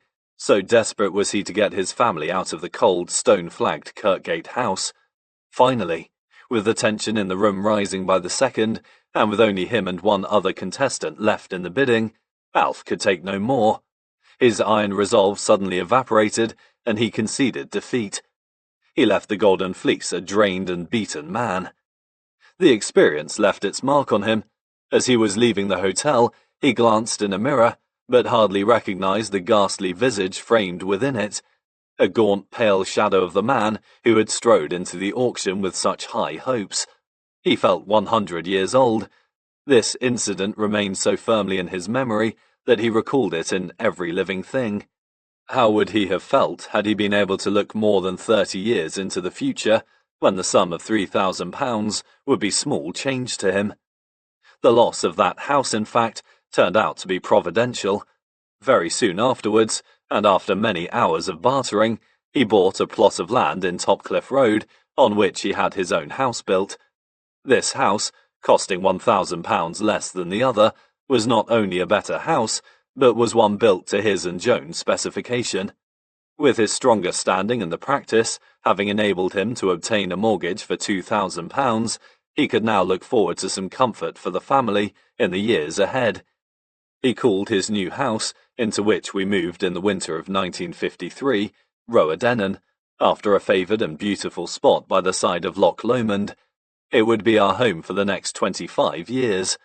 I remember the day we moved in, my overriding memory being one of draft-free rooms and wall-to-wall carpeting. There was no central heating, but compared to 23 Kirkgate, it was the warmest, cosiest nest imaginable. The kitchen was Alf's greatest joy and was dominated by an Aga cooker, an impressive solid bank of warmth that he would worship for the next 25 years. Alf, the rumpled figure in his dressing gown, as he clutched his morning cup of tea and his toast and Marmite, would have reason to bless that Aga for many winters to come. 1953 was a year of happiness and achievement for Alf. He now had his own house, both his children were being educated in an excellent primary school, and the practice was doing well enough to support an assistant. His quality of life had taken a turn for the better. One sad incident, however, occurred shortly following the move to Roadennan. Our little dog, Danny, was killed on the main road outside the house. He was, by then, 14 years old, with a hard body and a heart that beat with the regular, strong rhythm of that of a young dog. But his one physical infirmity was deafness. He never heard the car that ended his life, but his death was mercifully swift. We had regarded Danny as indestructible, but the combination of unfamiliar surroundings and his inability to hear traffic was his undoing. I remember my father coming into our bedroom to tell Rosie and me that Danny had met his end. We cried unashamedly. He had been regarded as a member of the family, and it took us weeks to fully realize that our bushy little friend was no longer trotting by our sides.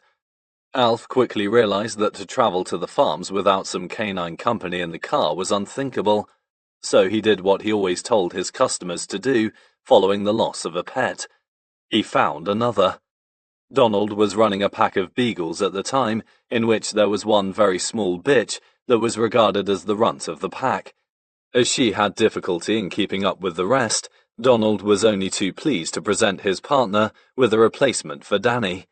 This appealing little creature, whom we called Dinah, thus became the second dog to travel the long miles at Alf's side. Dinah was the opposite of her predecessor. Her life revolved around the food bowl. After demolishing her meal within seconds, she was always ready for more, and she utilized her greatest asset to get it.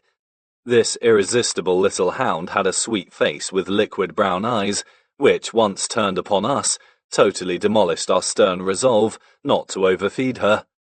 She invariably joined us at mealtimes, and, with my grandmother Lal being the most vulnerable to Dinah's charms, a steady supply of juicy titbits would drop down to the strategically positioned little dog. This high living resulted in Dinah becoming very fat, despite the regular exercise she received while out with Alf. He repeatedly exhorted his mother-in-law to stop feeding Dinah, but the old lady was completely under her spell, resulting in Alf White the vet having to live with the ignominy of owning one of the fattest dogs in Thirsk. Dinah, who walked for miles with us, was regarded like Danny as a member of the family, and we were terribly upset when she died in 1963 at the age of 11, through inadvertently consuming some rat poison. Her insatiable appetite had contributed to her downfall. James Herriot wrote about this first canine passenger in his fourth book, Vet in Harness, referring to him as a beagle named Sam. Having him with me added so much to the intermissions I granted myself on my daily rounds. Whereas in offices and factories they had tea breaks, I just stopped the car and stepped out into the splendour which was always at hand, and walked for a spell down hidden lanes, through woods, or, as today, along one of the grassy tracks which ran over the high tops. This thing which I had always done had a new meaning now. Anybody who has ever walked a dog knows the abiding satisfaction which comes from giving pleasure to a beloved animal, and the sight of the little form trotting ahead of me lent a depth which had been missing before. Sam the Beagle is an example of James Herriot's habit of making a composite character out of one or two others. Sam is, in fact, Danny and Dinah rolled into one.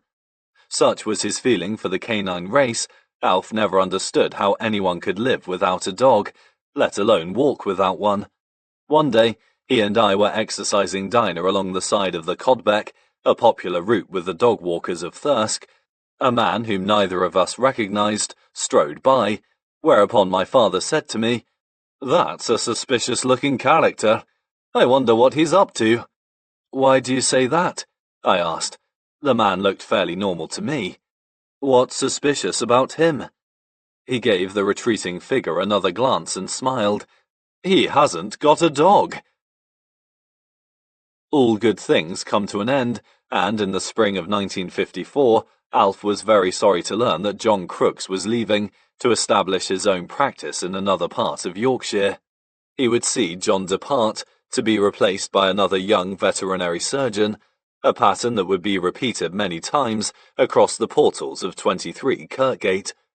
James Herriot talks about only 3 veterinary assistants in his books: John Crooks, to whom he gave his real name, Callum Buchanan, real name Brian Nettleton, and Carmody, who is described as a student in the 3rd book, Let Sleeping Vets Lie, but who in fact was an assistant named Oliver Murphy.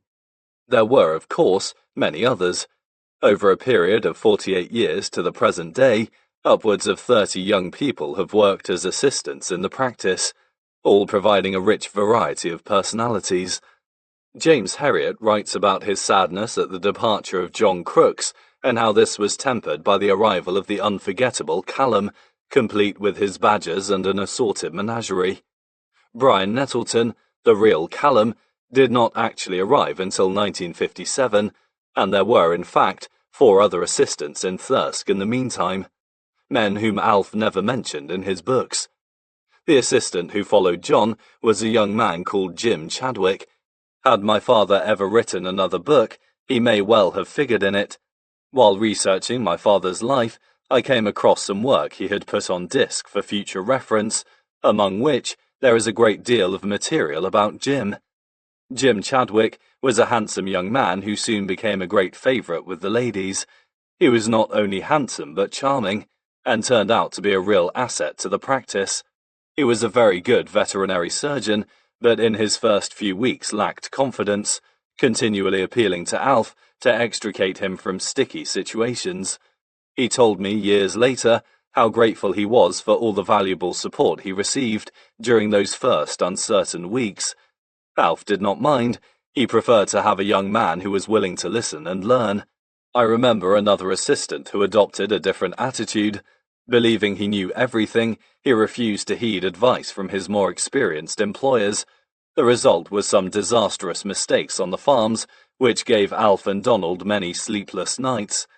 My father's old friend Eddie Strayton, for whom I worked for 15 months, had little time for newly qualified assistants who thought they knew it all. He had a forthright way of expressing his views. "I'll tell you what's wrong with such people," he said to me one day. "They don't know enough to know they know bugger all." Jim Chadwick, however, had the sense to know that he had a great deal to learn. I asked him to tell me about his time in practice at Thirsk. "I learned more in 6 months with Alf White and Donald Sinclair than I did in 5 years at university. The practice of Sinclair and White was a model which, in later life, I had always sought to achieve.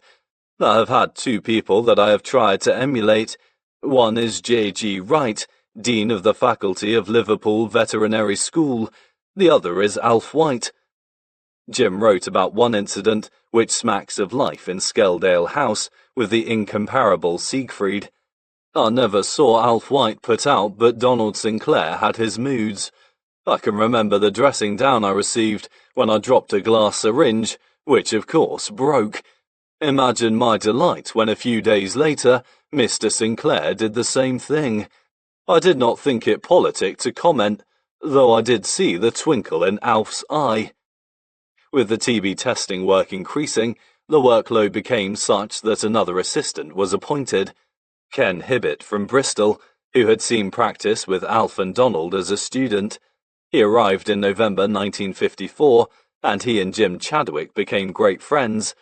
His arrival meant that Alf could now dispense with night work completely, an almost incomprehensible luxury. The early 1950s were some of the happiest days of his life. As well as having the pleasure of spending time with his family, he was working with men he liked, while doing a job he found fascinating and rewarding. Ken also wrote to me about his time working in Thirsk. Alf was a great person to see practice with, and he was equally good with the new graduate starting a professional career.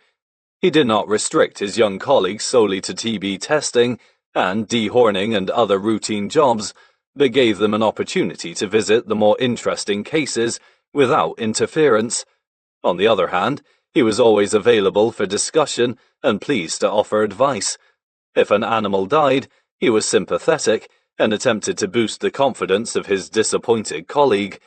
I well remember losing a cow suffering with fat necrosis within the first few months in Thirsk, and being reassured by Alf that I could have done no more. He pointed out that he could use a small field to bury all his failures. Although the two young men relished their time in Thirsk, they had to work very hard. They received only one weekend off in 5, with out-of-hours work extremely common. When on call, they would be almost certain to be on the road.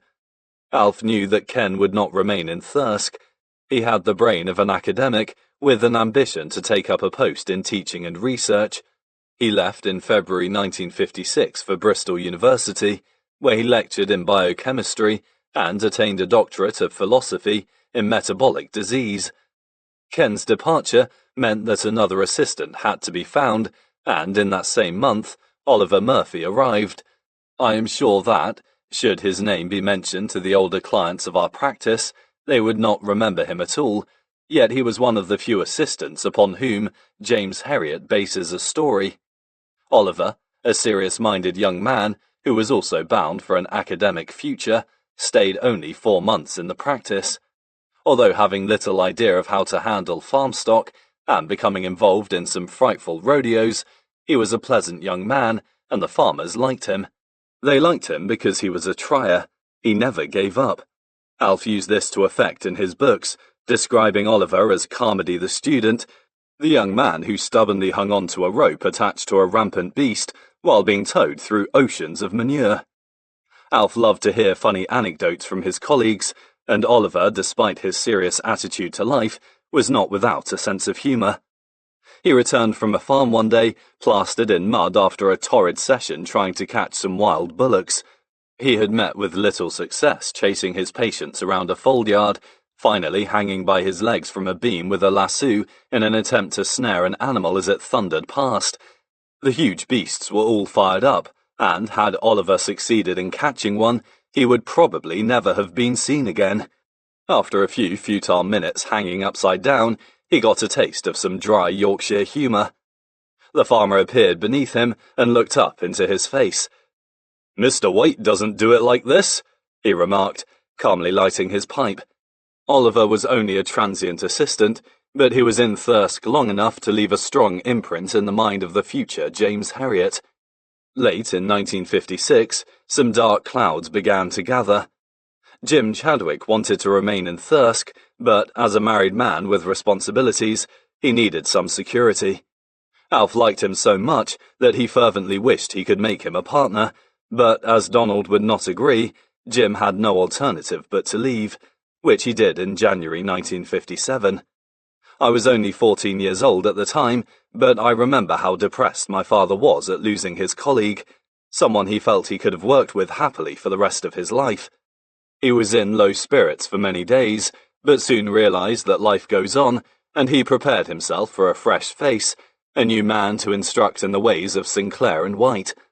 Only days after Jim's departure, Alf stood on the platform of Thirsk railway station, where he beheld Jim's successor alighting from the train. He stared disbelievingly at the tall figure, with the black moustache and the dark, flashing eyes, a badger draped over his shoulder, and a huge dog striding by his side.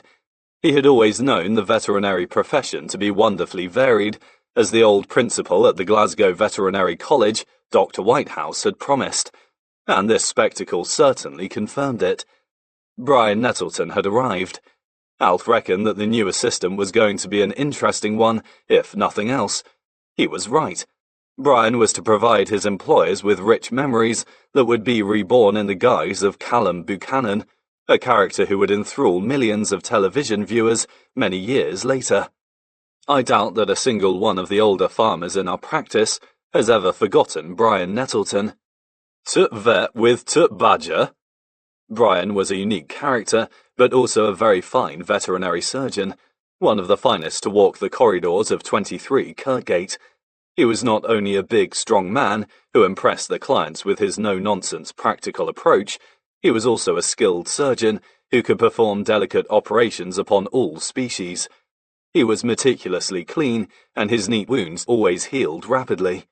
He had a wonderful rapport with animals, a great asset for a man in his profession. This impressed the clients, many of whom looked upon him as someone approaching a Dr. Dolittle character. He visited a herd of cows at Ampleforth one day, where he treated many of them to bring them into season.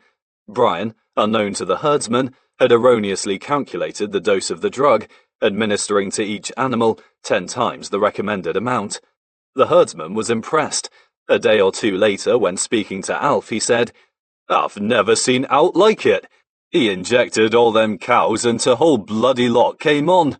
I reckon it was the moustache as did it." There was a touch of gypsy about Brian, who seemed to be at home in the wild. I used to accompany him on early morning trips into the hills around Thirsk, where we would observe a rich variety of wild animals, creatures I hardly knew existed, before Brian gave me a peep into their dark and secret world. He was one of the most popular assistants to grace the practice of Sinclair and White, but at times he was also one of the most difficult. He had a personality which meant that anything approaching a routine lifestyle was alien to him. Even such a basic pastime as eating was not followed regularly. On one occasion, Alf observed Brian, who had eaten nothing the preceding day, demolish 2 whole fruitcakes, while I myself saw him consume 2.5 roast ducks at one sitting. Brian's was a free spirit, one that seemed to be forever trying to break loose, and, gifted veterinarian though he was, he always seemed to be looking for something beyond just veterinary practice. His singular approach to life was certainly not suited to the running of an organized practice. Preferring to get up very early, he asked Alf whether he could start work at 6 o'clock every morning and finish at 3 in the afternoon, a request which was not granted. He also had a habit of disappearing from the practice for long periods without anyone knowing where he was. He infuriated Donald by cooking large quantities of foul-smelling tripe for his badgers in the flat above the surgery, while foxes running around the garden and owls flying down the corridor of 23 Kirkgate did little to improve his employer's mood. The practice cars had a rough time under Brian's usage. Not only did he test the engines to their limits as he flew from cool to cool, but his badgers created havoc in the back seats, which virtually ceased to exist after a week or two. He returned one day with one front wing of the car completely missing. When he saw the look of horror on Alf's face, he broke into a smile and said, "Oh, I'm sorry, Mr. White. I was hoping that perhaps you wouldn't notice it." Brian's abundance of charm meant that he always got away with it. Despite these local difficulties, Alf was very fond of him and had mixed feelings when he eventually left in November 1958. Alf already had a highly unusual colleague in Donald Sinclair, and much as he admired Brian, the presence of 2 of them in the same practice had been very demanding. Nevertheless, it was a sad day for Alf when Brian left to take a job in Halifax, Nova Scotia. He had been one of the most interesting and popular veterinary surgeons to grace the practice. Another unforgettable character to be imprinted forever in the mind of the future James Herriot. Brian Nettleton may have upset Donald with his erratic lifestyle, but the senior partner in turn tested the patience of a whole host of assistants who worked for him. Donald was a man of unusually limited patience.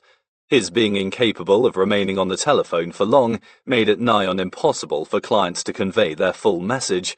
Veterinary surgeons know all too well the frustration of having to listen to long monologues issuing from the earpiece. Donald had a very simple solution. Upon tiring of the conversation, which he invariably did very quickly, he would simply say very gently, and in the politest of voices, "Goodbye." This invariably resulted in the assistant's arrival at the farm without some essential equipment to do a job that Donald had failed to note during the swiftest of telephone calls. A loud ear-bashing for the unfortunate young vet invariably followed. Whilst he was always polite to the clients, he was not so courteous to members of his family. His brother Brian once told Alf that he had had the misfortune to telephone Donald when he was watching his favourite television programme. Donald, as usual, had seized the telephone before it had had the chance to ring fully. The conversation had been brief. 206? Who's there? Brian. Dad's army's on. The receiver was banged down.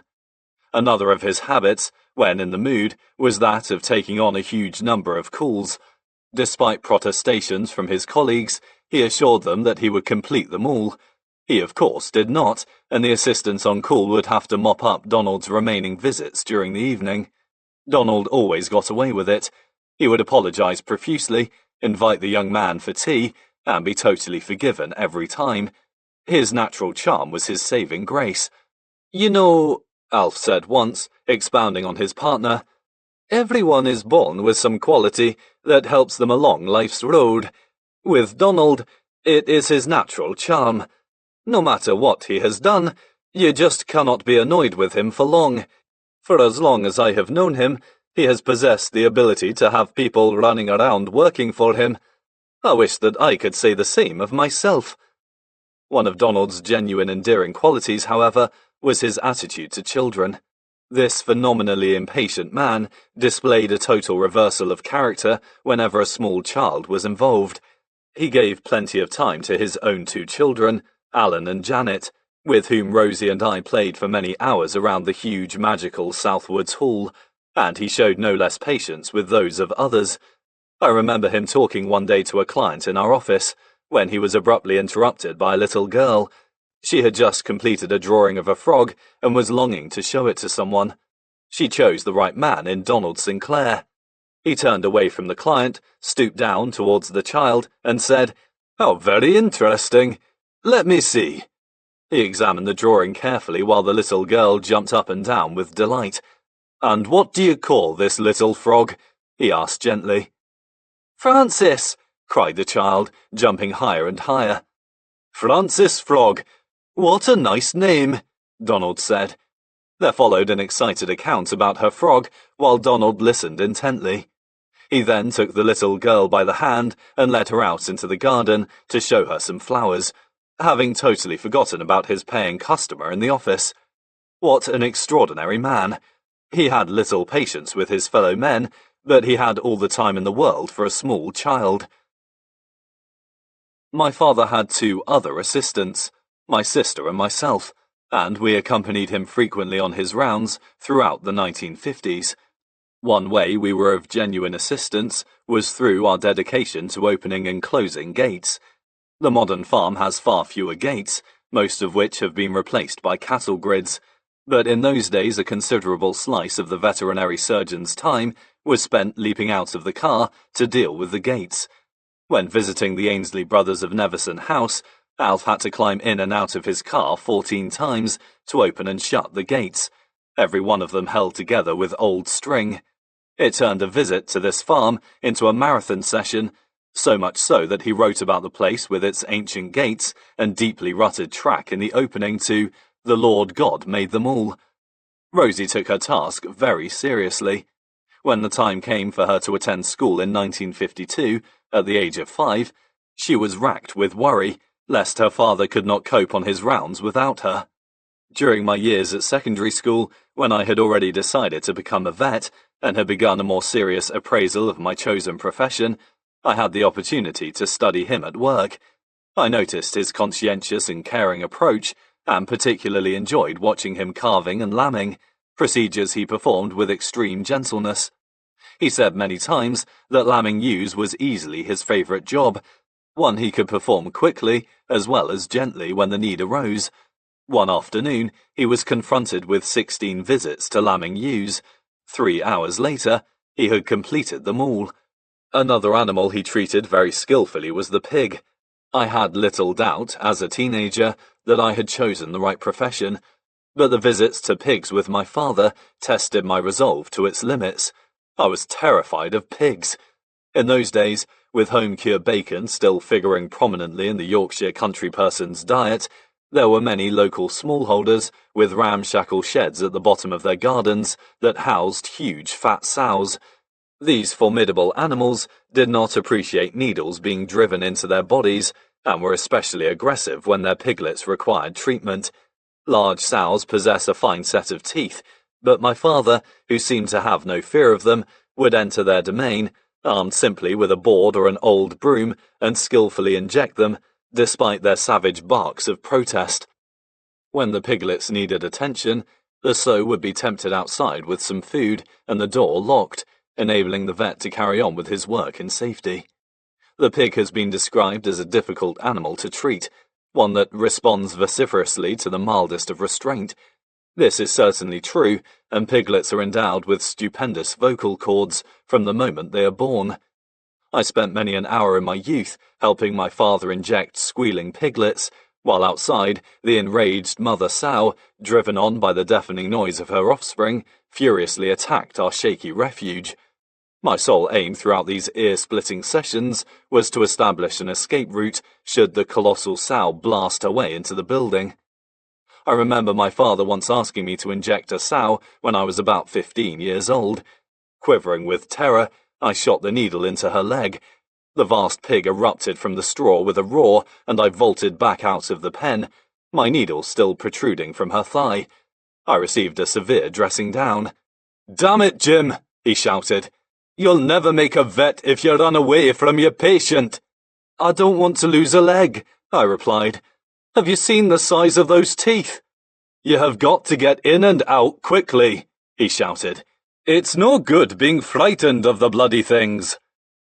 Although a sympathetic man, he was quick to chastise me if he thought I was not framing properly, and would grunt with frustration should I fail to catch a young bovine by the nose first time, or receive a sharp kick from a cow through faulty milking technique. "Don't stand back off her," he would yell. "Get in close. You'll get your head knocked off if you stand back." He repeatedly drummed into me that I would look an utter fool on a farm if I could not handle the animals properly. His instructions certainly stood me in good stead in later years. In 1975, in the Daily Express, I was amused to see a photograph of James Herriot chasing a small pig. This was, quite obviously, purely for the benefit of the article. Alf would have been the first to say that there is no future in chasing pigs. They can run at amazing speeds and possess superb body swerves. The only way to catch them is by the deployment of cunning tactics. My father and I often had to inject dozens of lively pigs at one time. When confronted by a pink squealing wave hurtling around a yard, he would corner them with a large gate. Once trapped in a tight corner, the pigs would scream loudly and he would say, "Wait, they'll calm down in a minute." He was always right. All at once the noise would stop and the pigs would freeze. He would then inject them all using a multi-dose syringe, and hardly a pig would move. Simple. Although mainly a farm animal vet, Alf White had to turn his hand occasionally to horsework. He had had plenty of experience in his first years in Thirsk, docking the tails of foals and castrating wild colts, while the foalings on the huge heavy draft mares were especially taxing. Donald, who had a fine reputation as an equine veterinarian, and was the Thirsk racecourse veterinary surgeon for over 40 years, did most of the horsework, but Alf was no novice when called upon to treat horses. Alf was never to become regularly involved with equine work, but when it came to treating family pets, it was a different story. As the 1950s progressed, with the amount of small animal work gradually increasing, I had the opportunity to observe him perform in this vastly different arena. Here, not only did he display his all-round expertise as a sound and competent veterinarian, but, as with his life out in the farmyards and fields of Yorkshire, he came across some fascinating characters whom, years later, he would masterfully and humorously commemorate to print. Chapter 17 During the years of the 1950s, despite the small animal cases taking second place to farm work in the Sinclair and White practice, Alf became highly regarded as a sound small animal clinician. He realized that this branch of veterinary medicine could become increasingly important in the years ahead, and that a sympathetic approach to his patients would be of paramount importance. The dictum, "It's not what you do, it's the way that you do it," one that he repeatedly drummed into every assistant, was something he carried out unfailingly himself. This quality of care and compassion towards a case is as important today as it was all those years ago. An article appeared in the newsletter of the Royal College of Veterinary Surgeons in March 1992. James Herriot is the yardstick by which the whole profession is judged, and while his veterinary science may be, by today's standards, painfully out of date, his veterinary art is not. Alf White's promotion of veterinary surgeons remains the envy of every other profession. He always thought carefully before he acted and approached each case very thoroughly. Despite his sound clinical expertise, however, he never aspired to become a specialist in the field of small animal veterinary medicine. As new techniques came to the fore, he tended to leave this to the younger men in the practice. Indeed, he remained suspicious of many of the modern anesthetics, preferring to keep his patient conscious, if at all possible. He retained his deep respect for general anesthesia well into the 1960s and 1970s, preferring to perform comparatively major operations on animals simply under local anesthetic. He removed large mammary growths from bitches and operated many times on dogs with entropion, where the ingrowing eyelid undergoes corrective surgery, purely under local anesthetic. He always derived a special pleasure after entropion operations, merely from observing the dog's tremendous relief from pain and irritation. There was one procedure at which he regarded himself an expert: the wrapping of cats.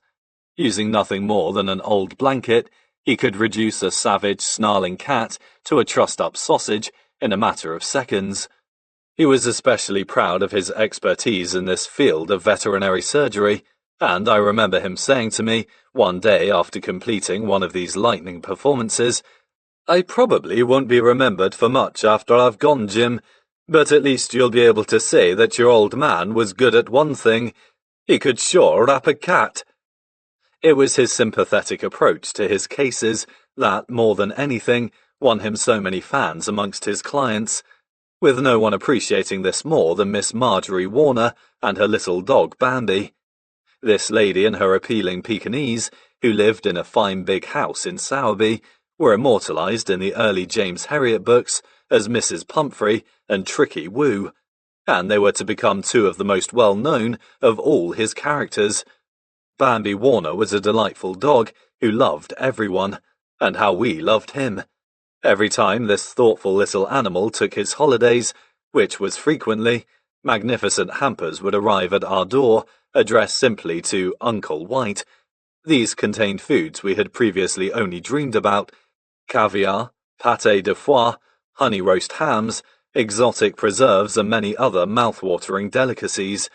Whenever Bambi visited the Yorkshire coast, large boxes of Whitby kippers were delivered to our door. It is hardly surprising that Alf, who loves kippers, wrote so affectionately about Bambi and Miss Warner in his books. He made the most of this situation, never forgetting to send prompt letters of appreciation. Unfortunately, he made two fundamental mistakes that almost resulted in the termination of these wonderful gifts. He addressed his first letter to Miss Warner herself. After Bambi had expressed his displeasure, Alf promptly rescued the situation by dispatching a grovelling letter of apology to the little Peak. His second mistake was to address another one to Master Bambi Warner, when the correct mode of address should, of course, have read Bambi Warner Esquire. Writhing with guilt, he fired off another letter, but this time received no response. These were worrying days for the family, as weeks passed without the delivery of a single hamper. Happily, with the passage of time and several attentive visits to his little friend, Bambi forgave him, and the stream of succulent hampers began again. Alf had learned his lesson. In future, Bambi would receive the deference his status deserved. So vivid were the descriptions of Mr. Pumphrey and Tricky Woo in the James Herriot books, Miss Warner quickly realised that they were based upon her and Bambi. But she bore no resentment. Alf always had a genuine liking for the lady and her charming little dog, portraying her as a warm-hearted and passionate, if slightly over-the-top, dog lover. Alf White, although a popular vet, was the first to admit that he could not please everyone. There were certain farms where, no matter how hard he tried, his efforts resulted in disaster. He called them his bogey farms and would go to great lengths to avoid visiting them. One day Donald said to him, "There's a cow with a bad eye at Furnaces, Alfred. It's in your direction, so will you go there?" "No," he replied firmly. "I'm sorry, but I'd rather not. Every time I visit that farm, something drops dead. Frank Furnace is a lovely man and, despite my record of decimating his stock every time I set foot on his farm, I think he still likes me. I have no wish to stretch his good nature any further." "But you are going past the door, Alfred. It's pointless to send someone up there especially. It's only a cow with a bad eye, and you've only to put some ointment onto it. Nothing can go wrong." Donald was right. It was nothing more than a mild case of New Forest disease. Reluctantly, Alf agreed and visited the farm, where he duly applied the ointment to the cow's eye. It had been a simple and straightforward case. He received a telephone call the following day. The cow was no better. In fact, she was worse, and her joints were beginning to swell. "What on earth have swollen joints to do with bad eyes?" he thought, as he sped back towards the farm. The cow was indeed much worse. Not only could she barely walk, but her breathing was laboured, with a profuse discharge pouring from her nose.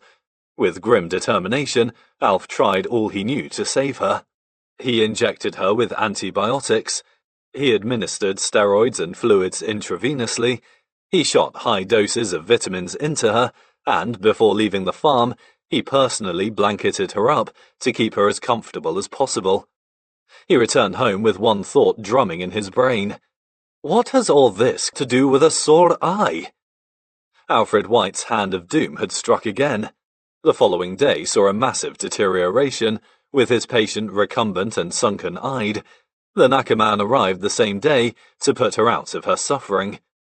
With this experience having served only to strengthen Alf's conviction that genuine bogey farms do exist, it was a long time before he set foot on that farm again.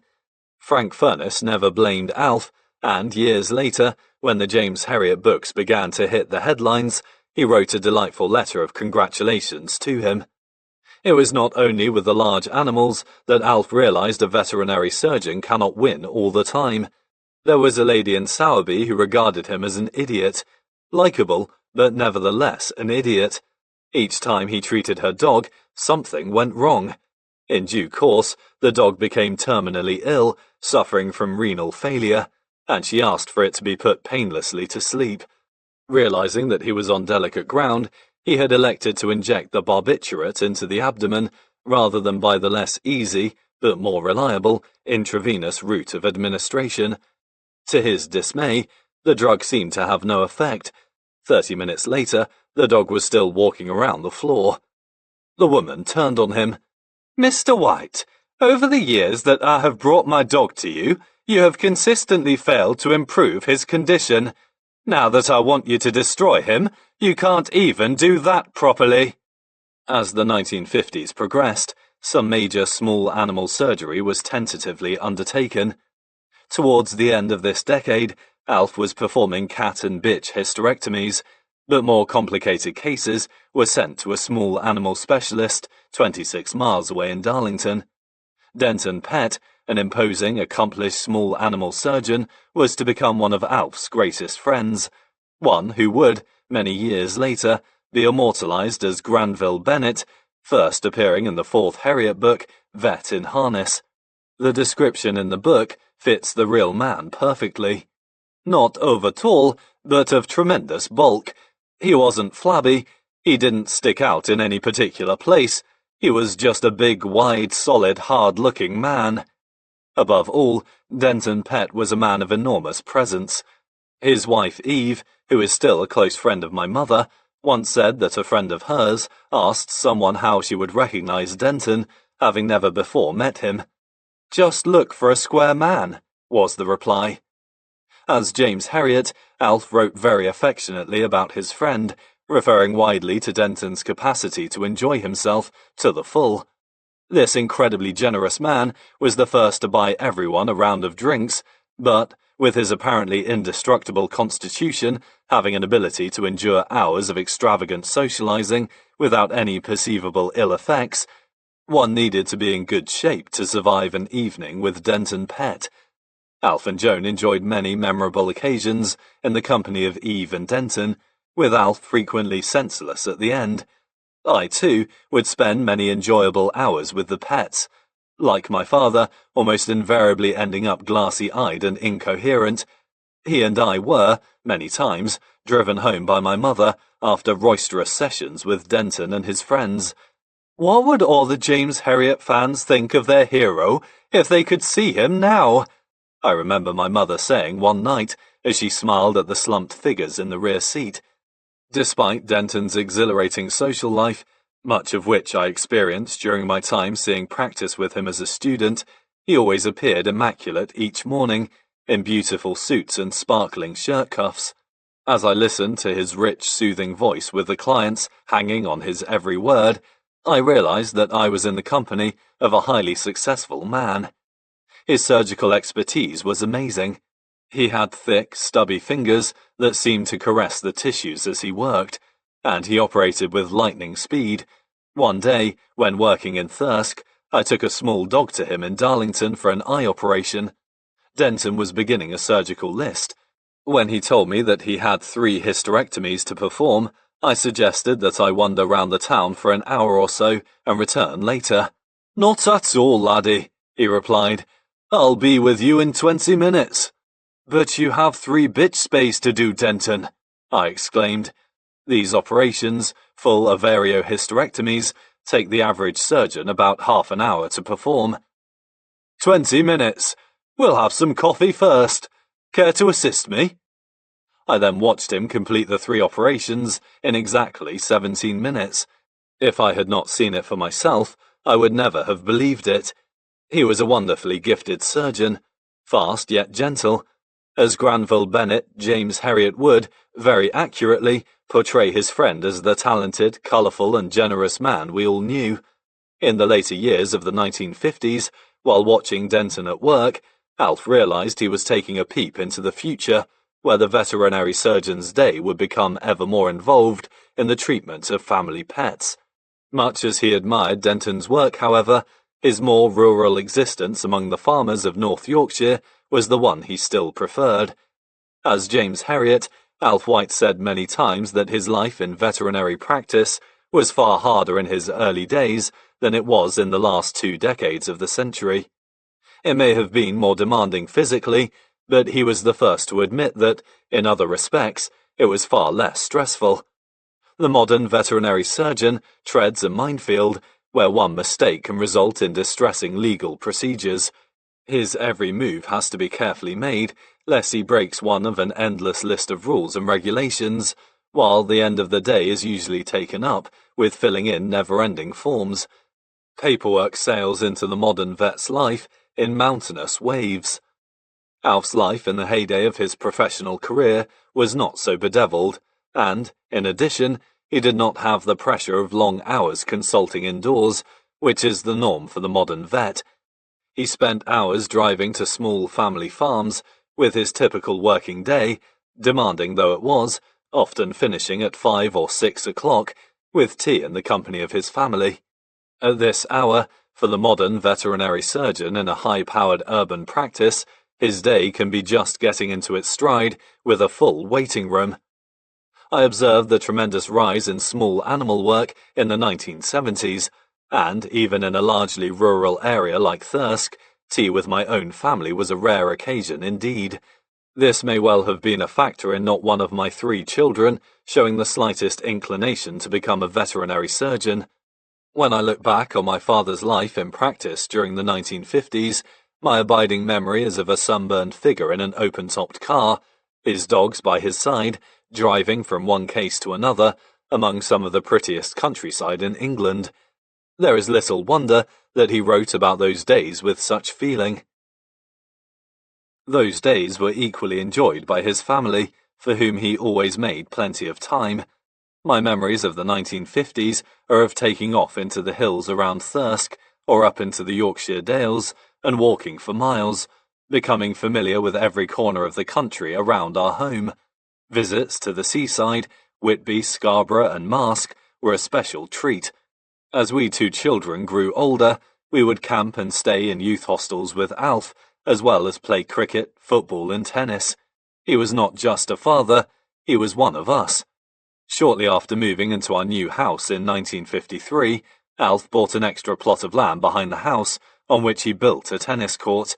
He described the nerve-jangling experiences of its construction in his final book, Every Living Thing, but the effort was worthwhile.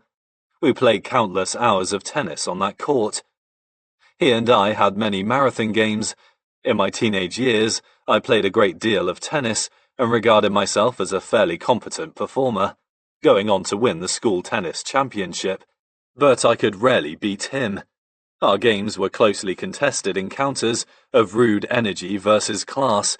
He would control the game from the back of the court, firing strokes along the white lines, while I just ran and ran. At the end of the game, he would lay his hand on my sweat-soaked shirt and say, "Never mind, Jim, you're improving all the time. You'll thrash your old man easily one day." I never did. As well as tennis, golf was a game that Alf played regularly throughout the 1950s, and with the practice being quiet during the summer months, he had the time for it. Joan was also interested in the game and became a very steady player. Amongst the many people with whom they played were a couple who became extremely close friends, Douglas Campbell and his wife, Heartwarming. Douglas was a chartered surveyor who was introduced to Alf by Alex Taylor, who lived next door to him at the time. Douglas, a tidily built man who was always neatly groomed and very correct, could lead one to believe that he was a rather serious-minded and straight-laced individual, but there was much more to him than this. His clipped, precise way of describing things belied an acute sense of humour. He liked to drink and a joke, and the more Alf saw of this smiling man with the infectious chuckle, the more he liked him. He and Joan became such friends with the Campbells that, as well as enjoying countless evenings and weekends with them, our two families went on holiday together in 1956. It was Douglas who had provided moral support for Alf on that shattering day in the Golden Fleece, when he had desperately but unsuccessfully bid for the house he had wanted so badly. Later in 1951, when Alf and Joan were drawing up plans for their new house, his professional expertise as a surveyor was greatly appreciated. The Thirsk and Northallerton Golf Club, to which Alf and Joan belonged, was a club with a difference. Because this small 9-hole course had been purchased by the club, together with existing grazing rights, it was populated for the greater part of the year by sheep. The other animals that explored the course were dogs, and two members who made full use of this rather unusual concession were Alf and Harry Addison. In the eyes of the golf club committee, Alf White may have been a nobody, but Harry Addison was most definitely not. Harry Addison, our family doctor, is mentioned in the James Herriot books as Dr. Allinson. He assisted at the birth of myself and Rosie, and we all looked on him as a doctor who could do no wrong. The tall, bespectacled, balding man was not only the finest player in the club, but with a strong personality that commanded respect from everyone. There were few objections to the presence of his dog on the golf course. To be able to combine dog walking with a round of golf suited Alf very well, and this happy state of affairs continued for many years, but it did not last forever. Harry Addison, having suffered a heart attack, made plans to retire to St Andrews, and at around the same time, the club committee ruled that all dog walking on the course was hitherto forbidden. Alf was very sorry when Harry left. He used to love watching the doctor playing the game so well. marvelling at the easy swing, followed by the little white ball sailing straight and true towards the green, before fizzing to a stop close to the hole. But there was another reason to rue his friend's departure. Alf, the lowly 18 handicap golfer, having lost his powerful ally, knew there was little chance of arguing his case for the reinstatement of dog walking over the golf course. His regular golfing days were finished. When it came to a decision between walking dogs or playing golf, his loyal companions won hands down. Looking back on those days, he realized that dogs on a golf course are not a good idea, and he bore no resentment against the committee. But it was a shame that his playing days came to such an abrupt end. He did at least have 10 happy years playing a game that gave him enormous pleasure. It was not only tennis and golf that soaked up Alf's spare time, nor the hours he spent with his wife and children. He never neglected his parents in Glasgow, and continued to visit them regularly, as he had done since his earliest days in Thirsk. His mother also made sure that he never forgot the city of his boyhood, posting to Thirsk a long succession of savoury parcels containing Scottish food that was not obtainable in Yorkshire. Mutton pies, sliced sausage, tatty scones, and black pudding with oatmeal. Alf still retained his love of the traditional Glasgow fare, and used to fall ravenously on these delicacies after a hard day's work around the farms. As well as the food, his parents sent down the Sunday Post, a traditional Scottish newspaper that Alf read religiously. He enjoyed the accounts of the Scottish football matches, while the timeless cartoon antics of the Bruins or Woolly still brought many a tear of laughter to his eyes. The short holidays in Glasgow were of great benefit to Alf. His rural surroundings in Yorkshire seemed a million miles away as he listened to the bustle of the busy streets, the cries of the street vendors, the blaring of motor horns, and the almost melodious droning of the tramcars as they swayed along Suckyhall Street and the other great thoroughfares that he knew so well. The enjoyment of our family trips to Glasgow throughout the 1950s was frequently enhanced by the company of my father's cousin Nan, who was also godmother to Rosie and me. Nan, daughter of Auntie Ginny Wilkins, was the cousin whom my father saw most throughout his life. She was only 13 years older than Alf, and was like an elder sister to him throughout his younger days. She was an unforgettable character in the true tradition of the Bells. Despite consuming prolific quantities of alcohol, as well as smoking phenomenal numbers of cigarettes, she lived to her mid-80s. She once told us that smoking was one of her great pleasures in life, and that she had no intention whatsoever of trying to break the habit. "After all," she said, "I've been smoking my own from the age of 11, so why stop now?" Nan's husband was Tony Arrowsmith, a smiling, benevolent man with a small pencil moustache, who spent a large proportion of his time firing off little jokes and wisecracks. Being married to Nan, he had it made. No matter the quality of the joke, Nan would laugh uproariously. Smoking had bestowed upon Nan a sharp, rasping voice with a grating laugh, which we heard incessantly on those trips to Glasgow. Tony's wisecracks and the harsh cackles of Nan were a tonic for us all. Apart from visits to Glasgow, Alf did not take his family on holiday until 1950, when the arrival of an assistant, together with the steady prosperity of the practice throughout the 1950s, meant that he had the time and the money to enjoy a family holiday every year. In 1951, we had our first ever family holiday at Robin Hood's Bay on the Yorkshire coast, where we enjoyed the company of Alex and Lynn Taylor, who were living nearby at the time. 2 holidays in Llandudno in North Wales in 1952 and 1953 were followed by a trip to the Lake District in 1954. We stayed at Skelwith Bridge near Ambleside, where it rained mightily, but this did not stop Alf falling in love with the magnificent scenery of the lakes, and he returned there regularly for the rest of his life. A visit in 1955 to Baronscourt in Northern Ireland, where Alex Taylor was then managing the Duke of Abercorn's estate, was followed by holidays in Scotland every year for the next 5 years. 2 of those, to Ullapool and Skye in 1958 and 1959 were made especially enjoyable by the company of Jean and Gordon Ray and their family. Gordon, who was an expert on natural history, enriched the expeditions into the hills with his tremendous knowledge of birds and wild flowers. My father was deeply impressed. Having had a city upbringing, and knowing little about the flora and fauna of his native land, he would listen with amazement as Gordon unfailingly identified each and every tiny flower.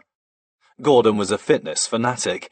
While in Ullapool, he woke us up early to run down to the pier and dive into the sea before breakfast.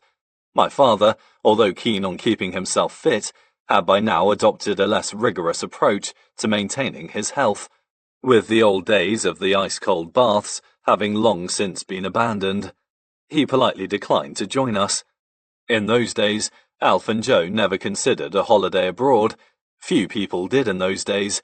In later years, they did go abroad on several occasions, but they never enjoyed holidays more than those they took with their family and friends within the shores of their own country. Alf looked back on the 1950s as some of the happiest years of his life. The practice was doing well, he had the pleasure of spending time with his family, and in addition, he regained those youthful habits of widening his horizons. He started several hobbies, some of them seriously, others less so. One of the more transient crazes was that of deciding to live healthily. He bought a book by Gaylord Hauser called Diet Does It, and was convinced that, should he follow the advice within its pages, he would be supremely fit for decades to come. Gaylord Hauser described 4 superfoods that were to be eaten every day, foods that in those days were virtually unknown. Yogurt, wheat germ, vitamin yeast, and blackstrap molasses began to appear on the kitchen shelves, and Alf consumed them doggedly, not always with recognizable enjoyment. One day, as he was spooning black treacle into his mouth, he was reminded of an old farmer who had told him that he was fed by his employer on the cheapest food available, black treacle and dumplings. The old man went on to tell him that dumplings stayed inside you for about a week, and treacle went straight through you. I don't know what effect this strange diet had on my father's digestive system, but whatever the reason, he dispensed with it after a few months. His resolve in following Gaylord Hauser's regime was further tested on the days when he followed another of the guru's recommendations, that of having a fruit day. This was a day when nothing but fruit was to be eaten, the idea being to cleanse and detoxify the system. He would return for his lunch, famished after a morning around the farms, to sit down to a couple of apples and an orange, while his family around him devoured plates of roast beef, Yorkshire puddings and potatoes, all smothered in rich brown gravy. I used to think that my mother gleaned satisfaction out of torturing him by producing these mouth-watering meals on his fruit days. He, of course, cracked under the pressure, and was soon joining the rest of us among our lakes of gravy. Another craze he undertook in 1958 was the playing of the violin. He had always loved listening to music, and had joined the Thirsk and District Music Society the previous year, but now he decided that he would like to play. The violin was always Alf's favourite instrument.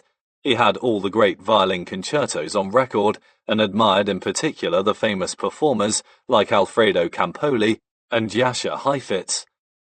Many years later, as James Herriot, he appeared on the radio show Desert Island Discs. He had no hesitation in choosing as his all-time favourite the violin concerto by Elgar. His excursion into violin playing lasted for 2 to 3 years.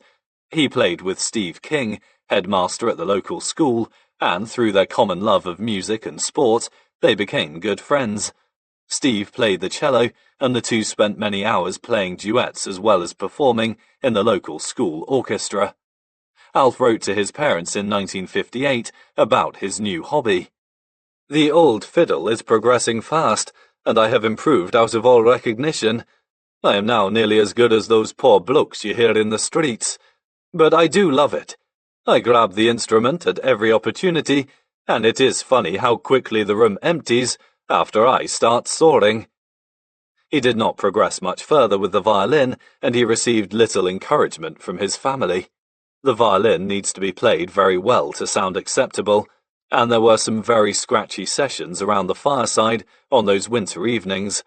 With the veterinary practice becoming increasingly busy, it was hard to find the time to devote to his hobby, and although he enjoyed his short association with the instrument, it finally scraped to a halt in 1960. For Alf, the 1950s were years of enjoyment and satisfaction, but towards the end of that decade, a darker period was beginning.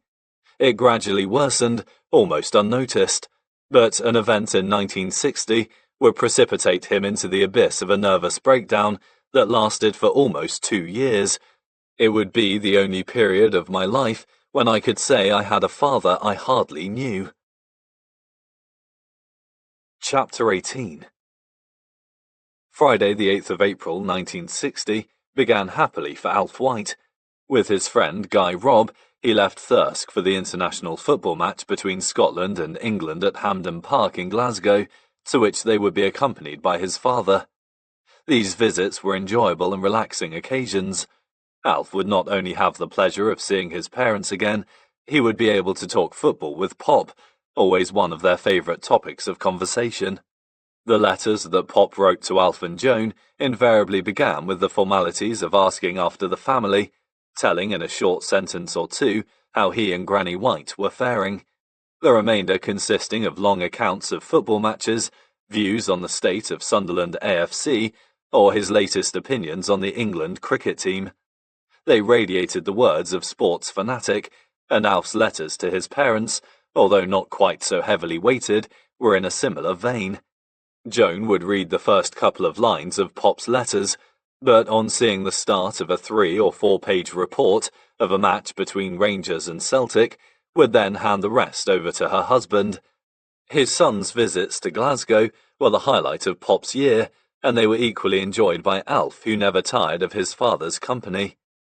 But that day in 1960 was to be a tragic one. On arrival at his parents' home in Anniesland Road, Alf was horrified to see a hearse outside the door. His father had died suddenly of a heart attack while he and Guy were en route from Thirsk. Instead of enjoying the great atmosphere of an England v Scotland match, he found himself making funeral arrangements, while poor Guy Robb caught the next train home. This unexpected and shocking experience was a body blow, one that was to have devastating consequences.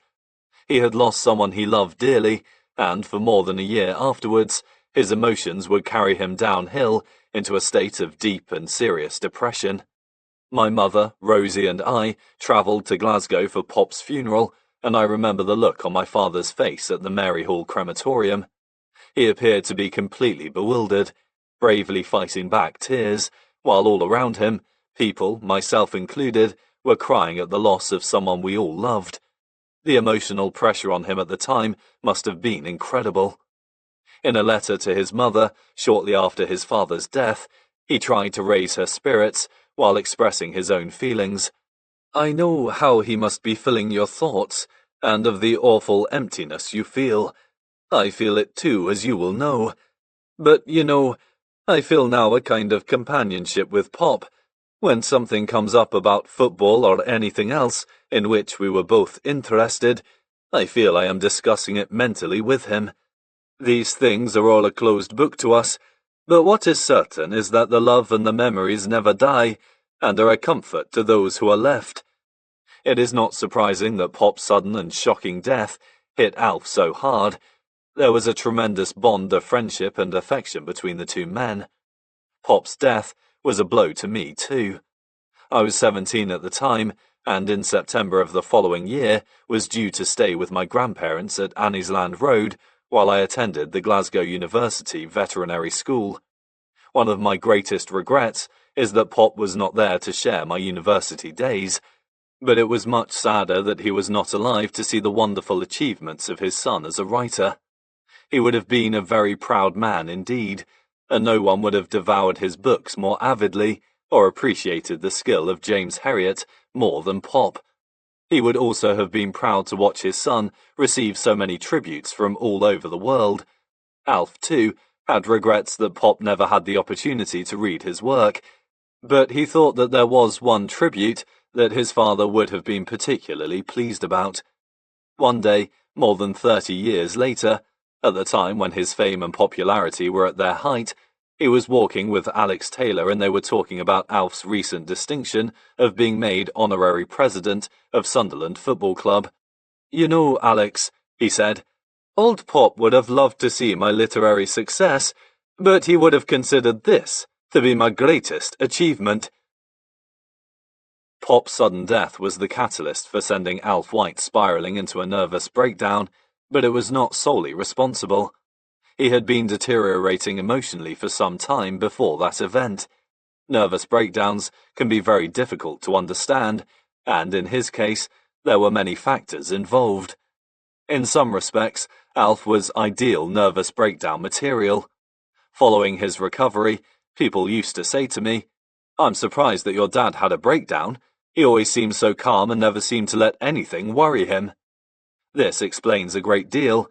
He did seem to be in control of a situation, but he was a man who hid his emotions.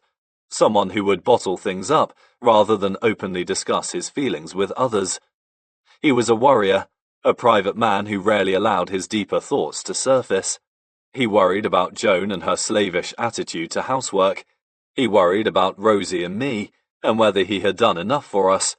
He fretted about his parents, with Pop's job in the office not always secure. Would they manage to cope if he was out of work? As he observed the slow but steady disappearance of grazing land around Thirsk, he began to feel concerns, not only for the future of the practice, but for that of the veterinary profession in general. In years to come, would people still be getting up at ungodly hours to milk cows, or would some clever person produce artificial milk more easily and cheaply? With no capital behind him, he depended entirely on the financial success of his business. Towards the end of the 1950s, when there was some rumblings of discontent among the assistants, he took on the responsibility of dealing with them with little help from anyone else. He did not discuss any of these problems with his family. His selfless nature decreed that he shared his secret hopes and fears with no one. One thing that haunted him throughout the latter part of the 1950s was his children's education. My sister and I were attending the local school, despite my father's fervent wish that we should receive private education. His own parents had made sacrifices to send him to a fee-paying school, and, deep down, he blamed himself for failing to give us a similar opportunity. Having privately educated us through our primary years at Ivy Dean School, my father had been prepared to carry on paying tuition fees throughout our higher school years, but my mother had had other ideas. She was adamant that we were to be educated in Thirsk, and her argument was strengthened by the fact that he would have been hard-pressed to find the money to pay private school fees. He could have afforded it by stretching his finances to the limit, and not to do so only compounded his feelings of guilt. All this should never have concerned him. Thirsk Grammar Modern School, superbly run by the headmaster, my father's friend Steve King, achieved remarkable academic results for such a small school. The high standard of teaching, allied to tight discipline, ensured that Rosie and I received a wonderful education. But, despite our success there, my father still had that nagging doubt. Had he done all he could for us? His veterinary colleagues, Donald Sinclair and Gordon Ray, sent their children to fee-paying schools, as did many people of means in the Thirsk area. It seemed to him that he was one of the few men of professional status who used the local school. What if we failed to achieve? Would he ever forgive himself? He watched our education very closely, and when I fell behind in my second year, I remember receiving a severe lecture from him. I think that, had I not pulled myself together and improved dramatically the following year, he would have bartered his soul to send me away to school. Our education was not the only cause of his concern for our well-being. In those days, the possession of a dialect was regarded as a stigma. It could be a hindrance to progress in one's chosen profession. As a Yorkshire boy who spent his time with other Yorkshire lads, I developed an accent, one that worried my father so much that he sent Rosie and me to elocution classes in the nearby town of Ripon. My father was convinced that it was doing me good, but I hated every minute. I made no progress, and he eventually conceded defeat. Things have now changed, with the possession of a dialect, quite rightly, no longer frowned upon. But in those days, he was convinced that my Yorkshire accent would hold me back. It was just another example of his determination to do everything within his power to ensure that he gave us a good start in life. His concerns for the welfare of others did not stop with his immediate family. Since the day he qualified from Glasgow Veterinary College in 1939, Alfred White had carried the burden of the belief that he owed his parents a debt he would never be able to repay. From his very first poverty-stricken days as a young veterinary surgeon, he had not only regularly sent money to his parents, but had written to them conscientiously every week, as well as visiting them, without fail, several times every year. His devotion to his parents was admirable, but it had its price. In the years following his recovery from depression, Alf would realize just how much those feelings of having to repay his parents had affected him. I well remember the day of my graduation from the University of Glasgow Veterinary School in 1966. My mother and father, who had come up for the occasion, were staying with us in my grandmother's home in Anniesland Road. We were enjoying a celebratory drink when my grandmother said to me, "Jim, never forget that you owe your father a great deal. He has made sacrifices for you. You owe him everything." I shall never forget the expression on my father's face, nor his comments to me immediately afterwards. He led me into another room. "You owe me nothing. Do you understand? Absolutely nothing." He spoke with an intensity that I found a little unnerving. Having known him so long as such a reserved and mild-mannered man, it was a new experience to hear him speak to me so directly. I did, indeed, consider that I owed him a great deal, and said as much to him. He paused for a second, without taking his eyes from mine. "You owe me, and your mother, nothing." He said no more. As his illness worsened throughout 1960, I noticed my father begin to exhibit subtle changes in his behavior as he imagined his darkest fears beginning to assume threatening proportions. One of the worst was his concern that my mother was interested in other men. I remember my mother at the time as an attractive and, when in the mood, flirtatious lady who was, without doubt, popular among my father's many friends and acquaintances. He had, from their very first meeting in 1941, been totally besotted by her, and his imagining that she could possibly forsake him for another was, I feel sure, a factor in contributing towards his illness. I remember him being distinctly unfriendly towards a man he thought was paying too much attention to her. This was not like the man I knew. This period, when I was in the 6th form at school, was the only time that I felt distanced from him. He was continually pressuring me to comb my hair, shave regularly, speak properly and generally behave in a manner he thought appropriate. I felt that my father was needlessly dogging my every move, and I resented it. My busy days at school helped in taking my mind off the problem, and he, too, was working hard in the practice, with the result that we never openly fell out, but there was, for the first time in our lives, a gulf between us.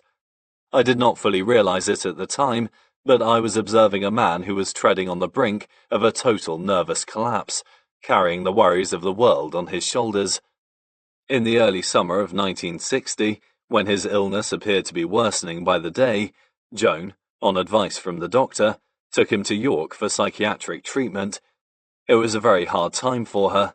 She had to cope with a husband who was undergoing a gradual personality change, but she stood by him, despite some unreasonable behavior that was totally unlike the man that she had married.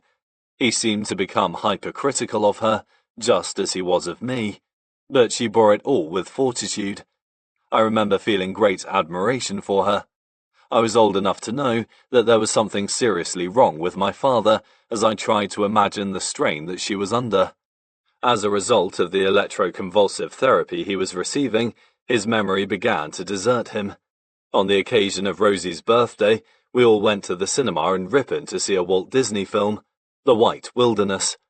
My father seemed to enjoy the film, but when I mentioned it to him next morning over breakfast, he looked at me as if in a dream. His eyes appeared to be focused on a point several miles behind my head. "Film? What film?"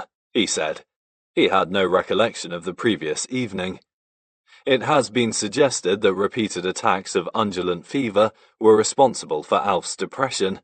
This was contracted through treating cattle with brucellosis, a disease that was rife in the dairy herds of Britain in those days, causing abortion and stillbirths in cows and heifers. In common with many others in his profession, Alf removed diseased afterbirths from hundreds of affected animals, which resulted in his developing, on more than one occasion, symptoms of high fever and delirium. At such times, he took to his bed for days. This disease has been described as a depressive one, but it seemed to have the opposite effect on Alf.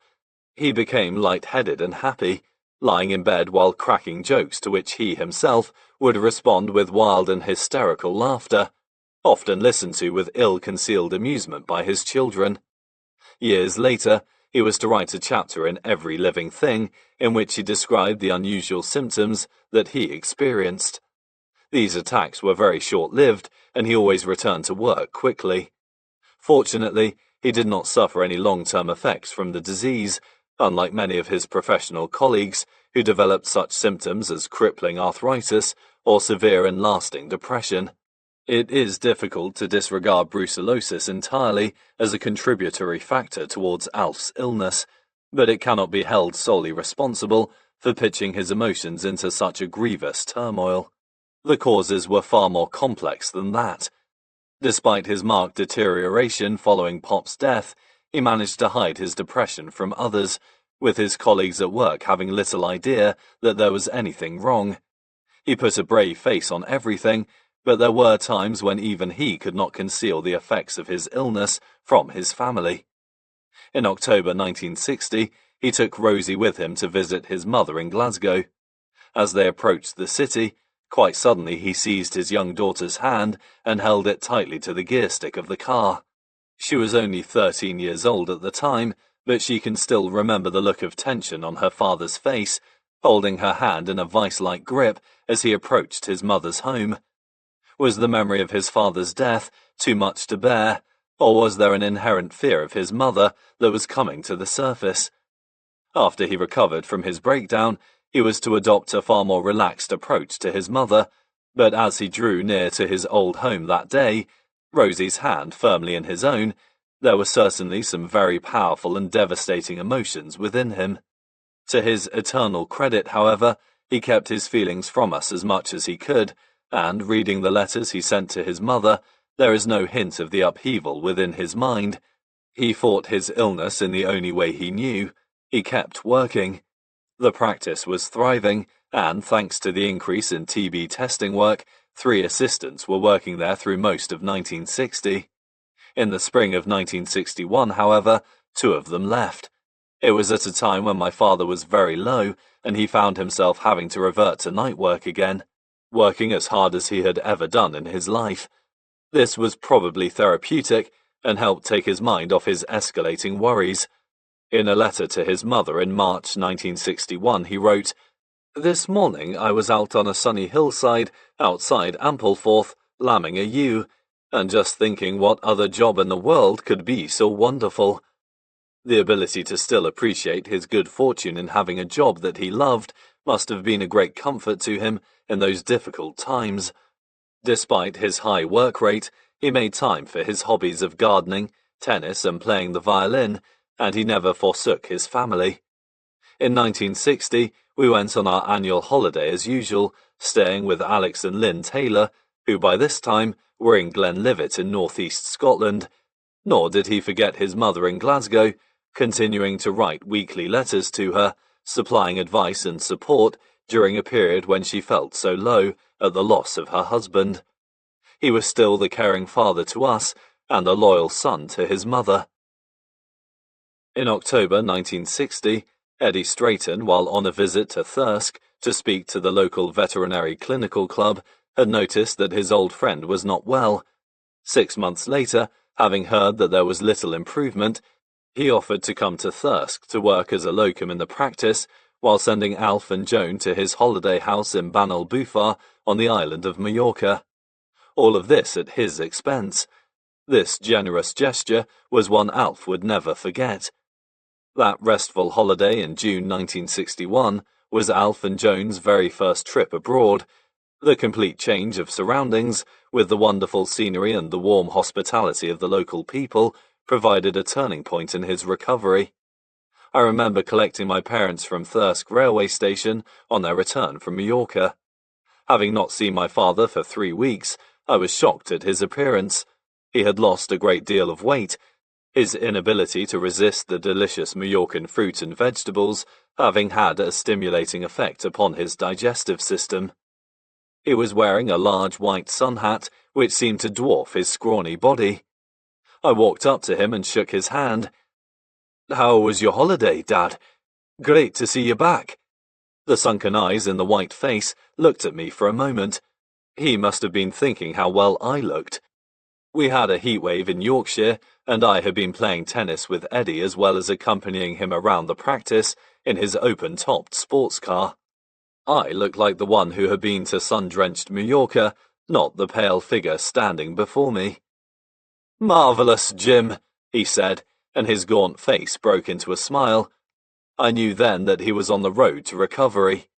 The eyes, though tired, had lost their distant look, and there was a twinkle of that old glow of humour and affection that I used to know.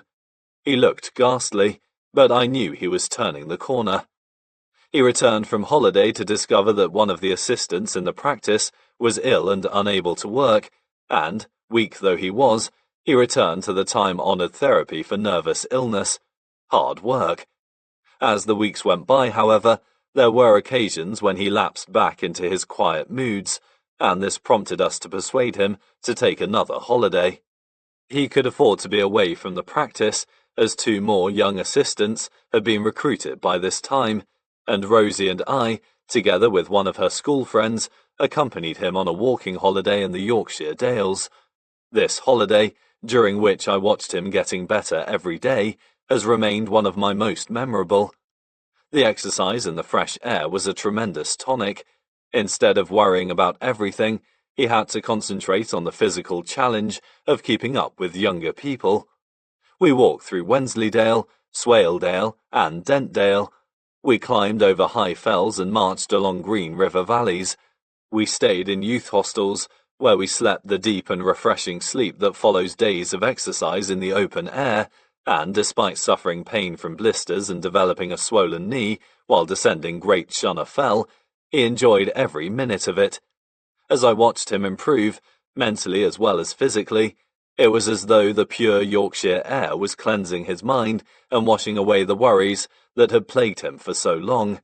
On the 18th of August, while we were still in the Dales, my A-level examination results were due. My father had worried for weeks about these, knowing that, should I fail, I would not gain admission to Glasgow University. The tension was high as I telephoned from the Moorcock Inn at Garsdale Head for my results. The headmaster, Steve King, gave me the news. I had done better than I could ever have expected, and I recall the joy on my father's face as we celebrated over a pint or 2 at the inn. Never again would he worry about his children's education. Later, Rosie went on to do even better and was offered a place at both Oxford and Cambridge universities. Thirsk School had done us proud. After that walking holiday in the Dales, Alf's recovery gained momentum. He would remain a private man for the rest of his life, but rarely would he allow his emotions to get the better of him. He had been in a very dark place and had emerged from it a wiser man. When he looked back on those bad days, he realized that there had been little to really worry about. His family's health and his financial status had been sound, while the practice had been thriving without any dark clouds to obscure the future.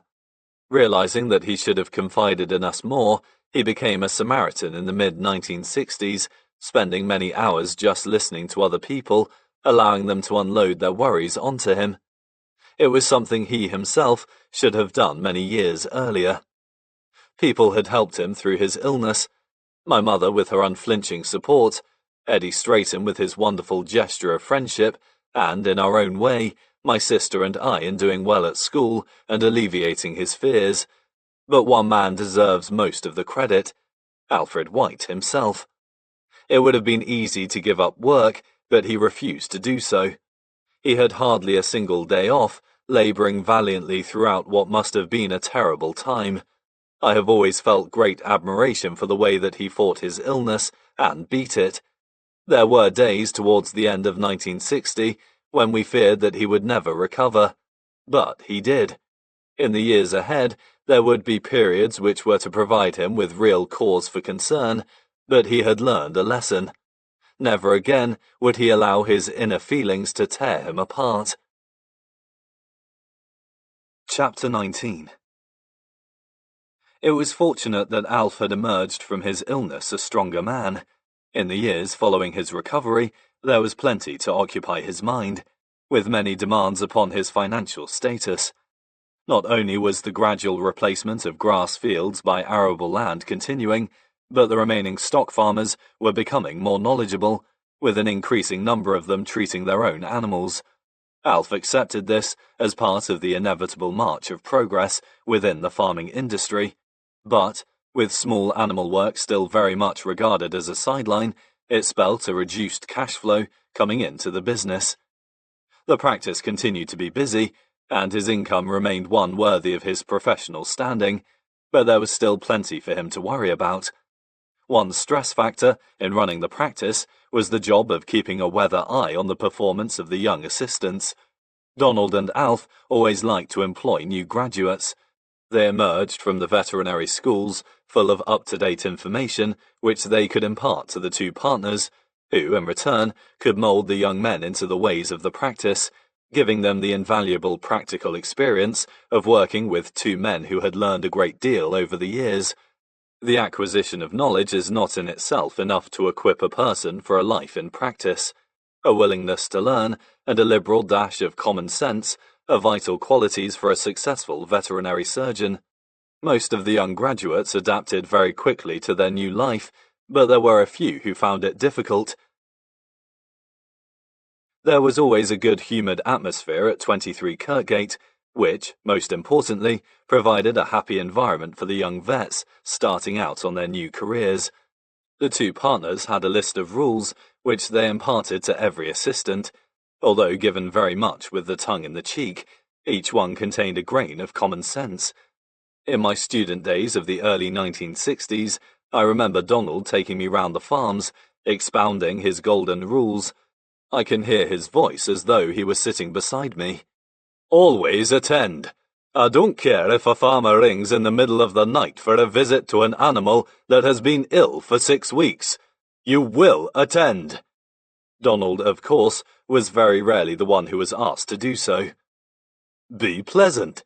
When asking for a bucket of warm water, say please. It's no good trying to talk down to a Yorkshire farmer. They appreciate common courtesy like anyone else. Paint a black picture. If you say a case is going to recover, you could be in trouble if it doesn't. No one was a finer exponent of this than Donald Sinclair. Always do something. Never leave a farm without injecting something. Give a shot of vitamins. Anything. Be positive in your approach, and give everything a name. Never say you don't know what's wrong. This may seem a little ridiculous today, but there was some logic in the rule, especially years ago when dealing with some of the older clients. Don't send that apprentice onto me farm again. He didn't know what were wrong with the cow, was a cry heard more than once by Alf and Donald. Donald finished his recitation with his final rule, one that he had quite clearly learned the hard way. Always park with the nose of the car pointing out of the farm. One day, he gave some advice to an assistant who had the unenviable task of judging at a horse show. This is one of the most thankless jobs that a vet has to perform. Should there be 20 contestants aspiring to win one prize, unequaled potential exists for making 19 enemies. Donald had some sound advice for him. Be positive, he said. Be friendly but firm. Thoroughly examine every animal, and do not let anyone sway your decision. And keep the car engine running." Donald, quite rightly, always insisted on the adoption of a professional approach to the customer at all times. He stressed that smart attire, even though the job was a rough and dirty one, was essential. He was particularly upset when any of his employees failed to wear a tie. I remember one extremely hot afternoon walking into the surgery wearing an open-necked shirt. "Where's your tie, Jim?" he snapped. "I'm sorry, Donald," I replied. "I've left it in the car." "I want you to wear a tie," Donald said. He began to walk towards the door before suddenly stopping and pointing at me. "You're a disgrace to the profession." These rules, light-hearted examples of the art of veterinary practice, were something Alf had learned from the earlier stages of his career. But there was another art he had developed after his recovery from depression, that of learning how to relax. Having always regarded lunch as the most important meal of the day, no matter how hard he was working, he usually found the time to enjoy it. It was during this daily break from work that he developed the art of catnapping. In my working years of living with my parents in the late 1960s and early 1970s, I watched him sit down after his lunch, close his eyes and fall, almost instantaneously, into a deep sleep that rarely lasted for more than 10 minutes. He assured me that he awoke refreshed for the afternoon's activities, adding that some of the great men of history, among them Winston Churchill, had shared this ability to snatch refreshing sleep in the middle of the day. Above all, at that time of his life, he was a man more at ease with himself, realizing that, only a few years previously, he had been close to suffering a total, irreversible collapse. He could now see everything in perspective. His life in veterinary practice was by no means an easy one, but he was now able, more than ever before, to count his blessings. Having for so many years regarded the company of a dog as a vital ingredient towards the enjoyment of his leisure time, Alf, following the untimely death of his beagle Dinah in 1963, wasted little time in replacing her. Hearing that John Bumby, a farmer from near Topcliffe, had a litter of Jack Russell Terrier puppies, it was not long before he and Rosie visited the farm. One of the puppies leapt towards Rosie and furiously began to lick her face. Minutes later, they left the farm with a tiny black and white ball of energy bouncing around in the car. He was to be called Hector. Hector would be the first of James Herriot's dogs to appear with him in the many photographs taken during the early years of his fame as an author. He was a vital part of Alf's life and accompanied him everywhere on his daily rounds. He extracted maximum enjoyment out of life. He loved everyone and everyone seemed to love him. Upon Alf's arrival at a farm in his open-topped car, the sharp face of Hector was often the first thing the farmer saw. He was a dog who would not be ignored, and he rarely was. Cries of, "Morning, Mr. White," "Hello, Hector," by "He's a grand little dog," were a common start to a visit as the farmer fought off the pointed, friendly nose darting at his face. Hector never missed a thing while on his travels. His favourite position, as he gazed eagerly out of the window, was with his front paws balanced on Alf's hand while he held the gear lever. No dog in the world could have changed gear so often as Hector. He was the noisiest of all Alf's dogs. In the years when I worked from home, before I was married, I often followed my father's car on our short trip down to the surgery. I could see the silhouette of his head, with, next to him, the outline of his small companion, paws on the gear lever, and his little mouth opening and closing at regular intervals as he barked into my father's left ear. The racket in the car must have been terrific, but to my father, Hector could do no wrong. Hector possessed a seemingly endless supply of energy. He would often be allowed out of the car at the farms, where the large resident farm dogs, sensing his open and friendly disposition, would play with him happily. These frantic sessions did not last long, however. I saw many a panting dog lying exhausted on the ground, with a small black and white torpedo remorselessly tearing into him. An odd snarl or a trembling upper lip were signals to Hector that the game was over. One game the farm dogs took very seriously was the escorting of visiting motor vehicles off the farm. These chases were the highlights of their day. My father and I often saw them slinking around during our visits, waiting for the big moment, which, when it arrived, heralded frenzied activity. Our departures from some farms were tumultuous occasions.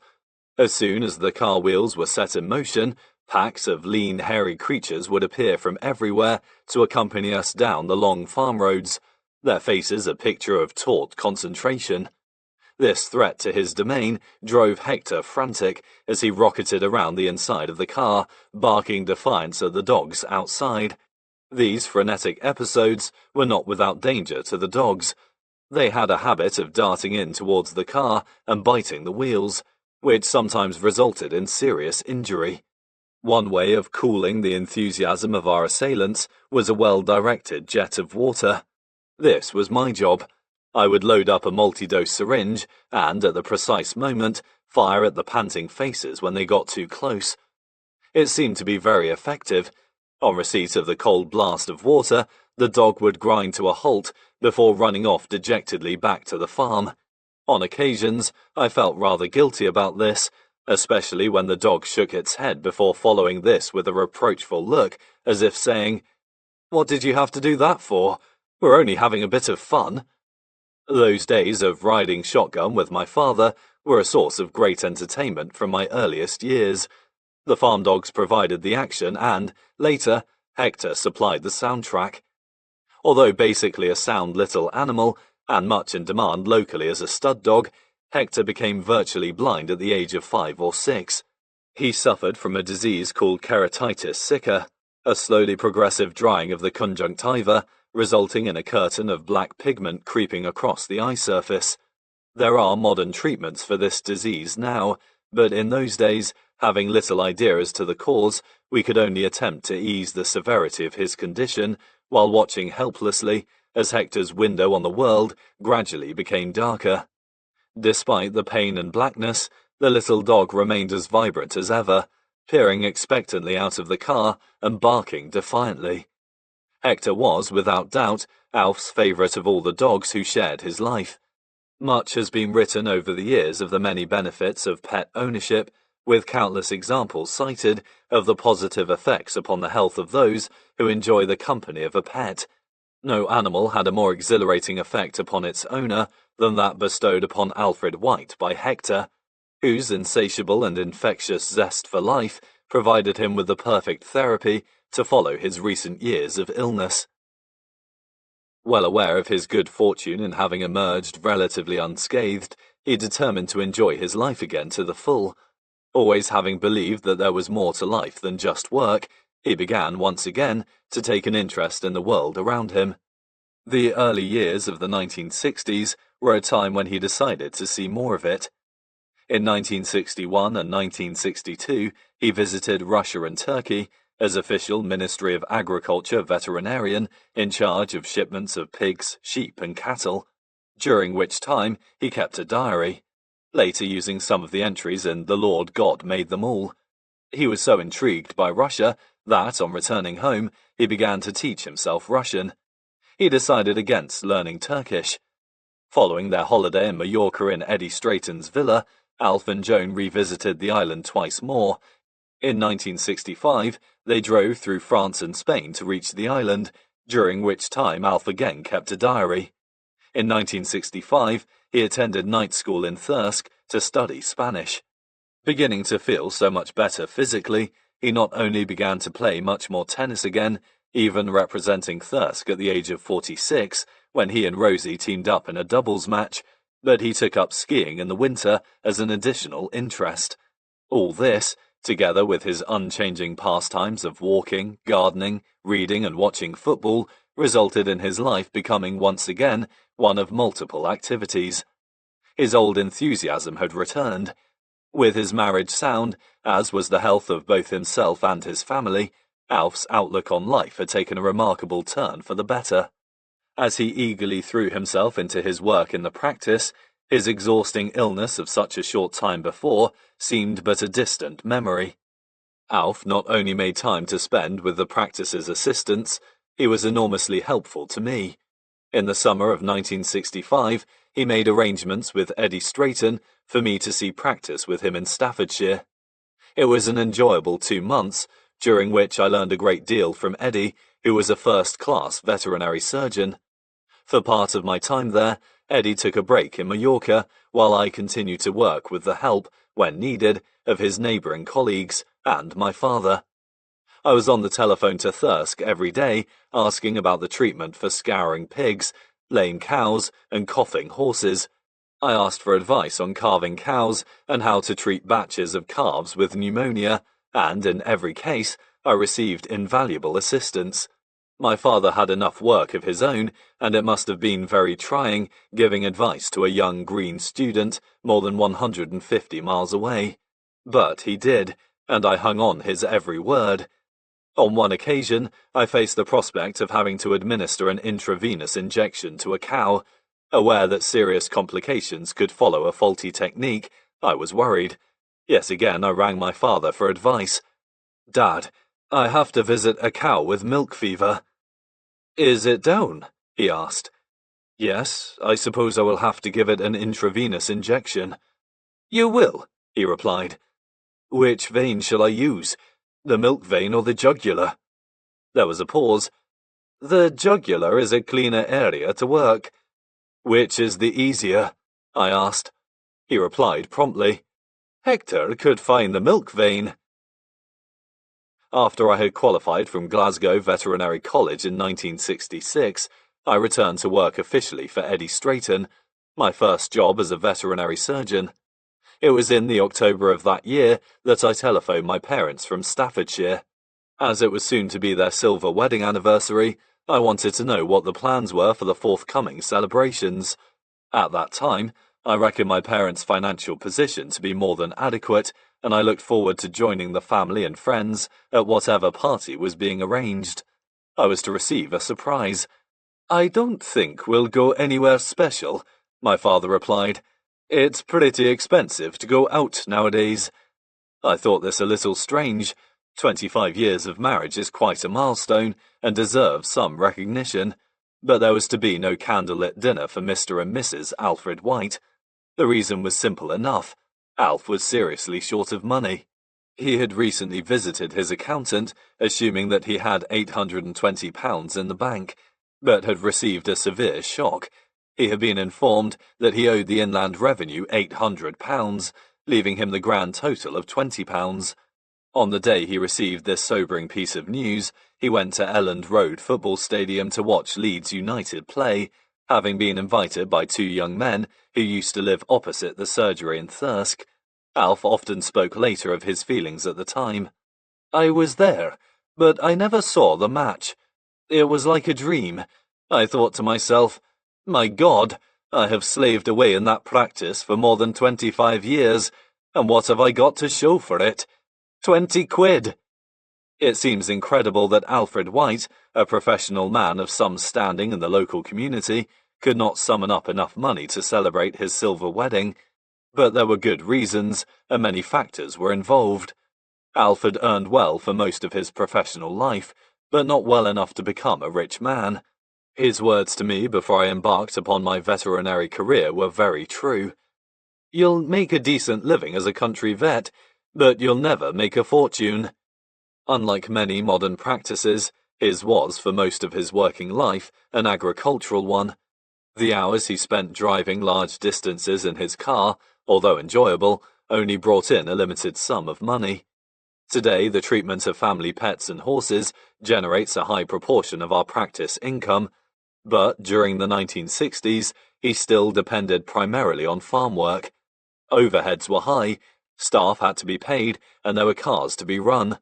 The purchase of expensive drugs and the provision of accommodation for the assistants all added to the cost of running the practice, while the cheerless spectre of the taxman was never far away.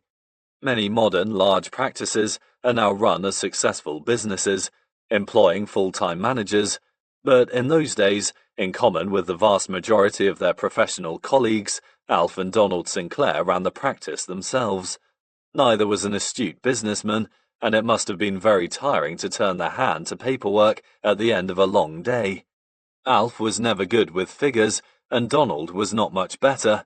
It was in 1976, when I became a salaried partner, that I had my first insight into the torrid sessions they endured with their accountant, Bob Rickaby.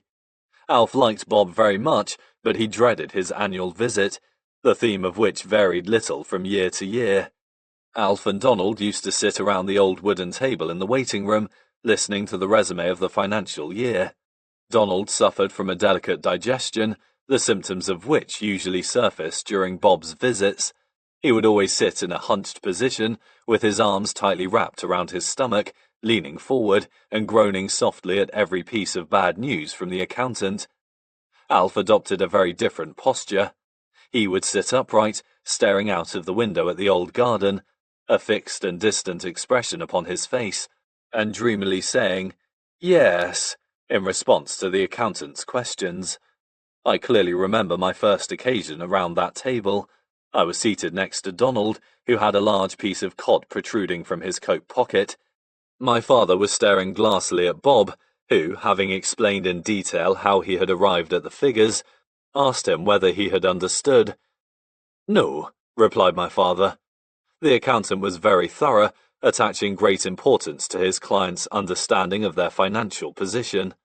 He took a deep breath, removed his spectacles before giving them a polish, and began slowly to explain it all again. "Listen, Alf," he said, replacing his spectacles while fixing my father with a patient stare. "Let me put it to you in the simplest possible way. You go to the butcher and you buy 2 pounds of sausages. Are you with me so far?" "Yes." "Right," Bob continued. "The sausages are 5 shillings per pound, so you give the butcher 10 shillings. Okay?" "Yes." "Good. Now, these sausages that you have bought have actually cost you more than 10 shillings, haven't they?" said Bob. "Why?" "Because they have been paid for out of taxed income." My father stared silently out at the garden. Bob looked at him closely before ploughing on. "You have already paid tax on that money you handed over to the butcher. Do you understand the analogy with the subject that we were discussing?" "No." Bob took another deep breath. "Well, let's put it another way, Alf. The butcher asked for less than 10 shillings. At this point, my father came to life. "It's all right, Bob. Look, we trust you. Just carry on. You could boil me in oil, and I would never understand these figures." Bob looked at the blank faces around the table. He hesitated before going on to another point. It was an unwelcome one. "Very well. Now, let me see. Ah, yes. I'm afraid you owe the practice £400, Donald." Donald gave a hollow groan and lurched forward in his chair. "Why?" he asked quite reasonably.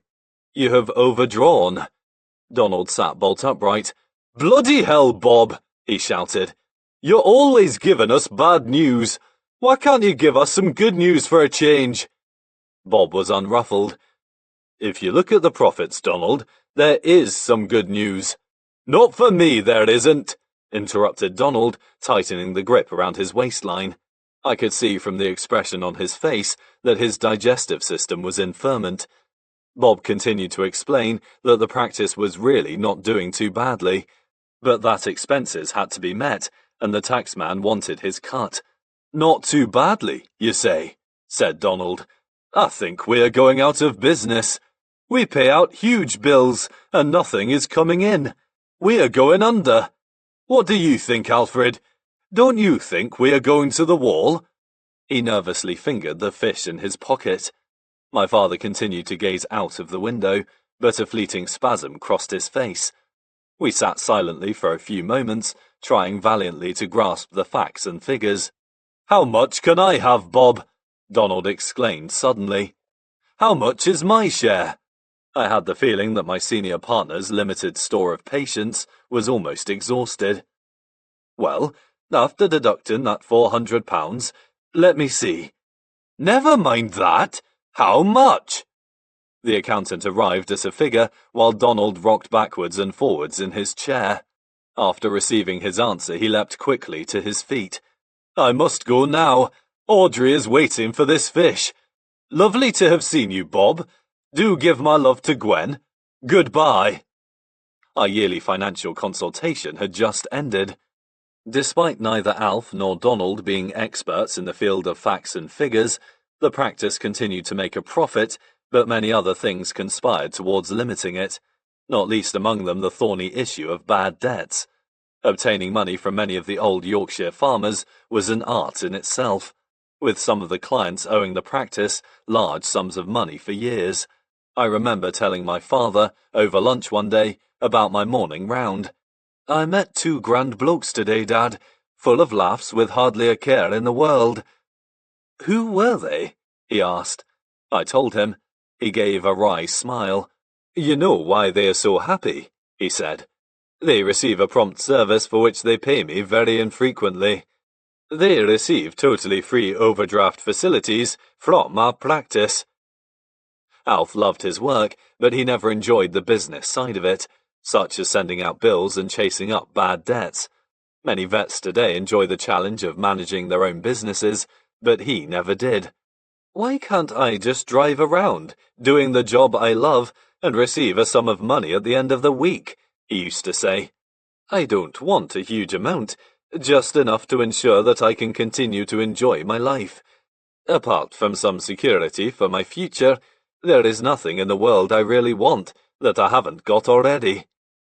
In many cases, of course, the farmers had genuine difficulty in paying their bills, and there were many very good clients who paid promptly. But there is no doubt that the practice was severely disadvantaged by its outstanding debts. It was not only some of the farmers who were slow to settle their accounts.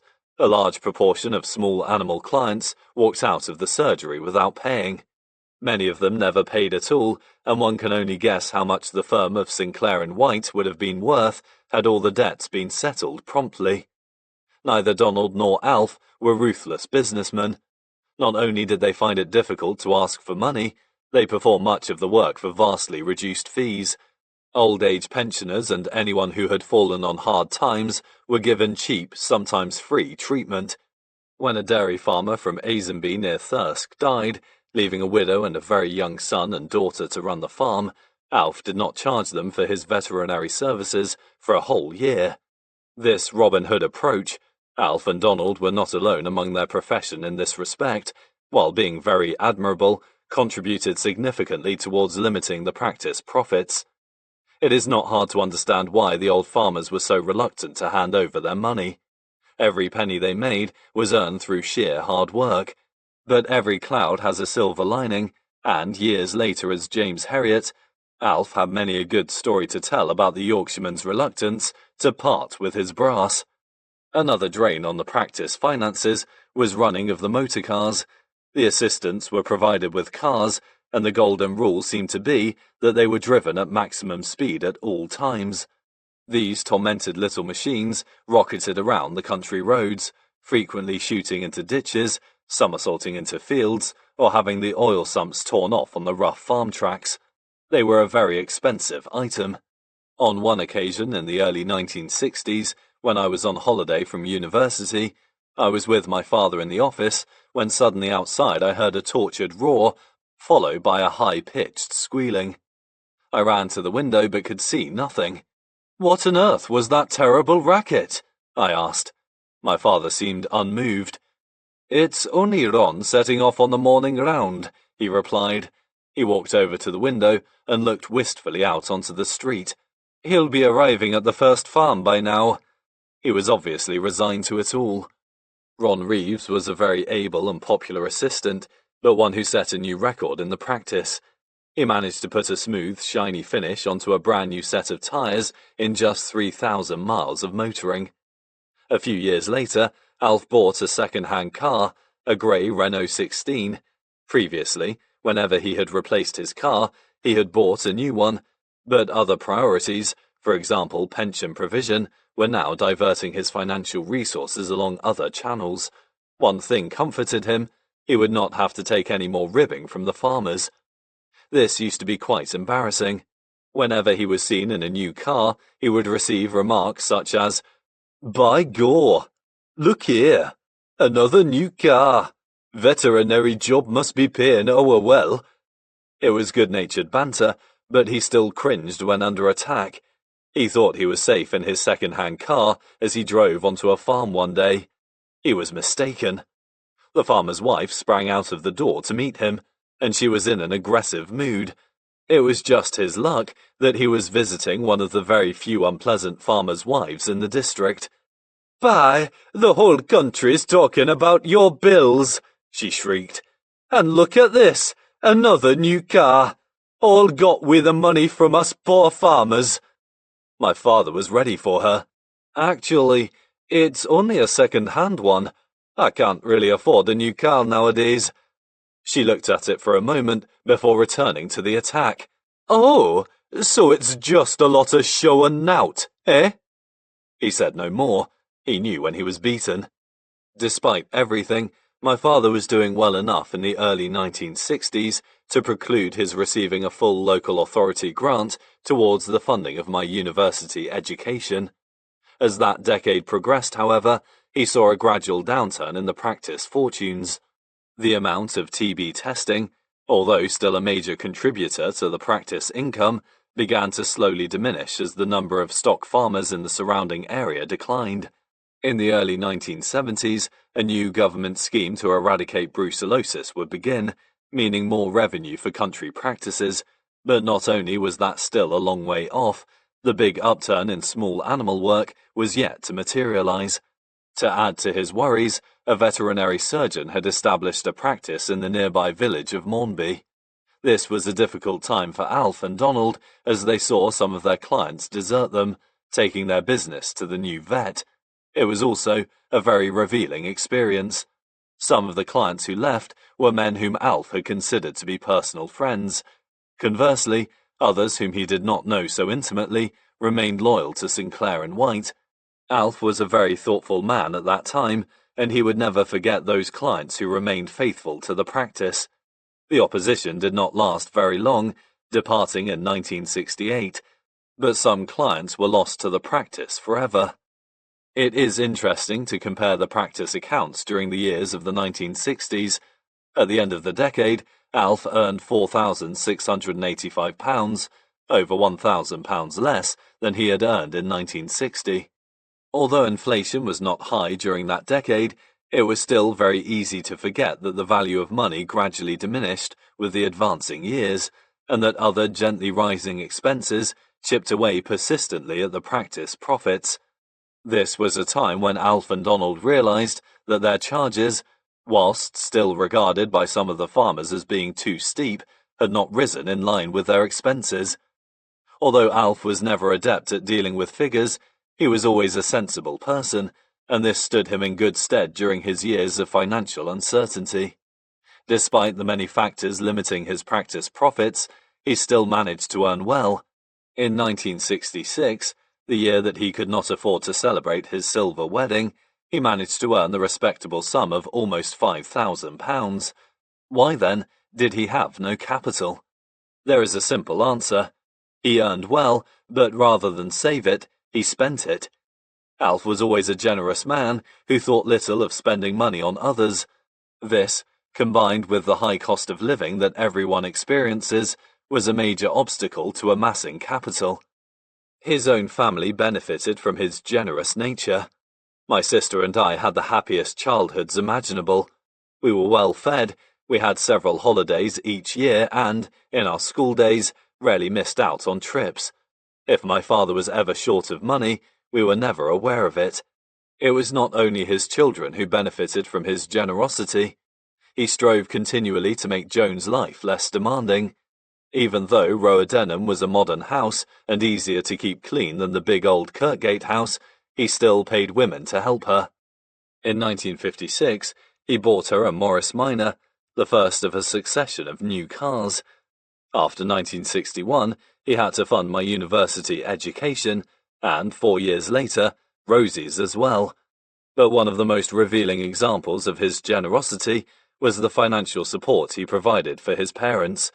From the first days of working with Jock McDowell in Sunderland, when he was earning £3 a week, he sent money to them and, even during his time in the RAF, when he was receiving a paltry 3 shillings a day, money was on its way up to Glasgow. There are references to this in his letters to them. In one from Sunderland in 1940 he wrote, "Here's 30 bob from my pay. Buy yourself 10 woodbines, pop, old boy." And from Thirsk in 1941, "Funny how hard it is to save. I don't spend much, and I've only given you folks £40 since I came. I do wish it could have been more." In later years, as he regularly sent money to them, he referred to it as the pension. It must have amounted to a fair sum over all that time. He rarely missed a week. In 1958, he bought his parents' house in Glasgow. As rent-paying tenants, they were faced with the possibility that the owner was going to sell the house, which would have meant their having to find a new home. It cost Alf £1,000, a substantial sum at that time. The debt he felt he owed his parents was repaid many times over. Alf White received nothing in the way of financial aid throughout his life, and this, combined with his generous and responsible nature, goes a long way to explaining his lack of any capital at that time. His position was hardly surprising, and indeed was no worse than that of many of his professional colleagues of the day. With his lack of readily available money, balanced by freedom from any form of debt, save for the mortgage on his house, admittedly, he was a worried man when he learned that he had no more than £20 to his name in 1966, but he did not allow this to spoil a life that was both rewarding and brimming with a wide variety of interests. One day, in the early 1960s, while on a visit home during my years at Glasgow Veterinary School, I came across a small manuscript in one of the drawers at Roadennan. It was a short story called Left Winger, and it was about football. I sat down then and there to read it. Having noticed my father's familiar scrawl superimposed over parts of the typewritten text, I then approached him with it. "This is very good," I said. "Did you write it?" "Yes," he replied, almost apologetically. "You really think it's good, do you?" "I really do. Why don't you send it to a publisher or a magazine?" "I have," he said. "Several." "And?" "No one seems to want it." He thought for a moment before continuing. "But you think it's good?" He seemed singularly interested in my opinion. "Yes, I do." He seemed satisfied and dropped the subject. I knew that my father had been writing for a year or two, and presumed that he was continuing to pursue yet another of his crazes. This latest hobby seemed to be one at which he appeared to be not only adept, but one also that he was clearly taking a little more seriously than the others. I continued to believe, however, that, as with many of his other interests, he would persevere with this new enthusiasm for a while longer before giving it up for something else. I was wrong. Chapter 20. "May I borrow one of your magazines, Joan?" Alf asked of his secretary one day, a slightly sheepish expression upon his face. Joan Drake, who had joined the practice straight from school in 1959, 4 years previously, considered that she knew her employer quite well. She had regarded him as a man who was at home drinking beer in the company of his friends, or standing on the packed terraces of football grounds, but definitely not the type to read women's magazines. It was a strange request, and she looked at him a little more closely. "I'll give it back to you as soon as I have read it," he promised. Detecting the look of puzzlement on her face, he lowered his voice before continuing. "I want to have a look at the short stories." Unknown to many, including Joan Drake, Alf's pastime of writing, of which he was obtaining information and ideas from every possible source, had in fact been occupying an increasing amount of his time for several years. Around the late 1950s, he had bought books on the art of writing, and in his spare time had tentatively begun to tap away on his typewriter. The idea of writing a book had been one of Alf's long-held dreams. I remember his talking about it during my school days, and a letter written by Joan to his parents dated the 2nd of October 1955 is very revealing. "I must tell you that there is great excitement in the house, as it's Alf's birthday tomorrow. Guess what I have bought for him? A typewriter. I'm sure he will be writing to you much more often now. He may even get down to writing that book he has been talking about for 13 years.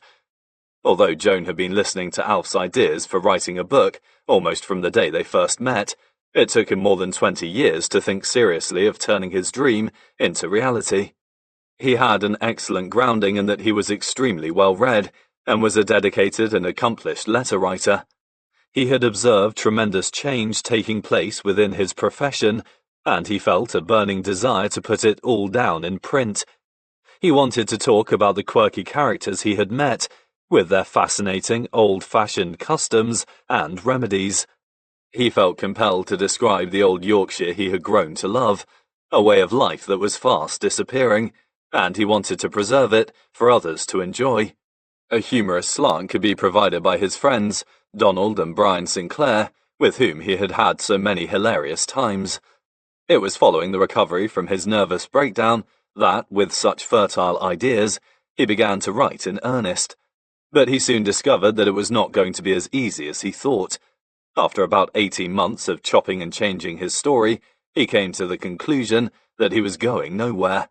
His book, a succession of long sentences full of florid adjectives, was, in his own words, like a schoolboy's essay, and a poor one at that. He had to think again. The pages of Alf's very first attempt are covered in corrections and alterations. He must have spent countless hours rewriting the book.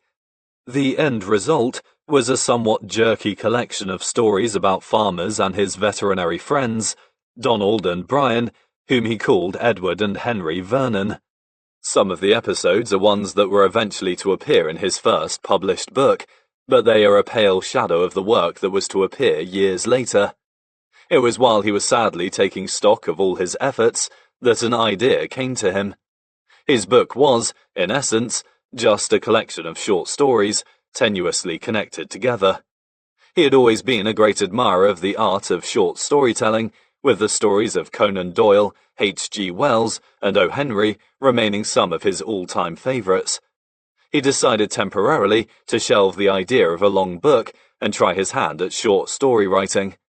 While on his rounds, as he listened attentively to stories on the car radio, he thought to himself, "Surely I can do as well as that." With renewed feelings of confidence and excitement, he began.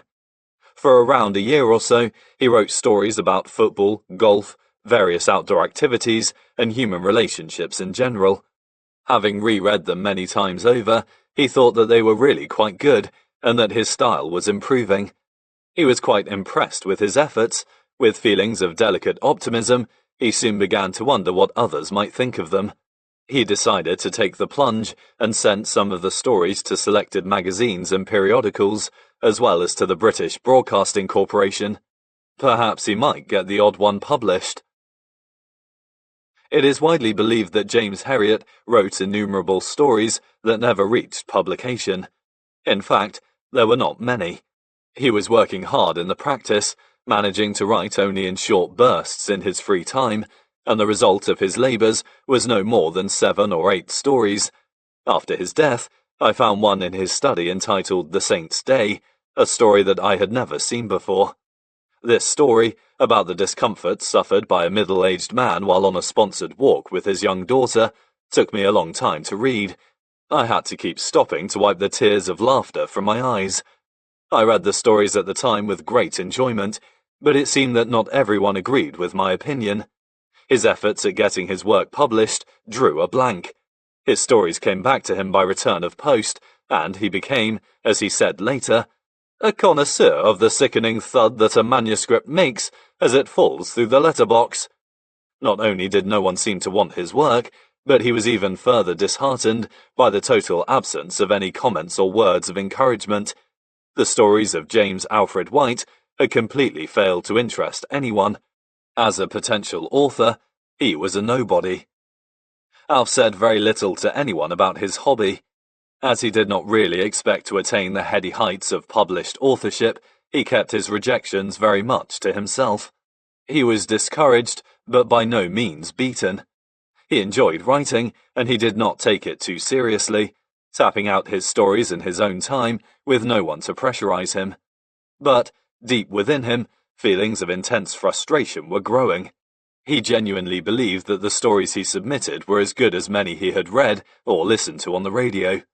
Realizing that he must be doing something wrong, he returned to studying the art of writing. One day, he returned for lunch to regale my mother with yet another funny incident that had happened to him on his rounds. "It would be a good story for the book," he said. She looked at him and said, "The book, Alf? You have been talking about writing a book for the past 20 years. You'll never write a book." "Why on earth not?" he replied. "It will soon be our silver wedding anniversary," she countered, "and you still have not written it. Men of almost 50 don't start writing books." He explained away the 20-odd barren years by suggesting that he was not the impulsive type and needed time to assemble his masterpiece. His wife was unimpressed. Her remarks, however, had stung him, and on that very same day he had a revelation. He realized he should return to writing about something on which he was well informed, not just topics that interested him. He was an expert on only one subject: veterinary practice. He had been on the right track at the start. He would unearth his old book and begin again.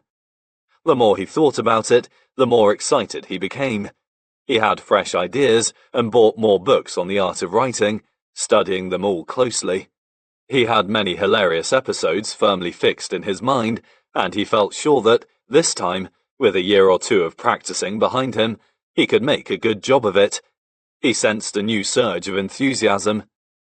He began writing this book around the autumn of 1965, taking about 18 months to complete it. It was a slow process, as he was working full-time in the practice, including some periods of night work.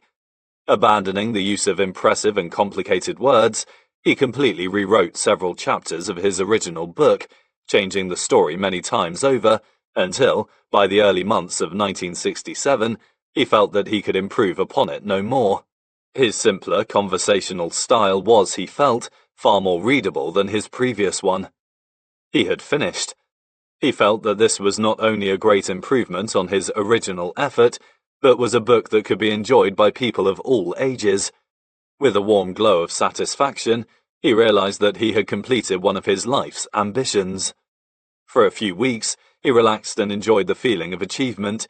He had produced a book that his family would remember him by, a nice little story for his grandchildren to read, and for a while he put it to the back of his mind. The practice was busy at the time, experiencing the rush of early spring lambing, and he had plenty of work to occupy him, but it was not long before he began to feel restless.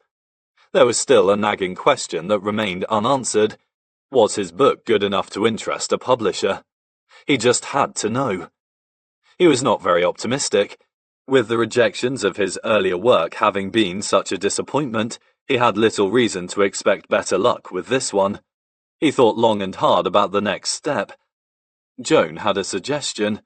Having thoroughly enjoyed the Doctor series of books by Richard Gordon, amongst them Doctor in the House and Doctor at Large, which recounted hilarious incidents about the medical profession, she reasoned that her husband's book was in a similar vein.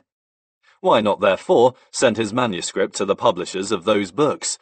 Alf was in full agreement, and having ascertained that they were published by Michael Joseph Limited, prepared to post off the manuscript to the London publishing house. Before he acted, however, he had another thought. He telephoned his friend Eddie Strayton, who had had several books published by the Farming Press and had contacts in the publishing world. Eddie was very keen to help, but rather than send the book to Michael Joseph, he suggested he should contact a friend called John Morrison, who had worked with the large publishing firm of Collins. Alf therefore sent his manuscript down to Eddie, who read it before passing it on to his publishing friend. John Morrison read and liked the book, got back in touch with Eddie, who, in turn, suggested a meeting between the three men in London. This was huge encouragement for Alf. Someone of influence had read his book and had actually enjoyed it. In a state of great excitement, Alf travelled down to London to meet Eddie and John Morrison, lunching at a restaurant called La Dolce Vita in Soho. Here he heard John Morrison confirm his enthusiasm and say that he planned to pass the manuscript to Collins to consider it for publication. This was music to Alf's ears. A few days after returning to Yorkshire, he received a heartening note from John Morrison, dated the 27th of March, 1967. Just a little note to confirm that your 3-volume typescript was duly sent off by special messenger to the chairman of Messrs. Collins in St. James Place, which will ensure that it is read carefully and sympathetically. As I told you and Eddie, I greatly enjoyed your book. You have two of the most important qualities of a good storyteller: a graphic power of description of nature and scene, and evocative character delineation. I do not read many novels these days, and am not conversant with today's trends in this medium, but I hope that there will always be room for something so natural and sound and healthy, wholesome, as your story. John Morrison's optimistic attitude, together with his small note, the first real pieces of encouragement outside of his own family that Alf had ever received, gave him a tremendous lift. With his book on its way to one of the biggest publishers in the land, he wondered whether, perhaps this time, he would meet with some success. The book was written as a novel. On the first page of the manuscript, which the family still has, are written the words, "The Art and the Science, a novel by J.A. White." His hero is called James Walsh, and is loosely based on himself and his experiences in practice. It is fascinating to compare this book with his earlier and later works. He included, as he had in his first attempt years earlier, flashbacks to his veterinary college days, introducing two other fictional veterinary characters, Hugh Mills and the quiet and apprehensive Bernie Hill. Both these men qualified with Walsh and had little adventures of their own. Donald and Brian Sinclair were there and, for the first time, appear as Siegfried and Tristan, although still retaining the surname of Vernon from the original effort. A love story between Walsh and a farmer's daughter ran through the script. It was a fine effort, revealing touches of descriptive flair that were to be the hallmark of the future James Herriot, and some of the funny scenes were well done. There were, however, too many leading veterinary characters for a not very long novel, while the story, which seemed to jump from one character to another, lacked continuity. Alf waited hopefully for news from London. He waited a long time. Nothing happened. Rather than being downcast, he felt a twinge of hope. As his other efforts had boomeranged back to the house by return of post, he thought that perhaps the deafening silence meant that his book was receiving serious consideration. At last, after 6 long months, he received a letter from John Morrison. In it, he learned that the manuscript had been passed to one of Collins' most highly regarded readers, Juliana Wadham. She had given it a favourable report and had passed it back to the Collins editorial department, where it had received serious consideration. This explained the long wait, but the end result was another grim disappointment. Collins did not want to publish it. He had been rejected yet again. John's letter on the 11th of September 1967, however, contained much to encourage Alf. "On my return from holiday, I found your typescript and the enclosed letters awaiting me. These, as I hope you will recognize, are immensely encouraging and explain the long delay in their writing on the matter. I hope you will now give full consideration to the suggestions made by Juliana Wadham and lose no time in putting these to effect. Anyway, I hope you'll be happy to know that, in the opinion of several of the leading authorities in one of the biggest publishers in the world, you are well over halfway to success as an author." Enclosed with John's letter was one from the Collins reader, in which she stated that, although she had enjoyed the book, the publishers, while considering it to have so much good material, had decided that it was not satisfactory as a novel. But there was something else in that letter. Some advice from Juliana Wadham that would be some of the finest that Alfred White would ever receive. She asked him, "Why have you written this as a novel? These stories are quite obviously based upon real incidents, so why turn them into fiction? Why don't you rewrite it in the first person as an autobiographical work? The stories will be all the more appealing to your readers if they realize they are ones that are based upon fact." My father read her letter again and again. The more he thought about it, the more sense it made. and he set about restructuring his book with supercharged enthusiasm. It was with a twist of irony that his very first effort, years previously, had been written in the first person, as Juliana Wadham now suggested.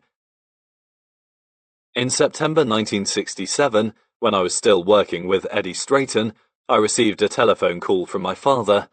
He wanted me to join him in the Thirsk practice. I did not really want to.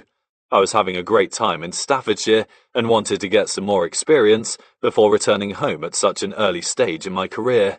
I replied that I would give it serious consideration, but that I was happy where I was, and my father, selfless as ever, did not pursue the matter. Another call from my mother, however, changed my mind. The practice, at that time, was going through a difficult period and was reduced to a 3-man outfit. This meant that my father, at the age of over 50, was having to do regular night work, alternating on a 1-in-2 rota with the remaining assistant, Tony Kelly. My mother added that, with the financial position within the practice not as good as it might have been, my return would be a great help, especially as I could live at home, alleviating the problem of finding accommodation for a new veterinary surgeon.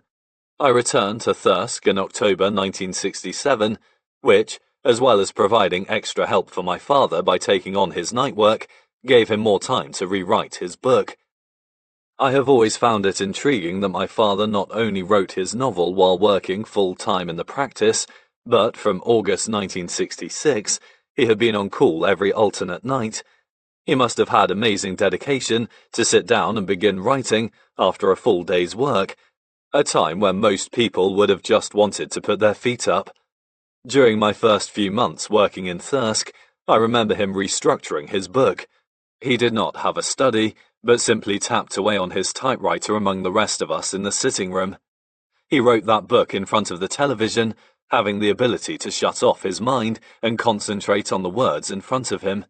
But if something interested him on the television, he would stop and enjoy it before effortlessly switching himself back into writing mode. Truly remarkable. By the summer of 1968, Alf had rewritten his book, this time a semi-autobiographical account of his first year in veterinary practice in Yorkshire.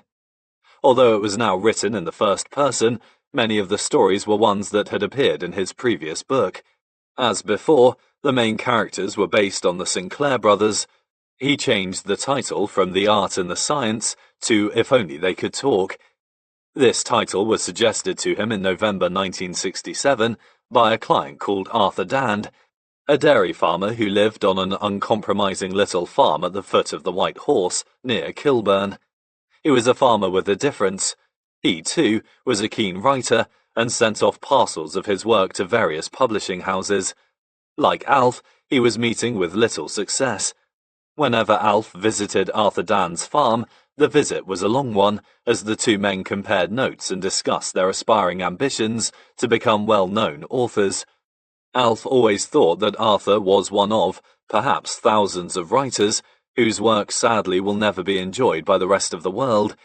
It was he, however, who provided the title for Alf's first book. In July of that year, Alf resubmitted his much-improved book to Collins. The book was sent on to Mrs. Wadham, but little happened for a while, as she not only had other reading commitments, but was due to go on holiday to Ireland. She wrote to Alf in early September, assuring him that she had started the manuscript with the same amount of enthusiasm as she did the previous time, and that she hoped to let him hear about it very soon. There was then a period of silence for 3 months. As before, Alf retained a ray of hope. Could they again be thinking seriously about publishing it? With the practice becoming busier again, he had plenty to occupy his mind, but in late November, his curiosity got the better of him, and he posted off a letter of inquiry. He received a prompt and courteous reply in which the publishers stated that they were sorry but their lists were full. This was a polite way of saying that they did not want his manuscript. He had been rejected again, which, after the initial disappointment, did not really surprise him.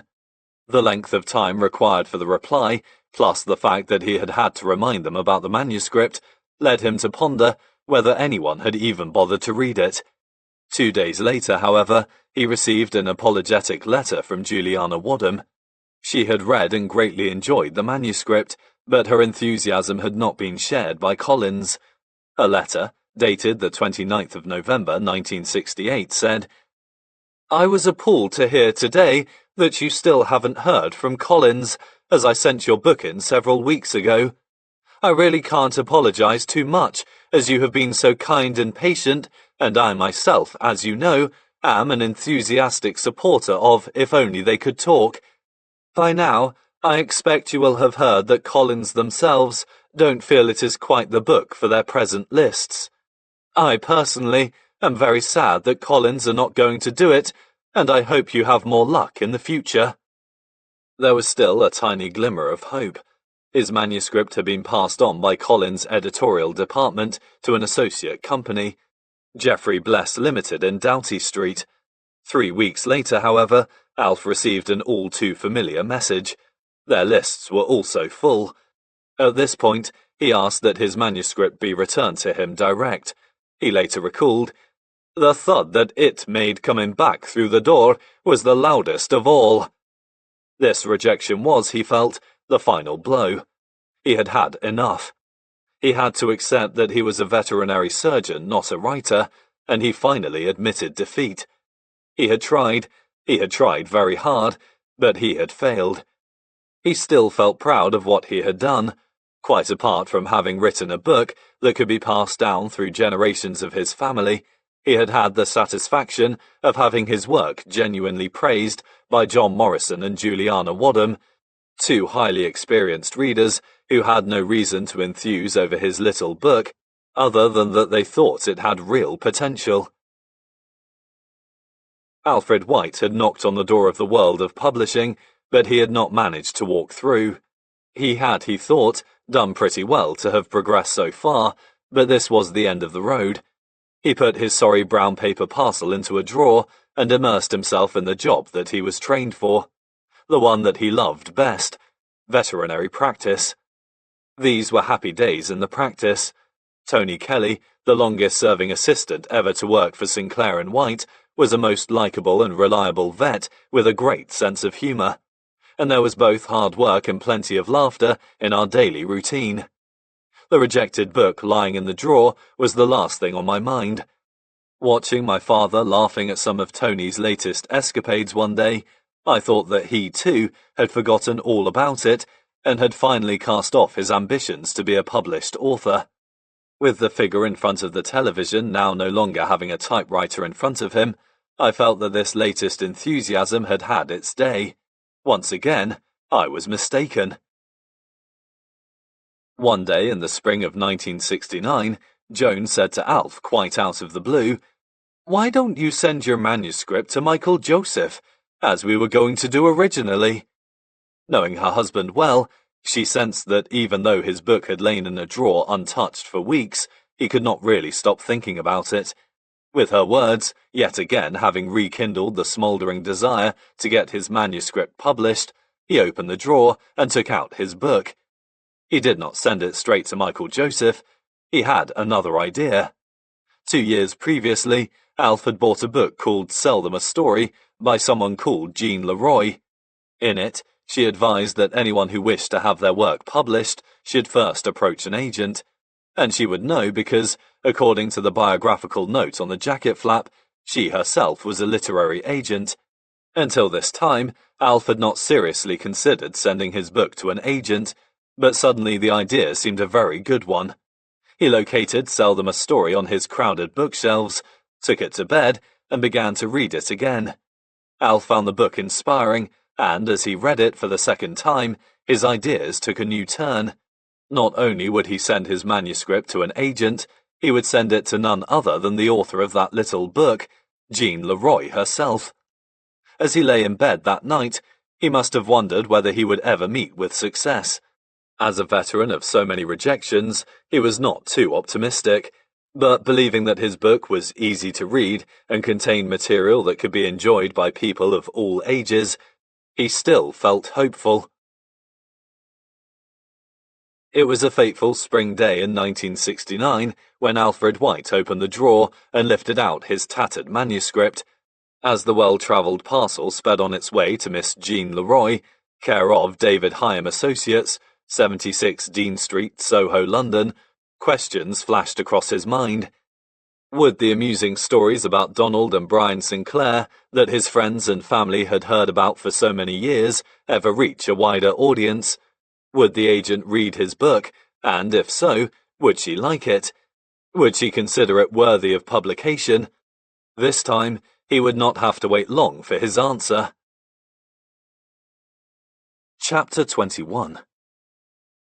One April morning, barely a week after he had sent off his manuscript to Jean Leroy, I came down for breakfast to find my father seated at the table.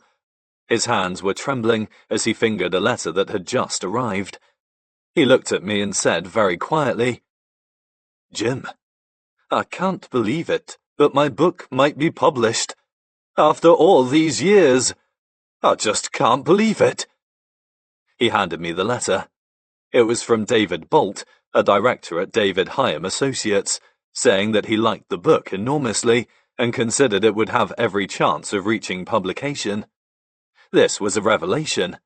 After so many rejections, Alf had received a positive response, and within such a short time, it was beyond anything he had dared to hope for.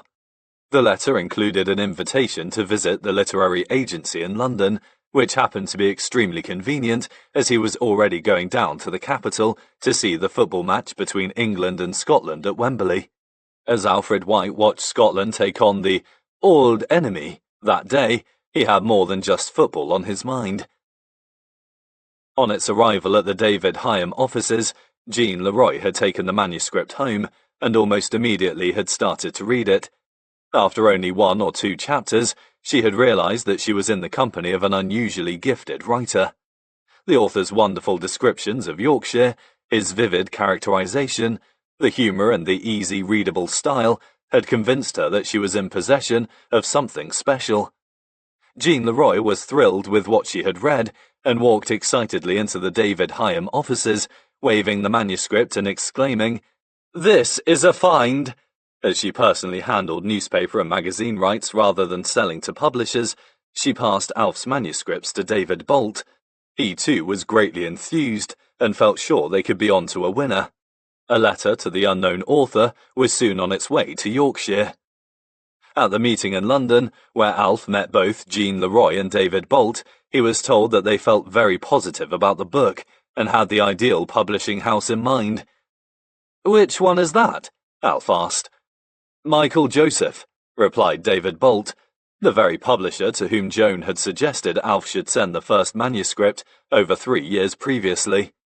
When the manuscript of If Only They Could Talk arrived at the offices of the publishing company of Michael Joseph Limited in Bloomsbury, centre of London's publishing world, Mrs. Anthea Joseph, deputy chairman and one of the company's editorial directors, did not read it straight away.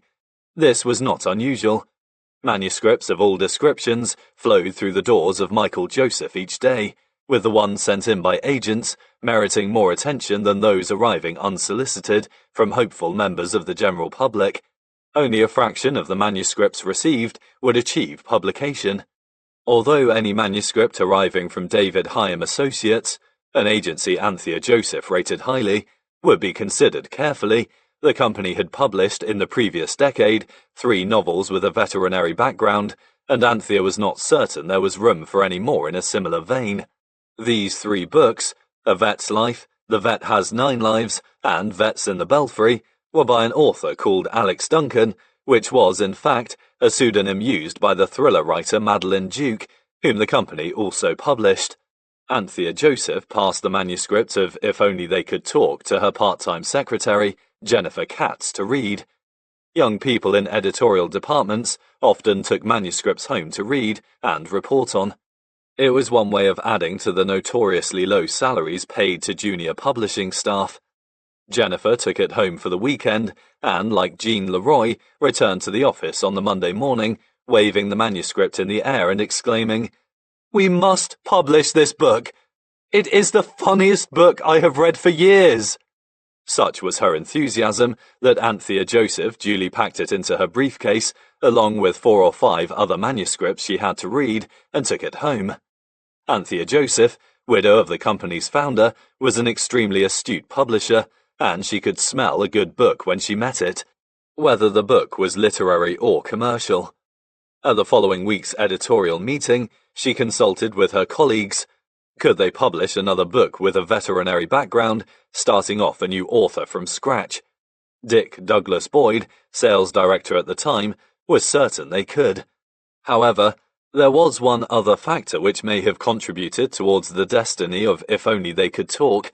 Some years later, Anthea Joseph told Alf that it was the words of Clarence Paget, then editorial director of Pan Books, that had helped her make the decision to go ahead and publish this unknown vet from Yorkshire. Clarence and Anthea were long-time publishing friends, and they would often lunch together to talk about the authors they jointly published. Michael Joseph in the original hardback edition, and Pan Books in the subsequent paperback edition. A rising star for both publishing houses at that time was Dick Francis. Clarence was a publisher held in high regard by Anthea, and it is very probable that during a lunch, Anthea would have mentioned the vet from Yorkshire and her concern whether, following the 3 Alex Duncan books, there would be room for another with a veterinary background. It appears that Anthea sent Clarence part of the manuscript for his opinion, since, according to Alf, he had returned it to her almost immediately, stating very emphatically, "You could have a real seller there." This story has been viewed with some skepticism by those connected to the publishing world. Anthea Joseph was a very shrewd publisher, and it is highly debatable whether she would have needed the advice of anyone else. Nevertheless, Alf was convinced of the veracity of the story. One thing is certain, Clarence Paget as well as Anthea Joseph would forever occupy a special place in his memory. 2 more of the many players whom Alf regarded as having tilted fortune his way in that long game of chance on the road to success. Alf White's fingers went into trembling mode again as he opened another letter from David Bolt at David Hyam Associates. This letter, written on the 18th of June 1969, informed him that his book was definitely going to be published. The contents made sweet reading. Dear Mr. White, If Only They Could Talk, J. Walsh. I'm delighted to say that we've had an offer from the very first publisher we tried, the excellent house of Michael Joseph. I had Anthea Joseph, the deputy chairman, on the telephone this morning, and after a little discussion settled on the following terms, subject, of course, to your approval.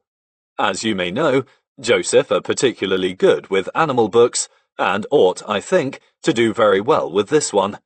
We settled, didn't we, on the pseudonym James Herriot, after you discovered that there is, in fact, a James Walsh in practice. Receiving this letter was one of the greatest moments of Alf's life. Having always loved browsing through bookshops from his years as a boy in Glasgow, the thought of seeing his own work on the shelves gave him shivers of excitement. He was shortly invited to London again, this time to meet Anthea Joseph. He found her a charming woman, and the 2 of them developed an instant liking for each other. They met for lunch, at which Anthea Joseph told him how much she had enjoyed his book, as well as telling him about other similar authors the firm had published. As David Bolt had said, they had successfully published books with an animal or medical theme. Apart from Alex Duncan, there was Paul Gallico, Richard Gordon, and Monica Dickens. As she progressed to explaining the contract and how money would be paid as an advance against future royalties, Alf began to like her more and more. There had been one decision that he had to make quickly, one to which David Bolt had referred in his letter. Alf could not use his real name, Alfred White, as this would have been construed as advertising. The Royal College of Veterinary Surgeons were very strict about this in those days. Any form of advertising was regarded as unprofessional conduct, and Alf obviously could not afford to be suspended or possibly struck off the veterinary register. He had had to choose a pseudonym. To find a name that he liked had been a strangely difficult task. He had got used to James Walsh, the name he had used for his original novel, and he had submitted the manuscript of If Only They Could Talk under that name. But now, with publication a reality, he had to rethink. There was already a James Walsh in the Veterinary Register. On the evening of the 11th of February 1969, while watching a fifth-round Football Association Cup tie on television between Birmingham City and Manchester United, he had noted that the Birmingham goalkeeper was called Jim Herriot. My father, who was continually thinking of ideas for a pseudonym, had liked the name. It was an unusual one, and he had reached yet again for the Veterinary Register. To his surprise, there were no veterinarians with the name of Herriot. He had marked the name down for possible future use, little dreaming that the name of Birmingham City's Scottish international goalkeeper, who played 6 times for his country, would one day become world famous. On that February evening, Alf White's search for a pseudonym had come to an end. Years later, in 1988, a Glasgow newspaper, the Sunday Mail, ran an article on the origins of Alf's literary name, bringing the original Jim Herriot, who was then working as a builder in Lark Hall, Lanarkshire, to visit the surgery in Thirsk. He was not a keen reader, but had watched the television series of the books. He had had no idea the famous Yorkshire vet had borrowed his name, and was astonished that the celebrated author was excited at the prospect of meeting him. The two men got on famously. On meeting his namesake for the very first time, Alf White extended his hand with the timeless words, "James Herriot, I presume." Football, of course, was discussed at length, and my father gave the ex-goalkeeper a signed book. Jim Herriot, in return, gave him one of his Scottish international football jerseys, a gift that remained a treasured possession. Throughout his years of fame, Alf was amused to receive letters from some of his fans, inquiring whether he could be related to them. People with the name of Herriot, fully believing it to be his real name, were hoping that the famous author was a long-lost cousin. One particular incident in 1972 amused him. His second book had just been published when he was approached by one of the local Thirsk solicitors. "I hadn't realised that you were so intelligent," the man said. "What do you mean?" Alf asked. "Just that," carried on the solicitor, "and a scholar with a deep knowledge of medieval history as well." "Oh, yes?" "Certainly. I'm very impressed that you chose the name of Herriot." "Oh, yes?" the man continued. "I'm amazed that you knew that a Herriot was the best calf in the herd that the feudal lord exacted from his serf every year. What an inspired choice." Alf gave the man a knowing look. "Well, there you are," he said. "Don't you be so quick to judge a person in future." For his first book, Alf White received £200 as an advance from Michael Joseph, half on signature of the contract on the 5th of August 1969, and the other half due on publication. This advance would be set against royalties of 10% of the book's published price for the first 2,000 books sold, rising to a maximum of 17.5% should the book become a bestseller. At his first meeting with Anthea Joseph, she had explained to him that advances for first books by unknown authors were rarely high. It was not so much the outlay and advance they had to consider when taking on a new author, but the fact that the book would take up a place on the publishing list and would need time and care spent on it by all the departments. It was indeed a modest amount, but he fingered that first cheque in wonderment. He was soon, however, to receive a far bigger boost to his financial status. In November, Jean Leroy negotiated the sale of serial rights to the influential newspaper, the London Evening Standard. The book was to be serialised, prior to publication, in a newspaper with a huge circulation in London and the home counties. Alf thought that he had entered the world of fantasy when he received a telephone call from his agent informing him of the deal that had been struck. The newspaper was to pay £36,710 for the serial rights, a sum that would be considered good today, but 30 years ago was monumental. I was there when he received the call and saw him nearly fall off his chair. To a man who had only £20 4 years before, it was unbelievable. On that day, with grim words like mortgages and overdrafts soon to be spectres of the past, he reckoned that his financial worries were over for all time. I remember my father's happiness at the time as he began to feel that people were on his side. He had had to make many decisions in his life, but that of employing an agent was surely the very best. He often said to me, "I love to think of all those people beavering away on my behalf, taking all the decisions and negotiating deals, while I sit up here in Yorkshire and just carry on writing." Alf White remained loyal to David Hyam Associates throughout his career, never forgetting the good work they did for him. David Bolt, the agent who sold the first book to Michael Joseph, left the firm at the beginning of 1971 to establish another agency, and, realizing the potential of James Herriot, wanted Alf to move with him. Fully aware of how much David Bolt had helped him, this was a difficult decision, but Alf opted to stay with the firm rather than the individual agent. From that time onwards, his agent at David Hyam was Jacqueline Corn, who dealt with every James Herriot book and continues to handle his literary affairs to this day. Sadly, Jean Leroy, the author-cum-agent who had been so instrumental in kick-starting Alf's literary career, died in 1970. She was never to see the phenomenal rise to success of the little-known vet who had sent her his frayed manuscript on that fateful day in 1969. The serialization of If Only They Could Talk by the Evening Standard in the spring of 1970 was a time of high excitement. I remember the thrill my father felt as he read the copies of the newspaper, seeing his work actually in print for the very first time. He would receive mountains of fan letters during his life, but he never forgot the very first one. It was from an elderly man living in the East End of London who had read the first episode in the newspaper. This was the incident in the opening chapter where James Herriot spends hours carving a cow in the middle of the night. After finally completing the job in a state of exhaustion, the farmer asks him whether he would like a drink, to the reply of, "That's very kind of you, Mr. Dinsdale. I'd love a drink." James Herriot receives the curt response, "Nay, I meant for to cow." I remember my father telling us about that episode at the time it actually happened, and we had all found it very funny. James Herriot's very first fan, however, was not so amused. The letter was barely literate, but it exuded pure outrage. The shaky writing was deeply imprinted into the paper. "If I'd been you, I would have chucked that bucket of water bloody over his head." If Only They Could Talk was published in April 1970, and 3,000 copies were printed. It sold steadily, and later in the year, another 1,000 came off the press. This was by no means spectacular, but it was good for a first book by an unknown author. Alf could not resist looking in the local bookshops to see whether his book was being prominently displayed. He was disappointed.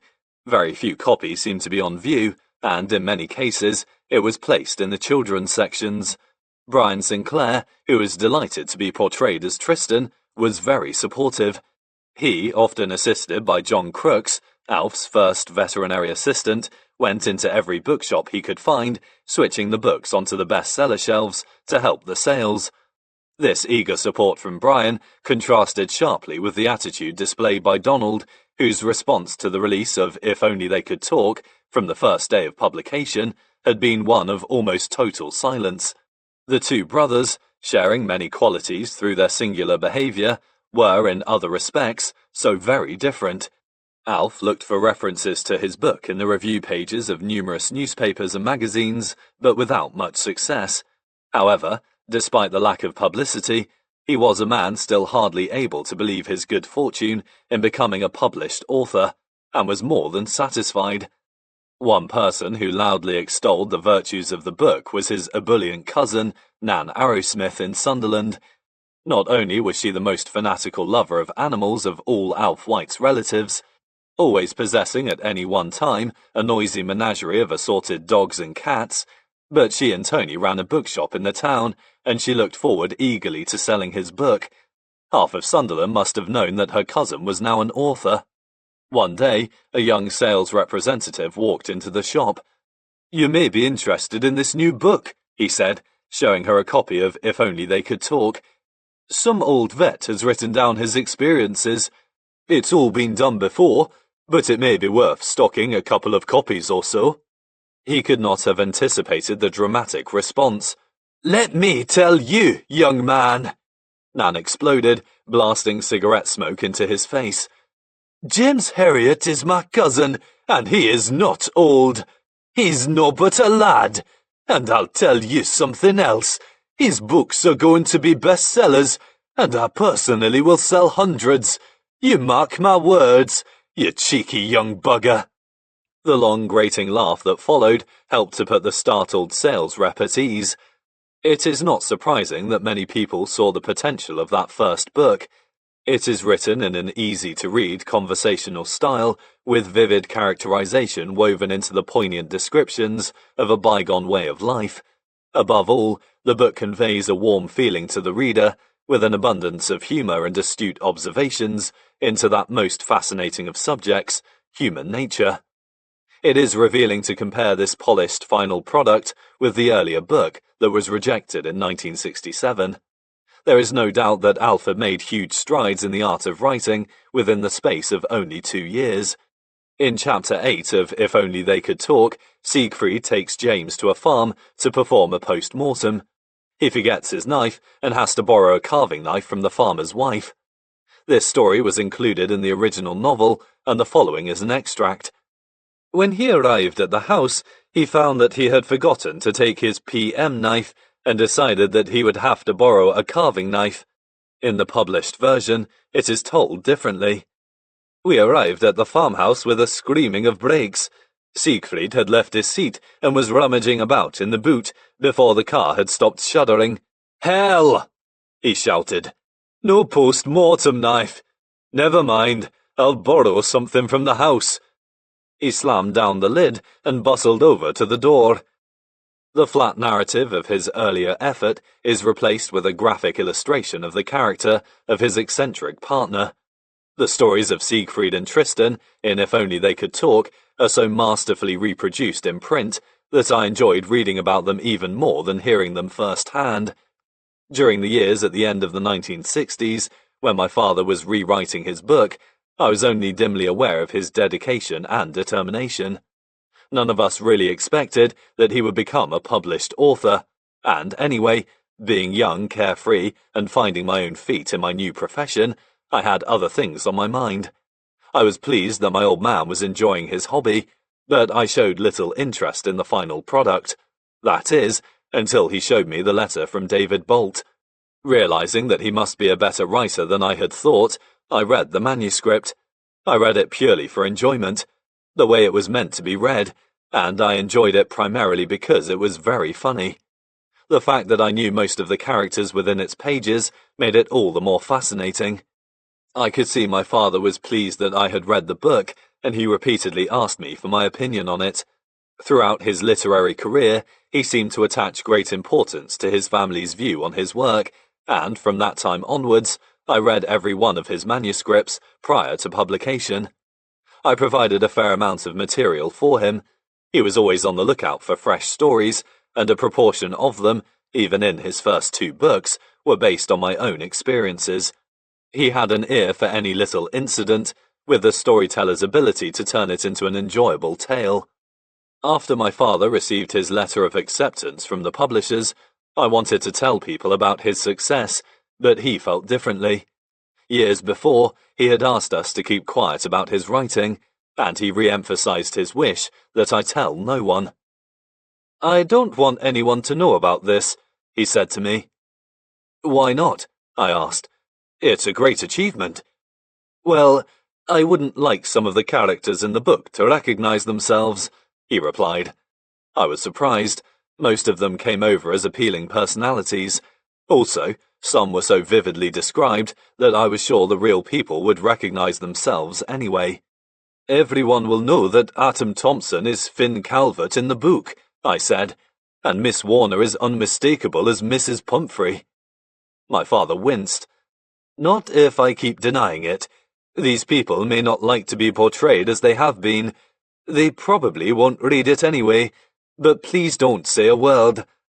He had set the book in the Dales, whereas nearly all the stories occurred around Thirsk. He also placed everything in the period before the war, and gave his date of qualification as 1937 rather than 1939. This was to put anyone off the scent in case they tried to find out who James Herriot really was. "I want to continue to be known as a vet around here," "Not as an author," he said. This cautious outlook was typical of his character. His primary concern may well have been that he did not hurt the feelings of others, but there was also a certain logic in this secretive approach to his success. Some of the more old-fashioned Yorkshire people could be very prickly if they thought that someone was having a chuckle at their expense. In retrospect, it seems laughable that Alf White should have gone to such great lengths to preserve his anonymity, but he did, never losing the instinct to keep secret the true facts behind his stories. For the next 20 years, he repeatedly asserted that his first books contained incidents that had occurred before the Second World War, and that the characters within them were either very old or even dead. In fact, many of the stories had their origins in comparatively recent events. He stuck stubbornly to his statement, as though hoping that his true identity would remain a secret, and that no one about whom he had been writing would be offended by their portrayal in his books. An amusing incident occurred in the mid-1970s, long after his cover had been blown. Old Mr. Smedley, from the village of Coxwold, berated him one day in the surgery for failing to include him in any of his books. Alf White's fear of upsetting the Yorkshire folk may well have been groundless. Chapter 22. Alfred White was not the only one to be pleased with the sales of If Only They Could Talk. Anthea Joseph was delighted and asked him to consider writing a sequel, which she felt would add impetus to the popularity of the first book. She soon heard that her new author was on his way already. He had enjoyed writing his first book so much that by January 1970, 3 months before the publication of the first, he had already completed 40,000 words of a new one. With plenty of material at hand and his confidence riding high, he was now fully locked into the hobby that had fascinated him for so long. The completed manuscript of his second book, called It Shouldn't Happen to a Vet, was in the hands of Anthea Joseph in February 1971. The contract, for which he received an advance of £300, was signed on the 22nd of March 1971, and the book was published in January 1972.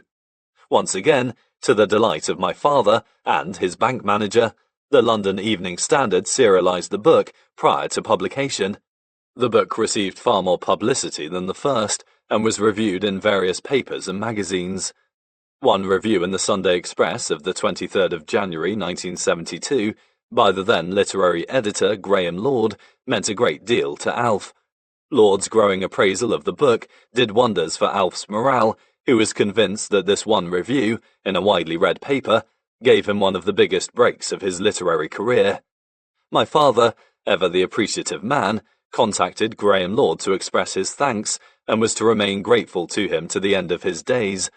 John Junior, the editor of the Sunday Express, liked the book so much that his paper from 1974 through to the 1980s was to serialize all the James Herriot books prior to their publication, bringing them to the attention of millions of readers and giving the sales a tremendous boost. John Junior, who was brought up very close to Alf's Yorkshire area of Glasgow, was a man with whom Alf corresponded for years, always maintaining that the Sunday Express editor was a very influential figure in helping him along the path to success. Another factor that aided the increased sales of the second book was the adoption of a very different dust jacket. The jacket of If Only They Could Talk, showing a young cart horse rearing up while being held by a young boy, had bestowed the aura of a children's novel on it, and was probably the reason for the book being put into the children's department in the bookshops.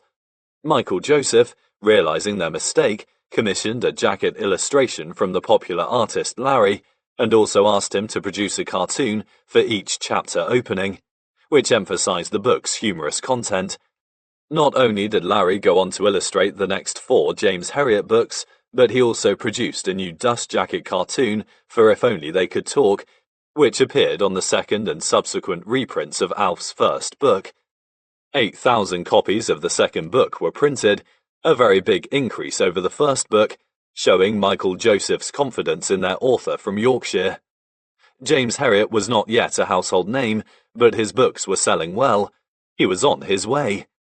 It Shouldn't Happen to a Vet is a very similar book to the first one, with the mixture much as before, plenty of humour, a genuine insight into a fast-disappearing way of life, and some dashes of pathos thrown in too. Like its predecessor, it has the ability to move the reader to tears of both joy and sadness. Alf quickly saw the potential for a third, maybe even a fourth book, and decided to introduce another character who could run through the subsequent titles. He brought in a little love interest, and Helen Alderson, who was based upon Joan, enters James Herriot's life for the first time. The book opens with a chapter on Mr. Hanshaw. James Herriot visits a recumbent cow that he considers, after treating her for several days, will never walk again. He advises humane slaughter. The farmer does not take his advice, but keeps her for several weeks, after which the cow suddenly jumps to her feet. This was a great triumph for Mr. Hanshaw, who had put one over on the professional man. The real Mr. Hanshaw, a man by the name of Billy Goodyear, is still alive, and only recently, one of the practice's young assistants paid a visit to his farm. "He's an interesting old fellow," the assistant said to me on his return. "He told me a story about your father." "Oh yes," I replied. I could guess what was coming. "He said that your dad treated a cow years ago and said it would never get up no more. He kept it alive, against your dad's advice, and it got up." Billy Goodyear never let my father forget about the cow that would never get up no more, and I sometimes wonder what Alf White would have thought had he known that the farmer would still be basking in that moment of glory years after his death. "It shouldn't happen to a vet" illustrates another aspect of James Herriot's writing, that of his altering the characters by changing their sex, or making one composite personality out of several others. In Chapter 7 of the book, a character called Mr. Worley appears. He is a man who is completely devoted to pigs. His whole life revolves round them, and there is nothing he likes better than sitting by the fire, talking pigs. The real Mr. Worley was based upon a lady called Mrs. Bush, who ran a country inn at Byland Abbey near Thirsk. She kept saddleback pigs in the yard behind the inn, and she loved every one of them. She liked my father as she was convinced that he, too, loved her pigs. I am not quite so sure about that. Not only were Mrs. Bush's black and white sows pretty formidable creatures, especially at farrowing time, but she had the awkward habit of calling us out in the early hours of the morning to attend to them. In her eyes, however, he was a real pig vet. One evening, Alf had an unnerving experience while having a quiet drink at the inn. Mrs. Bush approached him and said, "Oh, Mr. White, I did enjoy reading your book, and I liked the chapter about that man and his pigs." A thin film of sweat appeared on Alf's brow. Surely she had not recognized herself. "I'm glad you liked it, Mrs. Bush," he replied. "I know exactly how he felt," she continued. "Do you really?" Do you know, Mr. White, it could have been me." The second book ends with a wonderful story, one whose origins I remember very well, that illustrates perfectly the unique character of Donald Sinclair. Siegfried, while escorting some upper-class, influential people to the races, meets an old friend and becomes inebriated, after which, following the loss of his car keys, he has to borrow his friend's filthy old vehicle to transport his outraged guests away from the racecourse. The final touch of farce is provided, as usual, by Siegfried, who is watched in disbelief by the unsmiling occupants as he attempts to clean the car window with a dead hen. In the following 5 years, up to 1977, Alf produced 4 more books, an impressive feat for a man working full-time as a veterinary surgeon. As in those long years when he was writing the short stories and novels, he worked in the living room, right in front of the television. By now he found it no hardship to settle down at the end of a working day, with the stories flowing effortlessly from his typewriter. Having watched him put in a full day's work in the practice, I used to stare in amazement at the contented figure tapping away. He had one great advantage. He genuinely loved writing, unfailingly regarding it as a hobby rather than a profession. From 1973 onwards, everything that he published received enthusiastic reviews, before climbing rapidly to the top of the bestseller lists. His third book, Let Sleeping Vets Lie, a title suggested by Joan, was published in April 1973. This book, like the previous two, was serialized by the Evening Standard, and it hit the ground running, immediately becoming a bestseller. Michael Joseph printed 15,000 copies, which disappeared off the bookshelves with lightning speed. The reader is introduced to more characters, including Ewan Ross, the neighbouring vet for whom James Herriot TB tested endless cows, and Carmody, the student. There are endless tales of the Yorkshire farmers with their funny ways, and the gentle love story between James and Helen winds through the book, finally resulting in their marriage and honeymoon in the Yorkshire Dales. The opening chapter is about a formidable dog belonging to Joe Mulligan, a deaf old Irishman.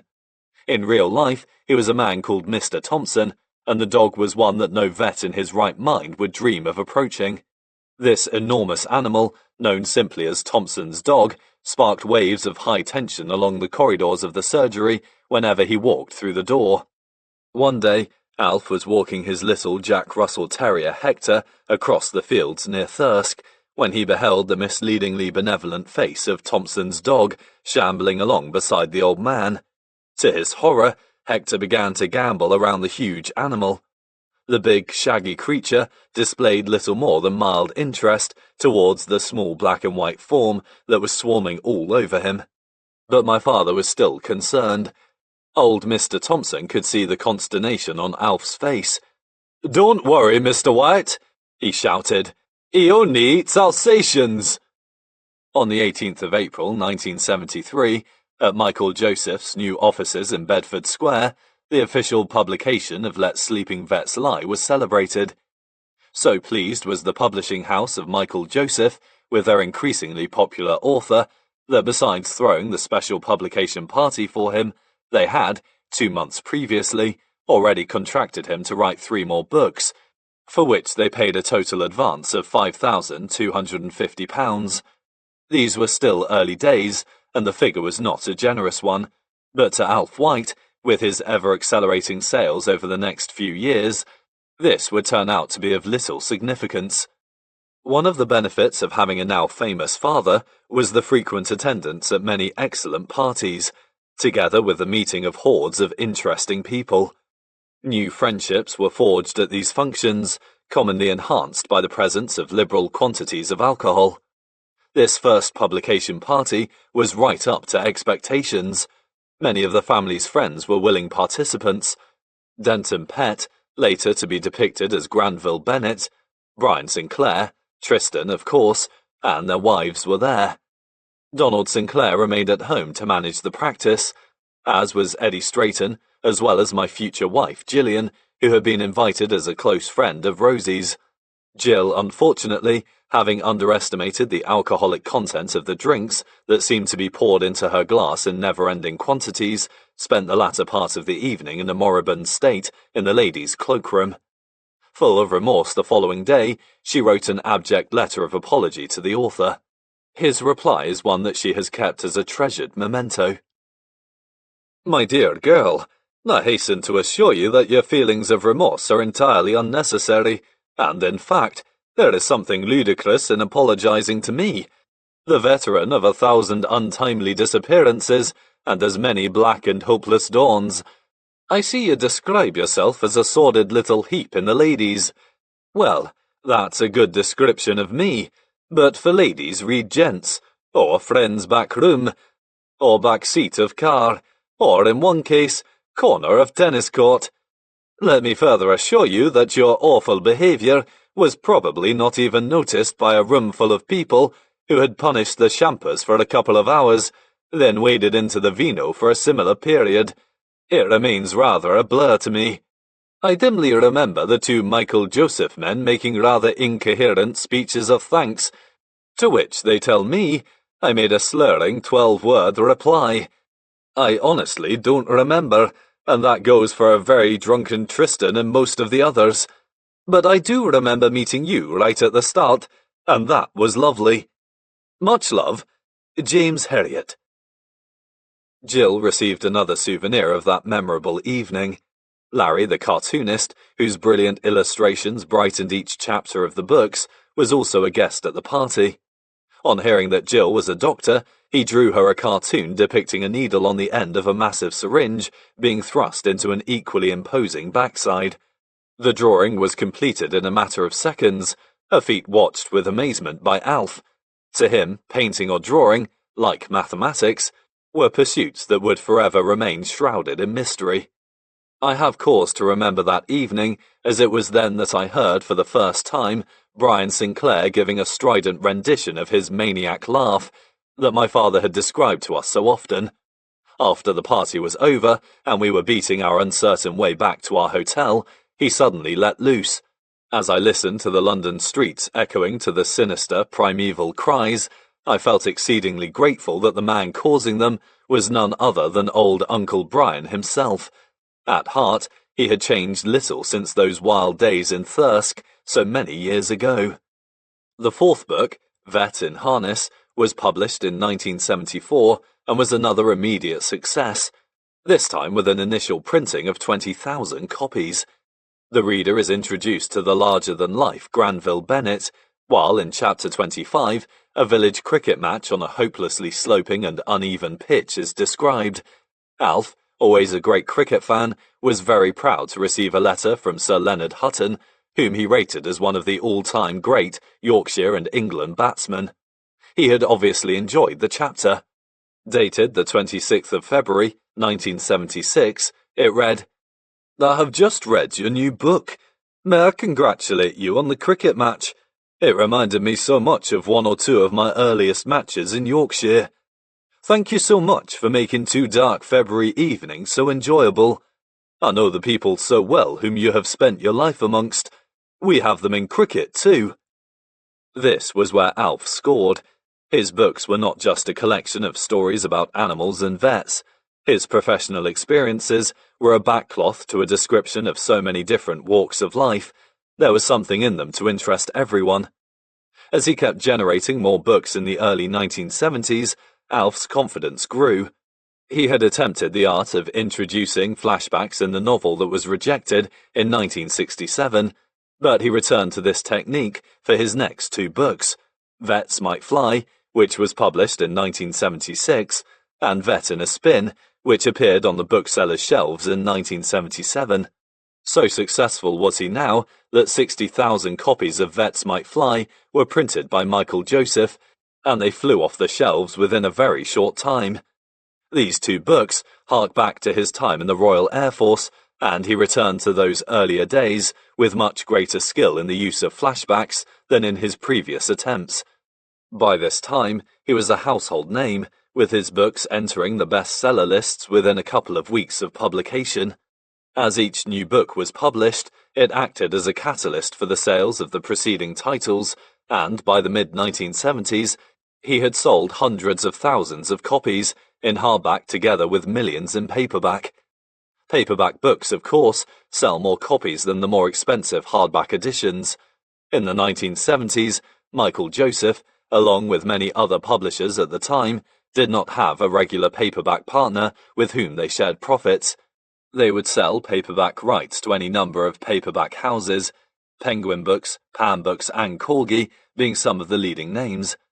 With the shelf life of a commercial hardback book rarely being more than 6 months nowadays, the paperback edition usually follows a year after the hardback is published, often coinciding, if the author is prolific, with the next hardback. In the 1970s, however, the hardbacks usually continued in circulation for much longer, and, with a higher income from the hardback rather than a part share of a lower-priced book, the gap between hardback and paperback publication was often 2 years. Michael Joseph, therefore, were in no rush to sign a contract for If Only They Could Talk with a paperback publisher, and in the event, they sold the first two books at the same time to Pan Books. The contract between Michael Joseph and Pan was signed in June 1972, 6 months after the publication of It Shouldn't Happen to a Vet. The serialization of the two books and the favourable reviews and media interest would not have gone unnoticed by Pan. The leading player in negotiating this contract was none other than Clarence Paget, who, in 1969, had encouraged Anthea Joseph to take a chance with the unknown vet from Yorkshire. The first two books were published in tandem by Pan in November 1972, with 60,000 copies of each being printed. It would prove to be a wise move by Pan. The sales accelerated throughout the following years as the successive books were published in paperback until, by early 1979, Alf found himself the recipient of no less than 6 Golden Pan Awards. Each of his first 6 books sold more than 1 million copies in paperback, an achievement equalled only at that time by Ian Fleming, the author of the hugely successful James Bond books. Alfred White, although a man who had carved out his life with his own hands, was quick to acknowledge any help he had received in attaining this heady success. The dedications in his earlier books reflect his gratitude. In the first book, the dedication is to Eddie Strayton. Alf never forgot that it was he who had introduced him to the former Collins executive, John Morrison, who in turn had passed his manuscript on to that publishing house. It was, in effect, the advice of the Collins reader Juliana Wadham to transform his original novel into a semi-autobiographical account of his life that was a major turning point in his fortunes. Juliana Wadham was responsible for the addition of that magic ingredient to James Herriot's work, the fact that his memorable stories were based upon real-life incidents. The dedication in the second book, to the Sinclair brothers, reflects the appreciation of his good fortune in having spent much of his life in the company of those colourful characters who had provided him with incomparable material for his stories. In the third book, he acknowledges his wife. In her own way, Joan had contributed more than anyone in helping him on the road to success, not only by gently goading him into writing his first book and then encouraging him to persevere with getting it published, but by providing a happy and stable family environment. One of his favourite sayings was that he wrote his books, not alone, but in the bosom of my family. Joan, through her enduring support of her husband, was mainly responsible for his family life being a contented and happy one. The dedication in the fourth book, to his mother in Glasgow, is testimony to his undying gratitude to the woman who, during those difficult years of the Depression in Yorkshire, so many years before, displayed astonishing determination that her son would be a success in the world. She was, of course, extremely proud of her son's achievements, so much so that she began to accost people in the street with the words, "Now you know who I am, don't you? I am James Herriot's mother." On her correspondence, too, she would no longer sign her name as Hannah White, just James Herriot's mother. The dedications in the fifth and sixth books, the former to his beloved dogs, Hector and Dan, the latter to Rosie, Jill and me, were in appreciation of some of those with whom he always maintained he spent many of the happiest times of his life. By the mid-1970s, James Herriot's books had become established bestsellers in Great Britain, but it was not only his astonishing success in his own country that bemused him. Long before this, his reputation had spread beyond its shores, with his prodigious book sales abroad having resulted in their being translated into most of the world's major languages. He had become known as the world's most famous vet. But it was his massive popularity in one country that had been largely responsible for rocketing him to international fame. Nowhere was he held in higher esteem than in the United States of America. Chapter 23. One Wednesday afternoon, sometime in the late 1970s, I was aware of a great deal of noise in the waiting room of 23 Kirkgate. The small animal side of the practice was beginning to expand to such an extent that it now accounted for a high proportion of our income. And it was good news that the waiting room was so full. "It looks as though we're going to have a good surgery today, Dad," I said. "That room is heaving." My father put his head round the door and looked inside. He strode back into the office with an apologetic smile. "Don't get too excited, boys," he said. "I've just counted 2 hamsters, 1 Yorkshire Terrier, and 45 Americans." This invasion by tourists of our modest little premises was becoming commonplace. The name of James Herriot had become so famous that thousands from all over the world flocked to Thirsk to see his veterinary surgery. As well as from Great Britain, They travelled from Europe, Canada, Australia, and even Japan, but by far the greatest number came from the United States. It seemed that he had become an icon on the other side of the Atlantic. Alf White had always liked the American people, long before he became famous. He had been attracted to their open friendliness and love for life. "The Americans like us," he often used to say. "Lots of other nations don't, but they do. I like people who like me." As his stratospheric sales in the United States continued, his affection for the people of that country deepened. Alf never forgot the debt he owed the Americans, always endeavouring to see every one that had paid him the compliment of travelling so far to see him. As these intrusions into their working day could be a nuisance to the other veterinary surgeons in the practice, he set aside 2 afternoons a week to talk to the visitors and sign their books. The queues down Kirkgate on Wednesday and Friday afternoons were enormous, especially during the summer months. These book-signing sessions went on for many years, and we all became used to the throngs of tourists pouring into the waiting room. I often watched, with amazement, the excitement on the faces of these people as they shook hands with my father.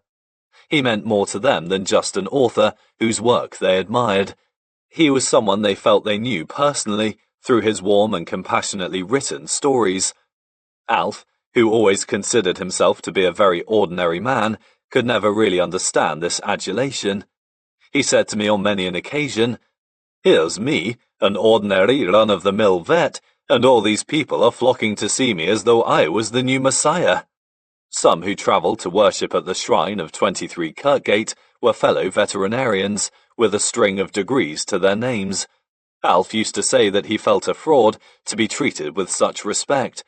Despite his bemusement, he was indeed someone special, with many of those fortunate enough to meet him regarding the occasion as one of the highlights of their entire lives. I gained a great respect for many of the fans who came to see him.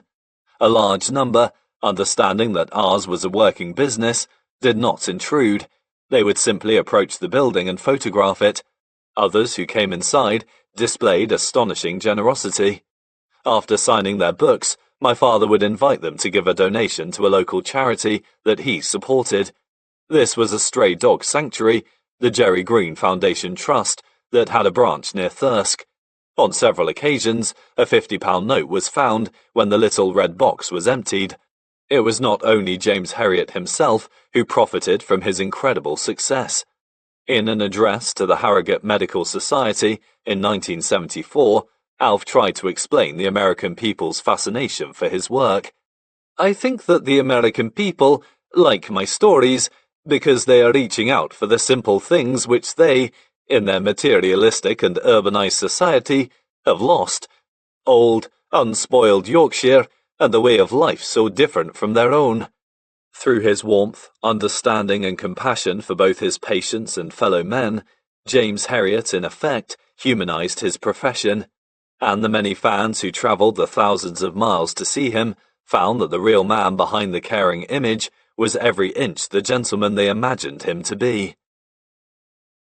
The tidal wave of admiration from the other side of the Atlantic was one that could so easily have never happened.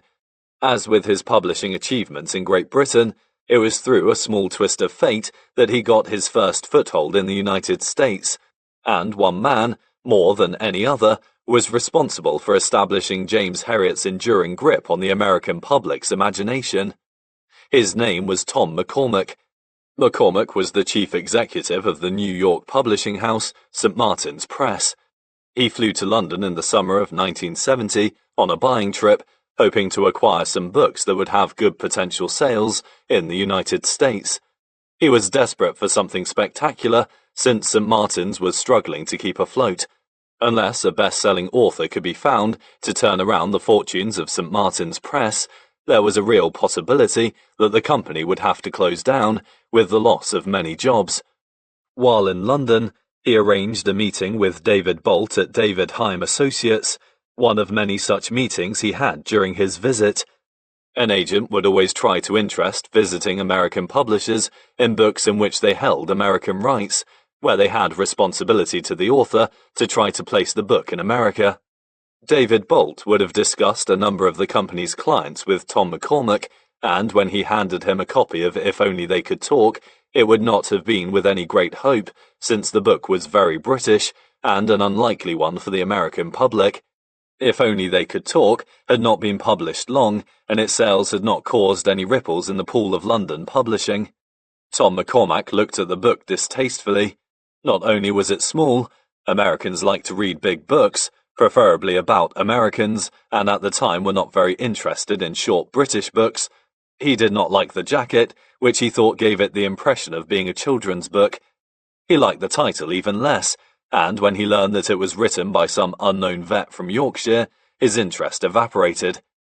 Common courtesy, however, dictated that he did not throw the book back at David Bolt, so he packed the unexciting little volume into his case and took it back home.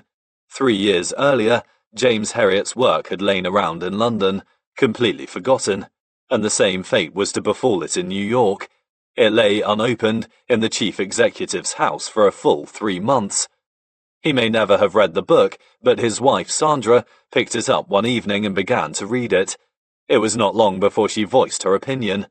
Turning to her husband, she said, "You gotta read this, and if you don't publish it, you booby, I'll kill you." In the face of such compelling words, he had little choice but to read it himself. With every passing chapter, his excitement grew as he began to realize that he was enjoying the work of a master storyteller. By the time he had finished reading the book, the germ of an idea had become established in his mind. Could this be the author he had been looking for? As the weeks went by, the idea grew into a firm resolve that the rest of the United States was going to read the book too. In the years to come, he would have cause to bless the forceful advice from his wife on that memorable evening in New York. My family has always admired Tom McCormack for his unwavering determination in getting that first book published. He was so convinced that he had a potential bestseller, he was prepared to stake his whole career on its success. He saw this man, James Herriot, as the possible saviour of his ailing firm. But he had some enormous obstacles to overcome. The first was that the book was too short. If he were to win over the American public, he needed a book twice the length. Early in 1971, however, his prayers were answered. He contacted Claire Smith of the Harold Ober Agency in New York, the American associate of the David Hyam Agency in London. She too had been trying to interest American publishers in If Only They Could Talk, but with little success. When Tom McCormack approached Claire Smith, she told him that she had heard from London that the vet had completed another book. This was exactly the news that Tom had been waiting for. As soon as he could, he obtained a copy of the book from the David Hyam Agency in London. After enjoying it as much as he had the first, he saw that the 2 books could be combined into 1 volume.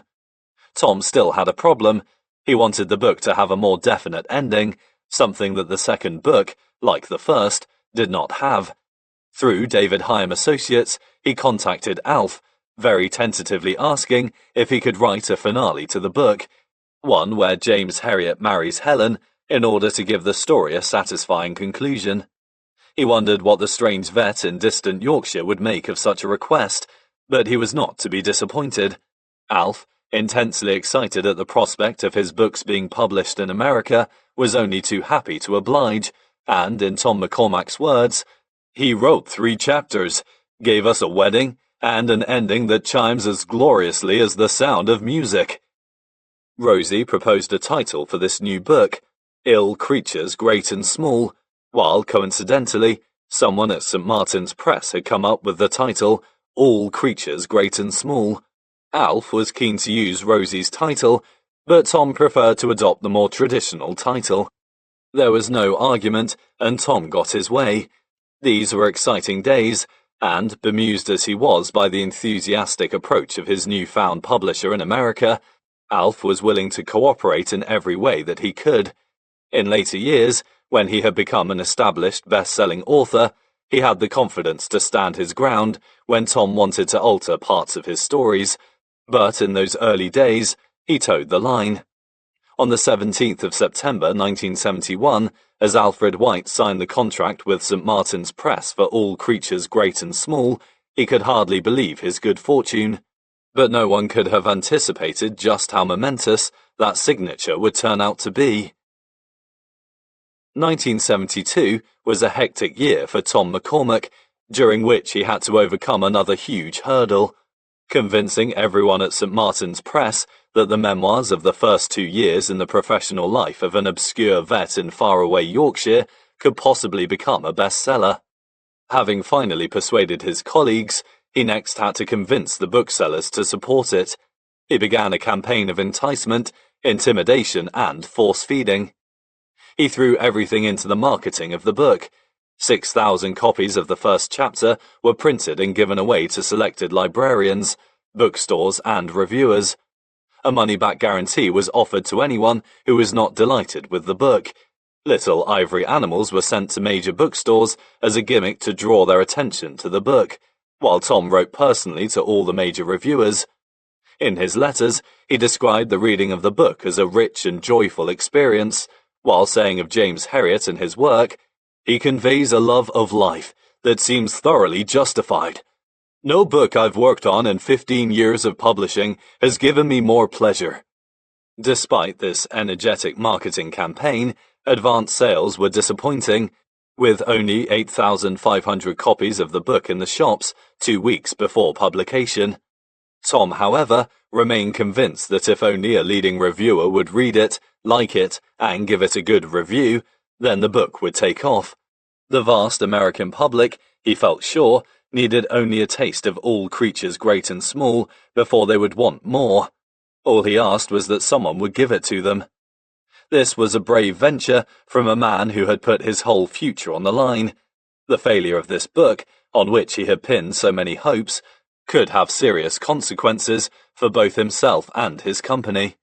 As publication day approached, Tom McCormack crossed his fingers and waited. All Creatures Great and Small was published in November 1972 to a profound silence from the major reviewers. Tom was bitterly disappointed. Was there anyone else in the United States of America, he wondered, who shared his appreciation of the writing of this man, James Herriot?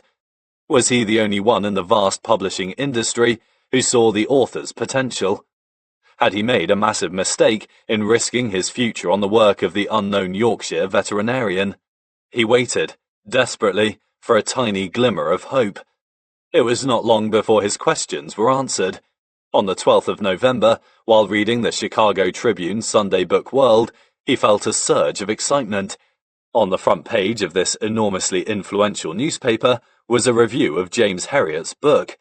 The review, by a man called Alfred Ames, radiated superlatives.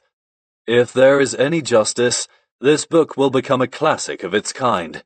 With seemingly effortless art, this man tells his stories with perfect timing. Many more famous authors could work for a lifetime and not achieve more flawless literary control." This was the break Tom McCormack had been waiting for. This one review set in motion a host of others. Anatole Broyard wrote in the New York Times on the 14th of December, "James Herriot, a British veterinary surgeon, is one of those rare men who know how to appreciate the ordinary. He's a veterinarian, that's what he is, and when his right arm is free, he's a hell of a writer as well." By January 1973, the reviews were pouring out.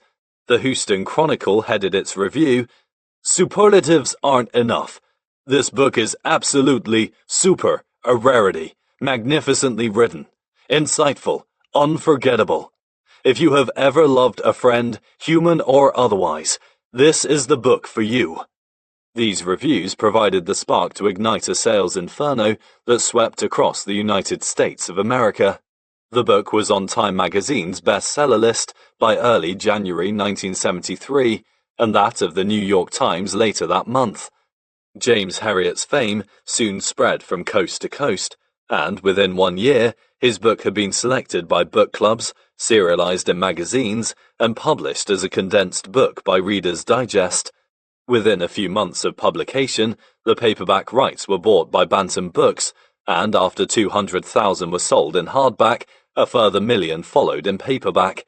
1973 was a truly phenomenal year for both James Herriot and Tom McCormack. The name of James Herriot had been propelled into millions of households within weeks of publication. Tom McCormack had gambled, and he had won. He had spent over $50,000 in promoting the book, but, as he was to acknowledge later, if it weren't for a man named Alfred Ames, it all might have turned out different. Despite the staggering success of his new author, Tom McCormack did not rest on his laurels. Sales of All Creatures Great and Small had hit the market like a typhoon, one he had no intention of allowing to abate. What better way was there, he thought, of ensuring this than by inviting James Herriot himself over to the States on a promotional tour? Alf, although excited by all the publicity he was receiving, felt that his primary allegiance was to the practice, and with the busy time of lambing fast approaching, his initial reaction was to refuse the invitation. There were only 4 vets in the practice at that time, but we assured him that it was too good an opportunity to miss. So in late February 1973, he visited America for the first time. The trip only lasted a week, but it pulsated with action from beginning to end. There were long successions of television appearances and book signings, interspersed with tours around the sights of New York, with visits to exotic restaurants and cocktail parties. To a man used to the steady life among the even steadier Yorkshire people, it was like a dream. When he returned home, my mother and I asked how it had all been. He replied, "Utterly fantastic, but I'm knackered." The high life in America had been a truly wonderful experience, but he was pleased to be back in Yorkshire. Much as he had enjoyed his time in the United States, he assured us that he would never do another promotional tour. It was not to be. Throughout the summer of 1973, sales of the paperback were so massive that he finally agreed to do a second tour in the autumn of that year, this time organised by Bantam Books. The tour lasted 3 weeks and was even more exhausting than the first. Joan accompanied him on the second trip, but they had little time to themselves. They flew to several big cities, and the tour was, again, a long procession of book signings and television appearances. It seemed to Alf that every room in the United States had a television, every one of which appeared to be switched on permanently, and his face must have been seen in millions of homes, morning after morning. During phone-in sessions, he was asked questions about skunks and alligators, animals rarely seen in the surgery of Skeldale House. He argued with people about the ethics of religious slaughter. Alf always hated to discuss emotive subjects that could result in an explosive argument, while, all the time, there was the pressure of an ever-tightening schedule that had to be adhered to. He returned from this second trip totally drained. After a few days recovering from the ordeal, he put down his memories of the tour to a book signing session in New York, where a queue of fans brought not only their books but their pets too. They deposited shaggy creatures on the table with requests like, "You gotta sign this to Fluffy, Dr. Herriot." Some of the names were unusual. Naming a pair of hamsters, Herman and Lucius, struck me as a little bizarre, but the feeling of wonder wore off as I autographed books to cats called Hamburger, Sweet Feets, Pancake, New Cat, Popcorn, and there was a canary in the queue, William Beld. The dear Americans, warm-hearted, generous, and even more scatty over their animals than we are. I had only one respite in the entire 3 weeks, one blessed Sunday when I awoke to find no appointments fixed. It was in San Francisco, and outside my bedroom window, the Californian sun poured down on the Golden Gate Bridge, spanning the blue waters of the bay to the mountains beyond. I knew I should be out there tasting the delights of this most beautiful of cities, but I lay motionless hour after hour, staring glassily at the ceiling. And yet I have survived. The floors have stopped moving, my cheeks have stopped twitching, and my stomach has almost agreed to make peace and let bygones be bygones. Still, the parting thought remains. I love America and its people, but I'm not going back just yet. It took Alf several weeks to recover. He returned with bronchitis, cystitis, and severe phlebitis in both his legs, and for a while he took on the appearance of an old man. This, he vowed, had been his last promotional tour, and it was. Over the next 5 years, his subsequent books were combined into 2 further volumes for the American market, both storming the bestseller lists and remaining at the top for weeks. His sales did not need the boost of any more personal appearances. Let Sleeping Vets Lie and Vet in Harness were combined into 1 volume, All Things Bright and Beautiful, which was published in September 1974. Vet in a Spin and Vets Might Fly were amalgamated into All Things Wise and Wonderful, and this hit the market in September 1977. Both came out to glowing reviews, followed by tremendous sales. Alf never showed any inclination to return to the United States. He loved to meet the American people, and his affection for them never wavered, but he was content to see them on his own ground. Over the years, he must have shaken hands with many thousands of tourists as they flooded into his part of Yorkshire, but he never allowed his massive popularity to overwhelm him. As far as he was concerned, his celebrity status made no difference to his attitude towards the many friends and acquaintances he had made over his years in Thirsk. This aspect of his character, one that was greatly appreciated by the local people, would be reflected in their constant protection of his privacy in the face of so many visitors. He was still regarded in the local community as Alf White, not James Herriot, something he had wanted since those very first days along the road to fame. It was fortuitous that, as well as his level-headedness, his sense of humour did not desert him, since he was occasionally reminded that his writing did not please everyone. In 1977, he wrote in the magazine Pedigree Digest, "The letters, like my visitors, are mainly complimentary.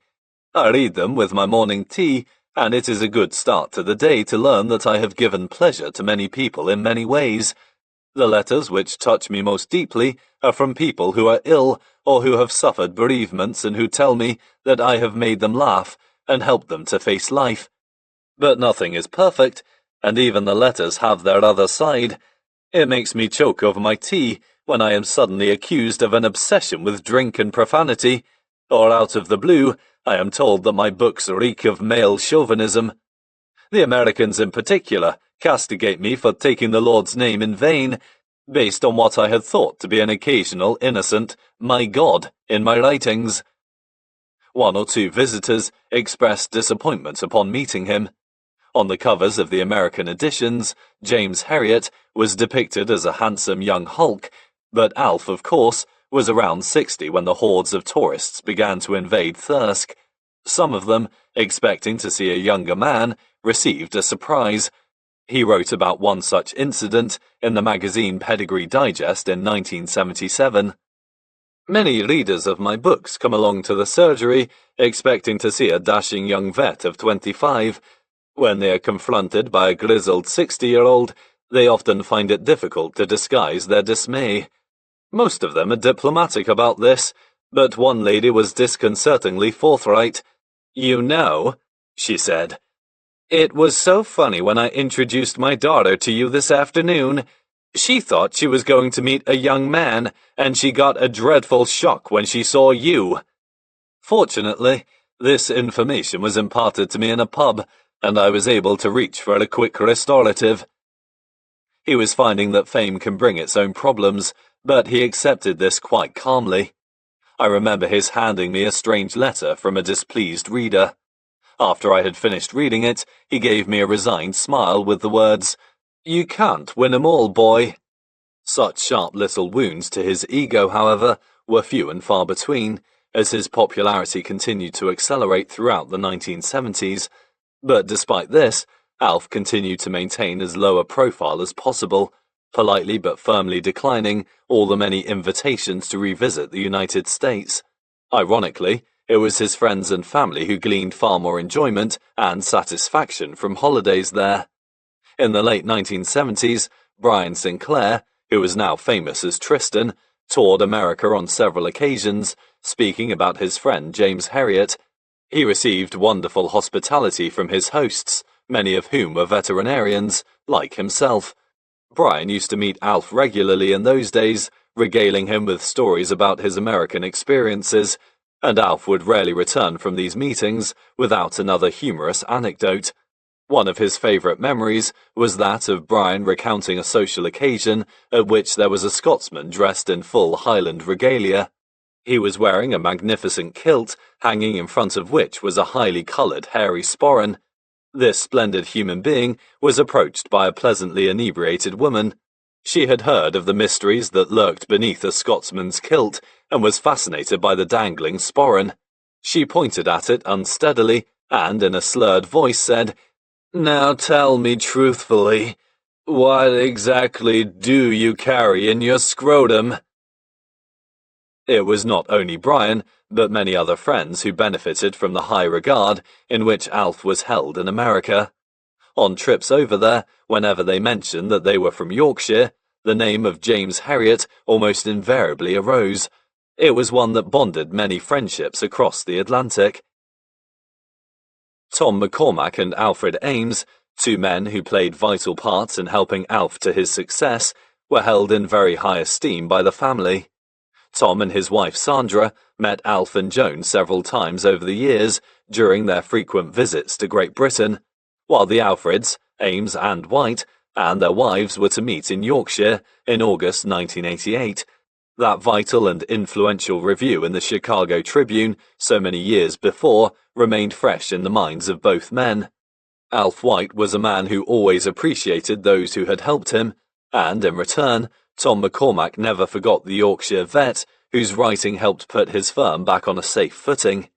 In October 1995, 8 months after Alf's death, he and Sandra made the special journey from America to pay their respects at the memorial service in York Minster. It was to be his final gesture towards the author, to whom he said, all those years ago in 1973, "Beyond the money, you do bring Sandra and me a personal pride unmatched by anyone else we publish. You are exactly the kind of man one comes into publishing for." Despite fans from all over the world thronging the waiting room at 23 Kirkgate, Alf never allowed this worldwide adulation to unseat his sense of priorities. He had been twice to America, where he had been treated like a hero.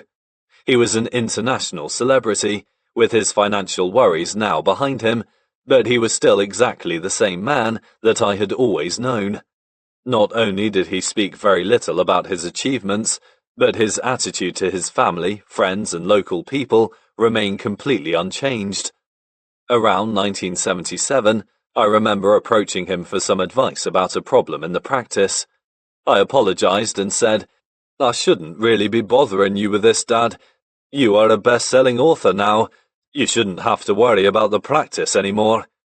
He replied swiftly, "I don't care how many million books I have sold.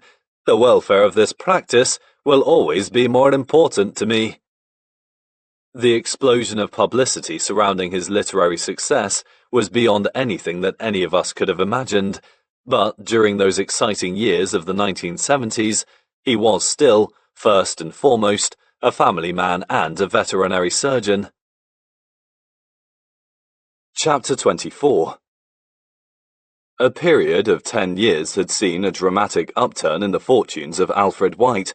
The 1970s opened with the publication of his first book, followed by undreamed-of success and subsequent financial security. The beginning of the previous decade had started with the sudden death of his father, succeeded by a period of nervous exhaustion and escalating worry. There is little wonder he frequently referred to that period of his life as the horrible 60s. I asked him one day how he thought his life would have turned out had he not been so successful as an author. "I would have carried on working full-time," he replied. "I had a modest pension on the go, lots of little insurance policies, and would probably have sold the house to buy a bungalow somewhere in Thirsk. I would have floated away into an obscure retirement, probably every bit as happy as the one I am enjoying now." These were not empty words. My father, never one to regard money as a means to an end, rarely exhibited the lifestyle of a rich man. His high earnings, however, did allow him some luxuries that he had previously been unable to afford. In April 1977, he bought Meyerbeck, a bungalow situated under the Hambleton Hills that was to be his home until his final days. He was able to buy rather more expensive cars. He and Joan went on holiday abroad, and he did not need to think twice about taking his friends out for dinner. Apart from these comparatively modest indulgences, his way of life remained largely unchanged.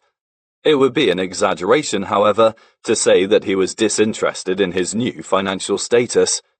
He gained great satisfaction out of helping others, and, especially in the final few years of his life, gave away large sums of money to various charities and to several of his friends.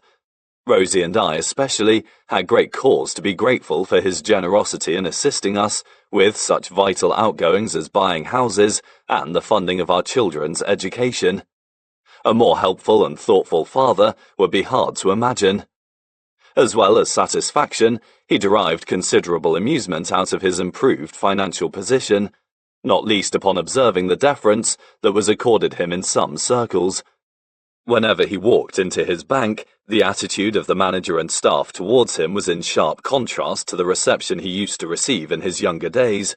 On one occasion back in 1950, after Joan had lost her engagement ring, he bought her a replacement, which did little to lessen his overdraft at the bank. Mr. Smallwood, the manager of the Midland Bank in Thirsk, and someone who regarded Alf White with his never-diminishing overdraft as something of a liability, was not amused. He summoned Alf to his office. "This just will not do, Mr. White," he said. "It will not do. A man in your position cannot squander money on luxuries. I don't want you to ever repeat such a reckless action without consulting me beforehand." After his literary success, Alf had many a smile while recalling this incident. Gone were those days of slinking into the dreaded inner sanctum of the bank manager's office to cower beneath the stern reprimands from the man in charge of his life. Although he tried hard throughout his celebrity years to maintain his comparatively modest way of life, it was not possible to stay out of the limelight completely. His position as one of the most popular authors in the country required his playing a full part in supporting the momentum of the James Herriot industry. However, this was something that, especially in the early years of his fame, he often enjoyed. Dick Douglas Boyd, the sales director at Michael Joseph, was someone whom Alf and Joan got to know well over the years.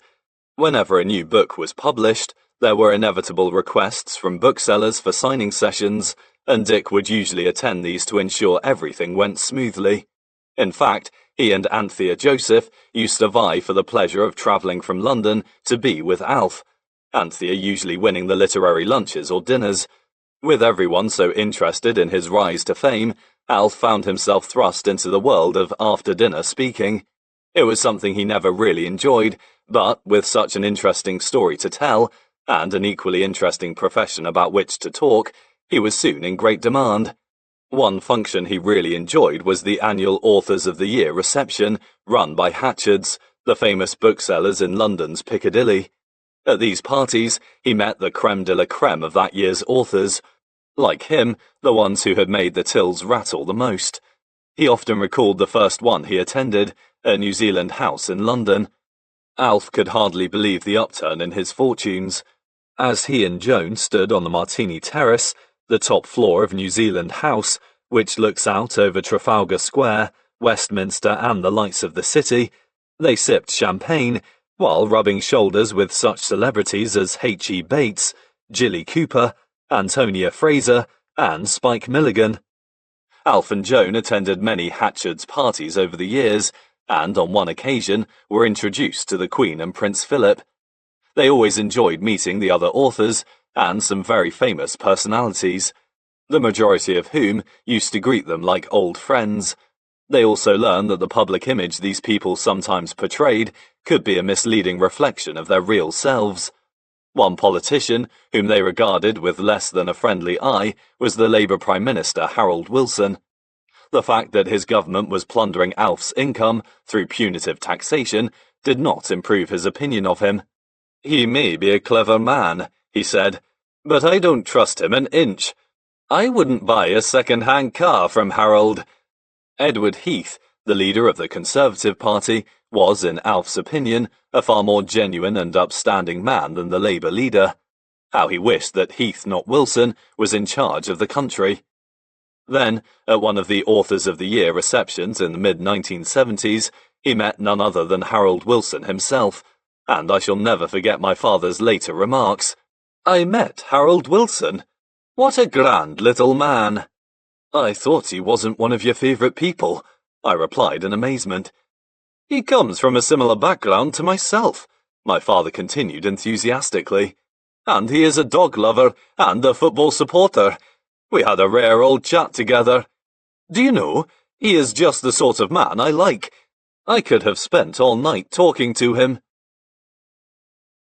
Alf's income from the practice during the first years of the 70s was still welcome. He did not become a really wealthy man until 1976, and it was not until the following decade that he could consider himself a millionaire. His accountancy files for that period make interesting reading. In 1972, he earned less than £2,000 from his book sales. This rose to £3,578 in 1973. Then there was a big jump to £37,252 in 1974. It is true that he earned additional sums from, for example, newspaper serialization rights, but his earnings in those opening years of the 1970s, for a man needing to establish a secure future for himself, were not enough to enable him to work part-time. One of the reasons he was not quite as affluent as others imagined him to be was that he was not receiving the full income from his phenomenal sales in America. On the advice of his accountants, he spread his earnings over a number of years rather than taking it as it was earned, so mitigating the tax burdens that were beginning to assume ever-increasing importance. Through not receiving the income from the sales of his books at the time, much of the money that was generated was instead diverted into other accounts, some of which, months or years later, would prove difficult to unlock when he actually wanted the money. This was not the fault of St. Martin's Press, but it did cause Alf considerable worry. His agents, David Hyam Associates, were in constant touch with St. Martin's, attempting to clarify the situation. But there was a considerable delay before the money that was rightfully his was lodged in his bank account. The continuing viability of the American publishing house was something that, understandably, gave him cause for concern. Should it become bankrupt, there was every chance that his huge earnings in the United States would disappear without trace. Happily, the fortunes of St. Martin's Press improved, and as the 1970s progressed, his money eventually found its way across the Atlantic. In 1976, his income from book sales soared to £165,000, but he had another problem to contend with by then. A Labour government had been elected, and the Chancellor of the Exchequer, Dennis Healey, was famously said to declare his intent to squeeze the rich until the pips squeaked. James Herriot's pips made plenty of noise around that time. Alf had to pay a top rate of tax of 83%, together with the hardly credible figure of 98% on investment income. The tax bills that my father received make horrendous viewing. He said to me many years later, after having paid millions into the coffers of Her Majesty's Treasury, "There are two words in the English language that are music to my ears: tax-free." No wonder. He and his accountant fought long battles with the local tax inspectors, surely some of the most unpopular people in the land. His every little move to avoid tax legally was stubbornly contested by the men from the Inland Revenue. He was not surprised to learn that his opinion of them was shared by many of his customers. While visiting one of his clients, John Atkinson, Alf noticed that the farmer appeared to be a little preoccupied, and remarked that he did not seem his usual self. The farmer replied, "One of them tax fellas is coming here to talk to me." "That could be awkward, John," Alf said with some feeling. "Aye, it's a bad job. I doubt I'll have to snarl him down a bit." The taxman certainly snarled Alf White down throughout his years of success, but he refused to resort to complicated ways of avoiding tax. He and Joan did, however, visit the tax haven of Jersey in 1974. Had he remained there, whilst benefiting from the island's favourable tax laws in operation at that time, he could have realised a considerable sum which he could have legally brought home. "Are you going to live there for a year?" I asked him on his return. "No, Jim, I'm not," he said. "Surely it's worth shacking up there for a while. There is a lot of money at stake." "If I earn 100,000 and I pay tax, I am still left with nearly £20,000, he replied. "That is still one hell of a lot of money, and quite enough for us. No, I'll stay here and pay up. I am now nearly 60 years old," he continued. "The remaining years I have left are very important to me. I love living in Yorkshire amongst my friends and family, and Jersey is a long way from my football team. Tell me this, how do you put a price upon one whole year of your life?" 2 years later, his accountant Bob Rickaby exhorted him to consider other legal ways of avoiding the astronomical tax bills. Bob was involved in mountainous heaps of correspondence with accountants in London who specialised in the tax affairs of high earners. Their advice was tempered by the fact that my father doggedly refused to live abroad. Other best-selling authors such as Leslie Thomas, Richard Adams and Frederick Forsyth were all residing overseas to limit the effect of the taxman's teeth, but Alf White insisted on staying where he was. Many other ingenious schemes were put forward by the London accountants, varying from buying large tracts of forestry to owning racehorses. One way of limiting the tax burden was by setting up trusts that would benefit his relatives several generations down the family tree. This was an efficient means of tax avoidance, but it meant that his immediate family would hardly benefit from his earnings. "Why should I give my money to someone I am never going to know?" was his response. "I can just picture some young person, years from now, fingering my money and celebrating the memory of an unknown great-great-grandpappy White. No, I would rather pay more tax and give a little of what is left to the family that I know." Not surprisingly, I agreed with him. One way that he did achieve a little tax relief was by putting my mother and me onto the payroll. My mother helped with his increasing piles of correspondence, while I read the manuscripts, as well as providing him with several incidents for his stories. The taxman fought this tooth and nail, and we were only allowed a very small sum. But at least it was a minor victory in his continuing war against the punitive taxation laws. In desperation, one of the accountants said to him, "Look, there are only 2 really best-selling authors still living in this country, you and Jack Higgins. Why not telephone him and find out how he tackles this problem?" Jack Higgins had achieved phenomenal success with his novel The Eagle Has Landed, and Alf seemed to remember that he was living somewhere in South Yorkshire. He eventually managed to discover his address, only to receive a brief taped message on the telephone to the effect that Mr. Higgins was now in residence on the island of Jersey. He, too, had failed to defeat the Inland Revenue. Alf's determination never to live overseas, with the resulting payment of colossal sums to Her Majesty's Chancellor, meant that it would be many years before he could call himself a seriously wealthy man. He said to his accountant Bob Rickaby one day, "I get masses of letters asking me to donate money to good causes and fund scholarships for veterinary schools. They must all think I'm a millionaire." "You could have been," replied Bob, "but by living in this country you have written 5 books for the taxman and 1 for yourself." To his credit, Alf did not let his failure to amass huge sums of money worry him. His agent, Jacqueline Corn, said to me recently that, of all the best-selling authors whose literary affairs she had looked after, he was the one whose fame altered his lifestyle the least. Although Alf had been pitched into the world of celebrity, the vast majority of his time was still spent as a veterinary surgeon in Thirsk. The practice of Sinclair and White in the early 1970s was busy, and still only a 4-man operation. It would have been impossible to run the business with any fewer, and Alf worked full-time for the following 10 years, right up until 1980, when more assistance was acquired. By then, he was almost 65 years old, and was entitled to take his foot off the pedal a little. He and I always got on well together, and there were occasions when I was grateful for his compassionate approach to his younger colleagues.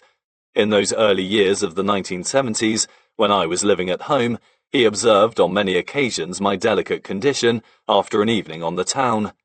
As the telephone was by his bedside, he took the night calls when I was on duty. I always heard the ringing in my room, an unwelcome noise it was in the early hours of the morning. He had two ways of answering these calls. His usual response was, "Very well, we'll be out," in which case I knew it would be me crawling out of my bed. On the odd happy occasion, however, I would hear him say, "Right, I'll be out." This meant that he had felt sympathy for his wayward son and would soon be on his way to a cold farmyard while I buried my head deeper into the pillow. These are some of my fondest memories of a merciful father. I did not always get off so lightly. On one occasion, he was scanning the list of work for the day. "Let me see now," he said thoughtfully. "There is a visit to Felixkirk to see a poorly calf. And what have we here? Oh yes, a trip to Ainsley of Neverson House to castrate 20 large bulls. Which one do you want me to do?" I asked tentatively. Ainsley's beasts were noted for their huge size and lightning response to any form of interference. "I'll just get my crystal ball," he replied, cupping his hands around the imaginary object. "Yes, James, I see good old Neverson House. And yes, there is a scene of high activity. I see flying feet, I hear bad language, and yes," he continued, looking directly at my face, "I see a bearded figure." There was always plenty of humour in the practice, as my father enjoyed watching his young colleagues learning the tricks of the trade. One day, one of our assistants, while visiting a group of young pigs suffering from a disease called bowel edema, had injected two particularly bad affected ones that had been exhibiting severe convulsions. Several days passed without his learning the result of his treatment, and this concerned him. "Don't ask," advised Alf. "A silence means they are either better or they are dead." The young veterinary surgeon, who was, naturally, itching to know what had happened, saw the owner of the pigs shortly afterwards, an elderly, bent man walking along the street. He approached him. "Now then, Mr. Braithwaite," he said, "how are those pigs of yours getting on?" "Nicely, thank you," replied the old man. "Doing right well." "Oh, good," said the assistant with some relief. Mr. Braithwaite took his pipe out of his mouth and looked at the young vet. "Them two you injected died, but to rest are all right." On hearing the story, my father retorted, "I told you not to ask him." His advice to me in my early days as a veterinary surgeon was of paramount importance. While I was full of the latest theoretical knowledge, he had the advantage of years of practical experience, and there were plenty of lessons to be learned. On one occasion in 1970, Alex Talbot, the other assistant in the practice at the time, and I were operating on a Labrador. This big, friendly dog had the unfortunate tendency to consume large quantities of socks, shirts, old trousers, in fact, anything that was soft enough to pass down his enormous gullet.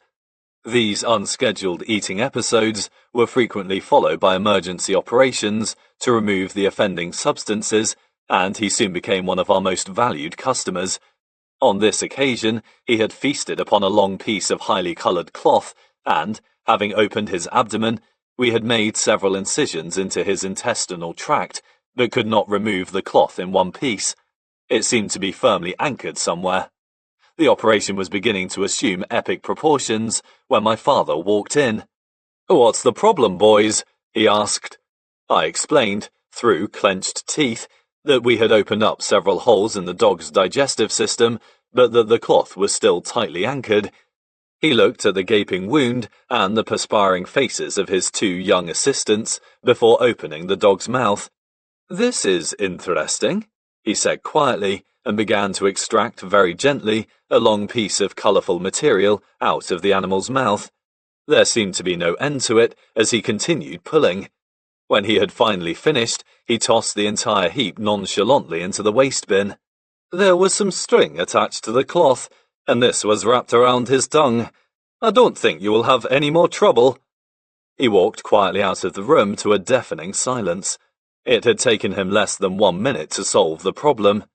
Why hadn't we thought of looking in the dog's mouth? I thought to myself. Alex said nothing for several minutes. Suddenly, he swore savagely, twice, and continued suturing. These were good days in the practice.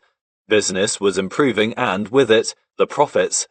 There was an increasing flow of dogs and cats through the old house at 23 Kirkgate, and the farm side of the work had also taken an upturn, with a new scheme to eradicate brucellosis from the cattle population of the United Kingdom well underway. This meant that there was plenty of work for us all. My father was observing a great change in his profession as more modern drugs and treatments began to strengthen the veterinary surgeon's armory. However, in Donald Sinclair he still had a partner on whom the passage of time seemed to have had very little effect. Just as in those far-off days of the 1940s, Donald's fertile brain was continually thinking of ways to earn extra income. One day in the hot summer of 1975, he approached my father and myself with his latest scheme. With the farm stock thriving outside at pasture in the warm sunshine, there was very little work for us. Donald was restless. "Alfred, Jim," he exclaimed, "we should be doing something rather than hanging around. We have wages to pay, but the assistants are standing around doing nothing. It won't do. I have an idea." My father's eyes narrowed. Knowing his partner of old, he wondered what sort of wild ideas were ricocheting around in his brain. Donald continued with an analysis of the practice finances. "Alfred, I have calculated that unless we are making 30 pence a minute, we are going to the wall. We'll go under unless we start to get busy." A spasm passed across Alf's face. He had heard this so many times before, but it still managed to twist his stomach into a knot. "Right, Donald," he said. "What do you suggest?" "We'll start a dog trimming parlour. Think of all those hairy dogs in Thirsk, dragging themselves around in this heat. It will give them a new lease of life." There was a pause as my father took it all in. He exhaled slowly before shooting a swift glance in my direction. "Okay, Donald," he replied. Despite my father's clear lack of enthusiasm, we all found ourselves 2 days later in the consulting room with Mrs. Warham's hairy little Pekingese on the table and Donald clutching some huge horse clippers. The session began badly, with Donald ramming the clippers into the ancient electric socket on the wall. This was followed by a loud explosion, which delayed matters while a bemused electrician repaired the damage under Donald's impatient stare. We were soon underway again. We watched in amazement as Donald hacked furiously at the hairy little creature. The old clippers made a tremendous noise as great clumps of hair flew around the room. My father occasionally tried to tender some advice, but his partner was in full cry. Within minutes, the little dog was stripped bald, save for his head and tail. And he presented an unusual sight. Isolated tufts stood up from his pink skin, rather like cacti in a desert, while the removal of the hair from his rear end threw his hitherto concealed testicles into bold relief. Donald stood back to admire his work. "How about that, Alfred?" he asked, a trace of uncertainty in his voice. My father took a while to reply. The dog appeared to be totally unconcerned, but I could sense that my father felt a little differently. He stared, mesmerized, at the apparition in front of him. It no longer bore any resemblance to the canine species. "Fine, Donald," he said, slowly and deliberately. "You will return the dog to its owner, won't you?" I was, unfortunately, present when Mrs. Warham came to collect her freshly groomed pet. She gazed open-mouthed at the little creature before her. The bold, spiky body was in stark contrast to the tufty tail, with the bright red testicles bulging beneath. The eyes shone happily from the depths of the hairy face. Mrs. Warham burst into floods of tears. Sinclair and White's dog-trimming business drew to a sudden close, but there was a satisfactory ending to the story.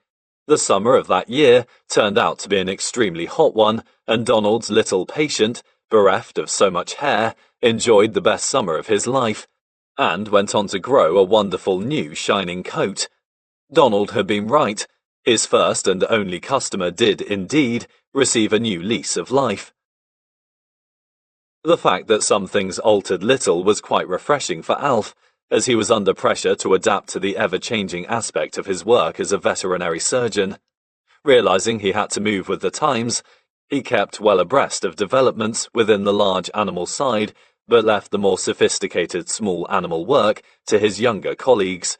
However, despite his assertions that he was never a real small animal vet, I was always pleased when he assisted me in performing an operation. His abundance of common sense and care for the patient, together with his deep mistrust of general anesthesia, ensured that he never took his eyes off the patient's respiratory rate.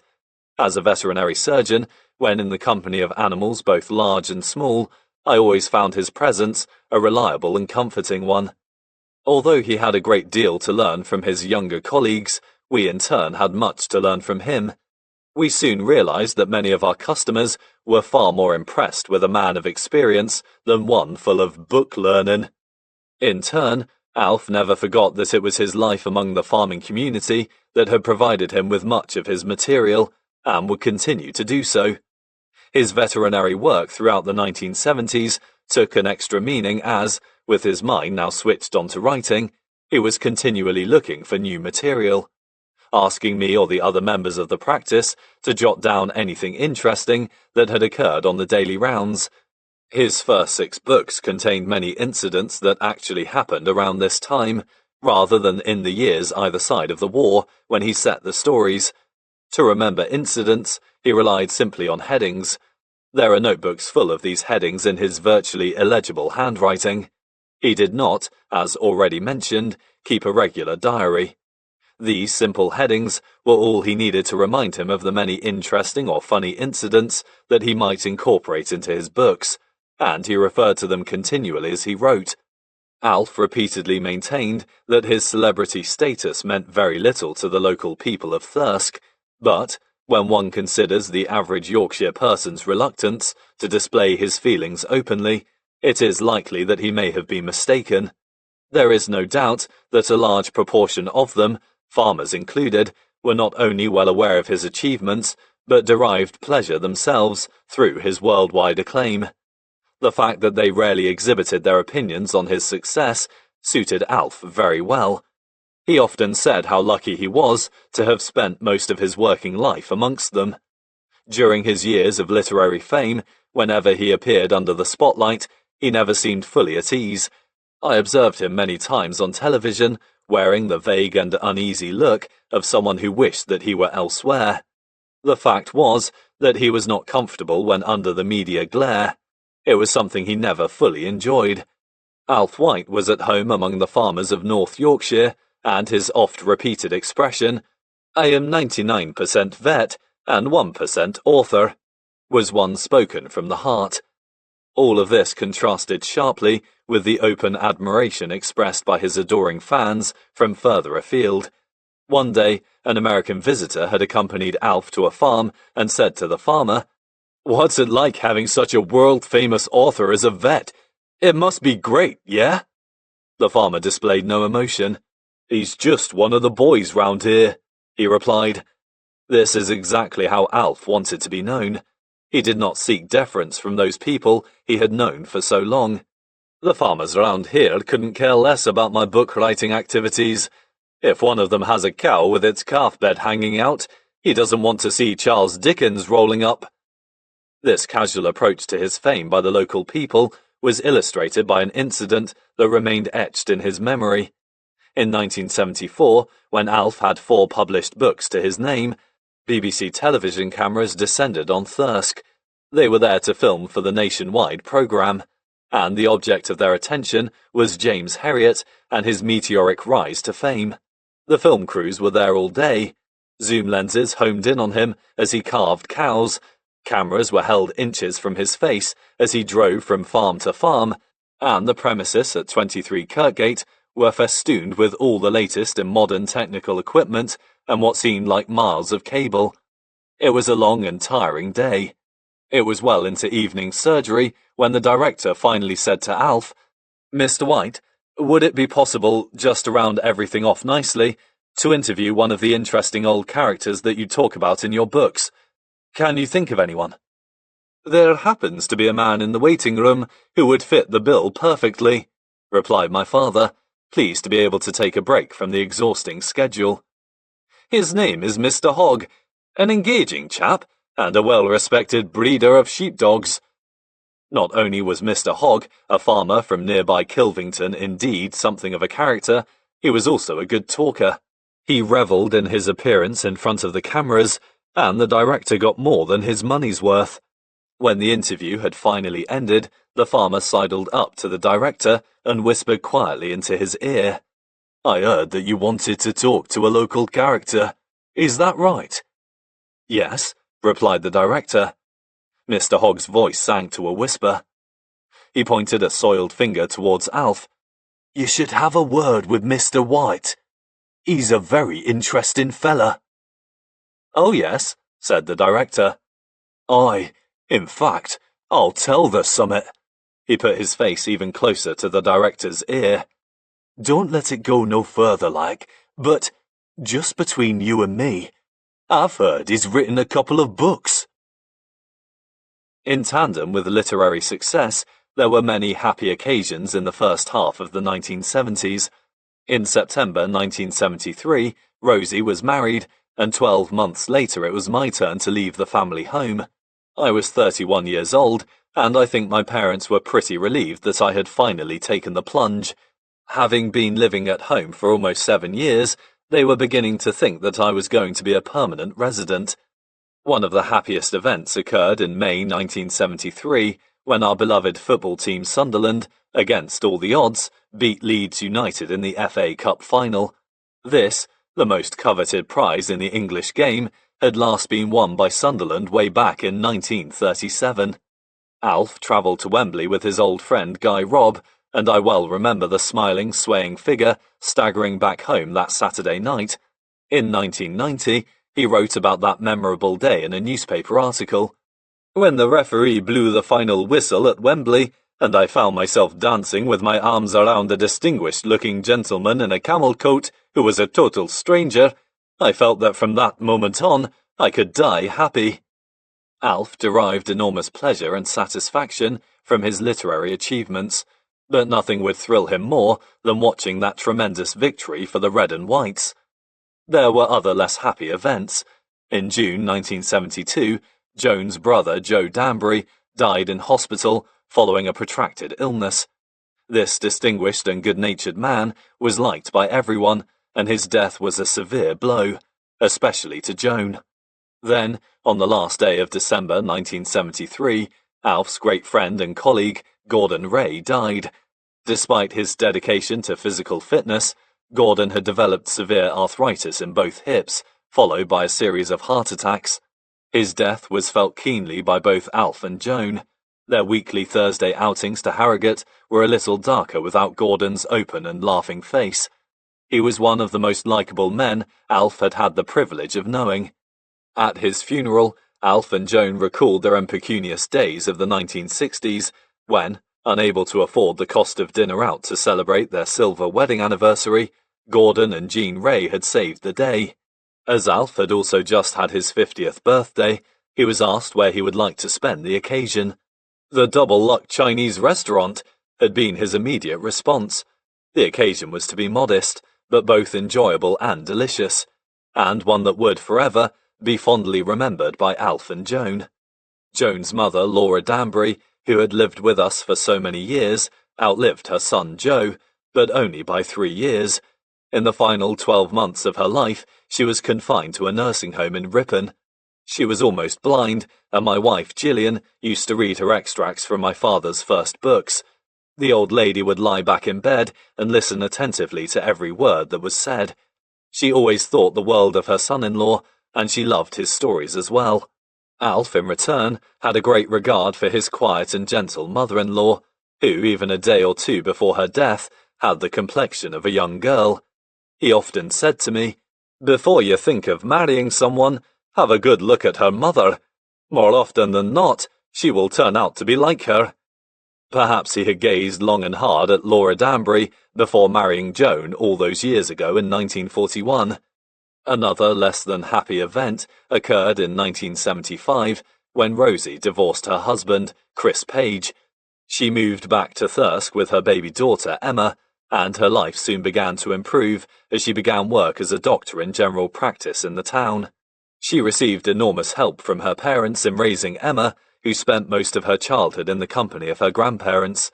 The four of them spent many holidays together, the majority of them in Alf's and Rosie's favourite surroundings, the lochs and mountains of northwest Scotland. When Emma was older, they travelled abroad on holiday, but the magic of Scotland always had a special place in their hearts. One of their favourite haunts was the Ardnamurchan Peninsula, the most westerly point of the British Isles. This is a quiet and lonely spot, but when the weather is kind, it is an area of haunting beauty, with magnificent white beaches and views out towards the islands of Rum, Egg and Skye. Alf had always loved the wild and lonely places of Britain, and each time he stood on the beach at Sanna Bay, staring across the sea to the mystical blue peaks of the Cullens of Skye, he felt a particular thrill that no other place in the world could give him. This was a peaceful retreat where he felt a million miles from the media pressure. He was always grateful that his fame as an author, rather than a star of the screen, meant that he went largely unrecognised. He was, therefore, somewhat surprised one day, while on holiday in Scotland, to be approached by a man. It was in 1986, and the book James Herriot's Dog Stories had recently been published. On the jacket of the book is a picture of him with his border terrier Bodie and Rosie's yellow Labrador Polly. The man walked up to him and said, "Excuse me, but would you be, by any chance, James Herriot?" "As a matter of fact, I am," he replied. "But how on earth did you know? I didn't think that my face was well known." "Oh no, it wasna you I recognised," continued the man. "It was the twa dogs." Alf White's face, especially in the earlier years of his success, may not have been known to many, but in 1973, just as the Herriot bandwagon was gaining momentum, his fame was to receive a boost which would ensure that his name would become familiar to millions more. A film based on his books was going to be made. This would be followed by a second one, and a television series that would be shown all over the world. James Herriot, the reluctant celebrity, was soon to become a star of the screen. Chapter 25. You know Simon Ward, the actor who played young Winston Churchill in the film we saw recently? My father said to me one morning in 1973. "Yes," I replied. "Well, he's going from strength to strength," he continued. "He's going to play another famous person in his next role." "Who's that?" I asked. "Me." Within 6 months of his first success in America, the idea of turning the best-selling books into a film became a reality. The film, called All Creatures Great and Small, was sponsored by Reader's Digest and was made originally for American television. It was released in this country in the spring of 1975. The idea of seeing himself and his friends portrayed on the big screen thrilled Alf. "Just think of all those famous stars performing my work," he said. His feelings at the time were ones of pride mixed with incredulity. Apart from Simon Ward playing himself, Anthony Hopkins, who later was to become a major international star, played Siegfried. Brian Sterner was Tristan, while the part of Helen was taken by Lisa Harrow. During the shooting of the film in 1974, we visited the film sets on several occasions to watch the actors at work. Alf felt a twinge of disappointment when he learnt that the chosen location was the North York Moors rather than the Yorkshire Dales, but this did little to dampen his excitement as he watched, almost disbelievingly, his past come to life before his eyes. He had no desire to become involved with the production of the film. He approved the scripts, but declined to act as veterinary advisor, a job taken on by a colleague from York, George Sutherland.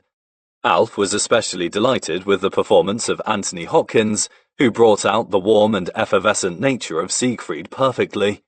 He thought that Simon Ward, too, was ideally cast as the slightly bemused young vet, pitched into the company of so many singular characters. He was intrigued by Lisa Harrow, as she bore a marked resemblance to Joan in her younger years. These were heady days, but unfortunately, not everyone approved of the way they were depicted. After visiting the film set near Pickering with Alf, Brian and their wives, Donald Sinclair declared he was not happy about his portrayal. Never was the unpredictability of Siegfried more vividly illustrated than at that time. One morning, shortly after they had been up to watch the shooting of the film, I walked into the office at 23 Kirkgate to find my father seated, ashen-faced at his desk. It was obvious that something had upset him deeply. He turned to look at me, and his voice trembled as he spoke. "Donald is going to sue me, Jim." His words rendered me speechless for several moments. "Sue you? Why? What have you done?" He stared out of the window as he often did when grappling with his feelings. "He does not approve of the way that he has been played in the film. I knew that he didn't like the way that he came over in the books, but I never thought that it would come to this. After all we've been through together." I felt a surge of anger and disbelief. "I would give my right arm to be shown to the world as Siegfried Farnan," I retorted. "He is portrayed as a generous and warm individual, an interesting and fascinating man. His unpredictability shows up, but we all know that that is exactly what he is like." My father said nothing, but I was fired with indignation and continued to vent my feelings. "You have been a great friend and support to him for years, and he threatens to sue you? And it's no good his saying that the way he has been described is exaggerated. Just ask any of the farmers round here. You have underportrayed him, if anything. If he tries to sue you, I'll be the first to jump on the stand and give the real facts." My words tumbled over each other as I let him know exactly how I felt. Like my father, I have never been outwardly aggressive, but Donald's threat infuriated me, especially as I had rather envied his being portrayed as he had been. My father held up his hands. "Just calm down, will you, Jim? I've been thinking about this for some time. Why do you think that Donald is such a peerless character? I'll tell you why. It's because he doesn't realize he is. It's all very well everyone else having a good laugh at his extraordinary behavior, but he genuinely doesn't believe that he is eccentric. I think perhaps he feels I'm making fun of him, and it's understandable that he's upset. You know what he's like. He changes his mind with the wind direction. It may all blow over, so don't say anything to him, all right?" I realized that my father, who knew his partner as well as anyone, was probably quite right, but I had my final say. Donald should feel proud to be associated with such a memorable character as Siegfried Farnan. This flare-up from Donald had been brewing for some time. 3 or 4 years previously, when he had first set eyes on If Only They Could Talk, he had remained tight-lipped. This was in striking contrast to his brother's reaction. Brian was delighted to be known as Tristan, and discussed his new role enthusiastically with Alf whenever they met. But in all the years that I knew Donald, I never once heard him speak about the books of James Herriot. Alf did. The only time that he ever heard his partner refer to his work was when he said to him, one day after reading the first book, "Alfred, this book is a test of our friendship." This had upset Alf, but now his greatest fear had materialized, that his writing would not only hurt someone, but that he would be taken to court over it. Even worse, it was one of his oldest friends who was raising objections. I remember him saying to me at the time, "I have lain awake these last 2 nights, wishing that I had never written the bloody books." The threat of legal action from Donald was a risk that the film company had had to take. At the outset, he had refused to sign a license issued by the producers, Talent Associates of New York, allowing them to make any changes in, deletions from, or additions to any account of my life, and to fictionalize and dramatize the account as the producer may deem necessary. Brian had signed his disclaimer without a murmur, but Donald had felt differently. In his opinion, it would give the producers a free hand to depict him in the film as they wished, and for a man who resented his part in the James Herriot phenomenon, his reluctance to sign is hardly surprising. He had been upset when the producers risked the consequences and had gone ahead without his agreement, but when he saw the portrayal of himself on the film set, his long-felt simmering feelings of disapproval boiled over. Alf acted quickly. He immediately telephoned not only Brian, but their sister Elsa, who lived in the south of England.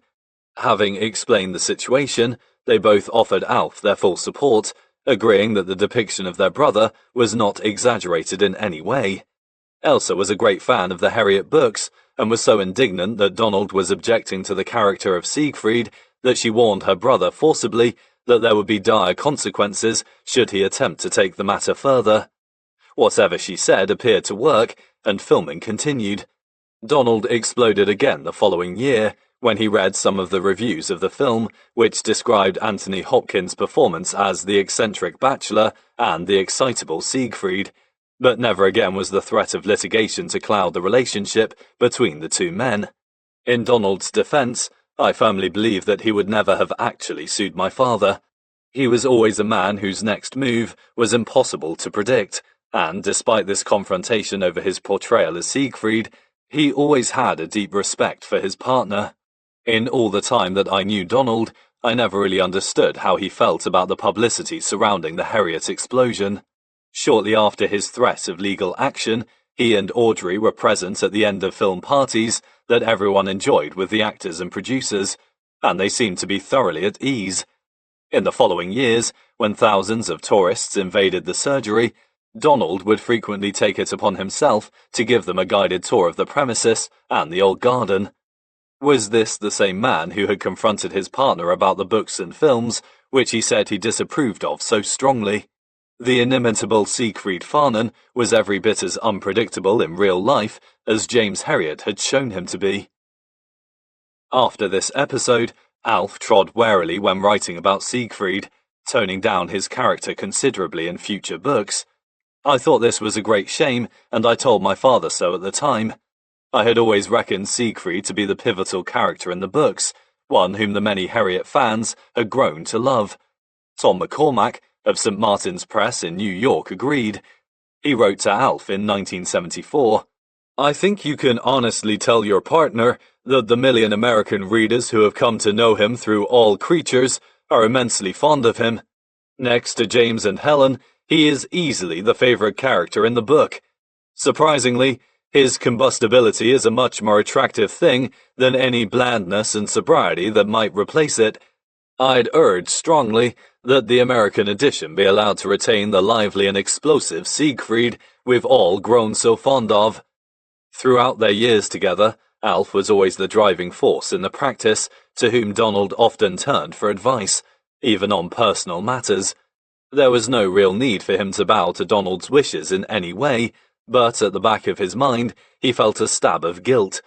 I remember his saying to me at the time, "We all have a laugh at old Donald and his ways, but perhaps it's a bit different for him, being on the receiving end of it all."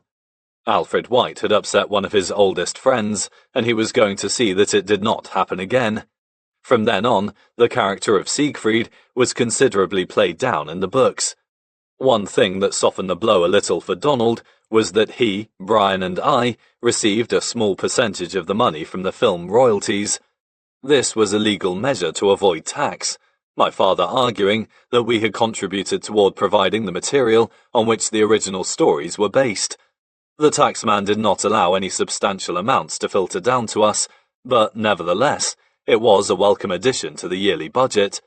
Al felt that any amount, no matter how small, was better in the pockets of his friends than adding to the already considerable sum that was fattening the purse of the inland revenue.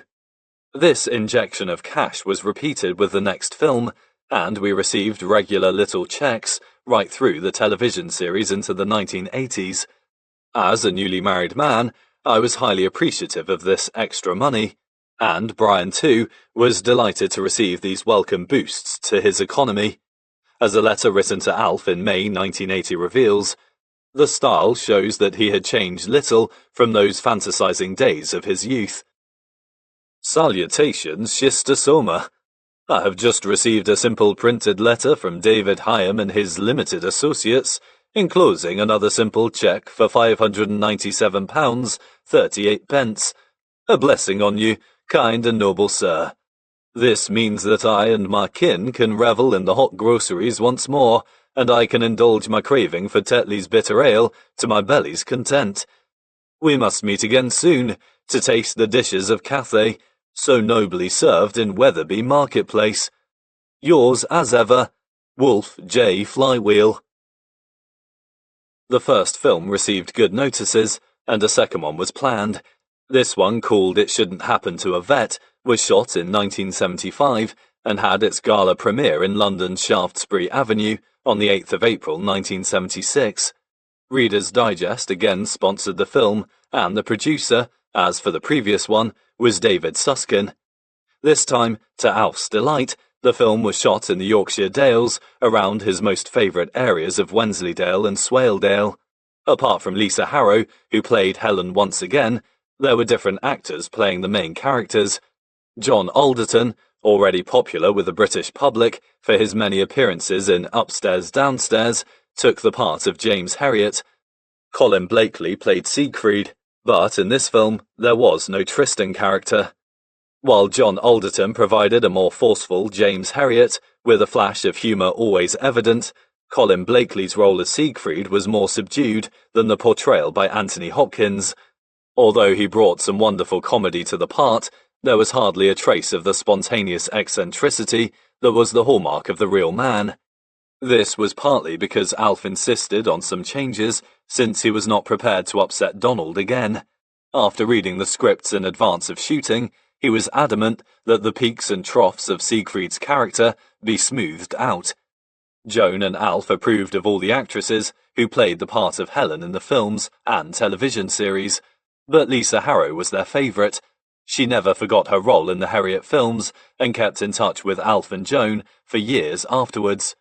As before, we went to watch the shooting on several occasions, and all agreed that the background of the wild fellsides and dales added an authenticity that was missing from the first film. Alf was particularly pleased that the scenery of the Yorkshire Dales was going to be shared with so many others. Many of his friends went with him to watch the filming: Brian, Denton Pett, and Donald too. Denton was intrigued to observe Richard Pearson's portrayal of his own character, Granville Bennett. At the time, Denton owned an MGB, and the boot of the car had been lovingly converted into a bar, stocked with a fine selection of beers and spirits. The actors and film crew were not slow to avail themselves of Denton's extraordinary hospitality, and Rosie remembers arriving one day above Keld in the upper reaches of Swaledale to be greeted by a smiling Denton with the words, "Rosie, my dear, a small aperitif, perhaps?" On these trips into the Dales, there was someone else who appreciated the odd tipple from Denton's mobile pub, an old friend and colleague of his, and Alf's, called Basil Aylward. Basil, the veterinary surgeon from Richmond in Lower Swaledale, was the veterinary advisor to the film, Alf having again declined to play any major part in its production. The mischievously smiling Basil, a bon viveur in a similar mould to Denton, was another colleague in whose company Alf laughed continuously. One of their favourite meeting places was the Black Bull at Moulton, near Richmond, where many a good tale was told over a few beers and the magnificent seafood that is the speciality of the house. Basil, a born raconteur, was able to recall a seemingly endless store of highly entertaining tales of mishaps and calamities which typify the life of the veterinary surgeon. It is the disasters which befall our colleagues that are so much more interesting to listen to than their triumphs, and this open admission of his own fallibility was an endearing feature of Basil's personality. In his fourth book, Vet in Harness, James Herriot describes an incident in which he travels with Granville Bennett to a veterinary society meeting in Appleby. They drive over the moors in a violent snowstorm, but, amazingly, arrive safely. After the meeting, he and Granville, fortified with good food and fine ale, return at incredible speed over the wild snowbound road, only to discover the following morning that the road on which they had just travelled was reported to have been blocked for days. It was, in fact, that redoubtable pair, Basil and Denton, who made the white-knuckle ride to Appleby and back, and it was after hearing about it from Basil one night that Alf took out his notebook and marked the incident as one to form the basis of a good story in a future book. This is another example of his using author's license. The story did not happen as he told it. As with so many others, it was based upon a real incident. It Shouldn't Happen to a Vet was another box office success.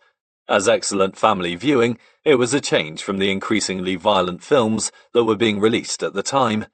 Although Alf, in fact, enjoyed many films in which sex and violence were the prominent feature, he was still pleased that this wholesome film was one to which the whole family could be taken safely.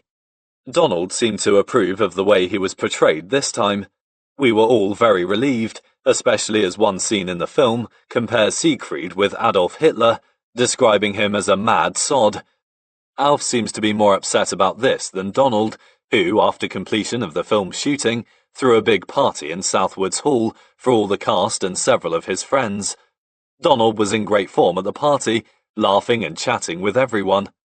Who could have forecast the throwing of such a party when, 2 years earlier, he was threatening his partner with litigation? John Rush, the agent in charge of film and television rights at David Hyam, in common with many others, always thought that the Herriot books were not ideal material from which to make a feature film, and that, being episodic, they were far better suited to a television series. Before the making of the first film, he had tried unsuccessfully to interest television companies, but it was not until after the release of the second film that the idea for a television series was put into place. David Susskind, the American who owned the right to produce any spin-off series following the films, eventually sold his interest to the BBC, and in 1977, a new group of actors assembled in the Yorkshire Dales.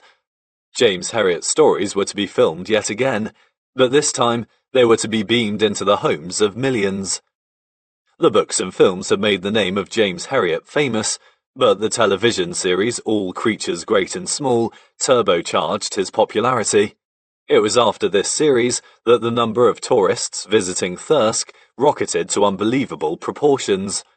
His famous characters had now infiltrated people's sitting rooms, and they liked what they saw. Once again, Alf took a back seat when it came to being involved in the production. He approved the scripts, many of which followed the storylines of the books closely, but nothing more. He was quite content just to pay regular visits into the Dales to watch the actors at work. Jack Wilkinson, the vet in Leyburn, acted as veterinary advisor in the Dales, while, with much of the studio work being shot in the Midlands, my father's old friend Eddie Strayton provided the professional expertise. The part of James Herriot was played by Christopher Timothy. Up until this time, he was not well known to the public, but it took only 1 or 2 episodes on the television to propel him to stardom. Chris Timothy developed a lasting respect for Alf White, a man he felt proud to have played. He was diffident about meeting him for the first time, but after his first introduction on the film set in the Dales, was soon put at his ease. While fishing in Swaledale one day, and sensing a tap on his shoulder, he turned round to face a man he did not know. "Are you Chris Timothy?" asked the stranger. "I am," replied Chris. The man continued in a quiet Scottish burr. "Well, I am your alter ego."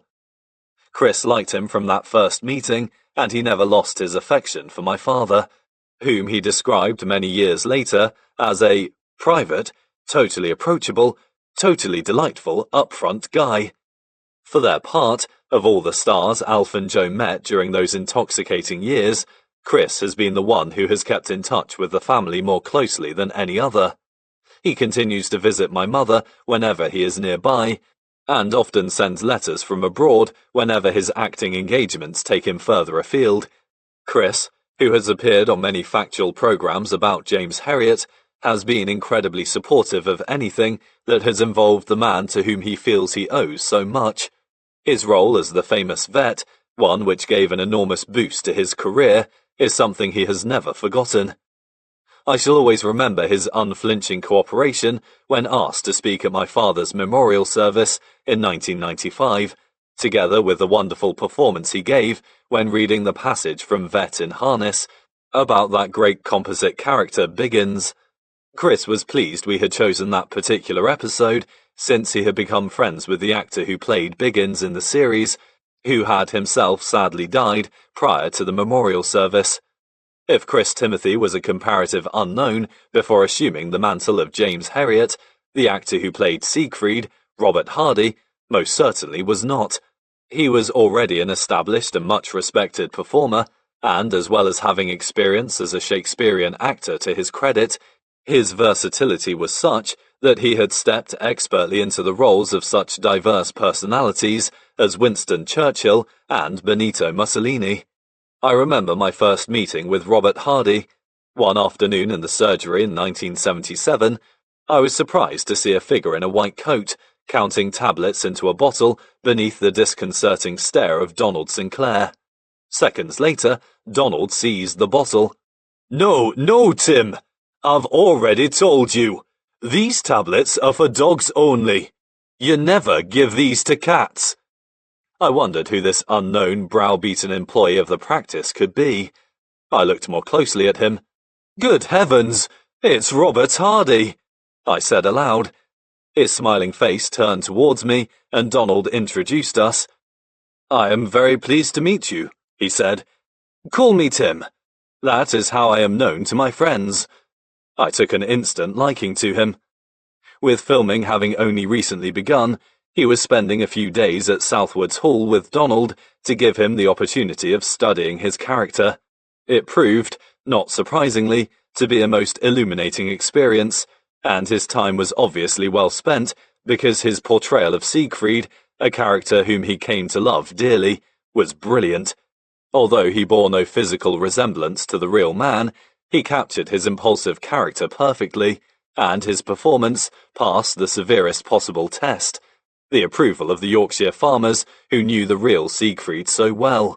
"By, that fella takes old Sinclair off well," was a cry that I heard countless times. Donald and Robert Hardy became the best of friends over the years, but, true to form, Donald did not approve of his television portrayal. Almost 20 years later, in 1996, I had the pleasure of seeing Tim Hardy on the top of the White Horse Bank near Thirsk. He had come to open officially the White Horse Preservation Society, an organisation dedicated to the upkeep of the famous White Horse that had been cut into the hillside above the village of Kilburn over 100 years ago. He gave a short but revealing speech in which he reminisced about his role as Siegfried. He had approached Donald one day and said, "You have never really approved of my portrayal of you, have you?" Upon receiving the predictable response, he had countered, "Very well. Who would you have liked to have played the part? Or, someone with manners. Someone like Rex Harrison," Donald had unhesitatingly replied. "From that moment on," said Tim, "I knew I was a dead duck." Robert Hardy's feelings for his part in the series are revealed in a letter to Alf, dated New Year 1978. "The first of our interpretations of your marvellous work goes out on Sunday the 8th, and I hope you will like it. The joy that I've already had in being part of it all is like nothing else I've ever experienced." Carol Drinkwater, who played Helen, and Peter Davison as Tristan, were ideal in their parts. Carol brought a lively sexiness to her part, and Peter stepped most convincingly into the role of the likeable but feckless Tristan. Alf thoroughly enjoyed the series. The producer, Bill Sellers, ensured that the stunning scenery was displayed at its best throughout, and in choosing the village of Askrigg in Wensleydale, he brought the fictitious town of Darrowby to life. This village was certainly in Alf's mind when he originally set the books in the Dales, back in the late 1960s. The grey buildings surrounded by the fells, with the dry stone walls snaking down from the high ground, are straight from the pages of James Herriot's books. After the series began, the first episode was shown on the 8th of January, 1978. Thousands of tourists invaded Askrigg and Wensleydale. They may have been a nuisance to some, but they certainly boosted the economy of the Dales for many years. Another feature of the series was the excellent acting from the extras.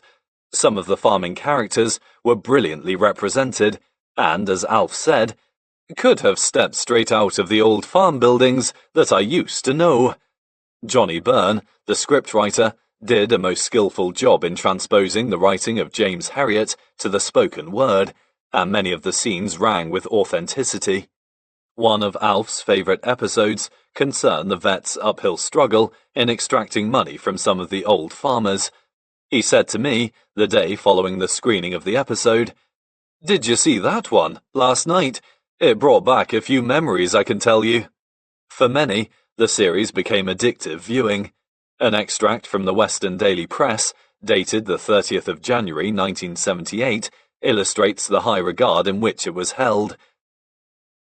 Churchgoers in the village of Lowick, Cumbria, have been blessed with the chance to worship all things bright and beautiful, and then go home to all creatures great and small.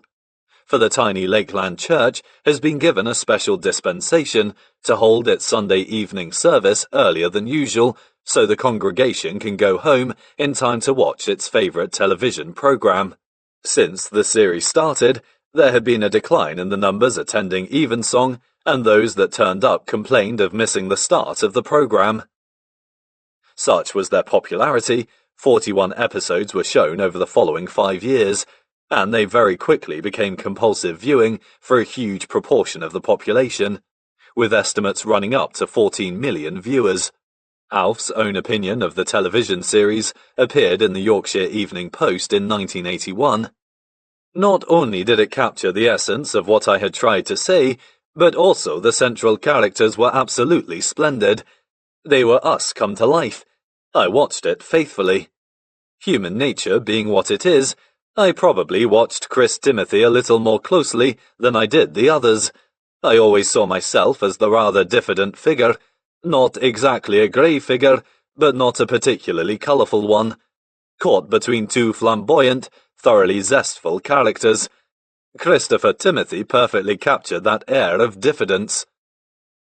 James Herriot had, by the early 1980s, become not just a famous international name, he had become an industry.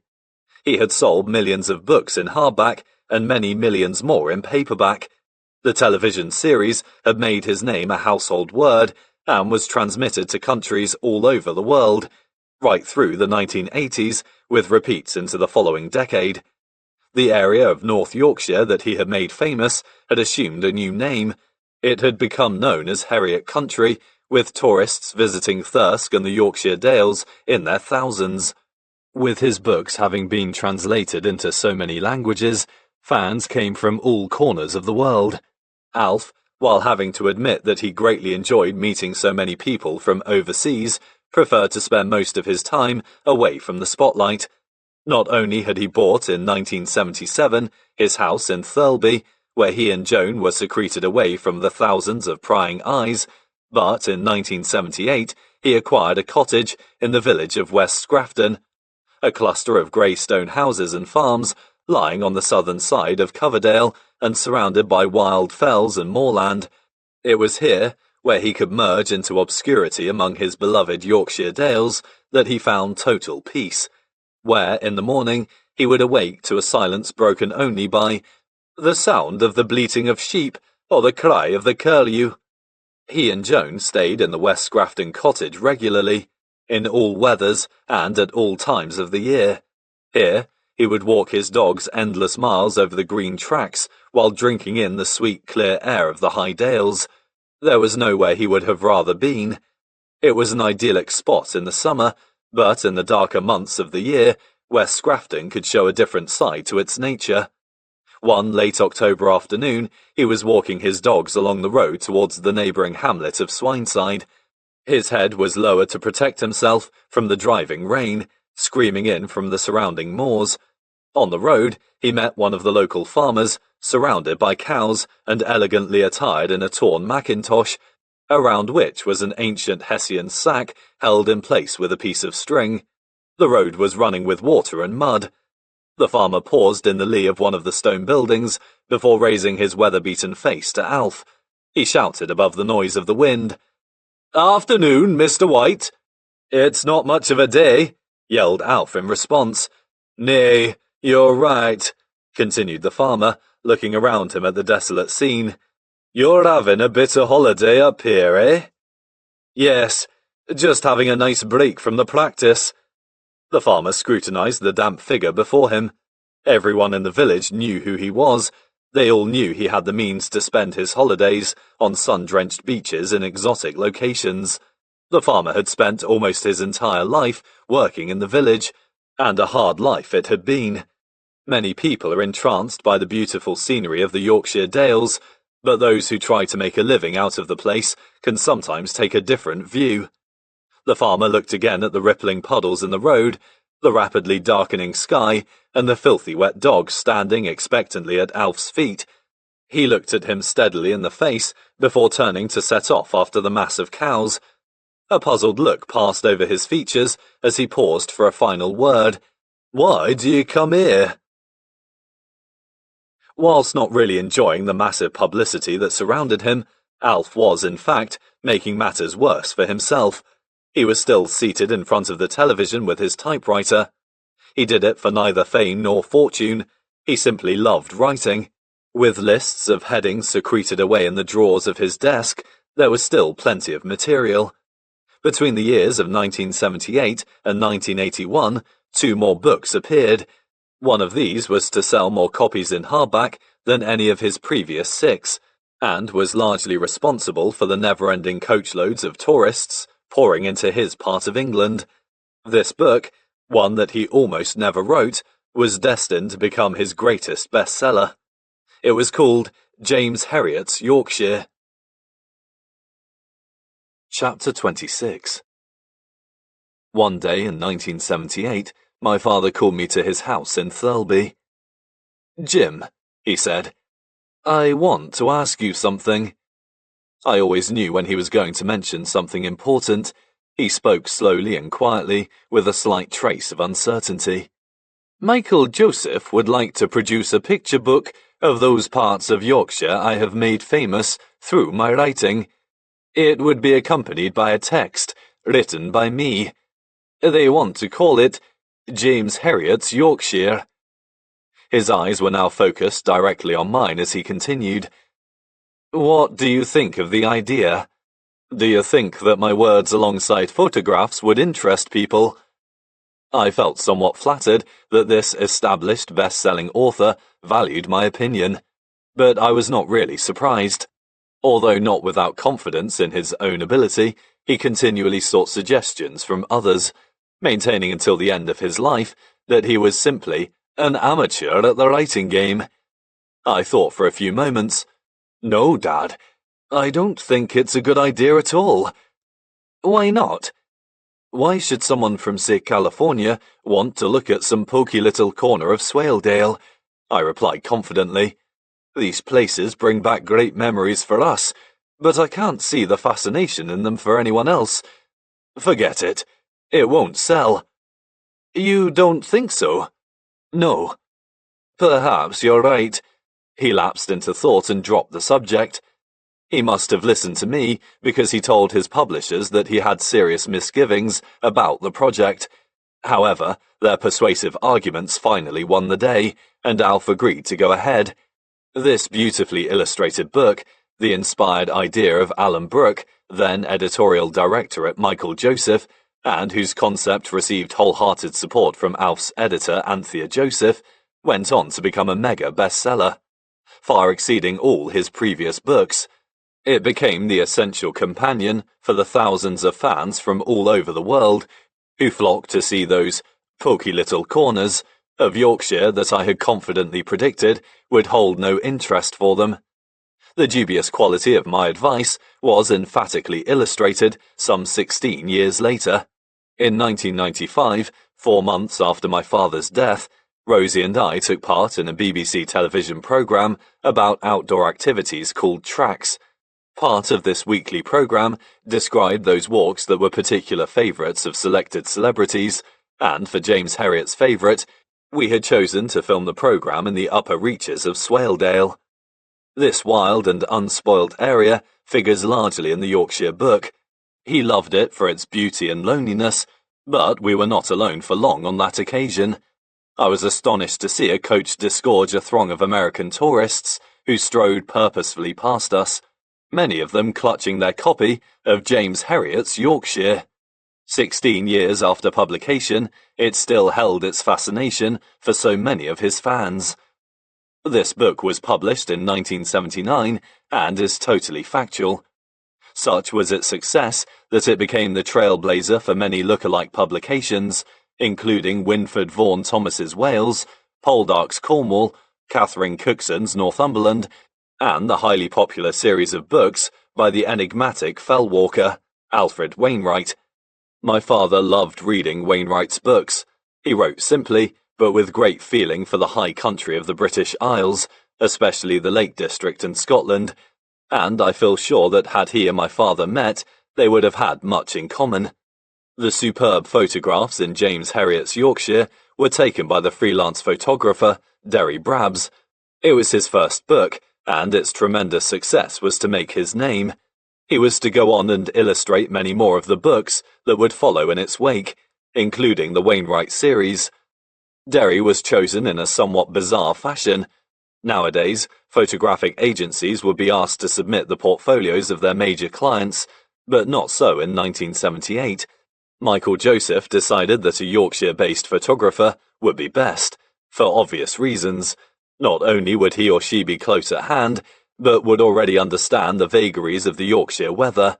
The firm's managing director, Victor Morrison, who, with his considerable flair for design, oversaw the book's production, had a secretary whose husband was a freelance photographer.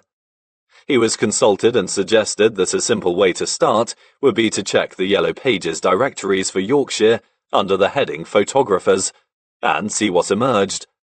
Victor Morrison did just that, and compiled a list. Derry Brabs, having the luck to have a surname starting with B, was approached first of all, and the search for a photographer ended there.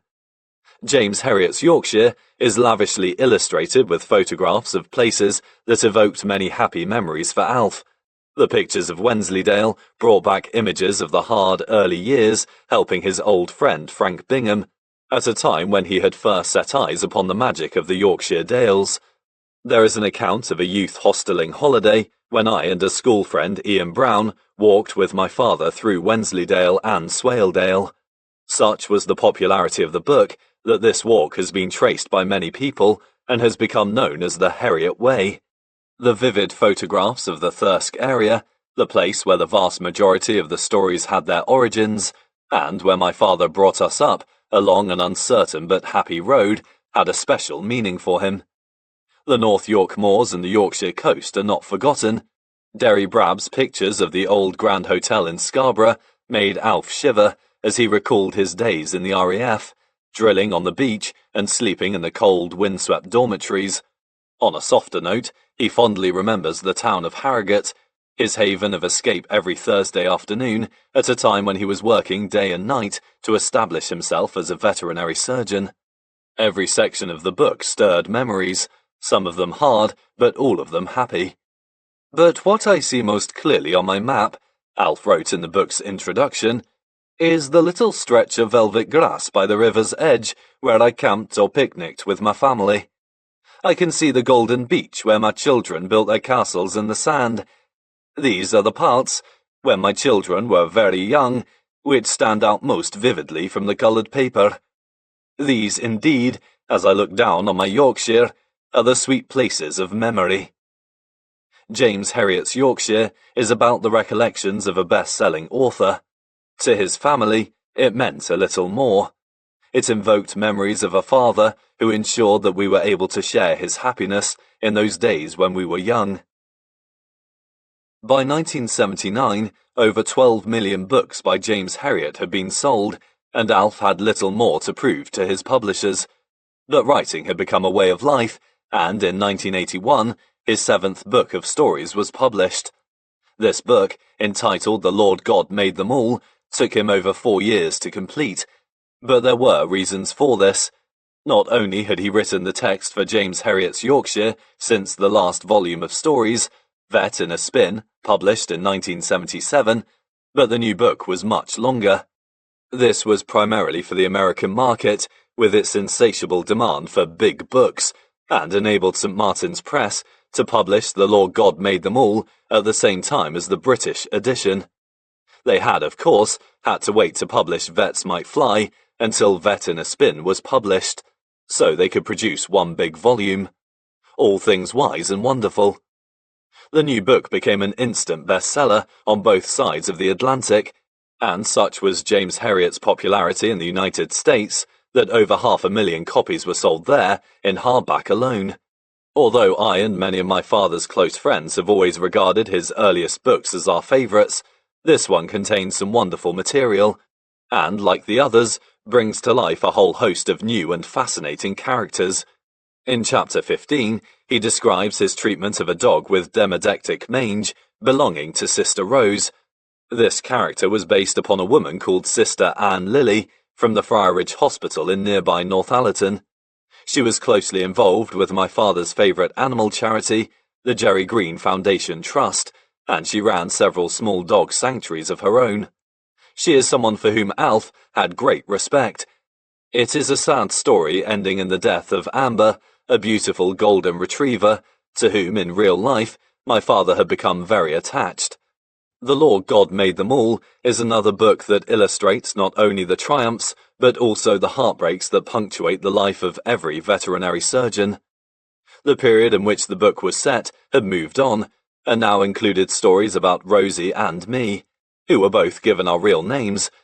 Extracts from James Herriot's books were reproduced in countless periodicals and magazines, primarily in Britain and America, and there was one chapter in The Lord God Made Them All which proved to be the most popular of all. The story tells of James Herriot's attendance at a concert at which his young son was performing. I was about 8 years old when the concert, organised by my piano teacher, Miss Stanley, took place in the Sowerby Methodist Chapel. The concert was a succession of recitals by her young pupils, and they all performed admirably, all except me. I made 2 disastrous attempts at a little piece called The Miller's Dance, before, to wild and relieved applause from the assembled parents, I finally succeeded at the 3rd try. The effect on my father's nervous system was devastating. The hilarious description in the book is one that I have read many times, and I can understand why it is so popular. The tension of watching one's offspring performing in public is something with which many a parent must identify. James Herriot's harrowing experience of witnessing his child transforming a nice little concert into a farce is one that many must dread. Years later, when my father was asking me if I remembered the incident, and I replied that I didn't think I had ever been so frightened, he replied, "Well, it might have frightened you, but it very nearly killed me." I had always felt a little guilty about my reluctance to practice the piano, and thus waste the cost of the lessons, but at least it provided my father with material for a chapter that became one of the most popular he ever wrote. On reading his manuscript prior to publication, I found as usual the humorous stories the most enjoyable, especially his account of saving his own life in the face of an enraged bull by smashing the creature repeatedly over the nose with an artificial vagina. But there is, of course, far more to his writing than this. The Lord God Made Them All is a book that once again illustrates James Herriot's understanding of human nature.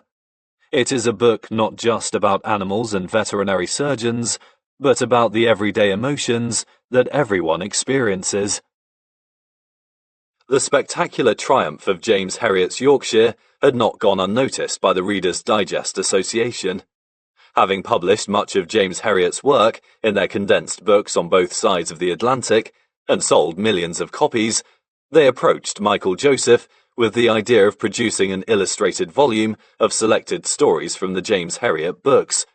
Alan Brooke, Michael Joseph's editorial director, together with Alf's editor Jenny Dirham, who had succeeded Anthea Joseph following her tragic death from cancer early in 1981, came up to Yorkshire with representatives of the Reader's Digest to talk my father into the idea of the book. He was soon won over. This book, published in 1982, was called The Best of James Herriot. Apart from the introduction, Alf had comparatively little original work to do for this book. It was a compendium of his stories, and Alf had final approval of the content. Interspersed amongst the stories were sections which covered different subjects connected with Alf, Yorkshire, and the veterinary profession. These sections were superbly illustrated, with a mixture of historical photographs of the places about which he wrote, new colour photographs of the incomparable Yorkshire landscape, and a multitude of line drawings. Readers interested in a post-war cow drencher, a Swaledale sheep, or the intricacies of a dry stone wall would find it all in this book. Alf always regarded this as a wonderful book, beautifully produced, and a treasure trove of information for every James Herriot fan. "Just look at this book," he said shortly after he received his first copy. "This will make a terrific gift. I'm sure it will sell well." I refrained from giving my opinion this time. He was right. It was another bestseller, one with which my father was particularly proud to be associated. The final years of the 1970s and the earliest ones of the 1980s marked the zenith of the James Herriot success story. They were golden years during which everything he did resulted in astounding success. He had written 8 worldwide best-selling books. The television series had projected his name into the living rooms of millions of households, and he had, by that time, attained complete financial security. For a man who had started with virtually nothing, it was a staggering achievement. However, with the welfare of his family and friends meaning a great deal more to him than material success, inevitably there were 1 or 2 unhappy events, the effects of which would, for a time, outweigh his feelings of intense satisfaction over his literary achievements. As a true animal lover, the death of his noisy but lovable little dog Hector was a shattering experience. At the age of 14, Hector was having difficulty eating. Suspecting a cancerous condition of the esophagus, Alf took him to Denton Pet for a second opinion, where his worst fears were realized. Denton had no alternative but to say it would be kindest to put him to sleep. Alf, totally desolated, staggered from Denton's surgery before climbing into his car for the long, quiet journey home. Denton, observing his friend's obvious distress, suggested that Hector be buried in his own garden, an offer to which the distraught Alf readily agreed. The little dog to this day lies in Eve Pet's garden in the village of Aldborough St. John. One of the most difficult tasks confronting the veterinary surgeon is that of having to end the life of a dearly loved pet. It can be a traumatic experience for both owner and veterinary surgeon. This was the first time that Alf had had to make the decision to end the life of one of his own animals. Having found himself in the unenviable position of so many of his clients, for whom he had had to perform this delicate service, it gave him an even greater understanding of their feelings. Hector's death was one of the most emotionally draining experiences of Alf's life, but the passing of his little companion did not mean that he was without a dog. He had Dan, a black Labrador, who was originally my dog. In 1967, when I returned to work in Thirsk from my job in Staffordshire, I brought Dan with me, and he and Hector took to one another straight away. They soon became inseparable, riding everywhere together in my father's car. Like Hector, Dan became a much photographed member of the canine race. He appeared in many magazines and newspapers when the name of James Herriot was becoming well known, and is the dog staring up expectantly at Alf on the cover of James Herriot's Yorkshire. This was a typical pose for Dan. His whole life was one of chasing or carrying sticks, and the photograph on the cover shows him staring intently at one held in Alf's hand. His car was constantly littered with an assortment of Dan's sticks, and the big black dog covered endless miles alongside Alf, always with a stick in his mouth. He was very different in character from Hector, maintaining a dignified silence in the passenger seat of the car, as he surveyed the scene around him with noble indifference. There was one occasion, however, when Dan revealed a deeper side to his character. A journalist from the Far East had come to interview Alf for a magazine article. They had driven around the countryside with Dan in the back seat before stopping at a pub for lunch. On their return to the car, they were shocked to discover that Dan had torn into pieces the notes the journalist had left on the car seat. This was completely out of character, the only time in his entire life that he had shown any destructive tendencies. Did the big dog know that in parts of the Far East people ate dogs, and was this his way of lodging his protest? Never again would Dan display such behaviour. Dan's companionship was a great comfort following Hector's death, but it would be less than 4 years before Alf had to face again the distress of losing a dog. One day in 1981, after weeks of agonizing over such a difficult decision, he asked me to put Dan to sleep. With the old dog having been weakened for some time with advanced arthritis of the hips, Alf tried everything to help him, but his time had come. Dan lies buried in the field behind my father's house. Many argue that, once having lost a pet, it is impossible to find another to take its place. Alf, who wasted no time in acquiring another pet, thought differently. Many dogs occupied different stages of his life. Every one had its own distinctive personality, and each one left its own particular memories. It was during the decade following the mid-1970s that James Herriot's massive contribution, not only to the image of the veterinary profession, but to the feeling of well-being within the community as a whole, was fully recognized. With his writing having brought pleasure to millions, honors began to be showered upon him. It is well nigh impossible to enumerate every recognition of respect that was bestowed on Alf White, but some of them were particularly special. It was a proud moment for all the family when we saw the New Year's honours list in the newspaper on the 30th of December, 1978. We had known in advance that my father was to receive the Order of the British Empire in recognition of his services to literature, but to see it in print was particularly thrilling. It was an unforgettable experience when Alfred White received his honour from the Prince of Wales at the ceremony in Buckingham Palace at the end of the following February. As I looked at him, I cast my mind back almost 20 years to the time he began writing stories, simply because it was something he had always wanted to do. Who would have thought that those unpretentious but charming accounts of life so long ago in far-off Yorkshire would have led to James Alfred White shaking hands with the Prince of Wales? It was also a memorable evening the night before. Courtesy of Pam Books, a splendid party had been arranged for us, and for those with whom my father was connected in the world of publishing. As we quaffed never-ending glasses of champagne that helped to forge effortless friendships with total strangers, I remember thinking what a wonderful life it was, being the son of such a famous man. True to his character, he talked very little of this honour, proud though he was to receive it. One day, many years later, after writing another colossal cheque to the Inland Revenue, he said to us, "I think I know the reason why I received the OBE. By remaining in this country and paying so much tax, I must have been largely responsible for the continuing solvency of Her Majesty's government." He was, however, to receive some compensation.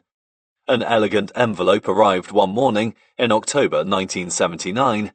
An equally impressive piece of paper within, from Buckingham Palace, said that Her Majesty the Queen requested the honour of the company of Alfred White for lunch. I remember goggling at the invitation, while he simply said, "I don't think I can decline this one. Do you?" The family, understandably, was intrigued to hear all about it, and bombarded him with questions on his return from the palace. I asked him if he had sat next to her. "No," he replied. "They stuck some minor individual between myself and the Queen." "Who was that?" I asked. He smiled gently. "The Governor of the Bank of England." As he lunched in the magnificent dining room, a footman at attention behind every chair, his memory flickered back almost 50 years to the penniless young vet, seated in his tiny car in the Yorkshire Dales, chewing at his cheese sandwiches. On this occasion there was no clear water from the moorland streams to complement his meagre lunch. Instead, he drank a number of the finest wines.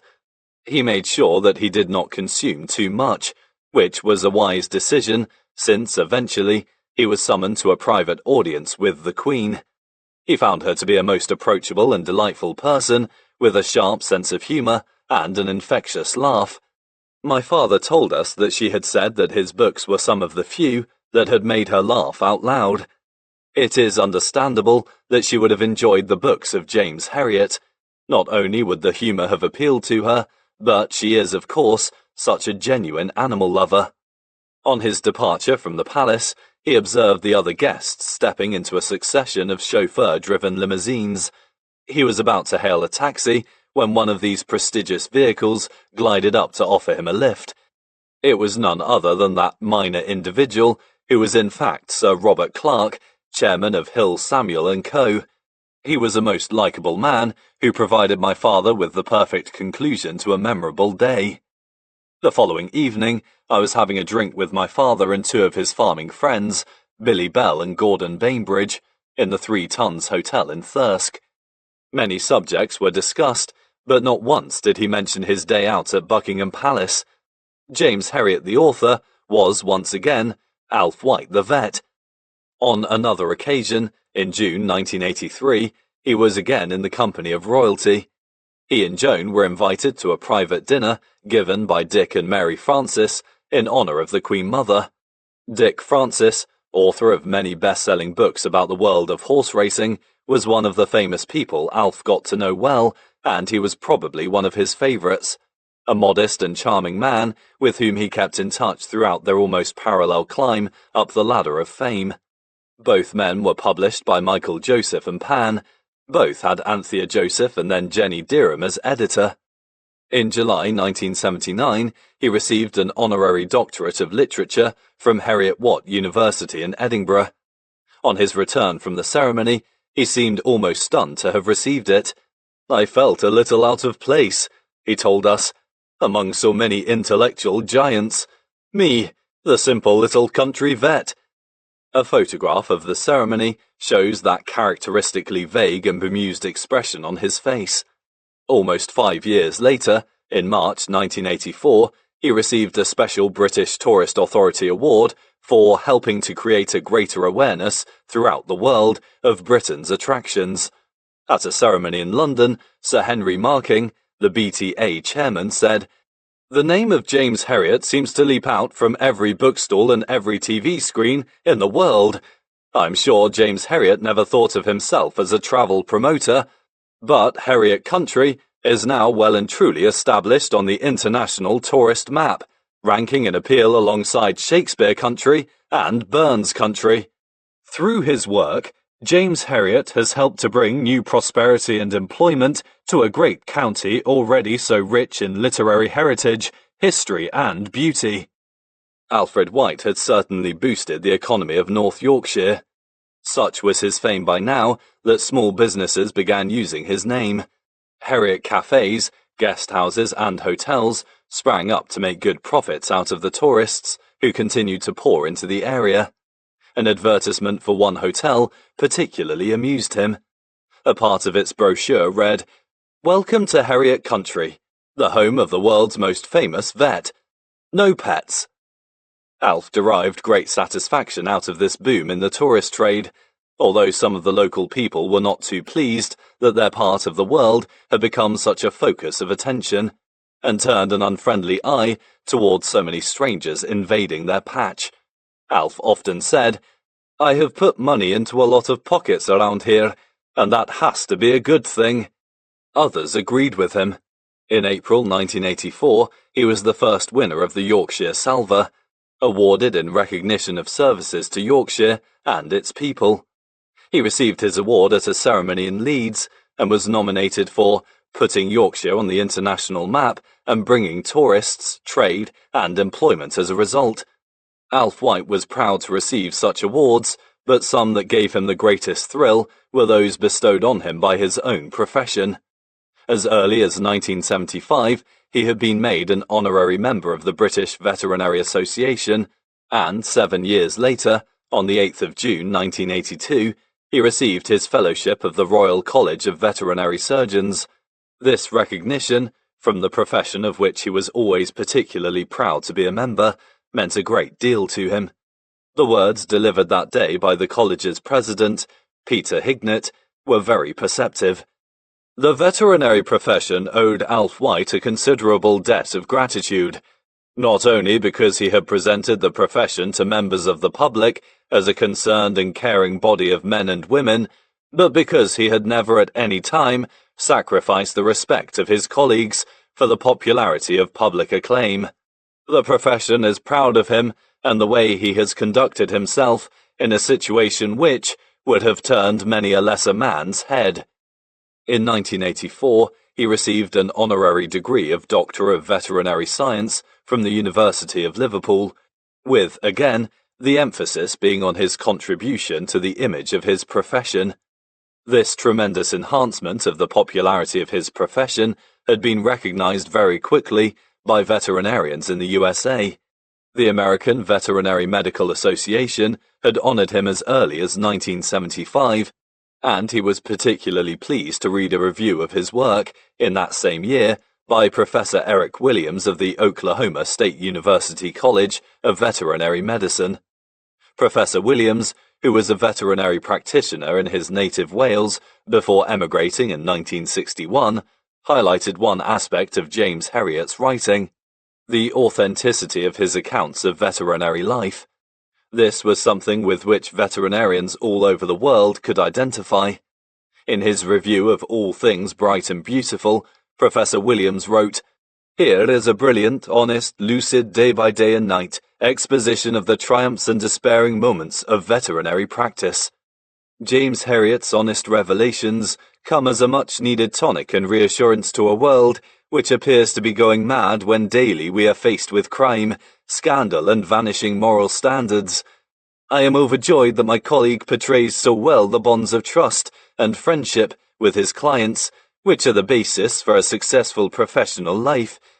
To aspiring veterinarians, here is a superb thesis on veterinary practice." Eric Williams remained a staunch supporter of my father and his effect upon the profession. For many years, he was the editor of the Bovine Practitioner, the official journal of the American Association of Bovine Practitioners. In 1982, Alf was the very first recipient of honorary membership of that association. Although proud to receive such an honor, he, as we expected, declined to visit America for the presentation. But it still took place. A delegation of the association, including Eric Williams, came to Yorkshire and presented Alf with his honor at the 3 Tons Hotel in Thirsk. How he enjoyed that evening! He was able to swap experiences with his colleagues from the other side of the Atlantic and listen to the successes and failures that are common to veterinarians the world over.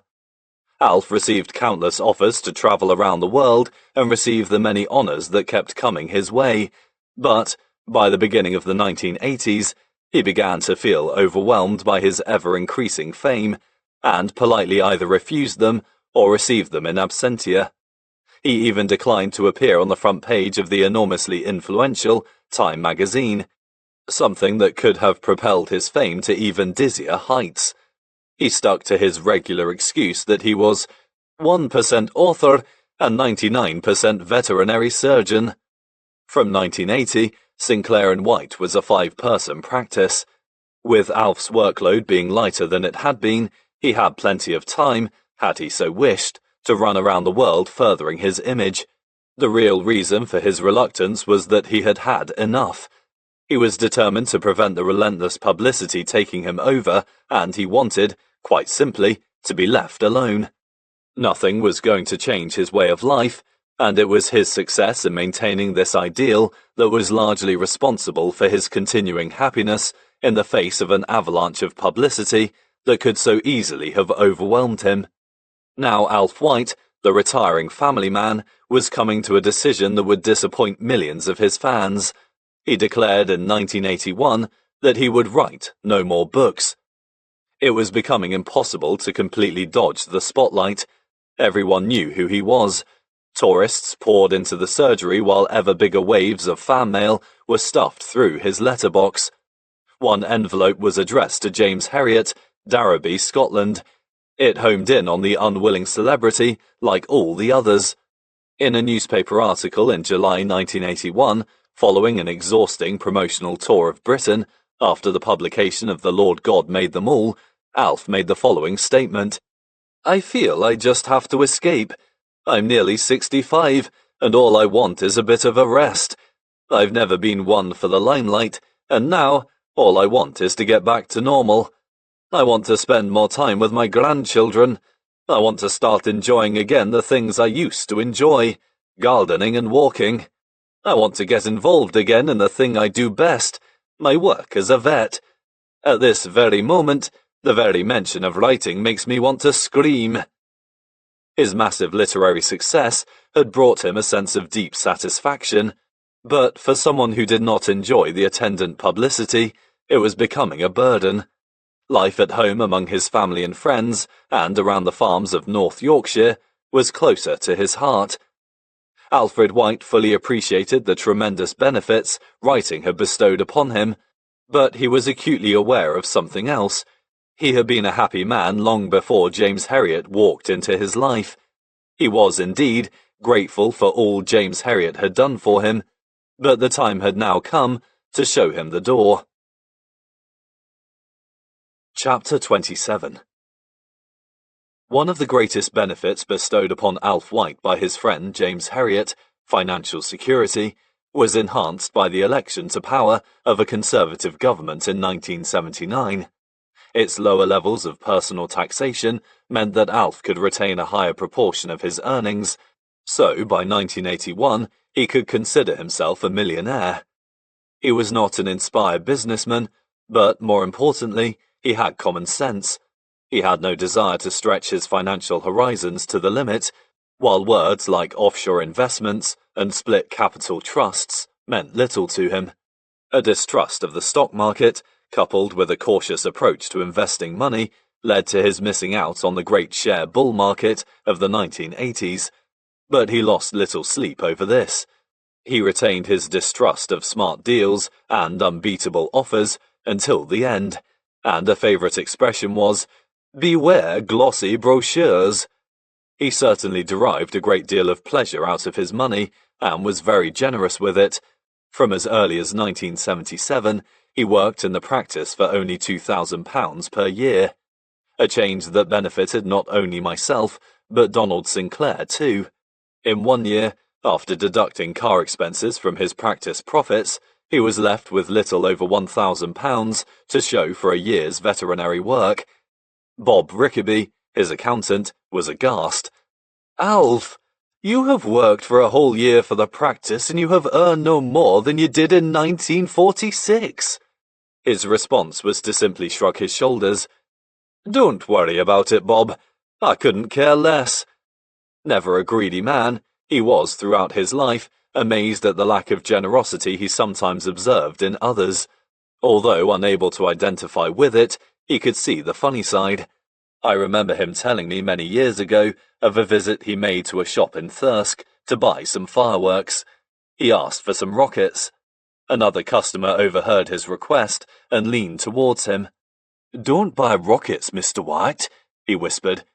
"They have a good selection of Roman candles and some right good Catherine wheels, at good prices and all." Alf was mystified. "My kids love to see rockets soaring into the sky. Anyway, what's wrong with the rockets?" The man eased in closer. "Why, everyone else can see 'em." Alf could now do things he wanted, without wondering whether he could afford it. More holidays and meals out with friends figured very prominently. The Thirsk area abounds with fine eating places, and Alf always enjoyed his food. Having a cosmopolitan taste, he frequented a wide variety of restaurants, but he was never happier than when seated in a Chinese or Indian restaurant, having already consumed a few pints of good Yorkshire ale at a nearby pub.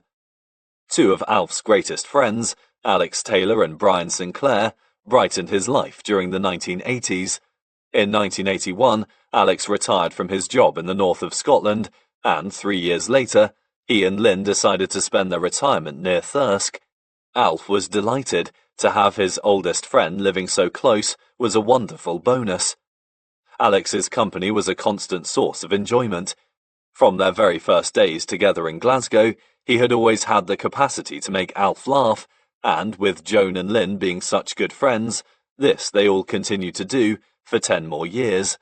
Another who never failed to paralyze Alf with laughter was, of course, Brian Sinclair, James Herriot's Tristan. Following Brian's retirement in 1977, the two of them met almost every Thursday afternoon in Harrogate. Gordon Ray's death in 1973 had cast a shadow over my father's Thursday afternoons. But the appearance of the smiling face of Brian among the crowded bookshelves of W.H. Smith, their favourite meeting place, added once again that extra touch of pleasure to those visits to his favourite town. Over several cups of coffee, they would reminisce back to the old days in Thirsk, and Alf would revel in the endless funny stories from Brian's seemingly inexhaustible repertoire. One person who especially lightened Alf's life at this time was his daughter. Never were two people closer than Rosie and her father. Since she lived next door, it was natural they should spend a great deal of time with each other, and they had much in common. Holidays both at home and abroad, hundreds of miles of dog walking, and regular visits to football matches were favourite occupations. Rosie supplied a constant source of interest and conversation to brighten his days, and in the last years of his life, she, with her mother, would provide him with tremendous support. Alf stated that one reason for turning his back on the limelight was a desire to spend more time with his grandchildren. By 1981, he had 4 of them. Emma, Rosie's daughter, was born in 1975, and my son Nicholas in 1976. The dedication in James Herriot's Yorkshire is to both of them. My daughter Zoe arrived in 1980, and my third child Katrina in 1981. The Lord God Made Them All is dedicated to Zoe, and Katrina received her recognition in James Herriot's dog stories. Alf saw far more of Emma than his other grandchildren.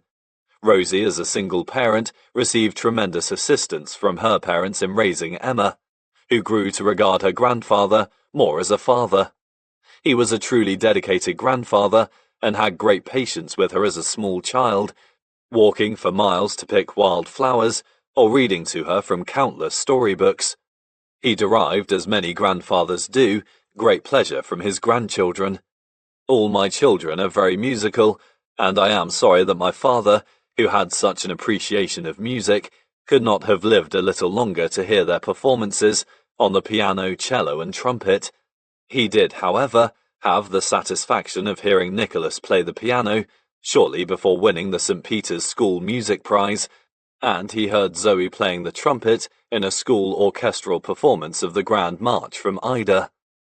On the way home from that performance, he kept repeating, "Was that really Zoe, playing those clear notes?" I could not help feeling a little grateful to my children.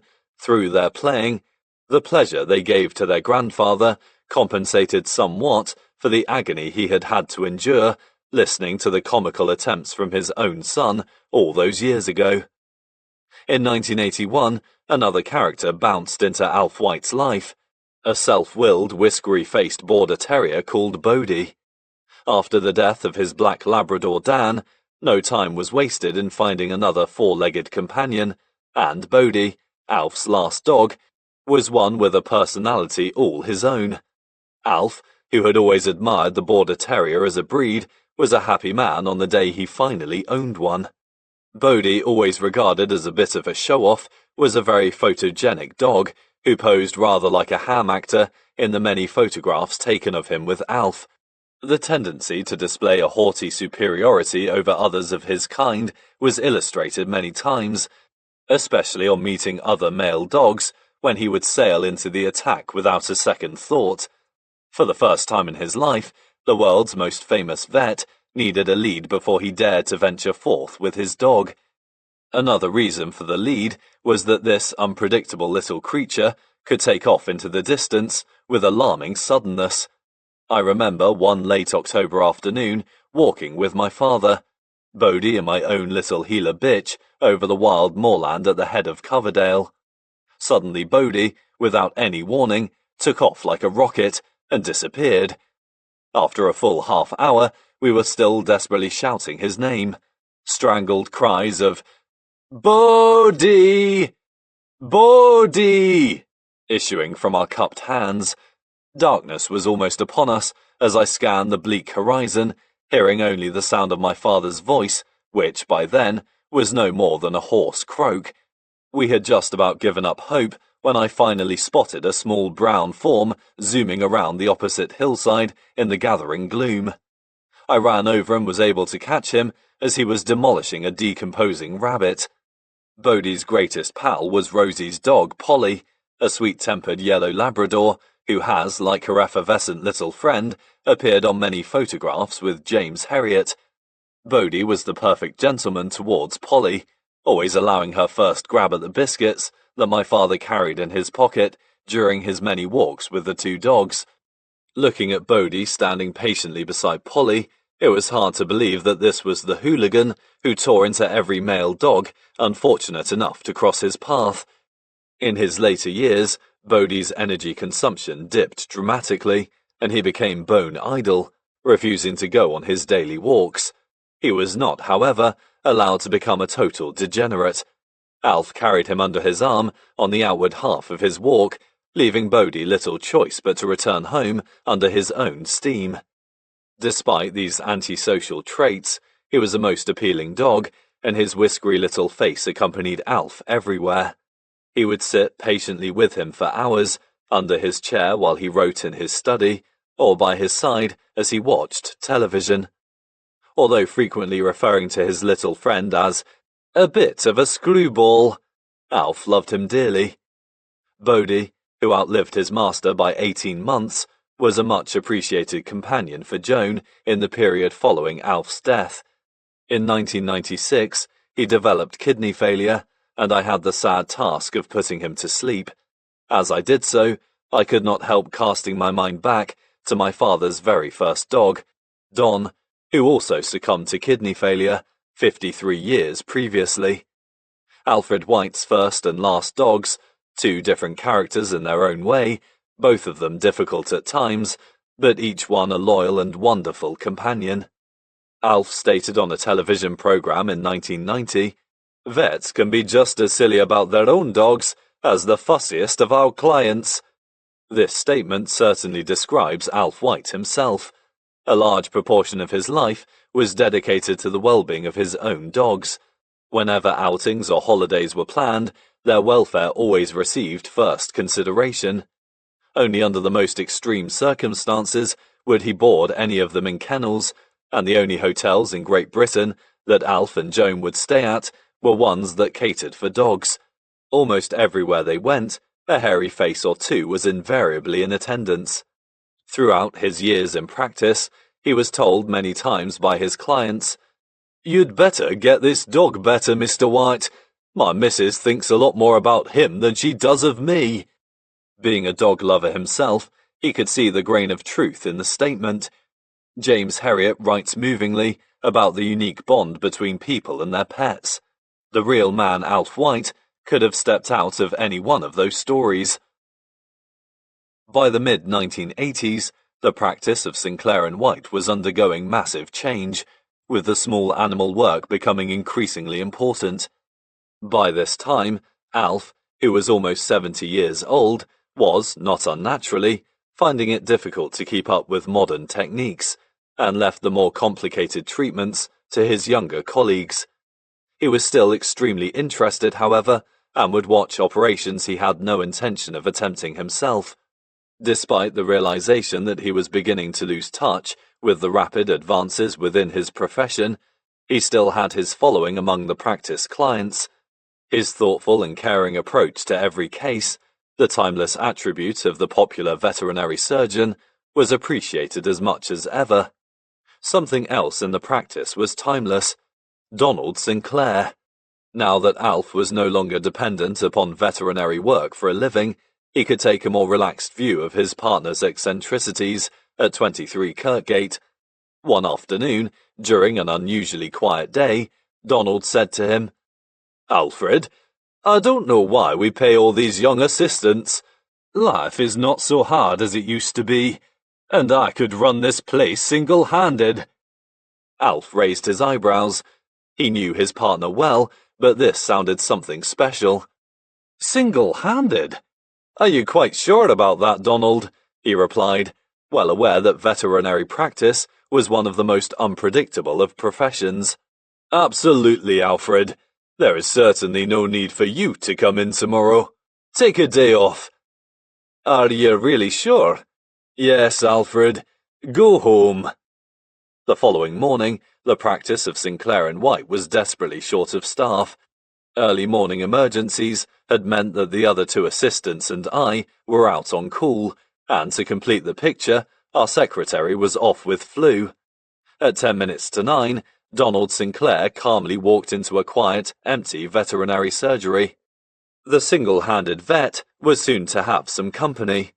Within minutes, the office of 23 Kirkgate was transformed into a maelstrom of activity, with a long succession of customers filing in through the door, while, to add to the noise, the telephone roared into life as repeated emergencies flowed into the practice. We kept the diary of that day as a special memento, and it makes interesting reading. In the space of about half an hour, over 20 telephone calls were logged, in addition to the several patients in the surgery needing urgent attention. The calls included lambings, broken legs, a horse to be put down, a foal with a torn eye, several cases to stitch, and, all the time, the office continued to fill with people and animals, one of which, a crazy Afghan dog, barked wildly and incessantly. The writing in the daybook becomes increasingly spidery and illegible as the pages are turned. The one-man show was under pressure. It was not long before the telephone rang in Alf's house. He could almost sense the tension as he lifted the receiver. "Alfred?" There was a desperate quality in his partner's voice. "Yes, Donald?" he replied. "Come down, now." "Why, Donald? Is it busy down there?" The sound of shouting and barking dogs could clearly be heard. "Busy? The place is going mad." "Are you alone? Is there no one to help you?" The voice rose to a shriek. "Not a bloody soul!" These were days of reflection for Alf. He was observing the gradual disappearance of veterinary practice as he used to know it. The small family farms were steadily going out of business, to be incorporated into larger estates, and the old stone houses bought up by wealthy people to be converted into fine modernized homes. The old Yorkshire that he knew, the way of life he had preserved in print, was on the way to becoming history. One of Donald Sinclair's stock phrases was, "I do not like change." But there was little that Alf and he could do about the march of progress within both the veterinary profession and the farming industry. They were especially sad to see the steady replacement of the old cow buyers with modern milking parlours, more efficient perhaps, but cold and austere. Both men remembered with affection the delicious sensation of warmth on walking into a cow byre on a cold winter's day, with the rows of contented cows, the gentle clink of the chains around their necks, and the sweet, delectable smell of hay. But Alf knew this was a nostalgic picture that was fast becoming a thing of the past. There were some timeless relics in the surgery that were soon to be destined for replacement. One day, while in the office at 23 Kirkgate, my wife Jill pointed towards the window. "Those curtains!" she exclaimed in a loud voice. She was referring to the old red velvet curtains that had hung beside the office window for almost 40 years. They were tattered and frayed, with part of the fabric so thin that it was possible to see straight through them out onto the street beyond. My father was seated at the desk. "Curtains?" he replied slowly. "Yes, they are utterly appalling." "Oh." He gazed affectionately at them for a moment. He had spent so many years in their company that it seemed unthinkable to replace them. Her comments, however, had struck home, and they were soon heading for the bonfire. He told me about this shortly afterwards. "Jill's absolutely right, of course," he said. "They were pretty awful, but they were old friends to me. They were here when I first came to Thirsk, all those years ago." He paused a moment before pointing to our telephone exchange box on the shelf next to the desk. "It's that thing over there that worries me far more than the old curtains." "Why's that?" "It's about 3 inches from my ear when I sit at the desk, and I don't trust it." "Why?" "It hums, and it's hot." The days of the telephone box, too, were numbered. The practice of Sinclair and White had begun to enter the modern age. His life in practice was changing by the day. But it was the passing of many of his old farming clients, men, women, and their families, that he had come to know so well, that was especially saddening. As the years rolled by, it was easy to forget that he, too, was getting older. One day, he was standing outside the surgery with a farmer as a funeral procession passed by on its way to St. Mary's at the end of Kirkgate. "There goes poor old Tom. I'm sorry to see him go," he said quietly. "Aye," replied the farmer. He then turned gloomily towards my father and said, "They're picking him out of our pen now, Alf." Alf had always looked very young for his years, and had a youthful outlook upon life, but this chastening expression gave him food for thought. A less sombre reminder of the advancing years hit him shortly afterwards. One afternoon in 1982, a woman flagged him down as he was driving home through his village. He opened the car window. "Mr. White," she said, "it's about the old folks' party in the village hall." "Why, yes, of course," Alf responded, reaching into his pocket for some money. He had always supported this occasion. "Just hang on a minute, and I'll give you something towards it." The woman produced 2 tickets. "Nay, I don't want no money. These are for you. Enjoy the party." Alf White had, for as long as I can remember, always referred to his parents and other elderly people as the old folks. Now he was one of them. In general, Alf had enjoyed good health throughout his working life, but with the passing of time inevitably starting to assert itself, he began, when he was about 62 years old, to experience angina attacks. As several of his relatives had died of heart attacks, these symptoms were a source of considerable concern, but as it turned out, none of us need have worried. The angina was not to prove the threat we had imagined. A few years later, in the summer of 1981, he experienced the agony of renal colic. These attacks, initiated by the presence of large kidney stones, were the most excruciating experiences he had ever endured, and for a long time, a bottle of pain-killing tablets was his constant companion. He suffered pain intermittently for about a year before the problem was eventually resolved. He spent a week in hospital at the time of his worst attacks, but he was always convinced that he cured it himself by flushing the stones from his system one evening in the 3 Tons Hotel in Thirsk, assisted by the intake of large volumes of McEwan's export ale. It was not only Alf's health that was under siege in 1981. Both Donald and Brian were experiencing serious problems of their own, and Donald's was of his own doing.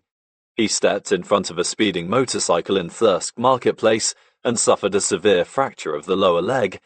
He was admitted to the Friarage Hospital in North Allerton, where the sister in charge of the ward soon informed Alf that his partner was, without doubt, the worst patient she had ever had. Considering the chaos he engendered in the practice over the years, I can well believe that was true. I visited him one day in hospital. I had been beside his bed for no more than a minute before he said, "Thanks for coming, Jim. You can go home now. Goodbye." True to his impatient nature, Donald discharged himself from the hospital very quickly. He purchased an automatic car and stomped around the practice, carrying an enormous plaster cast on his leg for almost a year. A simple thing like a broken leg was not going to prevent Siegfried from enriching the atmosphere of 23 Kirkgate. If Donald's experience had been inconvenient, Brian's was far more serious. He began to lose weight in 1980 before eventually being admitted to hospital for tests, but he continued to deteriorate steadily throughout 1981. I visited him early in 1982 in St. James Hospital in Leeds, and was appalled to see his condition. Gone were the chubby cheeks and the twinkling eyes. Instead, I saw a gaunt, sunken-eyed skeleton, someone I barely recognized. As I drove home that day, I wondered whether I would ever see Uncle Brian again. The outlook was bleak. No one had been able to diagnose his condition, and all treatment had failed. These were desperate times for his family. Brian's wife, Sheila, like Brian, a very close friend of Alf and Joan, could only watch helplessly as her husband continued to waste away before her eyes. Donald, horrified, watching his brother visibly fading, was convinced that he was going to die. One morning, he strode purposefully into the surgery. "Alfred," he said, "I have had a word with Sheila, and I'm going to Leeds to bring Brian home." "Why?" Alf asked. Donald was in somber mood. He thought a great deal of his younger brother, and the past weeks had been an ordeal. "He's getting no better. He's going to die, and I want him to die at home, with dignity." At that time, a consultant had been specially drafted in to help in the diagnosis of Brian's illness. My father's response was immediate. He, too, was deeply depressed by Brian's dreadful condition, but he felt that Donald was wrong. "He is your brother, Donald, and it is your decision, but I think you are making a mistake." Donald paced around the floor, wrestling with his dilemma, but his mind was made up. "No, I can't stand watching him go into nothing. He's coming home." Alf was never one to interfere, but the life of one of his greatest friends was at stake, and he had to say more. "He's only got one chance, Donald, and it is in that hospital. This new consultant just might come up with something. If Brian comes home, he will definitely die. Please leave him where he is. It's his only hope." Donald, racked with emotion, said no more and left the room.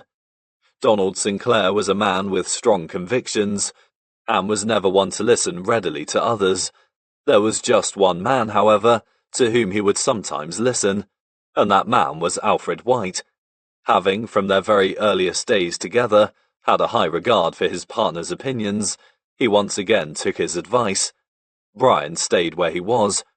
No one really unravelled the mystery of Brian's condition, thought to be an obscure pituitary gland disorder, but shortly after that conversation in the surgery, a broadside of drugs was thrown at him, following which, remarkably, he began to improve. The drugs were gradually withdrawn as he got better, but he had to remain on steroids for the rest of his days, a small price to pay for several more happy years. Another of Alf's great friends whose health had given cause for concern was Denton Pett. Having suffered a stroke in 1977, from which he never fully recovered, he died in July 1981. Eve and Denton were some of the first to be asked to the many dinners and celebrations following Alf's success as a writer, Denton's open and cheerful countenance being a vital contribution to their enjoyment. Both Alf and Joan felt his death keenly.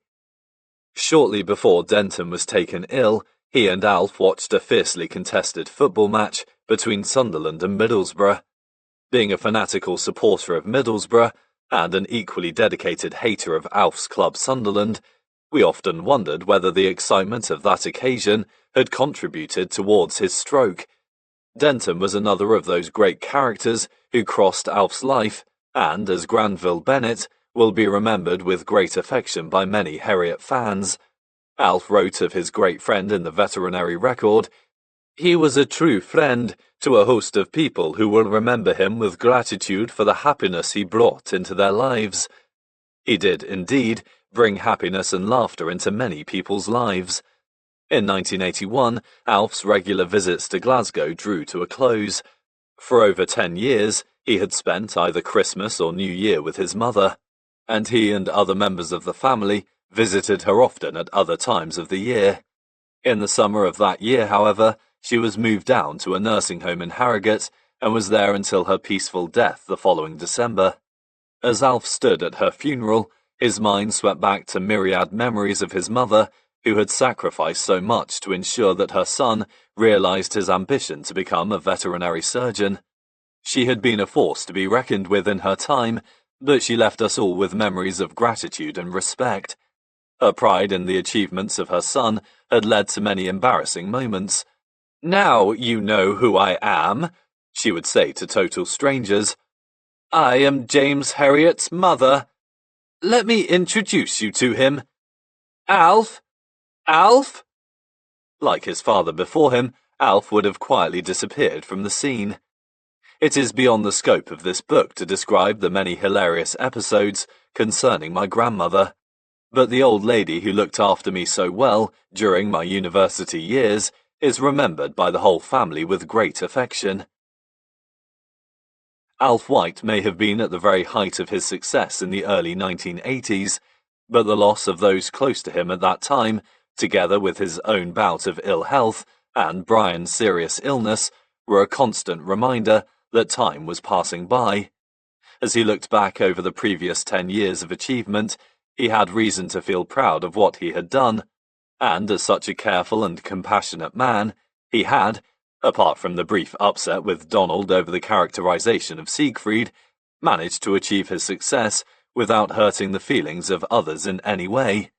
From his very beginnings as a writer, Alf's primary concern was that he should not upset his friends, but in 1981, he was reminded again that the trappings of fame can take on an unpleasant guise when he fell out with his old friend, Eddie Strayton. In the summer of 1981, Eddie was summoned to appear in front of the disciplinary committee of the Royal College of Veterinary Surgeons on a charge of bringing discredit on the profession. He had stated on BBC Radio's Jimmy Young Show that he had raced his young assistants to see who could neuter a cat the fastest, and that during one race he had inadvertently opened up one supposedly female cat, only to discover that it was a Tom. With Eddie having always been an extrovert character, the story was meant as a humorous aside, but there were those who did not see the funny side of it. On the 29th of September 1981, he found himself, not for the first time, standing before the disciplinary committee. Some character witnesses would clearly have helped Eddie's case, and an obvious one was Alf White, one of Eddie's oldest and most respected friends, but Alf had declined to appear on his behalf. In Graham Lord's biography of James Herriot, it says that Eddie claims that the reason Alf did not support him was because he was due to be made a Fellow of the Royal College of Veterinary Surgeons, an extremely high honour in the British veterinary profession, and that he did not want to jeopardise this in any way. I am greatly saddened that Eddie could think so poorly of one of his most loyal friends, one who had stood by him steadfastly through an eventful and sometimes controversial career. Not only was Alf not informed of his impending honour until 2 months after Eddie's disciplinary hearing, but he would never have sacrificed the interests of one of his friends for the purpose of adding yet another honour to his already impressive list. Alf, in fact, disapproved of Eddie's remarks about the spay race. He considered that his friend, by asserting that he could neuter a cat with lightning speed, had demeaned the skills of his profession. Knowing well that spaying a cat is not always the simple and straightforward operation that many believe it to be, he felt that Eddie's remarks had been in poor taste. However, Eddie Strayton had been a staunch supporter of the profession in the past, and Alf would have appeared on his behalf to stress his many admirable qualities had he not been at that time tormented with the pain of renal colic. Eddie, deeply upset over Alf's hesitation in offering him his support, and under immense pressure not only from the impending disciplinary hearing, but also from the imminent death of his wife from terminal cancer, allowed his feelings to spill over with the use of some very strong words. His impulsive and misguided accusations very sadly inflicted irreparable damage on a friendship that stretched back to their days together in Glasgow. I well remember the effect of Eddie's words on my father. Through no fault of his own, Alf White was being accused of insensitivity and selfishness by one of his oldest friends. Feelings of intense hurt and disbelief were followed by anger and a determination that he would never have anything to do with Eddie again. Eddie quickly realized his mistake.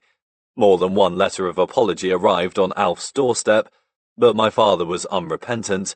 I remember arguing with him at the time, reminding him that they had been friends for so long, but I was unable to influence him. Once something was fixed in his mind, he could be a very difficult man to reason with. As the years rolled by, I am happy to say that his attitude softened towards Eddie, and they resumed correspondence. Eddie's hurtful accusations, however, were the ultimate reason for Alf White's refusal to appear at the disciplinary hearing in 1981. The years from 1981 to 1985 were a non-productive time for James Herriot, the author, during which he savoured the rest from the pressures of writing. But the size of the James Herriot industry decreed that he could never completely return to the relative obscurity of veterinary surgeon and family man. His name was now too big. Fan mail continued to pour into his house, and with the name of James Herriot producing visions of pound and dollar notes for many, he was under gentle but constant pressure from his main publishers in England and America to produce another book. Alf had little interest in how much money he, or other people, would make out of his return to the typewriter. But writing by now was in his blood. He was all too aware of the massive changes he had observed within his profession, and the heartfelt desire to preserve that old way of life in print was beginning to assert itself again. "I consider that I am a very fortunate man," he said. "I have lived through the golden years of veterinary practice, without doubt, the best years."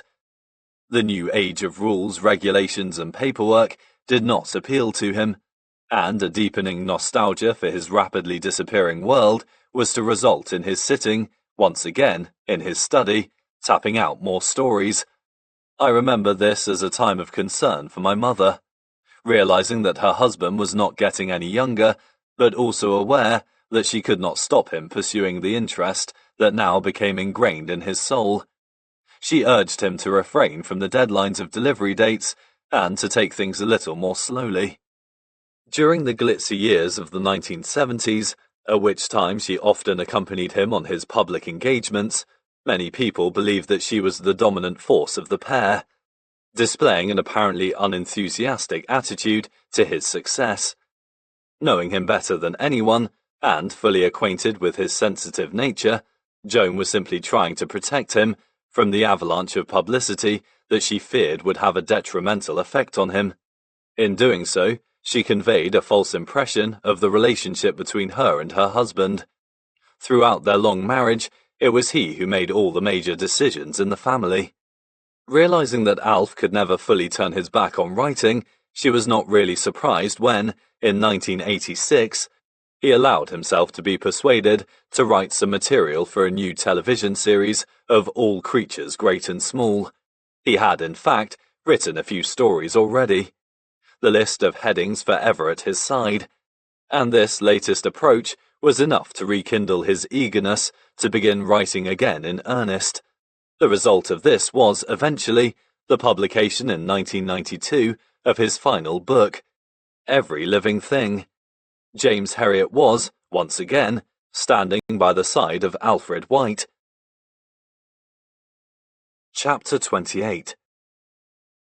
In the years between his finally finishing The Lord God Made Them All in 1980 and beginning serious work on Every Living Thing in 1988, Alfred White wrote no other books.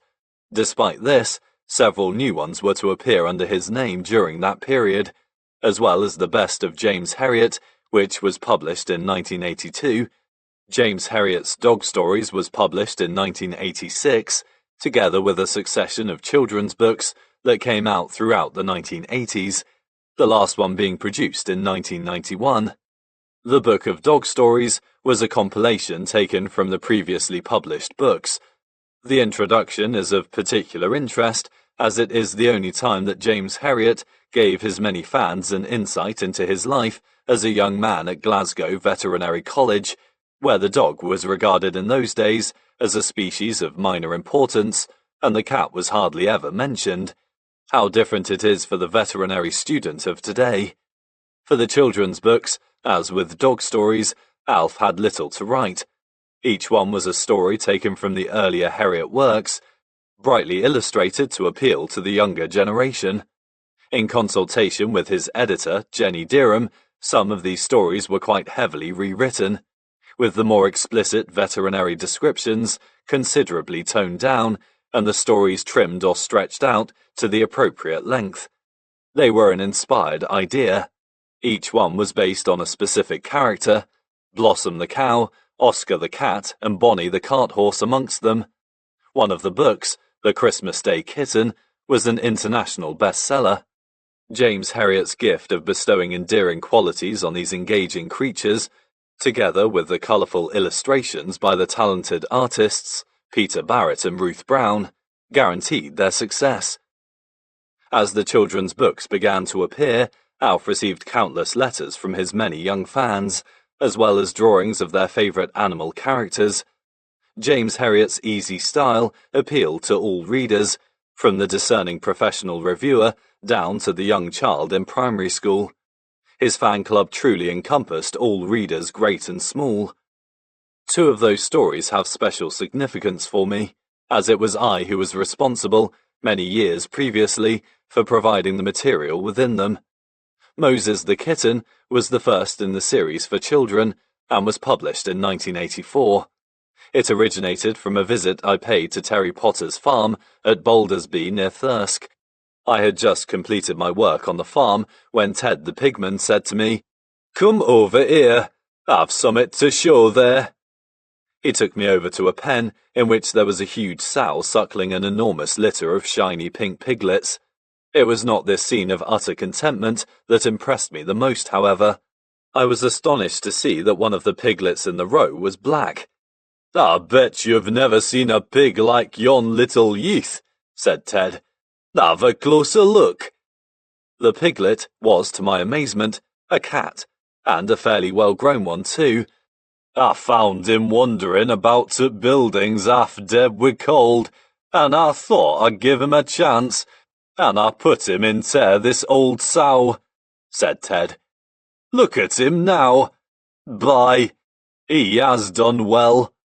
The sleek black coat was one of the finest I had ever seen on a cat. The creature gave me a cursory glance before elbowing his way deeper into the row of fat, feasting piglets. I recounted this experience to my father over lunch. He suddenly stopped eating and sprang upstairs for his notebook. "Another story to add to the James Herriot collection," he said, after returning to his knife and fork. Another of the children's books, Blossom Comes Home, had its origins on the farm of my father's old friend and client, Arthur Dand. Arthur showed me an old cow that was quite obviously past her productive life. She had been a wonderful cow in her time, but her overgrown feet, protruding hip bones, and sagging udder displayed stark evidence of a lifetime of high milk production. Arthur had always been very attached to her, but one day, having realized that he could no longer afford to keep her, he had reluctantly come to the decision to send her for slaughter. As he gazed after the wagon that was taking his old friend away on her final journey, she put her head out of the back of the trailer before emitting a long and plaintive cry. The sight of the old cow, staring out for the last time at the pastures she loved, was too much for Arthur.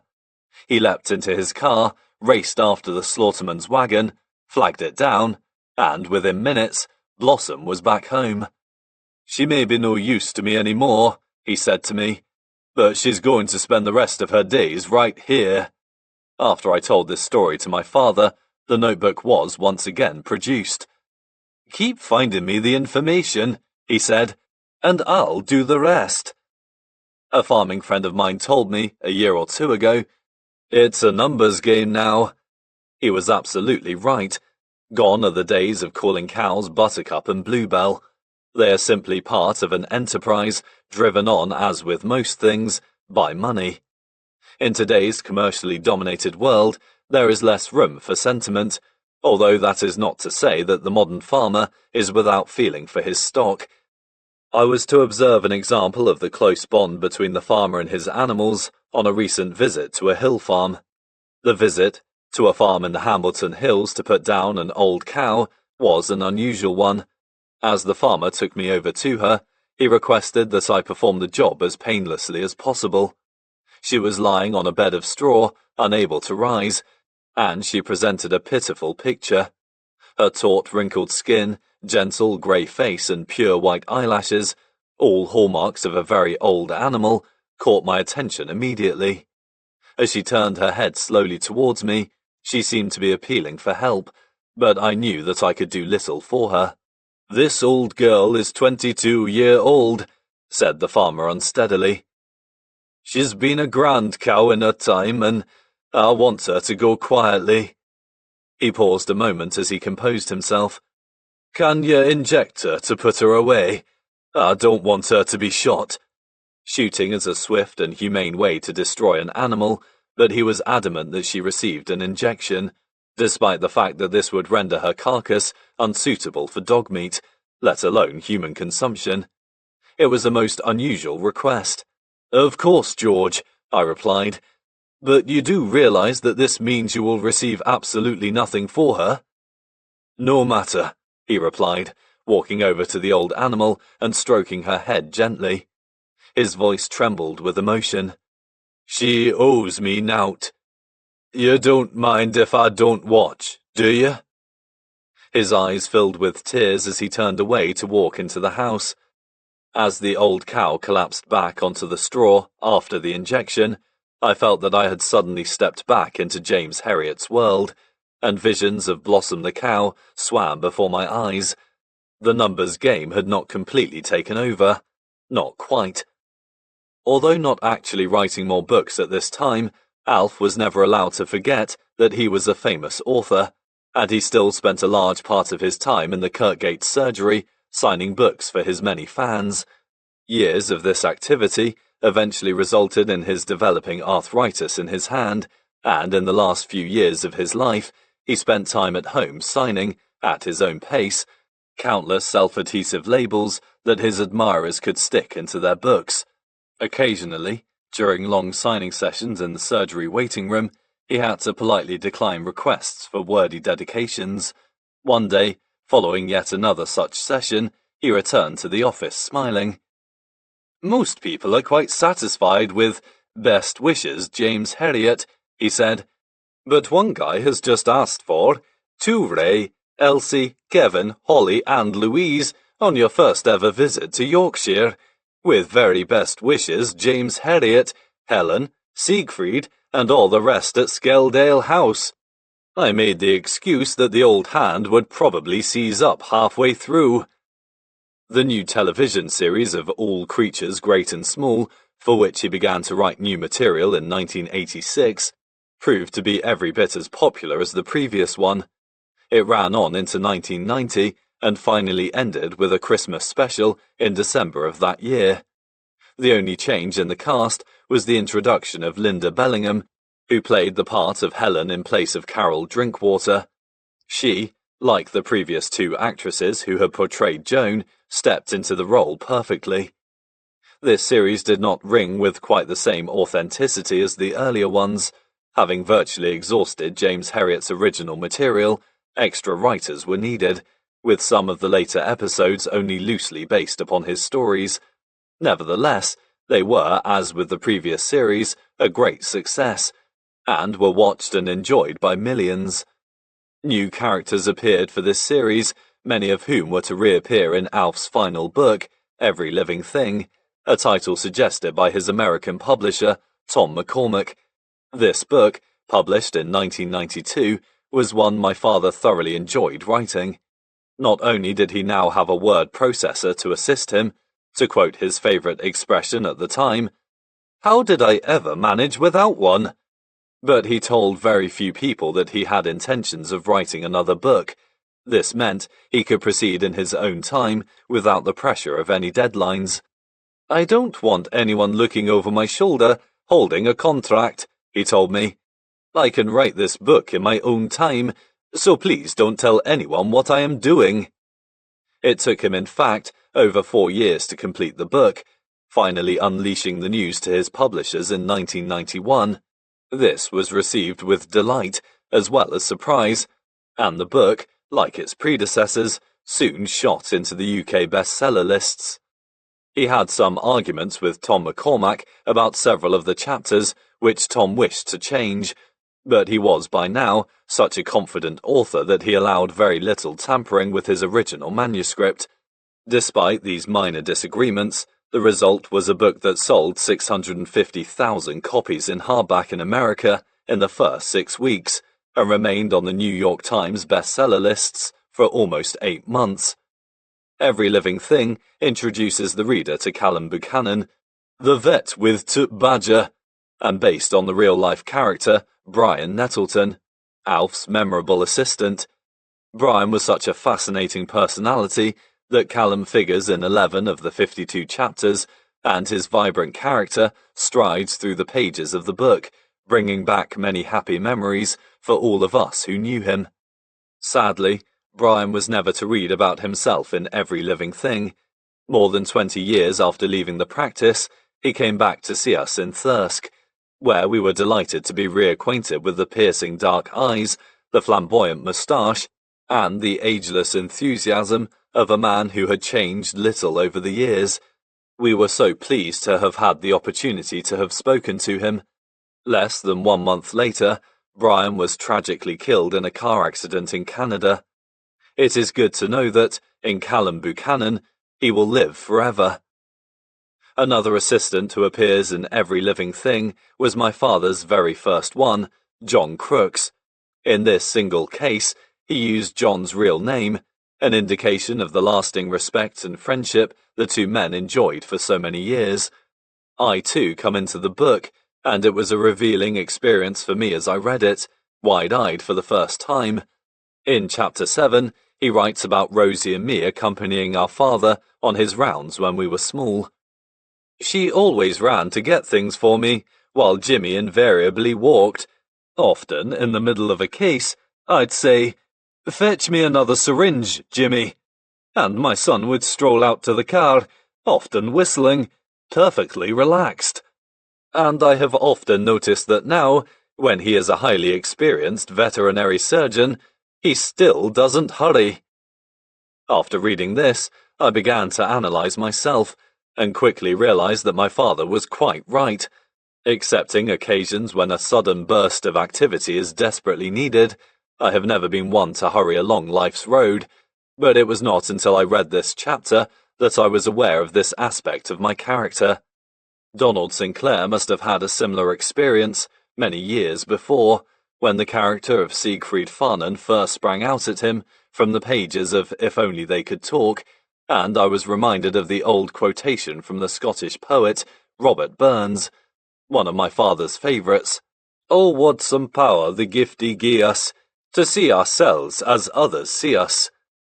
There have been occasions when people have stated that James Herriot was a writer of fiction, questioning the veracity of some of the stories and claiming that Herriot had simply used well-worn jokes to his own advantage.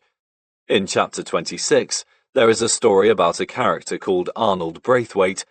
He is a boastful man who regales everyone in the local pub with stories of the many celebrities whom he claims to know personally.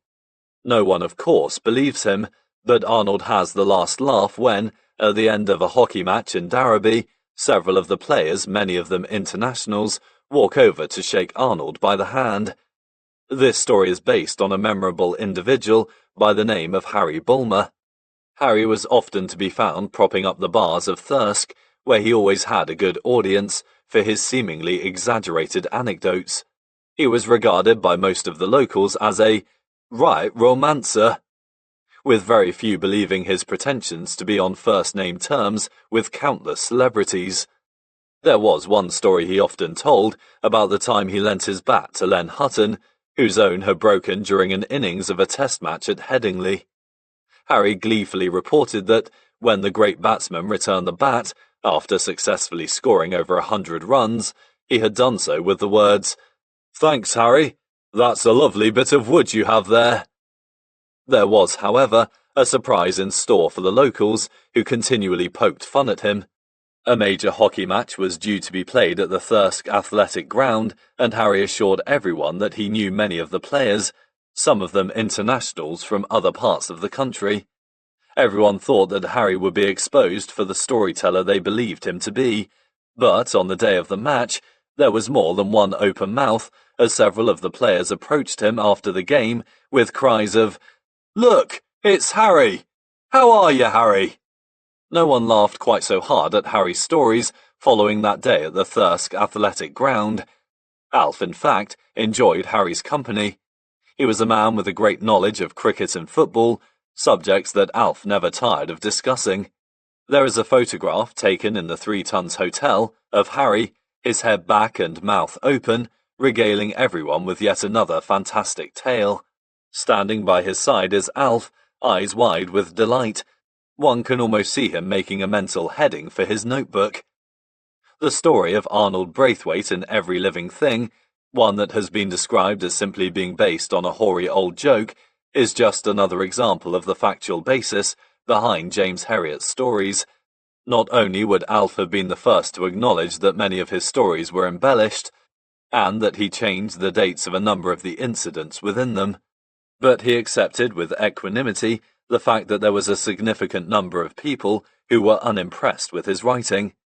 To be referred to as a writer of fiction, however, is something to which he would most certainly have taken exception. Throughout the second part of the 1980s, Alf was able to observe, from a comparative distance, the onward roll of the James Herriot industry. Despite the Herriot mania all around him, he succeeded in adopting a very low profile, and apart from devotedly signing thousands of books for his fans, to whom he always felt very grateful, his involvement with the celebrity status was minimal. He spoke little about it. Indeed, he could sometimes appear to be almost bored by the whole thing. He had additional opportunities to make big money by allowing his name to be used to endorse items such as pet feeds, but he would not countenance the idea. Displaying sparse interest in anything that smacked of commercialism, that old glazed look would come over his eyes whenever any strategies for making more money were suggested to him. One of the most striking features of my father's character was his vagueness. On many occasions when I was speaking to him, his glassy expression betrayed a mind that was racing away elsewhere. Some subjects that particularly failed to interest him could send him spinning off into a virtually hypnotic state within seconds, and it could be a frustrating experience trying to re-establish contact. One thing, however, that was always guaranteed to erase any film in front of his eyes was the mention of football, especially anything to do with Sunderland Football Club. Having become a season ticket holder, he rarely missed a home game, and the club were quick to realise that they had a major personality as a supporter. In 1991, having bought some shares in the club, he received a letter. It was one that meant a great deal to him. The directors were offering him the honorary position of life president of the club. In view of your lifelong support and loyalty, and your assistance and contribution in so many ways, you will be entitled to 2 free directors' box seats, car park, and the use of the 100 Club for all home games. We believe that you certainly deserve this recognition. He regarded this honor as one of the most satisfying he had ever received, but he declined the free seats in the directors' boxes, preferring instead to cheer his team along from among the crowd as he had always done on countless happy occasions throughout his life. His football team always provided him with wonderful entertainment. They were never a boring team, with almost every match seeming to have some significance, as they continually strived for either honours or sheer survival at the end of every season. In 1992, he had the great satisfaction of seeing Sunderland again perform in the FA Cup final at Wembley. He arranged seats at the stadium for a party of his family and friends, where, despite the team losing to Liverpool, everyone enjoyed a memorable day out. The club has now moved to a brand new stadium in Sunderland, where the chairman, Bob Murray, and his directors have set aside a room within it called the James Herriot Room. Pictures of Alf White adorn the walls, one photograph depicting his own football-playing days at Glasgow Veterinary College. The club has not forgotten the famous author, whose pleasure at the success of his team on the football field was never to take second place to that engendered by his astonishing literary achievements. After his death, a tribute appeared in the Northeast newspaper, the Sunday Sun, ending with the words, "For here was a genuine football man who truly understood the agony and the ecstasy of being a Sunderland supporter. A caring, compassionate man who loved all creatures great and small, and all creatures red and white." More honours were heaped on him during the late 1980s and early 1990s. In 1987, the Humane Society of the United States decided to make an annual award in his name to a person selected by the Society for conveying concern and compassion for animals. In April 1989, he was invited to address the World Small Animal Veterinary Association Congress that was to be held that year in Harrogate. This was a great honour that he could not refuse, and it was conveniently close to home, but he was full of trepidation about speaking in front of so many of his learned colleagues from all over the world. He rose to the occasion and, true to his character, delivered a speech full of modest references to his own life as a veterinarian. His self-effacing speech did little to prevent his being the star of the show. When it came to expertise and knowledge of the latest techniques in modern veterinary practice, he was, indeed, among his betters that day. But, as every veterinarian there realized, Alfred White's own contribution towards the image of his profession was unequaled. This was summed up by the highly respected American veterinarian, Dr. Stephen Ettinger. He stated in a television interview around that time, "Without any doubt, James Herriot is the most famous veterinarian in the world, and perhaps the most respected. He has shown the world that the veterinarian is the gentle doctor." In 1992, Alf became the first recipient of the British Veterinary Association's new Chiron Award for exceptional service to the veterinary profession, although by then he had retired from veterinary practice. At the end of 1989, feeling that he had little to contribute to the everyday activities within the practice, and suffering the indignity one day of being helped out of a pig pen by two youthful farm lads, he considered it might be time to call it a day, finding it increasingly difficult to keep pace with the huge changes occurring within his profession. He knew that he was making the right decision. He was by then 73 years old and had completed almost 50 years working as a veterinary surgeon. There had been times of triumph and disaster, days of happiness and despair, but, above all, there had been years of working at a job that had never failed to fascinate him. Donald Sinclair, although 5 years older than Alf, steadfastly refused to retire and continued to work on until 1991. But that year, he suffered a stroke which effectively ended his days at 23 Kirkgate. Incredibly, although perhaps unsurprisingly, Donald, who was admitted to hospital paralyzed down one side of his body, discharged himself 9 hours later. He made a complete recovery from that stroke and, within a few months, was, aged over 80, once again walking about in the hills above Southwoods Hall. Donald, living so close to Alf, was always around to brighten his life, as was Alex Taylor, but the late 1980s had seen the demise of more old friends, among them one of his greatest, Brian Sinclair. On the 13th of December 1988, Brian, who had been suffering for some time from circulatory problems, succumbed to a heart attack. Brian, who had always rejoiced in his portrayal as Tristan, had been one of Alf's closest friends, and it was a bleak day for him when he learned that he would never again look on his open and laughing face. It was a mournful occasion for us all as we attended his funeral in Harrogate, where many tears were shed for such a popular and respected man. I remember so well my father talking about his great friend shortly after his death. He spoke with great feeling about the man with whom he had spent so many uplifting hours of fun and laughter.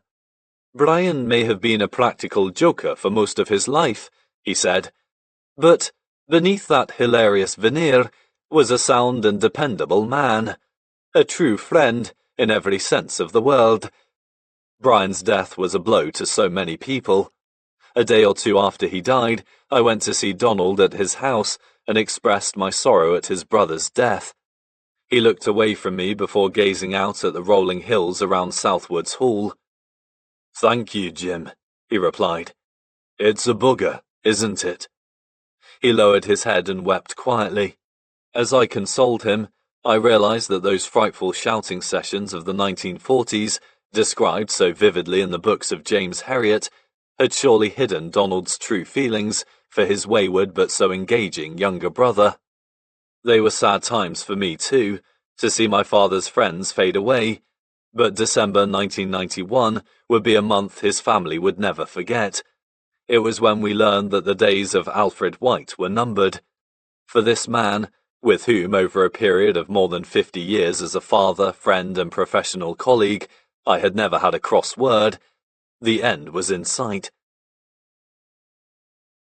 Chapter 29. Early one Friday morning in December 1991, I received a telephone call from Malcolm Whitaker, the consultant surgeon at the Friarage Hospital, North Allerton. He had some bleak news to convey. The previous month, Alf had suffered a severe rectal bleed while walking in the field behind his house and, following some tests, had eventually been admitted to hospital for an operation. During the preoperative examination, Mr. Whitaker had noticed a small lump in Alf's groin. "What is that?" he had asked. "I think it's just a benign lipoma, Malcolm," Alf had replied. The consultant had not been so sure. How long had it been there? "Oh, for several months." Having felt again around the nameless growth, Malcolm Whitaker had suggested a little further investigation. His suspicions had been well founded. Upon analysis, the harmless lipoma had proved a far different proposition. It was, in fact, an adenocarcinoma, a secondary cancerous spread from some primary source within the body, which, after tissue typing, was thought to be the prostate gland. All this was transmitted to me over the telephone that day, and it hit me like an express train. Having been informed that my mother and sister had already been told, I asked the consultant the obvious question: "How long has he got to live?" "It's difficult to say," replied the surgeon, whose voice then acquired a lighter note, as if trying to lift my feelings. "But he could have as much as 3 years. Having thanked Malcolm for his call, I sat down at the table and buried my head in my hands. Tears ran down my face as I tried to grasp the reality of the situation. 3 years. I kept thinking of the time span, hoping fervently that it would be longer.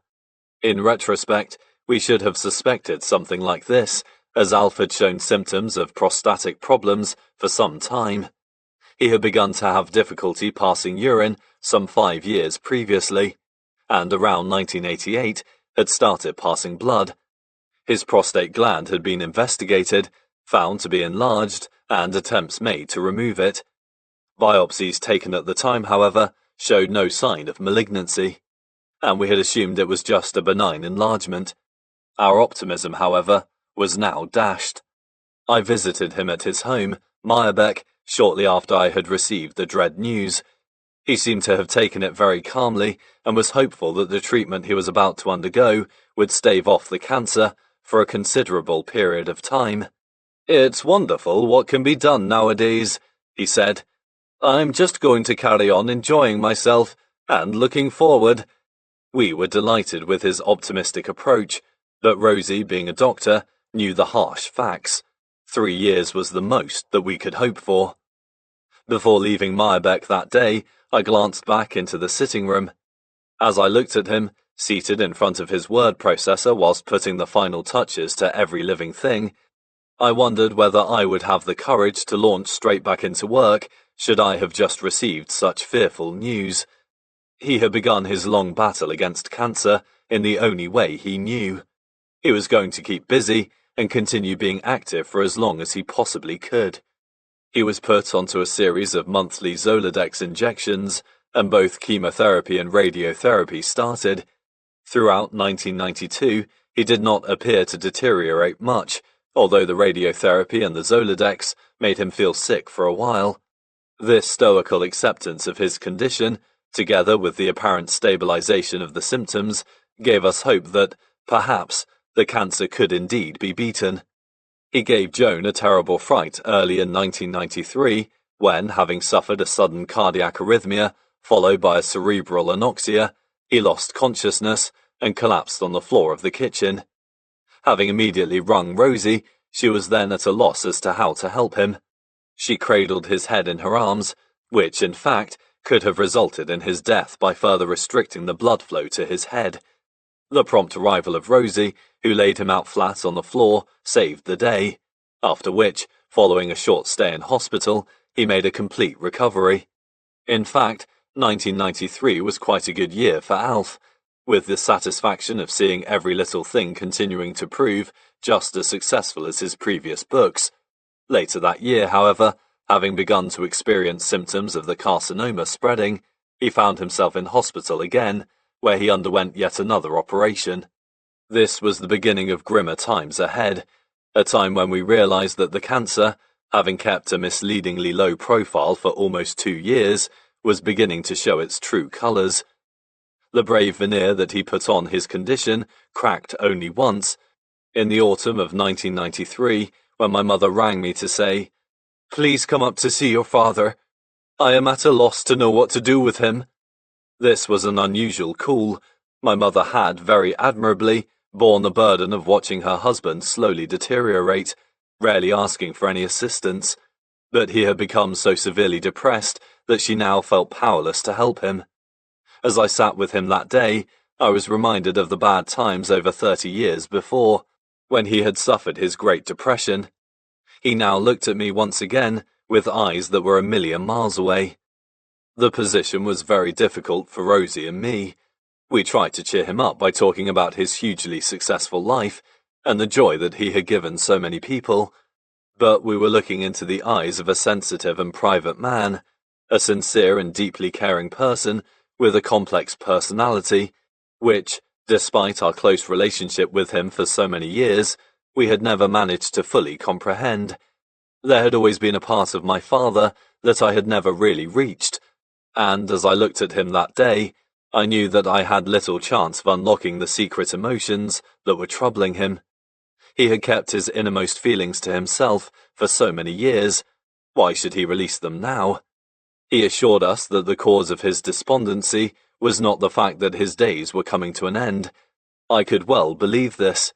Although without any strong religious faith to help him through those difficult times, he had not only always been a selfless man whose concern for the welfare of others transcended any thoughts of his own well-being, but he himself had no fear of death. During his short speech on the occasion of his golden wedding anniversary in 1991, he had spoken of his good fortune in having enjoyed such a fascinating and fruitful life, dominated by good health and a supportive wife and family, and that, whatever the future held for him, life had already dealt him a more than generous hand. Realizing that he still held that philosophy, and that he faced his future with a calm inevitability, I knew that the cause of his present depression was far deeper than just the bleak prospect of his worsening health. Those same mysterious emotions that had always simmered beneath the surface were, once again, exerting their influence. "What is the matter, Dad?" I asked. Well out of my depth, such a banal and basic question was delivered more in hope than expectation. He continued staring out of the window, and I remember his answer well. "I have this feeling of profound and overwhelming melancholy." He would say no more.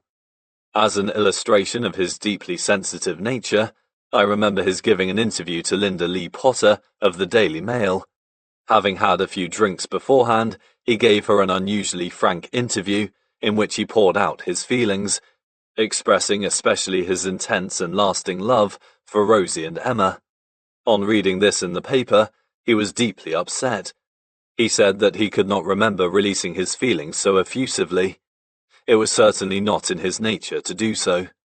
It was a full 2 years later before I fully realized how much this had affected him.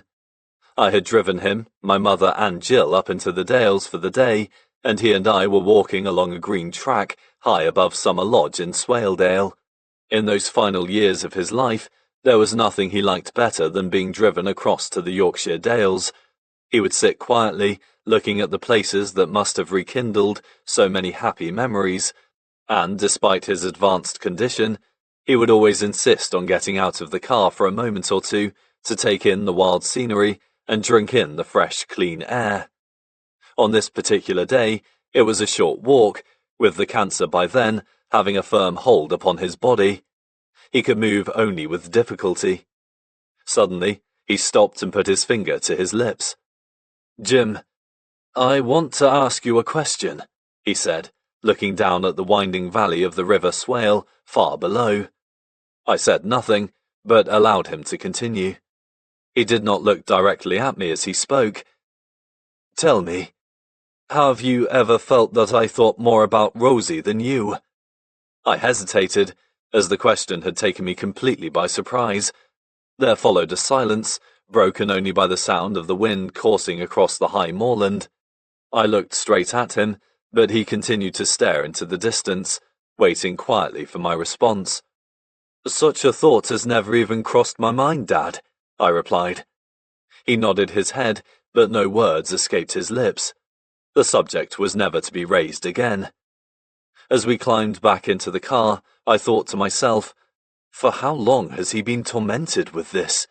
How much of an effort was it to ask that question? 1994 was a bad year. We watched him lose weight steadily as his condition became worse, and many were shocked at his appearance during the final year of his life. From the very first day that the cancer had been diagnosed, he expressed a wish that we should tell no one about it, but it did not take a qualified doctor to know the cause of his weight loss in those last few months. It was as though he was still trying to keep his troubles to himself, but everyone knew by then. He received a bad setback in June 1994. A sheep had strayed into his garden, and in trying to escape, shot past him and knocked him to the ground. Alf sustained a fracture of the femur, and once more, he found himself in hospital, where he underwent an operation to pin his leg. It was another period of severe pain, and one that he could well have done without. I have always admired the way he bore the distressing conditions that afflicted him in his last few years. Not only did the invasive cancer induce severe pain, but he had to endure the post-operative distress following each operation. He had managed to steer clear of hospitals for so many years, but at that time, he seemed to be in and out of them regularly. For reasons that I am unable to explain, the melancholic feeling that descended on him in 1993 did not last long, and the final 3 years of his life were certainly not ones entirely of gloom. He acquired satellite television, which proved to be a boon. He watched hours of sport, especially cricket, football and tennis, and in addition, he was able to enjoy many of the old comedy programs that were re-shown. His favourite comedians were a joy for him during his years of pain, and still managed to bring tears of laughter to his eyes. Despite the dark rumbling clouds of cancer, his outlook on life remained generally very positive as he continued to occupy himself fully. The continuing barrage of fan mail certainly kept him busy, and he tried to reply to all the letters that arrived at the house. He walked, gardened and read, just as he had done all his life. His mind remained very alert, and he continued to take an active interest in the world around him. Not only were his favourite newspapers read every day from cover to cover, as he maintained his lifelong interest in current affairs, but he continued reading books almost until the end. When I went to see him a few days before he died, he was reading one of his all-time favourites, the historical romances of Sir Arthur Conan Doyle. "What a wonderful book this is," he said. "I have read it umpteen times, and it still grabs me. That is the mark of a great writer." "I think that your books have grabbed a few people as well, Dad," I replied, wondering whether he realized that his books, like those of one of his most favourite authors, had been and would be read over and over again, and that many of his fans regarded him too as a fine writer. I am not sure that he did. Throughout his life, he always said he was just an average writer who had struck lucky. Rosie and I went to see him regularly, and in the last few weeks of his life, he was often to be found stretched out on the sofa, watching the television. But he always gathered the strength to get to his feet. When we left, he always came to see us off with the words, "Thanks for coming." Thanks for coming. It was as though he regarded our visits as a duty we felt that we had to perform. We both told him that his company was, and always had been, very special to us. Whether this self-effacing man really believed us or not, we shall never know. His failing health did little to slow down the onward march of the James Herriot industry, and in 1993, a video, James Herriot's Yorkshire, was produced. It featured Christopher Timothy in some of James Herriot's favourite locations, and 22,000 copies were sold by Christmas of that year. The health of James Herriot may have been declining, but his name stood as strongly as ever. The video was launched at a private showing in Leeds that October, where the title of Honorary Yorkshireman was conferred on Alf White and Chris Timothy. As my father was not well enough to attend the reception, I accepted the honour on his behalf. He was very proud to have been recognised by his adopted county, one that he had done so much for. In 1994, his book James Herriot's Cat Stories was published. This book was like the earlier James Herriot's dog stories, in that it contained chapters taken from all his previous books, but otherwise it was very different. For a start, it was a small book and very short. The reason for this was simple. Alf had not written many stories about cats.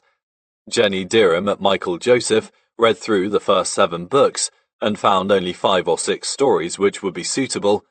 The rest, she said, had a tendency to be about splattered cats arriving on the operating table after being hit by cars. Since the stories were to be illustrated throughout in colour, these were not very suitable. When she heard that Alf was writing one more book, Every Living Thing, she asked if he could possibly write some nice cat stories which could go into the later compilation. Alf, as always, helpfully agreed.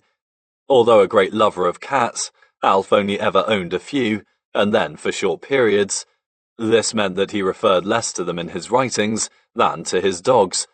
He had them as a boy in Glasgow, and he and Joan once had a sweet little tabby called Topsy, but after her premature death, they did not get another for over 10 years until Oscar arrived.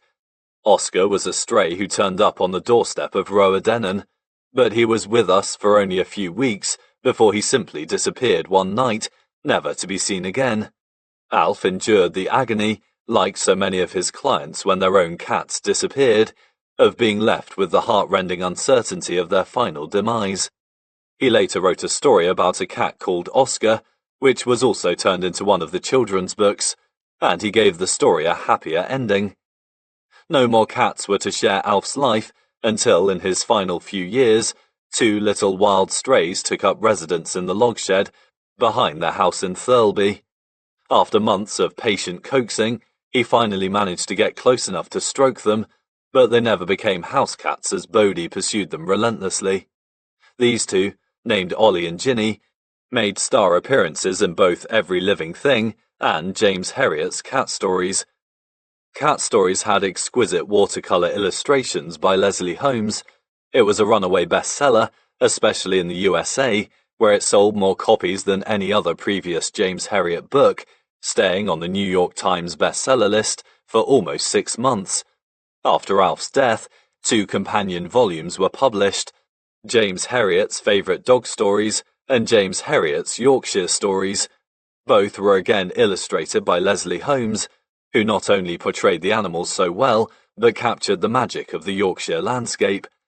Towards the end of 1994, Alf received what was to be the last tribute paid to him prior to his death. It was also one that meant a great deal to him. In November, he received a letter from the Dean of the University of Glasgow Veterinary School, Professor Norman Wright, in which it was proposed that the new library in the school be named the James Herriot Library. It was in recognition of his services to the profession, and the letter went on to say that the veterinary school was very proud that James Herriot was a graduate of Glasgow, and could they have permission to use his name. Deeply moved by this proposed dedication, he replied in his letter of acceptance, "I regard this as the greatest honour to ever have been bestowed upon me." He had many tributes paid to him throughout a distinguished veterinary and literary career, but his response to this final appreciation revealed an undiminished affection for the city in which he spent the formative years of his life. As well as this final tribute from his old alma mater, visits to Sunderland to watch his football team served to lighten his flickering last few weeks. Despite his rapidly failing strength, he insisted on following the fortunes of his team, his last visit being in early 1995, only 1 month prior to his death.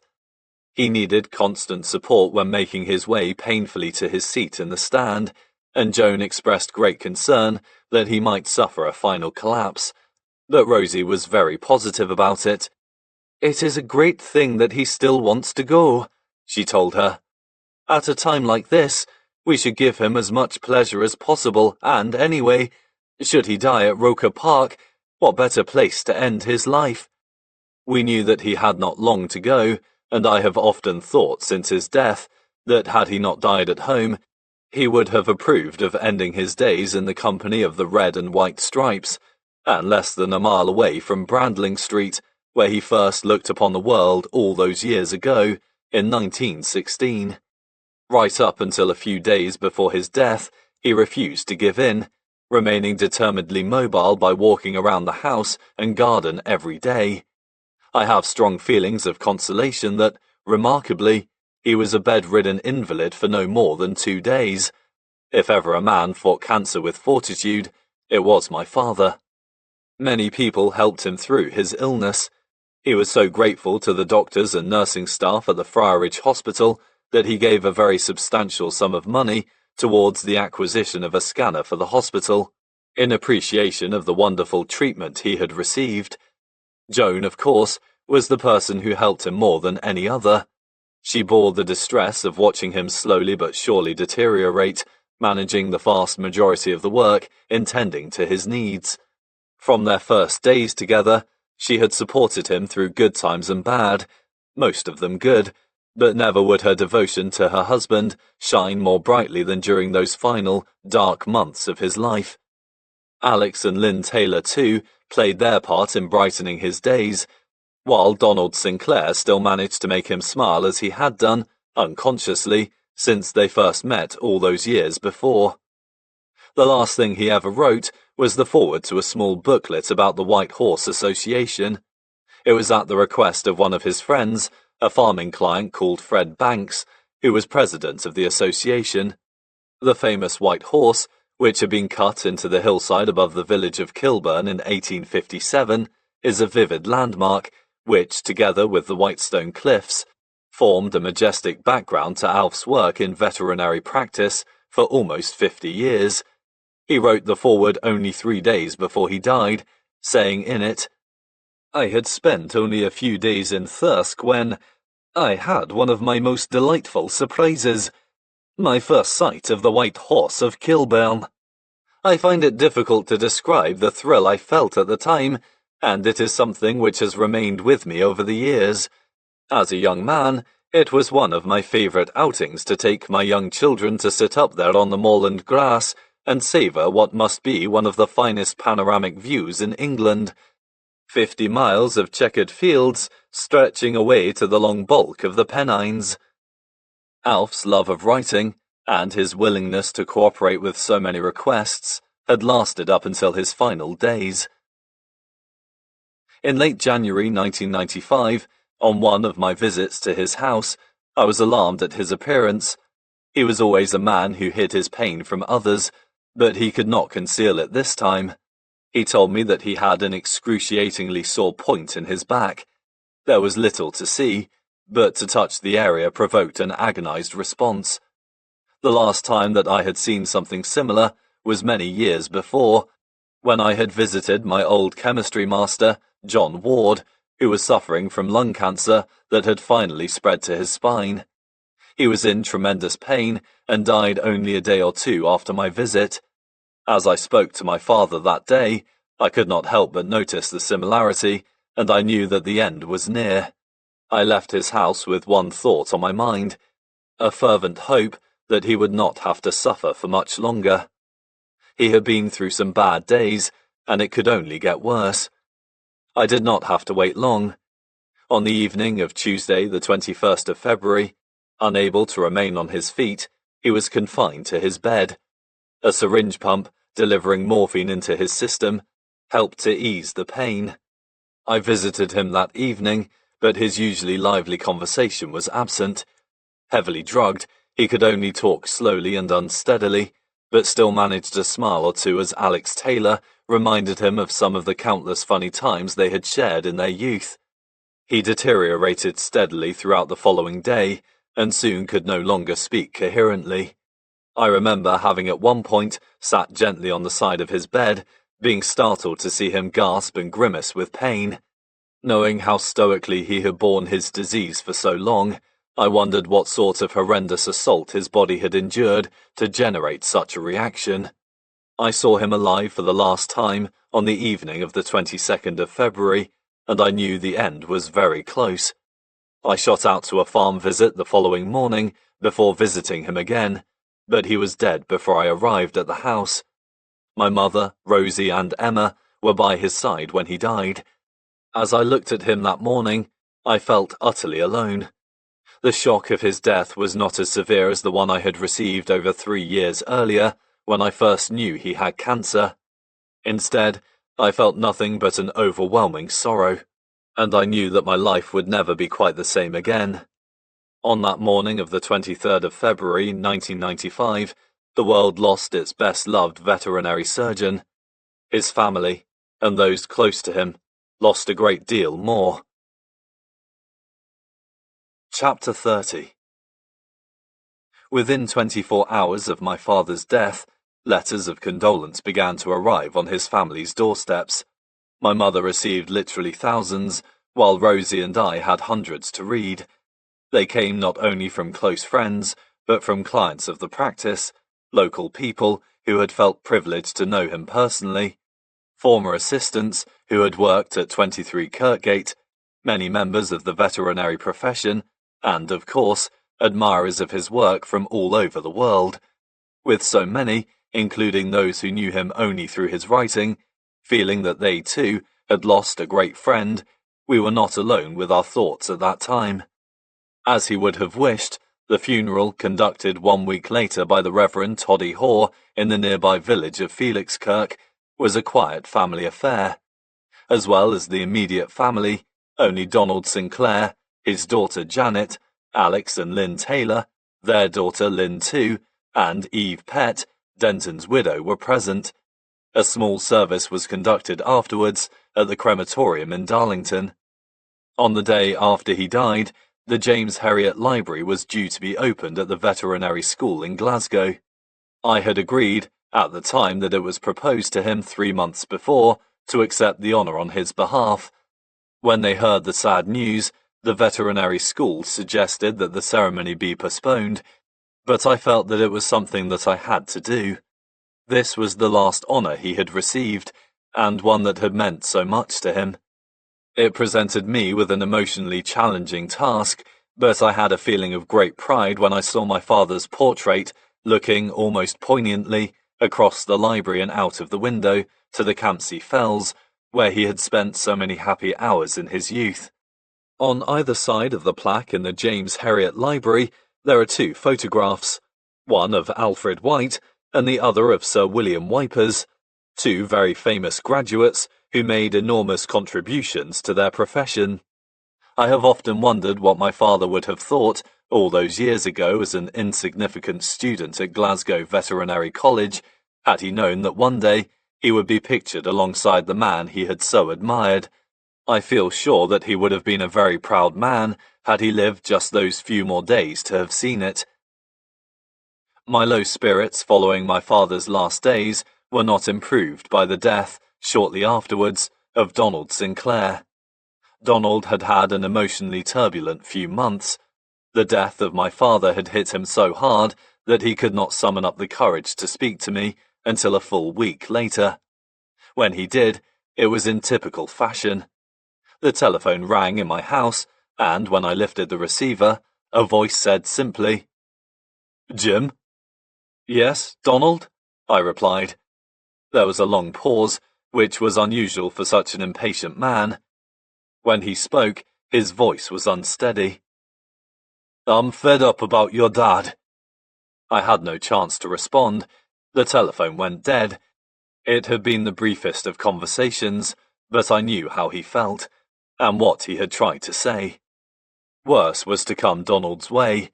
His wife Audrey, who had been failing for some time, died that June, 3.5 months after my father. Donald had been totally devoted to her throughout their 52 years together, and following this devastating blow, he seemed like a lost person. drained of all his humour and vitality. One day, not long after Audrey's death, he walked into the surgery in Kirkgate and stood beside me as I operated on a dog. He had always been a startlingly thin man, but on that day he seemed to have shrunk to almost nothing. That gloriously volatile aura of eccentricity was absent as he stood quietly, observing me at work. The wonderful character I had known for so many years bore little resemblance to the old man at my side, and I felt a pang of sympathy as I glanced at his face, one that betrayed an air of loneliness and hopelessness. Suddenly, he broke the silence. "Jim, do you mind if I come and live here?"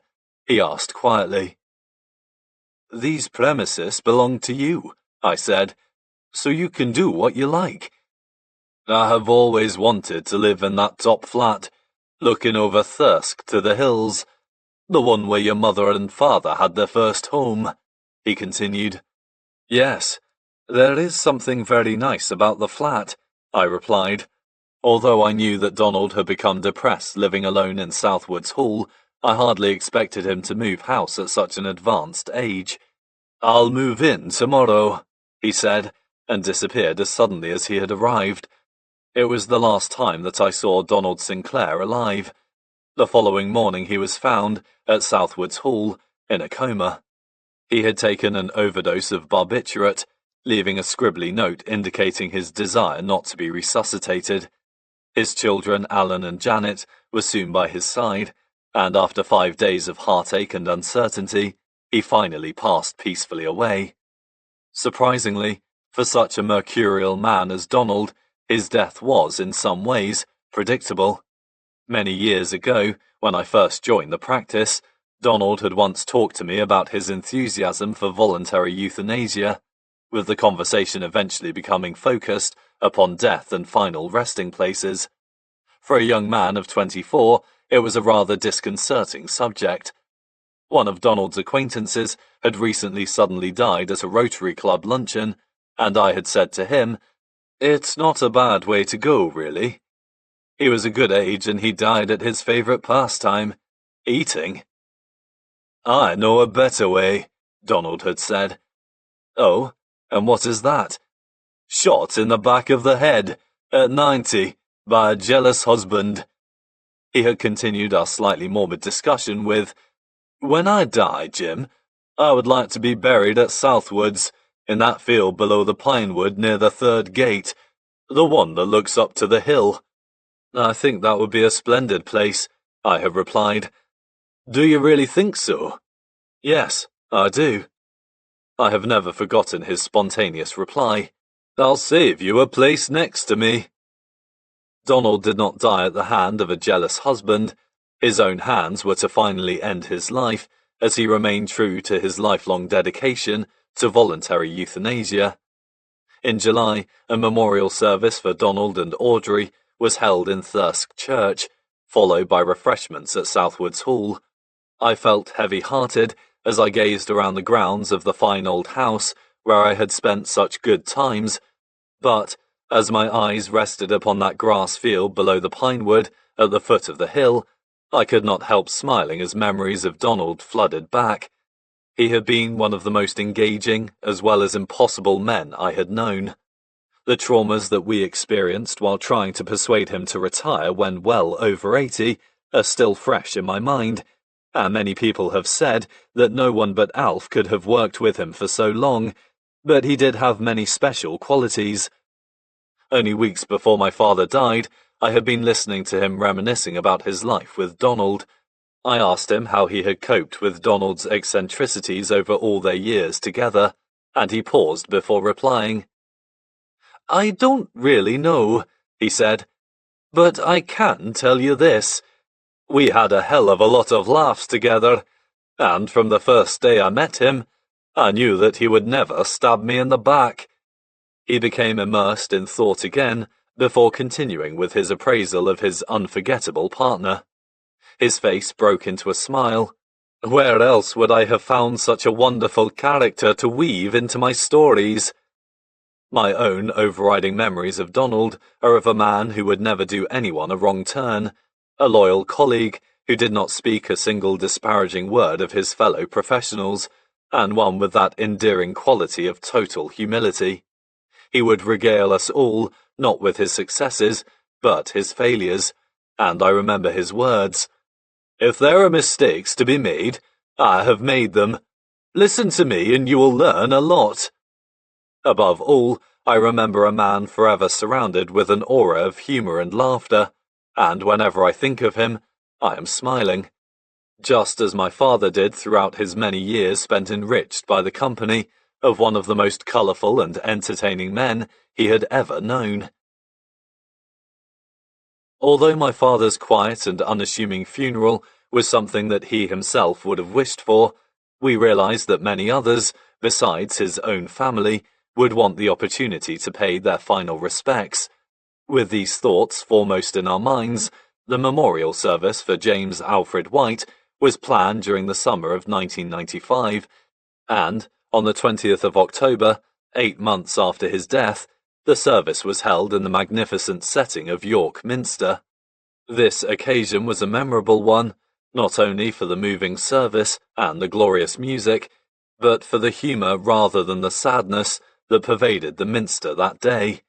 It was truly a celebration of a life that had meant so much to so many. Chris Timothy and Robert Hardy both gave virtuoso performances, reading extracts from James Herriot and P.G. Wodehouse. I gave an address, Rosie's daughter Emma gave a reading, and Alex Taylor delivered a moving tribute to his oldest friend. My daughter Zoe played the trumpet during the ceremony as part of the St. Peter's School brass group, part of which included a fanfare on the theme music from All Creatures Great and Small, especially composed by the St. Peter's School music master, Andrew Wright. 2,300 people attended the service. There were representatives from the Royal College of Veterinary Surgeons, the British Veterinary Association, and many other professional bodies. His associates from the publishing world were represented, as well as countless friends, clients of the practice, and former assistants who had learned so much from him in those first uncertain steps in their careers. Fans of his books came from all over the country, from Scotland to the south coast of England, many to honour a man who simply through his writing was someone they felt they really knew. My father had remained astonished by his success until the very end of his life, and I too found the occasion at the Minster almost too much to grasp. I felt privileged to have had a father who had achieved so much from modest beginnings, one to whom so many people had poured into York Minster to pay their respects. No one, of course, felt the death of my father more keenly than my mother. She had not only lost a husband whom she had loved dearly, but one with whom she had shared a happy and fulfilling life. The quiet house after his death was something that she, as with so many other widowed people, had to learn to live with. Fortunately, in Bodie, the Border Terrier, she still had someone to look after. But this ceased when I put Bodie to sleep 18 months after my father's death. My mother, however, is not alone. My father was almost never without a dog, but the only animal that still stalks around his house is a tortoise-shell cat called Cheeky. Around the time I had the sad task of putting Bodie to sleep, this gentle little creature arrived on the doorstep, completely uninvited. I have always regarded this as a remarkably providential incident, and my mother has proved to be every bit as soft with her animals as her husband had been. This fortunate cat, as well as being fed as well as Alf White had been, has a centrally heated porch in which to sleep. The man who installed it could not quite believe what he was doing. "I've been asked to do some funny things in my time," he said to me. "But central heating? For a cat?" In March 1996, the veterinary practice of Sinclair and White moved from 23 Kirkgate to new premises on the outskirts of Thirsk. The old house may have had a certain charm, but with its long winding corridors, lack of space, and inadequate parking facilities, it had become a liability. We literally had to move to survive. The famous ivy-covered front with its red door, however, has been preserved as a memorial to James Herriot. In 1996, the local authority Hambleton District Council purchased the premises and have converted it into a visitor centre under the title of The World of James Herriot. Skeldale House will live on for many years to come, and it is a fitting tribute by the people of North Yorkshire to one of its most distinguished adopted sons. I have been asked many times whether my father would have approved of such a massive venture being undertaken in his name, especially as he always tended to shun publicity. He was always grateful for the low-key approach to his success by the local people, but they have revealed their true feelings for him in their overwhelming support for the project. I know that he would have been greatly moved by this gesture of appreciation and respect.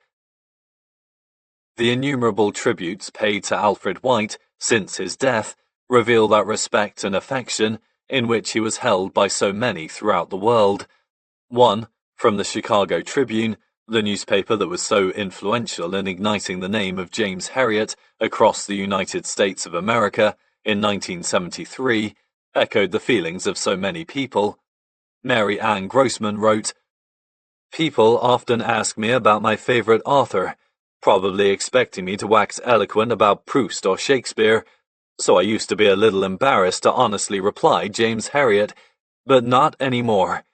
After spending a wonderful weekend rereading Herriot's books, I realized that his writing has everything. Finely drawn and colorful characters, empathy for humans and animals, a good story set in a gentler time, humor, respect for uneducated but hard-working people, and an appreciation of the land. But there's something else in Herriot's writing that I can't quite articulate. A glow of decency that makes people want to be better humans. I guess we call it spirituality these days. This profound belief of Herriot's that humans are linked to all animals, whether they be calves he helped birth or pampered pets like Tricky Woo, Mrs. Pumphrey's lovable but overfed Pekingese." Alf's own profession did not forget the massive contribution that his writing had made in enhancing the image of the veterinary surgeon. His very first veterinary assistant, John Crooks, wrote his obituary in the Veterinary Record in March 1995.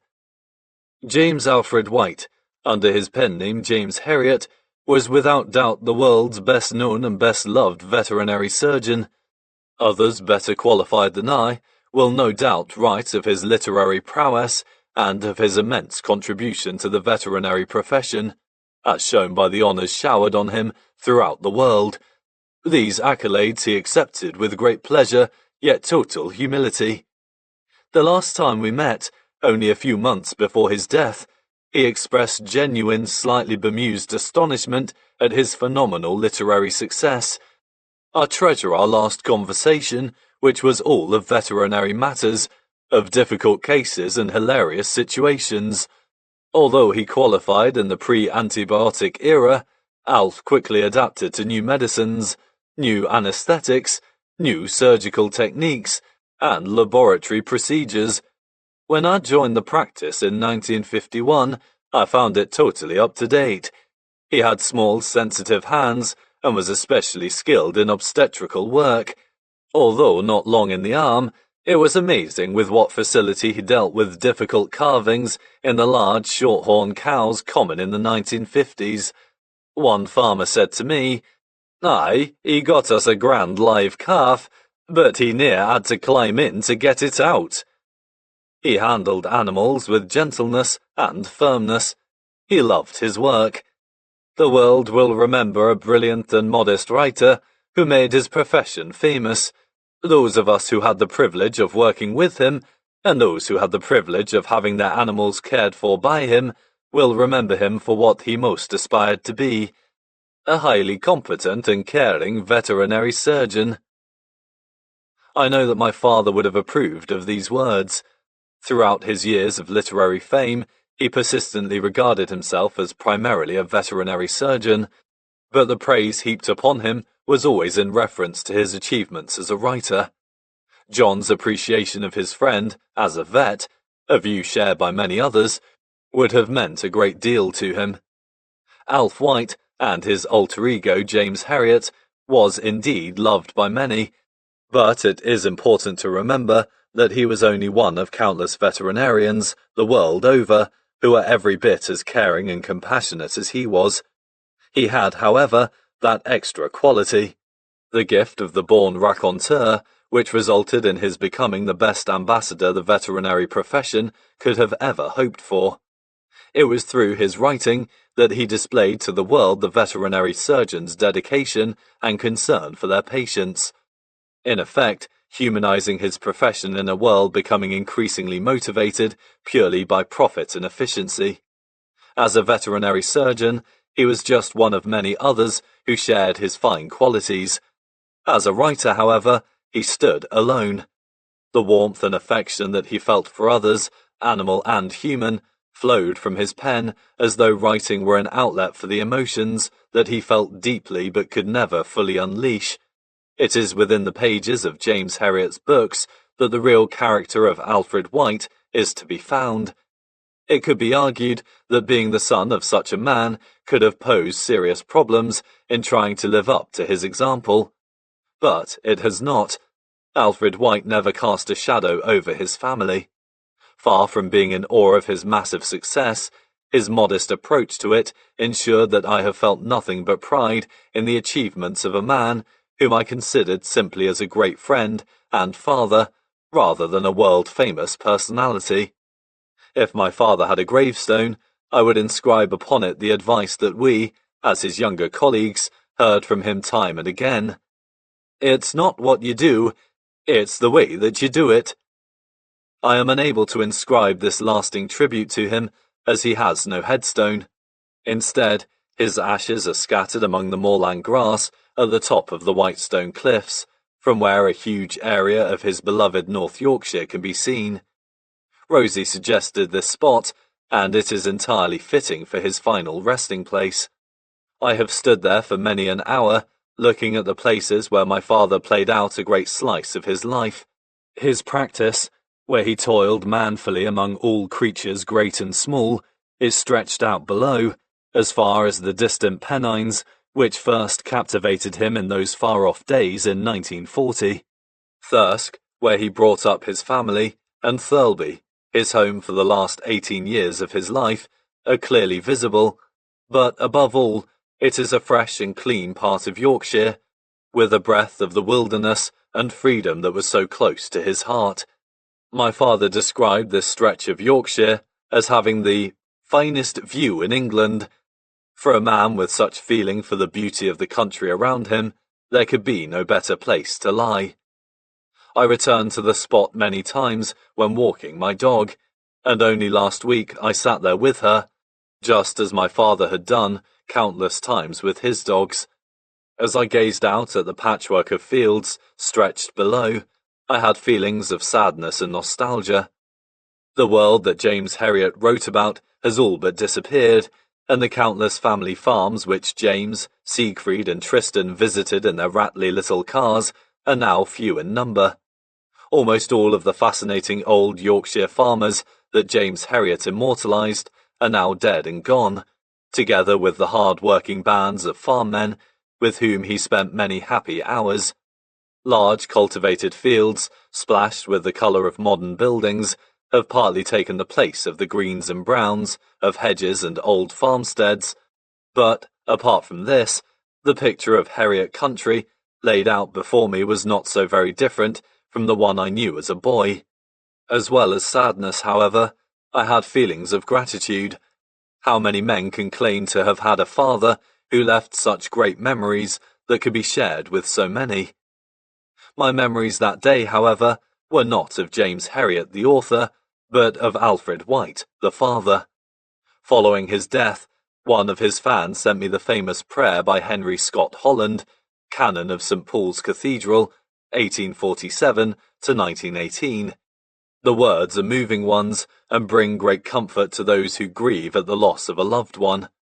The first and final sentences of the prayer seem to have especial significance at that time. Death is nothing at all. I have only slipped away into the next room. Why should I be out of mind because I am out of sight? I am waiting for you, for an interval, somewhere very near, just round the corner. All is well.